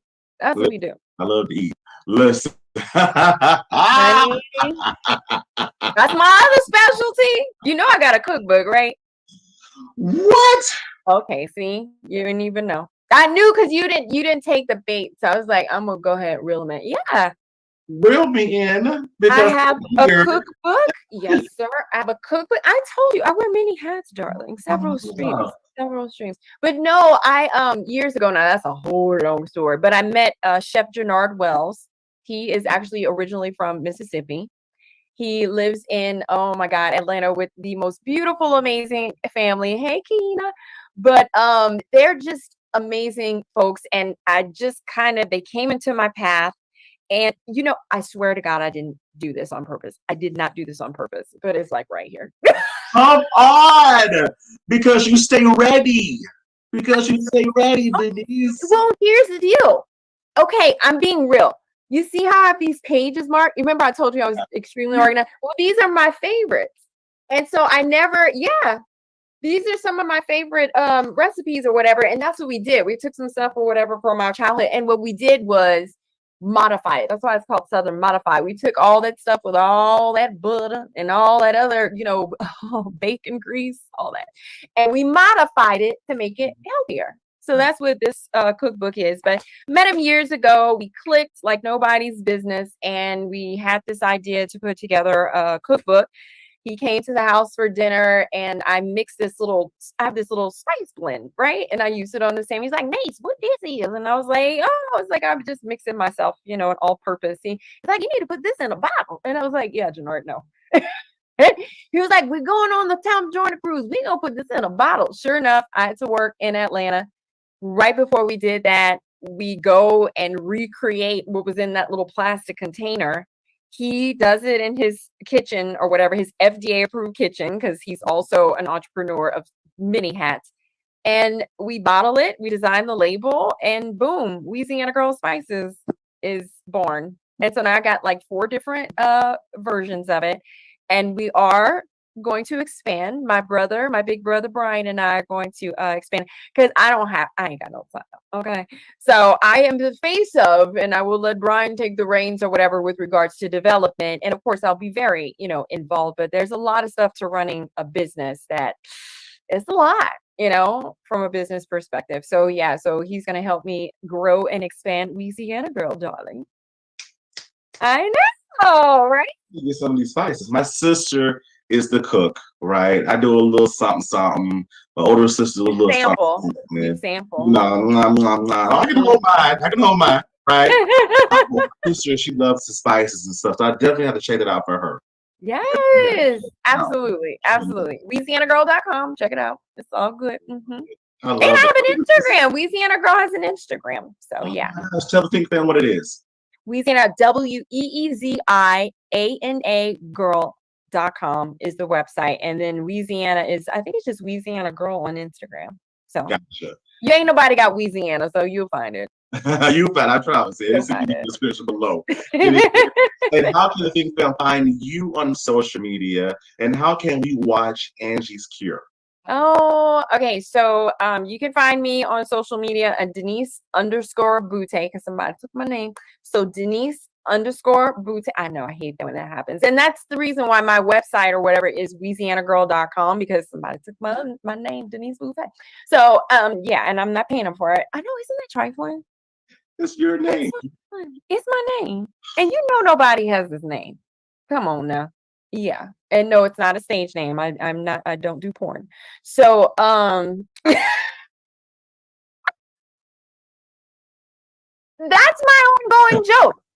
Like, who would make up this name? I wasn't ready for that. I do that. I gotta keep you on your toes. You ain't ready, Michael? If you go interview me, you better be ready. Come on now. Tell me, I love shock value. It was like, Denise, so she's gonna be sweet. I'm like, I'm doing like this. No. That's what I do. But she's going all the way left. I like shock value. I love shock value. But no, I've had people say, is that a stage note? I'm like, no, darling. That's not what I came here for. So, but it would be a great one. If that's what I ever wanted to venture out to. Huh? Coming to the stage. You never know. You never know. I mean, I'm just saying. So, all Queens men, Eva, call me. Okay, so ratings. Men and women. Yeah, so no, so you can find me on Instagram, Denise Boutte, Louisiana Girl, and that is everything. Of course, I have Facebook pages. I have no idea who uses Facebook anymore, but I do post there also. And also I have a little show called Louisiana Wednesdays that I do every Wednesday at 9 o'clock our time PST and 11 o'clock CST. So I do that. Maybe you'll be a guest one day. Yeah. I would love to. Yes. So it's a talk show. I originally started it to push product or whatever, and it just became, you know what? This is y'all's platform. Come here, announce, share, whatever it is that you're doing. And that's what it has since evolved into. It was supposed to be like QVC though. Like, if you want some product, if you want cinnamon sugar, if you want low soda, if you want, and then just like, no, that's not me. If you want it, you want it. If you don't, you don't. Yeah. Left. Exactly. That's what I do. Left. How can we watch Angie's Cure? Angie's Cure. Yes, Angie's Cure. Well, Angie's Cure actually had a debut at the Bronner Brothers Hair Show. I saw, yeah. Yeah, at the Bronner Brothers Hair Show. So I do think there's been a pickup, but I have to talk to Lynette in order to get you the exact details on that. But I do think there has been an actual purchase of Angie's Cure, so you guys are going to see it soon. I'll get you that information. Yeah, please. And also, what do you call it? So The Missing, as of last Thursday, is streaming now on BET Plus.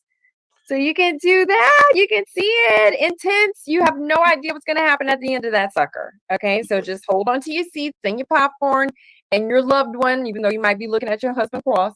But yeah, hold on to your loved one and just enjoy yourself. It's great. And then, of course, September 6th, The Young and the Restless. Young and the Restless on September 6th. So yes, now this girl, she is something. Let us see it, because she's something. Yeah. I don't even know what she's up to. She is scandalous. So there you go. Ooh, yeah, I gotta watch for real. Of course, she is Denise Boutte. Thank you, Denise, for being with us. Oh, thank you for having me, Michael. I appreciate it. You're welcome. You're so fun. I appreciate you. Oh, I can't blush. I gotta put something on to blush. Listen. Well, I same thing here, so I get it. I totally understand. It's a Southern thing. With It's a Southern chocolate, thing. baby. With chocolate. Listen. Can't go wrong with chocolate. Back in a moment. This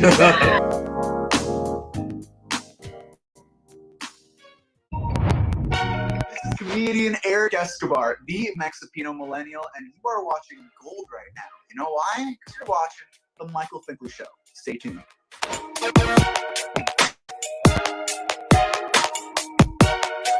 CTR Media Network was created for today's podcasters.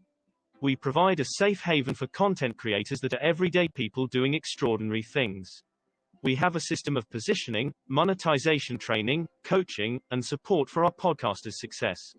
CTR Media Network simply bridges that gap with a level playing field for your dreams to come true cost effectively. Our team provides a premium service and experience for our podcasters to grow. CTR Media Network provides access, support, resources, coaching, and community for our podcasters to win, if you put in the work.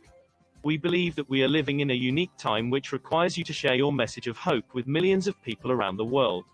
Remember that the world is never too saturated for you, your voice and message. A platform for positive impactful media where the content creators are in the driver's seat. Visit our website today by going to www.ctrmedianetwork.com. Important lessons I learned in life is that you have to expand yourself in life. You know, life is big out here, man. It's a big world, and you can't be small-minded. Like, you have to be open-minded in order to really have all that life has to offer, and to feel that experience and to get to that. Man, this is 50 states. It's so many cities, so many places, so many jobs, so many opportunities that this world presents. You don't want to miss out on anything by being small-minded. I need you to open your mind up. I need you to go from here to here, because it's opportunities that's going to present themselves. And if you be small-minded, you're going to miss the opportunity. You don't want to miss no opportunities. We have to seize the moment. We have to take advantage of all opportunities. So open your mind, expand it. You know what I'm saying? Do what you need to expand your mind. Do what you need to open yourself up to more, because it's more out here to get. Never be content on what you got, because there's always more to go get. I ain't happy with what I have, because I want more. I'm hungry for more. Matter of fact, let me not say happy.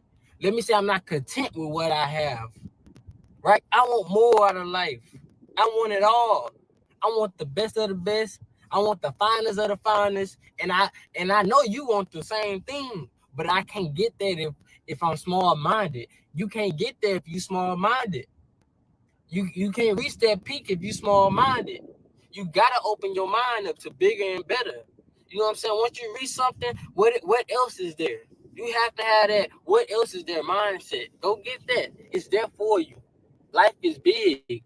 Life is huge. It's a huge world out here for us to live in. And I need you to go get it. Don't be content.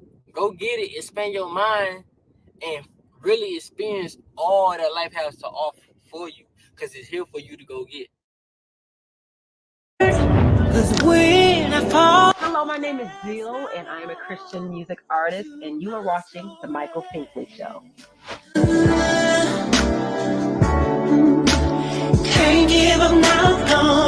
On the next Michael Finkley, he's our smart dad. Smart Dad's here. John Marshall Jones is with us. He chats with us about his role in All-American Homecoming and the work he does with his fraternity. Next Finkley.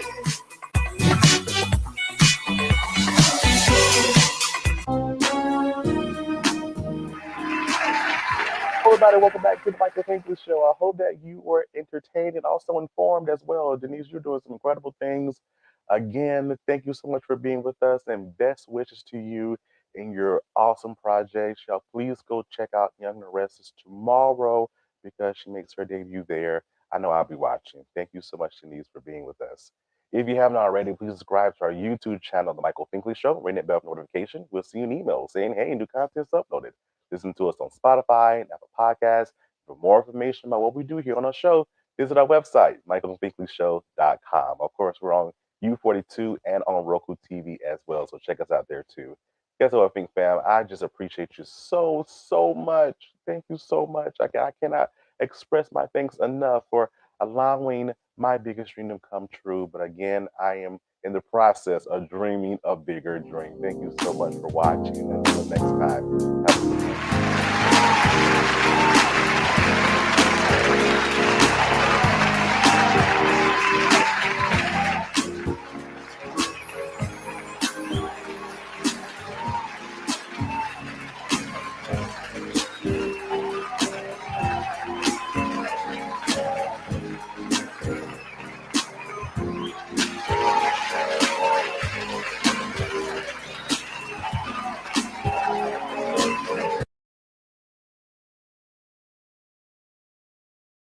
I'm doing a review on the New Yorker pizza from Papa John's.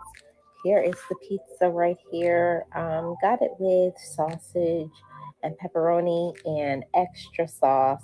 I like the pizza saucy. I really enjoyed the pizza. I thought it was really tasty. At my Papa John's location, this was selling for $13.99, plus tax, tip, all of that. I believe it was like $16 or $17. Have you tried it? Let me know down in the comment section below if you have tried it. And if you are new to the channel, I would love if you would subscribe and become a part of the Marlene Reviews family. See you on the next one, guys.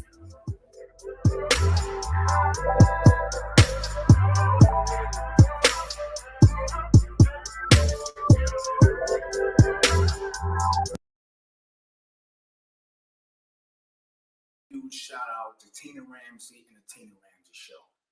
I was a guest on her show about 3 months ago, and the response was outstanding. And she continued to support my brand, continued to support everything that I do as an actor, as a singer, and as an author. My book sales have skyrocketed since I did her show. So I just wanted to give a shout out and a huge thank you to Tina Ramsey. And remember to hit Amazon and type in "this week" and get the book by Mike Wells that will inspire you, that will encourage you to have the best weeks of your life. Tina Ramsey, you're the truth.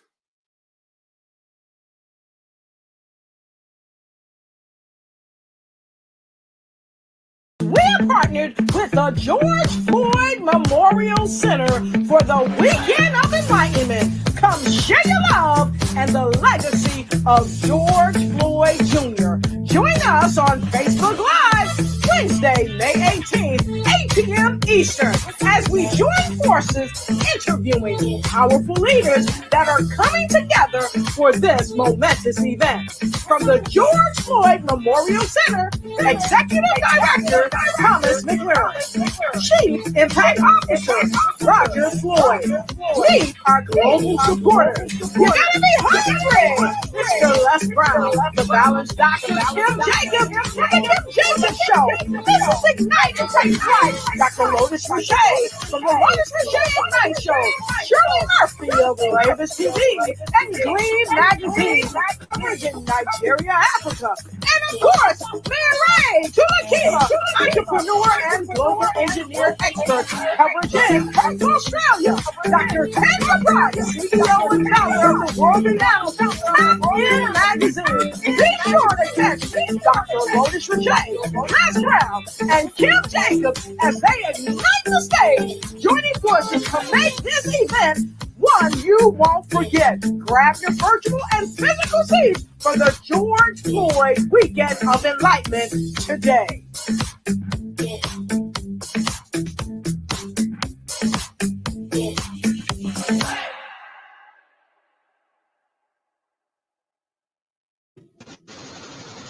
Hello, everyone.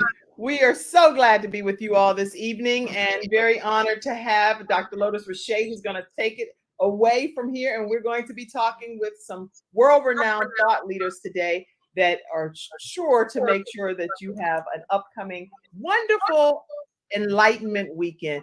Dr. Lotus Richey, go ahead and talk to us first. All right. Hello, everybody. This is your lady, Dr. Lotus Richey from the Lotus Richey Ignite Show. And I'm super duper happy to be partnered today with none other than you got to be hungry, Mr. Les Brown. Woo, woo! And of course, the remarkable Kim Jacobs from It's the Kim Jacobs Show. Oh, keep it straight. Keep it straight. Yeah, that's what I'm talking about. And we also have two amazing ladies coming in from other shows, but they're going to be joining us shortly. But we had to say all that so I could say all this. We are so happy to be partnered with the George Floyd Memorial Center. And today we have Mr. Roger Floyd. And of course, we have Mr. Thomas McLaurin. And today we're going to dive deep. We're going to tell you a little bit about who they are, the roles that they play in the Memorial Center, and we're going to tell you what the Weekend of Enlightenment is all about. So with no further ado, first, I want to thank each and every one of you for being here. All of our audience viewers out there in viewership land. We want you to come on in and get in where you fit in, and make sure you tag a friend.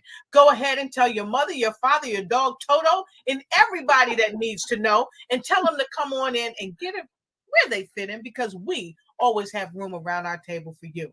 So with no further ado, let's give them about 30 seconds to go ahead and tag a friend and tell them to come on in.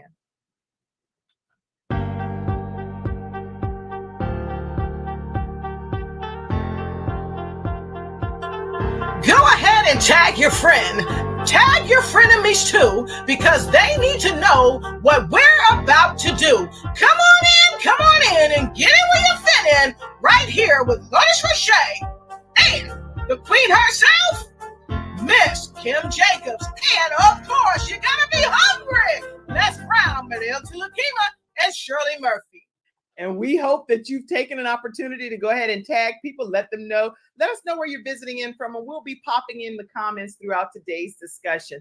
At this time, we're going to get the opportunity for us to hear from internationally renowned motivational speaker, none other than Mr. Leslie Calvin Brown, who is Mamie Brown's baby boy. So we're going to be, and Dorothy Rucker's pride and joy. Don't forget that anymore, because he was able to meet his birth parents as well at the age of 76. So we're going to just play a quick commercial regarding Les Brown, and then we're going to come back and just give you all a chance to hear from him for a brief moment. We'll be right back. We make decisions, and our decisions make us. You have something special. You got greatness in you. When I look at this picture with my brother and I, born in an abandoned building on a floor in a poor section of Miami, Florida called Liberty City, and I was labeled educable mentally retarded. They called me DT, the dumb twin. No one could have told me, by investing in myself and learning how to communicate, how to present myself, how to speak to one-on-one or small groups or large audiences, that it would dramatically change my life. I'm 77 now, and I'm looking for people who are serious about becoming successful, about becoming a category king, on how to tell their story about themselves or about their business, or how to monetize their dreams and make a difference on the planet. If that's you, I want you to reach out to me. I'm going to teach you how to tell your story, how to use quotes, how to use humor, how to make people laugh and feel good and cry in their tears. Oh, let me tell you something up in here. People say we have the best training program on the planet and train more successful people than anybody on the planet. And you can be the next one. This is your time. This is your moment to turn adversity to your advantage. But you gotta be hungry. You have something special. You got greatness in you. That's my story that I'm sticking to. Bye for now.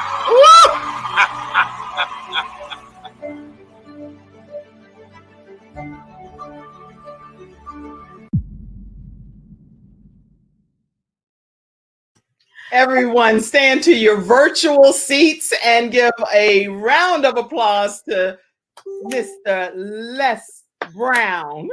Welcome, Les Brown. How are you today? I'm great. I always say it's always a treat when great people meet. I'm so glad to be here and to participate in this. And one of the most important things that we must understand and stand on, and I think is what gives birth to the Floyd Memorial Center, is that evil prevails when good men and women do nothing. Right. We think about where we are. I mean, I was fired September the 22nd. And I remember like it was yesterday because I editorialized about police deadly use of force in Columbus, Ohio, 1978. And so when we look at where we are now with all the stuff that's going on, I'm 77. I remember going to work with my mother on Miami Beach, and they used to have signs that said, Jews, dogs, and coloreds not allowed. There were places on Miami Beach that dogs could go, but we couldn't go because of the color of our skin. And so this Floyd Memorial Center is about helping people learn the skill set that allow them to live a life of contribution. Horace Mann said, we should be ashamed to die until we've made some major contribution to humankind. We're taking a stand for our children and for our children's children and teaching people the strategies on what it takes to navigate this new place where we are in and out of the pandemic. We have so much to share with each other. This is the time that we have to create, and the Floyd Memorial Center is about doing that, communities of collaborative, achievement-driven, supportive relationships, and teaching people how to develop the mental resolve to handle all the stuff that's coming at us every day. I remember the time when someone sneezed, you say, God bless you. I was on the elevator the other day and a guy took his mask off to sneeze, and I looked at him and said, you know what? Yeah, I'm about to knock the living hell out of you. You don't put that mask on. I said, God bless you. And I mean, he got on the because I'm looking at him crazy up in here. You about to make me lose my mind up in here. Up in here. You about to make me act a fool up in here, up in here. And so this is a different place that we've never been before. So people need mental resolve, and we've got to be willing to learn different skill sets. If we're not willing to learn, no one can help us. But if we're willing to learn, no one can stop us.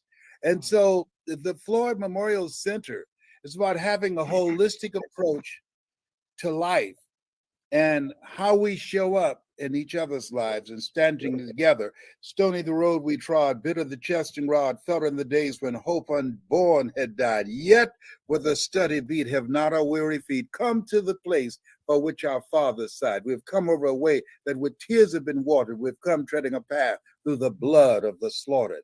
Someone paid a price for us being here. And so as we look at ourselves now and the stand that we take to make a greater difference in the lives of our children, pushing humanity forward, indicating that Black lives matter, didn't say it's better, say it matters, and everybody else's life matters. But we're the ones that our lives have not been recognized. And with white supremacists permeating police departments all across this country, we look at what happened in Brooklyn and Buffalo, New York just recently. Yes. This center, this Floyd Memorial Center is more important now than ever before because of there's been a spirit of hatred and divisiveness that's been released unlike anything that I've seen in my lifetime. I have a question for you, Les, if you don't mind. We wanted to find out too, because everything that you've already said, I think really actually speaks to this question. And don't you think, Dr. Lotus, he's already answered both of the questions that we had? Yes, because he's so brilliant like that. He already knows the question before we even ask it. But yes, one of the questions we were going to talk to you just about today is, this is really a philanthropic type of project that you have decided to be a part of, to undergird. There are a lot of things that people ask you to do, but you said yes to this. And so I just wanted to see if you would share with the rest of the world, because the world is literally watching. Actually, over 10 million views came in earlier today as they were preparing for this event. To just share with us what inspired you to be one of the partners for the George Floyd Memorial Center endeavor. You remember when I said earlier, evil prevails when good men and women do nothing? Yes. This is a time that we have to take a stand. And we've got to be willing to stay the course. This is not something that's going to go away right away. This is a given. This country was built on not recognizing our humanity. This is a battle that requires stamina. We must be willing to exhaust and outweigh the adversities and the people that oppose us. That's why we're here. That this place, this stand, is to remind people with the affirmation, the Jewish affirmation, never again. You have to have that kind of resolve in order to begin to create the kind of quality of life that we want. You know, Frederick Douglass said, we might not get everything that we fight for, but everything we get, there will be a fight. And we have to do it together. It's not about a singular personality.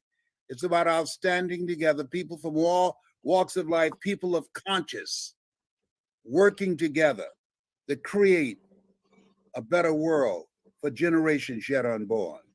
That's why I'm here. I've got 15 grandchildren and 4 great-grandsons. And at 77, my goal is to align myself with the Floyd Memorial Center and people who have a conscience to stand up for what they believe in, because they can fall for anything.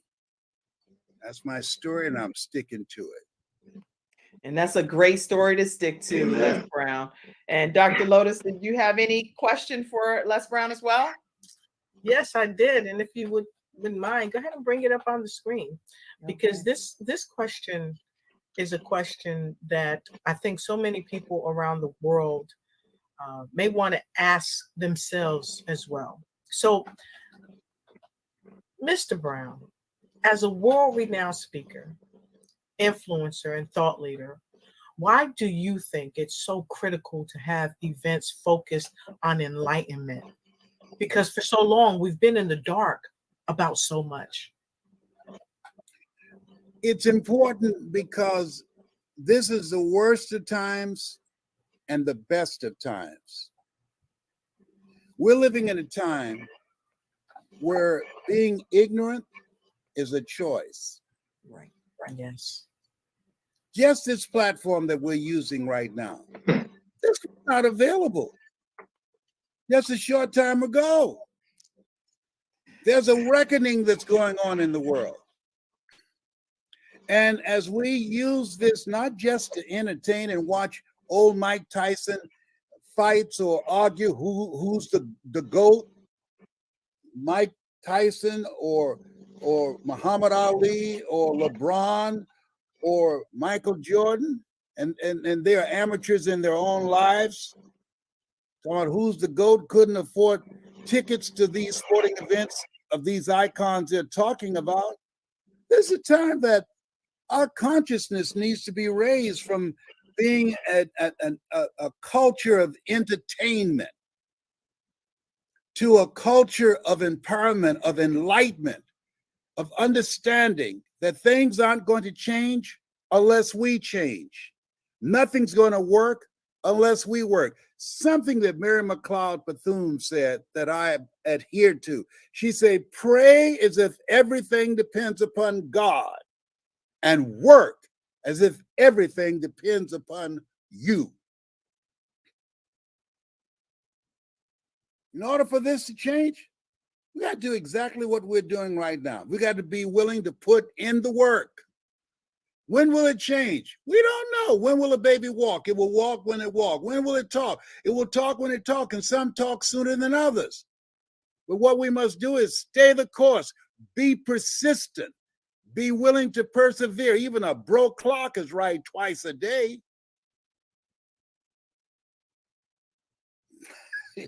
I'm gonna just wait for that one to sink in. Thank you very much.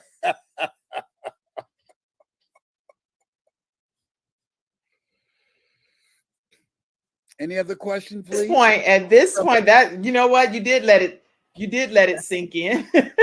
Thank you for letting it sink in. A lot of people were digesting what you were saying, so hundreds of comments are coming in. Keep your comments flooding. I will let you know that Les Brown does take personal time to go back and review your comments. So make sure that you just encourage him and flood those comments in. And Les, I know that you have some things happening throughout this evening, and you are an extremely busy man because I know your schedule. I'm one of the directors of operations. I'm the director of operations here, so I know what he has going on so much, right? But let me tell you, you may also have a question that you want to ask someone here as well, or anybody on the panel. So let me give you the chance to ask your own question of the panel. Yeah. I'd like to know, what do you see as the primary objective of the Floyd Memorial Center? I'd love to jump in right now. So glad that you're here, sir. Enjoyed your inspirational word. Powerful. Powerful. Absolutely. It's almost as if you've already been in our camp. Oh. Because the words that you speak are so eloquent. It tells the story of what we will accomplish. We are going to be the change that we seek. That's our goal. But what we are doing is so much bigger than all of us.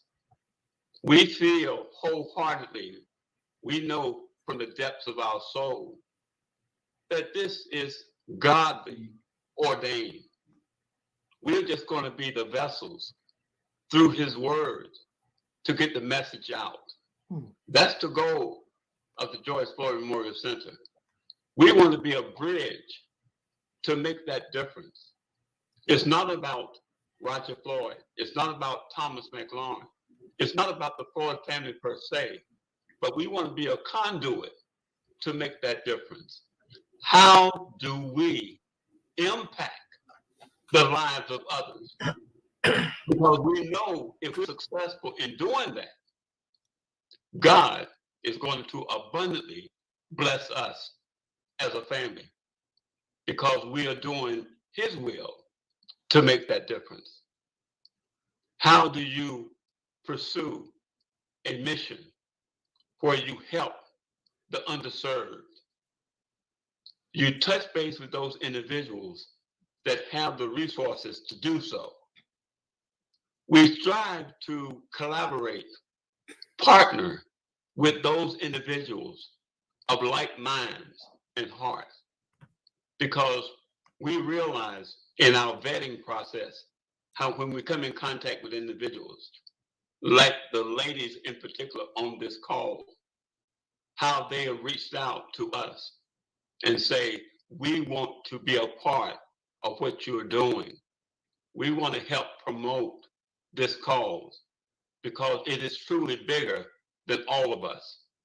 And that's what we endow to do. Not just the week in enlightenment, not just the month of May, when George lost his life, May 25th, 2020. It was a devastating time for me personally and our family. And we saw exactly how this rogue police officer, right before our eyes, took his life. And as a family, we came together and we said, we have got to do something. We have got to make a difference. We got to uphold George's legacy. How do we do that? We do it one day at a time. We have our next steps. We're going to have this all year long, each year, year in, year out, because we're going to keep his name alive.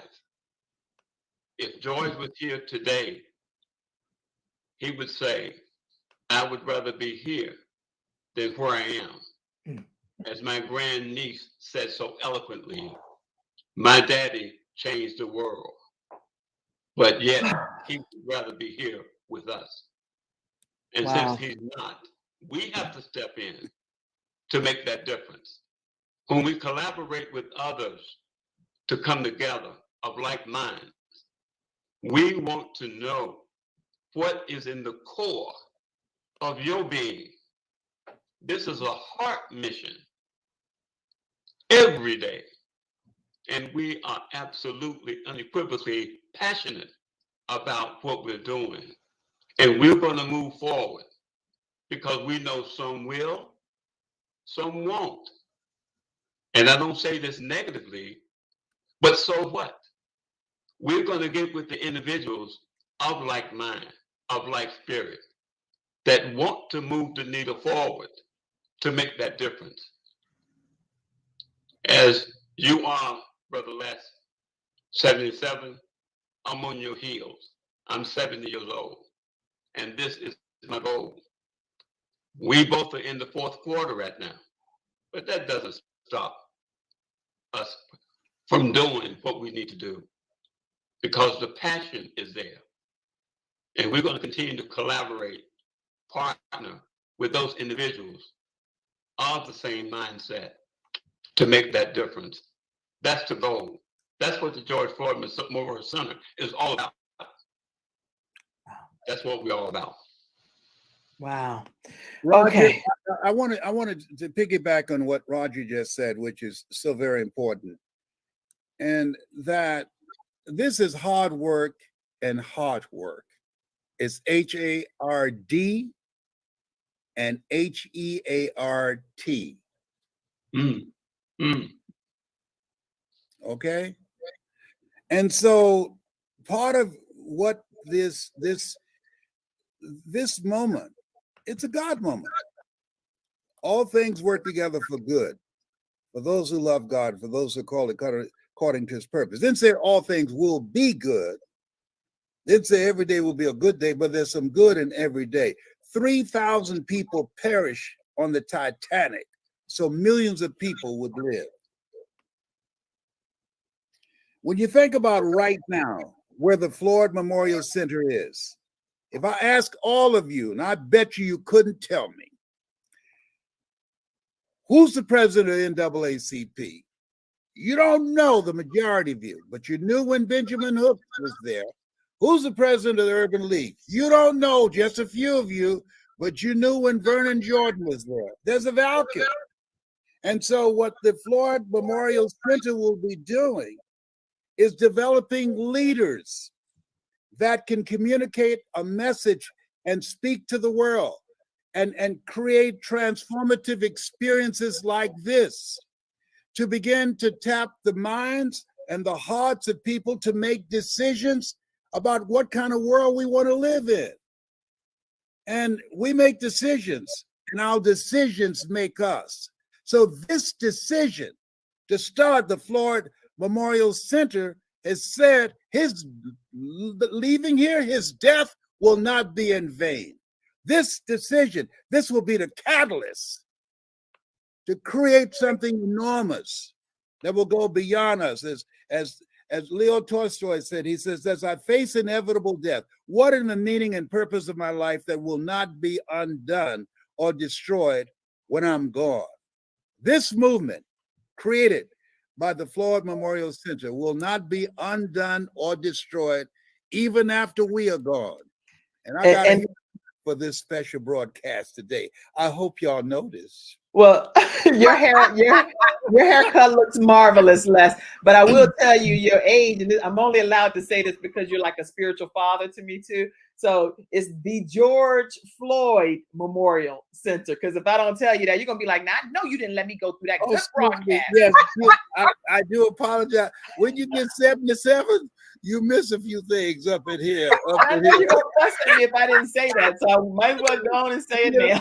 Look at Kim. I was talking to my son the other day, and he said, "What are you doing?" I said, "I'm looking for my phone." He said, "You're on your phone." I said, "I knew it. I wish you were here. I'll sucker punch you right now."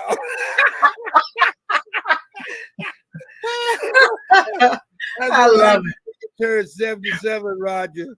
Oh my God, looking for a phone that I was on. But before we let Mr. Brown go to his next event, I want to make sure, did anyone on the panel have a question or comment? Or I know in the studio audience you've had a lot of comments, and I've been putting them up throughout the whole time. But I want to make sure that I give you all an opportunity as well to say anything on the panel. And let me unmute you, Dr. Eric Kelly. Yes, and while you're unmuting him, I want to jump in here quickly. Folks, I know you love Mr. Les Brown. Put some LBs in the comment block. Put some LBs in the comment block below while we get ready to hear from Dr. Eric Kelly III. Well, I had a couple of questions before I came, and thank you, Dr. Lotus Richey, for asking me to come. I run a network, and the question is always communication, guys. The Black Business Olympics that happens each and every month, I'd like to see what we could do about communicating your message across our airways. We do about 10 million people, 10 million people a month. And so I'd like to see what we could do about showcasing your organization in July. We do July the 16th through the 21st, and we would love to showcase what you're doing. And of course, Les, I want to throw this in for y'all that don't know that I do know Les. Back in the days when he had rubber bands and cassettes back in Durham, North Carolina. Of course, he knows Wayne Thorpe. I'm pretty sure Wayne used to pick him up in the limo to bring him to all the events. Want to say, man, you're still pushing it, you're still kicking it, and we still celebrate you. You are an icon. For those who don't know, you are an icon, and we need to do more celebration of what you've been doing. And on our network, we would love to also invite you in so that you can share your voice, your 77-year-old voice. I'm 65. Your 77. I got t-shirts older than you. without a doubt. And I accept the invitation. I would love to. And we'll talk about it, Dr. Eric Kelly, because that's something else. That sometimes he doesn't take his medication right, and so he may book some stuff. But we actually have a person that does the booking formally, and I'm not about to get in trouble, so I'm going to pass it over to our scheduler. I'm not trying to book him, but I just want to have one question. My question is, where do we do with the communication of getting this message out across the globe? Because most people in North America, the average age is 25. The average age in Europe is 22, 23, and the average age in Africa is 15. How do we get this message, this powerful message across the airwaves? And that's one of the things that we would like to do with you guys. So that's what I wanted to say. And thank you for allowing me. I'm so glad you asked that question, because most people don't give the kind of thought that you're expressing about how do we communicate the message. A message has no power in and of itself. You have to take in who's going to hear this message. What gave me an advantage to break through in the speaking industry has been governed by the Dale Carnegie course. They teach, tell them what you're going to tell them, and then tell them what you told them. I train the speakers that I train, never let what you want to say until you find out what the people need that you're going to talk to. Mm-hmm. And all that get understanding. So that we can, when we speak, when you have an event, the programming you provide, what you tune into, you turn into. What we do when we speak, we distract, dispute, and inspire. How people live their lives is a result of the story they believe about themselves. Mm-hmm. What the George Floyd Memorial Center will do is create leaders that will be able to interrupt the story that we believe about ourselves, distract, dispute, and through the presentation create an experience. If information could change people, everybody would be skinny, rich, and happy. What we have to do, and what the George Floyd Memorial Center will do, is create experiences across this country that will expand people's minds, touch their hearts because we're emotional people, and ignite their spirit to become actively engaged and making a difference rather than just being a spectator. After the speech of Dr. Martin Luther King Jr., there was a speech given by a rabbi that I thought was more important than Dr. King's I Have a Dream. He said, when something happens, there are three things. There's a perpetrator, there are the victims, and there are the witnesses. And he said, which is most condemning? And he said, the witnesses. Just like those 4 cops at any time, they could have intervened. They were witnesses to a murder. And he said, Lord, please don't let our country become a country of witnesses. People just sit back and look and say, oh, ain't it awful? The George Floyd Memorial Center is about, no, not lip service, but life service. That we're going to be engaged. We're going to live our lives like Horace Mann said. We should be ashamed to die until we have made some major contribution to humankind. And the George Floyd Memorial Center will make a major contribution for generations yet unborn.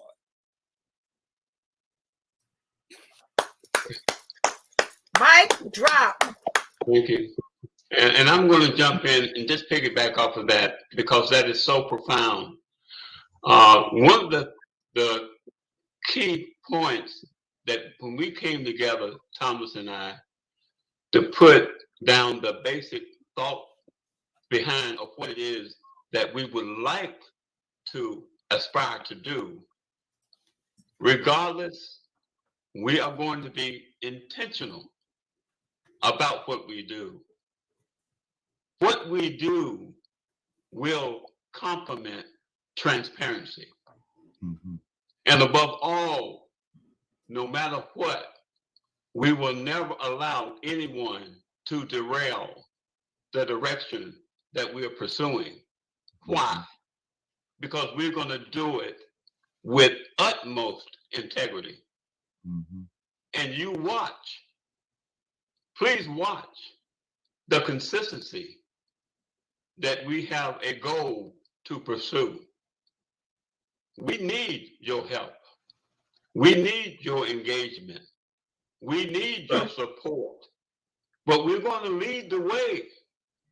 Mm-hmm. We were neophytes several months ago, but we're in the big leagues now because of the support that we're fostering each and every day. And you can't do it sitting down. That's right. You can't do it once a year. This is a fight every day, every single day, every day, every waking moment that we have to make that difference. That's the goal. That's the mission. That's our core value in how we pursue these initiatives. We are going to work.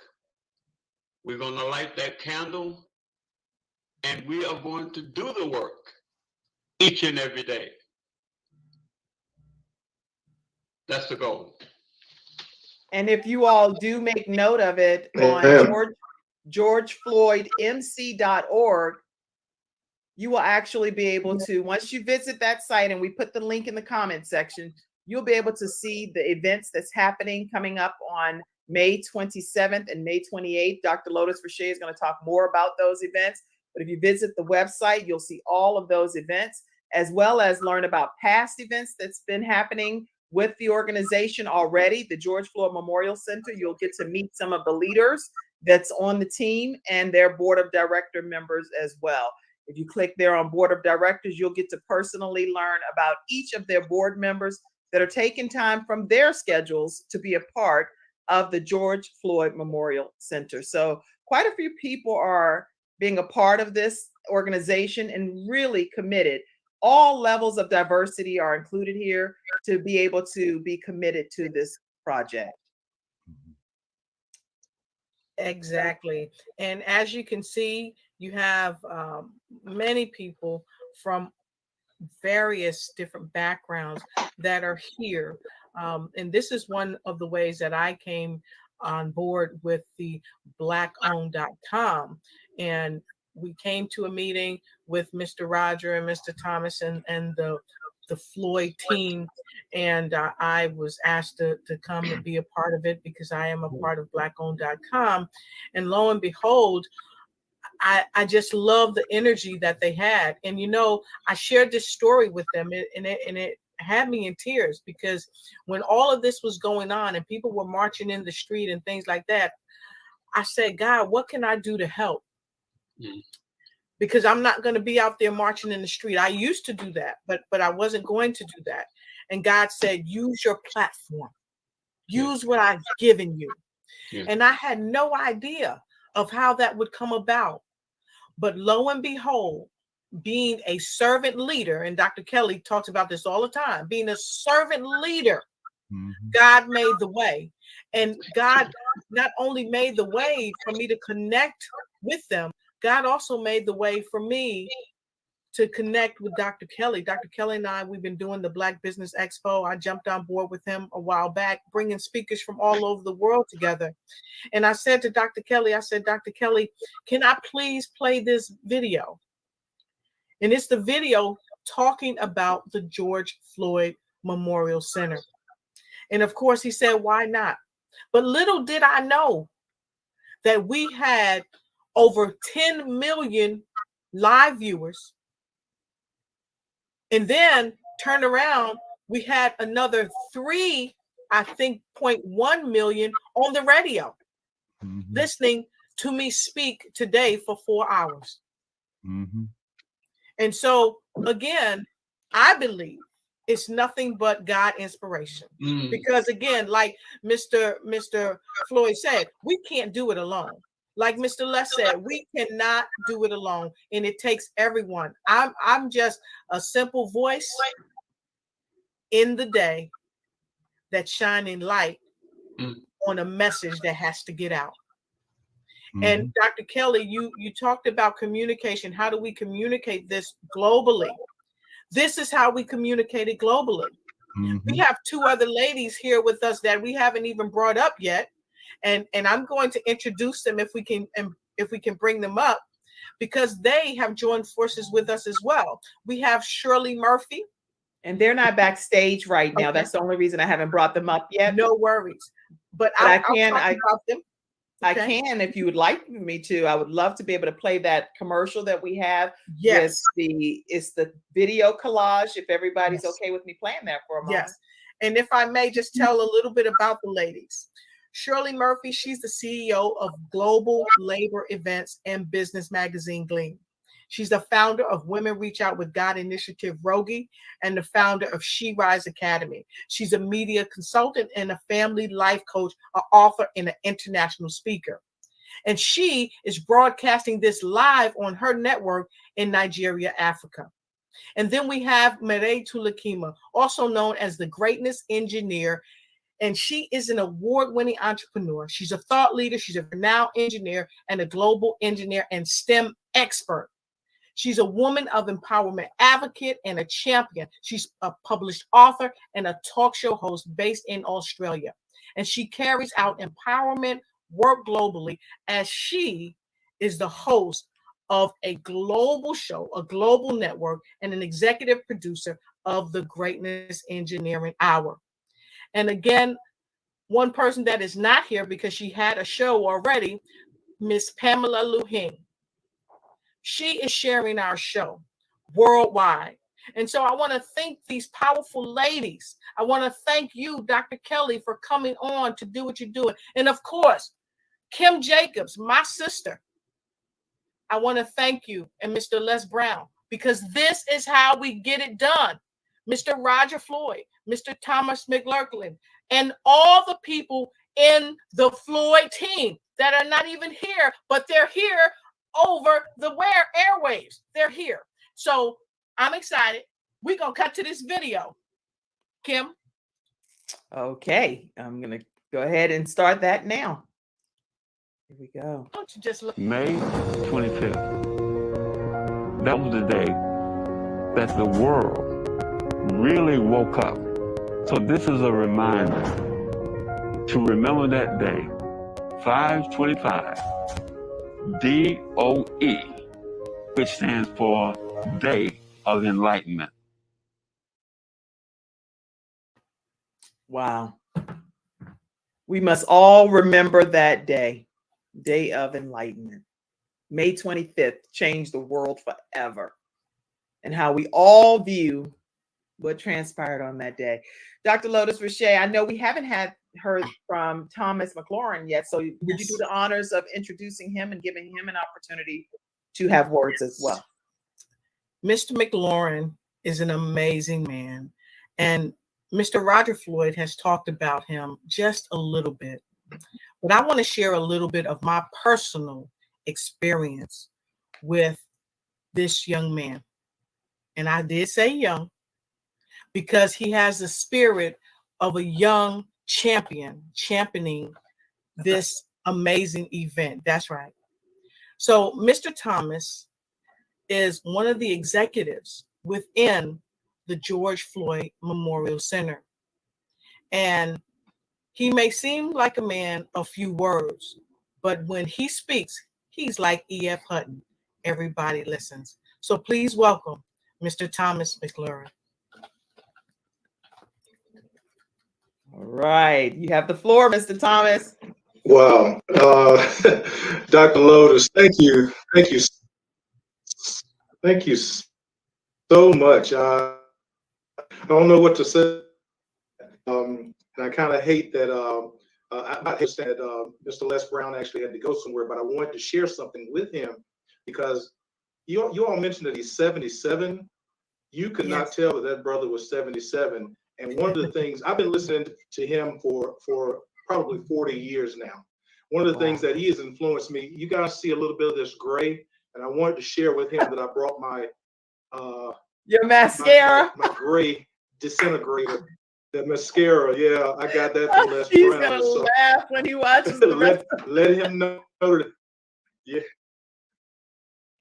Let him know that I've gotten my mascara ready to kind of color in some of this stuff, you know. But thank you so much for that introduction. And as you said, a man of few words. Well, yeah, because today I've been listening, but Roger knows that sometimes I get started and a half hour has gone by and we didn't even realize it. But I just wanted to say thank you all so much for this opportunity, because this has been and is being such a tremendous boon to us for what we're going to do. And, you know, a lot of people look at my last name and they say, well, your last name is McLaurin. How are you related to the Floyds? Well, Roger Floyd is my uncle. My mother was the oldest of 9 siblings. Her name was Annie Neal Floyd, and she married my father, who is Marion McLaurin. And so, of course, I came along. But I grew up around my Uncle Roger, my Uncle Ike, my Uncle Perry, who is George Perry Floyd Sr. I grew up around them because I'm only 6 years younger than Roger.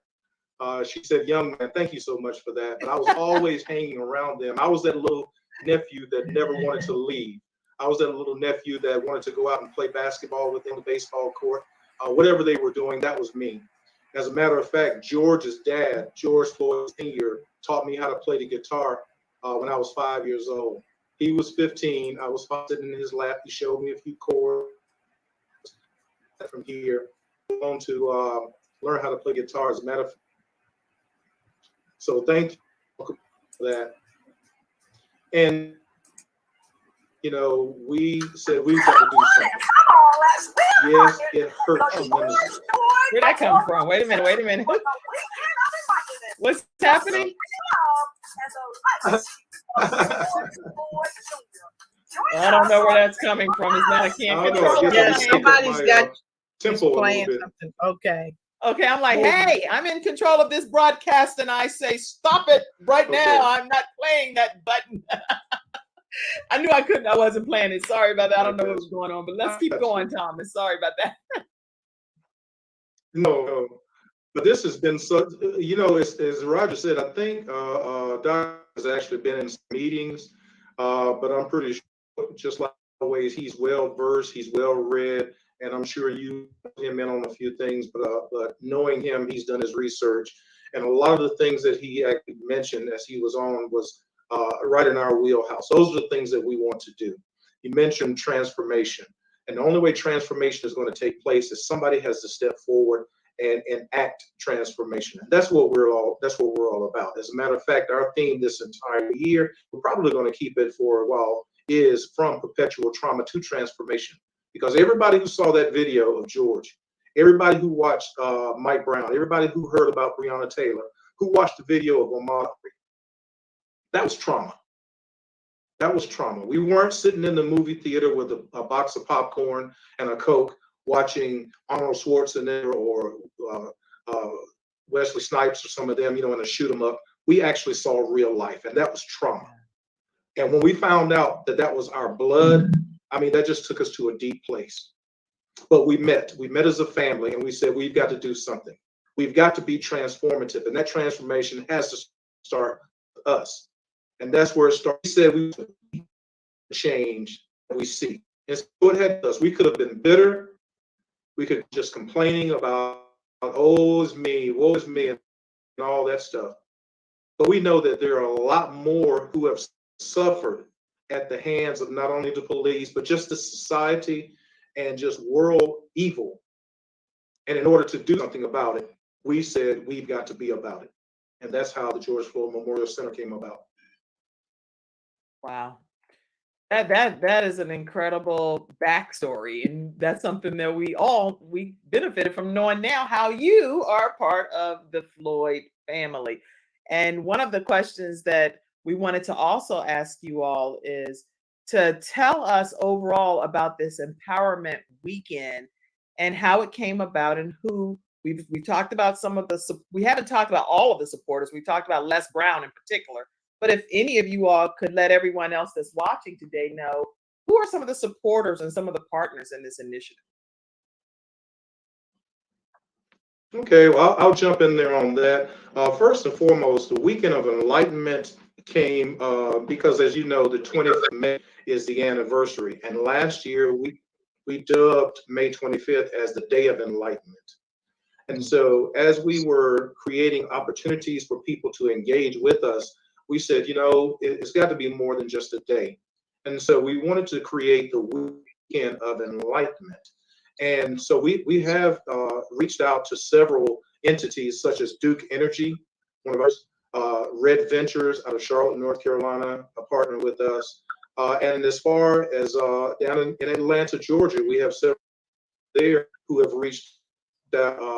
One of my former college football teammates actually is the president of Alliance Plastic Company, which is up and down the East Coast. And he said, yes, I definitely want to do what I can do. We'll help you from our Atlanta office as well as our North Carolina office. And then we've partnered with some other entities such as St. Augustine's University. We are working with them to not only help facilitate what we want to do as far as classes and programs, but we're bringing light to that college. And so everything that we can do to help facilitate change, help facilitate pushing the initiative forward of going from perpetual trauma to transformation, that's what we're about. Wow. Roger, if you want to jump in. And we're going to also engage in some fun activities as well, but still sharing the message every opportunity we get. On Friday, the 27th, we're going to have our first annual charity golf event at the local golf club in Cary, North Carolina, which is just outside of Raleigh, North Carolina, where the center is actually will be built eventually. And right now, that's why we're doing everything virtually, if you will. And that's the way to go. With a mindset about the pandemic is still ongoing, and we want to be responsible in that light. But that is an outdoor outing, a big fun day. It's a fundraiser as well. The outreach has been phenomenal. It's just that we would like to get more golfers, if you will, but that will come in time. But the sponsorship has been really engaging. And so that is success within itself. And the golf club is working with us each and every day to accommodate our needs to make it happen. And that's what transformation is all about. People coming together to make that difference. And then, of course, on Saturday, we're going to have an all-day conference. That's, of course, going to be virtual. We're going to have some dynamic speakers there for the morning, the midday, and the afternoon. Panelists. The focus is on health, wealth, and education. And what I'm gonna do, Mr. Roger, is show people some of this stuff so that way they can see what you're talking about. Let me go to the golf event, if that's okay with you, Dr. Lotus. Yes, ma'am. Okay. So the charity golf event is going to be, tell them about that again, because I want to make sure everybody gets a visual of what's happening. Wait a minute. I'm going to put it right up here on the screen for you so everybody can see it at the same time. Yeah, there you go. So tell them about that event. As you can see, that's on the 27th of May. And another sponsor, Chick-fil-A, is going to provide a breakfast for everyone. And it's going to be a shotgun scramble. We're going to get started about 7:30 in the morning. And hopefully the golfers can get underway about 9:30. We hope to finish up around 2, 3 in the afternoon. And we're going to have a nice meal prepared. And we're going to have the awards given out at that time. We're going to have a silent auction as a result. So that's going to be a fun outing for everyone that's going to participate. And then I want to put this, I'm going to put, actually, you know what I'm going to do? I'm going to share the one I have over here, Dr. Lotus, and that's going to be the tickets for Eventbrite for May 28th. Go ahead and tell them again about the virtual conference.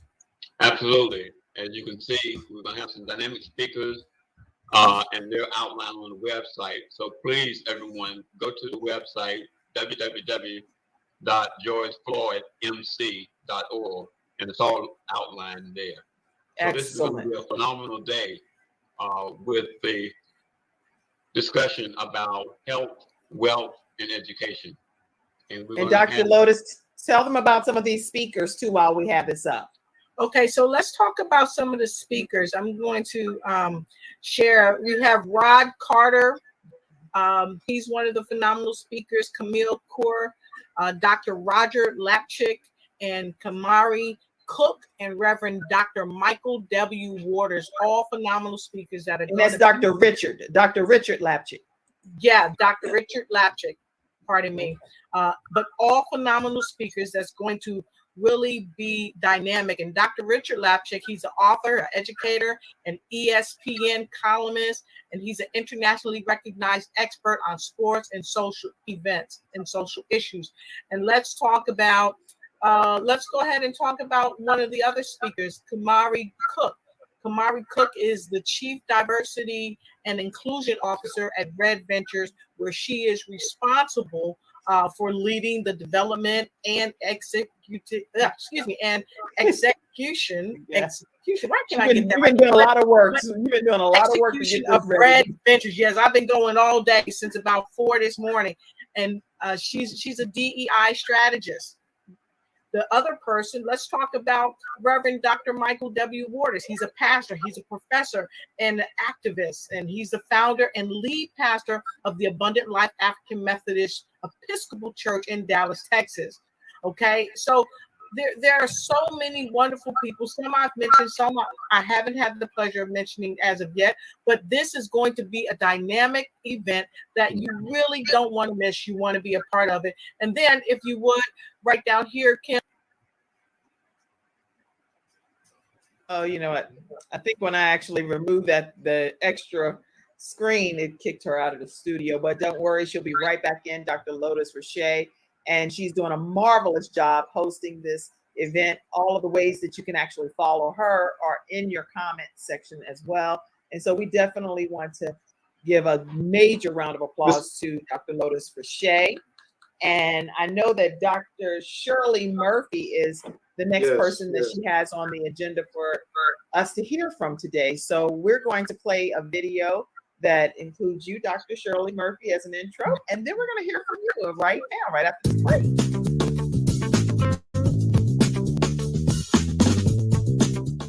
My name is Shirley Murphy, CEO Global Labor Event and Business Magazine Glean, and I'm so honored to be a partner at the George Floyd Weekend of Enlightenment event. We are coming together with the family of George Floyd who have decided not to become bitter victims.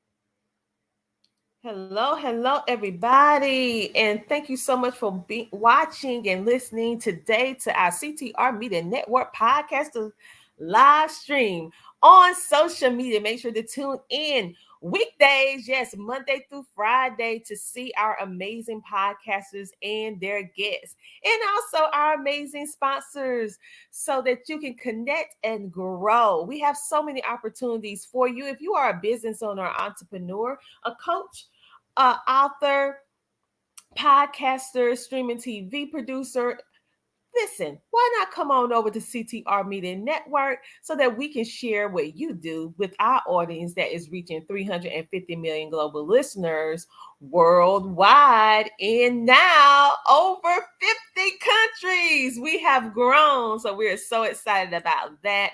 And if you want to learn how to start a podcast, and most importantly, once you start it, have the knowledge on how to monetize it, then we encourage you to join our Learn How to Start a Podcast and Monetize It class today. We are running a sale.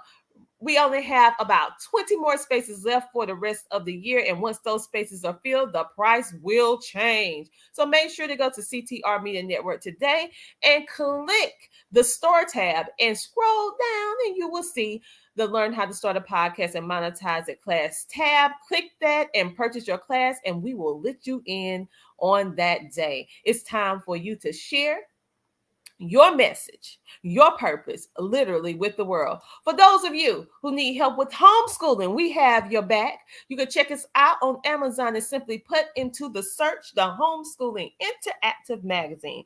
What is it? It's a way of teaching you how to homeschool, connecting you with the people and the know-how, and also some major savings so that we help you de-stress the homeschooling experience. Get your copy today. We also have you covered if you need some fresh inspiration. Yes, if you need some fresh inspiration, we have what we call our inspirational notebooks designed to inspire you to write out your next book, your story, or even write out things that may have hurt you so that you can heal from your trauma. These books and artwork was designed in such a way to put your mind in a positive mind space so that you can grow. We are so happy for everything that is happening right now. Make sure if you would like to advertise with us, just check us out by going to ctrmedianetwork.com. Go to ctrmedianetwork.com. And right now, our shows, yes, we have almost 30 plus shows right now that is actually actively booking guests. So if you would like to get added exposure and visibility for yourself and your brand, then hop on over to ctrmedianetwork.com and select to be a guest or contact us, and you will be able to go on a CTR Media Network tour. We have co-hosting opportunities. We have several shows on the map where you can actually co-host one of our shows. So if you don't want to jump all the way in and get your feet wet with your own podcast, well, then host and co-host some podcasts that's already up, running, and on the map. We are looking for you to share your knowledge and information with our audience. This is CTR Media Network Podcasters Live. We want you to hit that subscribe button because we know you hear us and you see us. So go ahead and hit that subscribe and follow button on YouTube, and all other social media platforms. Make sure to tune in. Tune in tomorrow to see our special guest on the Tina Ramsey Show and Podcast, which is the amazing CEO of Why Not Believe LLC, Robin Clark. She is making a difference in the community. And if you want to know how she's making that difference, then tune in tomorrow at 7:30 p.m. EST on the Tina Ramsey Show. You know it's time for you to come share, shine, and grow on the Tina Ramsey Show. We're going to cut it off now with some commercials, and we'll see you guys tomorrow on the CTR Media Network Podcasters Live. Thank you for tuning in. We'll see you tomorrow. Bye-bye. CTR Media Network was created for today's podcasters. We provide a safe haven for content creators that are everyday people doing extraordinary things. We have a system of positioning, monetization training, coaching, and support for our podcasters' success. CTR Media Network simply bridges that gap with a level playing field for your dreams to come true cost effectively. Our team provides a premium service and experience for our podcasters to grow. CTR Media Network provides access, support, resources, coaching, and community for our podcasters to win, if you put in the work. We believe that we are living in a unique time which requires you to share your message of hope with millions of people around the world. Remember that the world is never too saturated for you, your voice and message. A platform for positive, impactful media where the content creators are in the driver's seat. Visit our website today by going to www.ctrmedianetwork.com. Welcome to the Homeschooling Magazine, a magazine that embraces and celebrates the entire homeschooling experience. Our magazine is different from all the rest because we provide beneficial information and assistance in homeschooling, business, wellness, mental health, resources, and life. We encourage you to pick up a copy of our magazine today by going to issues.com for digital and printed form on Amazon.com. The Homeschooling Magazine is all about impacting the world through home-based learning, helping to de-stress the homeschooling experience. Get your copy today. If you are a business owner or entrepreneur and you're looking for a way to share your mission, your purpose, your products and services literally with the world faster, safer, and easier, making your brand accessible to millions from the comfort of your home, I want to encourage you to join our CTR Media Network's Learn How to Start a Podcast and Monetize It class. Why? This class was designed for entrepreneurs like yourself as a resource to provide 3 keys. Key 1, provide you with the knowledge to start a podcast. Key 2, provide you with the knowledge to successfully launch your podcast. Key 3, provide you with the knowledge to understand how you can monetize your podcast, creating multiple streams of income. We want you to impact the world with good, while you build multiple streams of income and opportunities for yourself. The world is never too saturated for you and your message. Utilize podcasting as a tool to help you impact the world with good. Go to www.ctrmedianetwork.com and join our class today.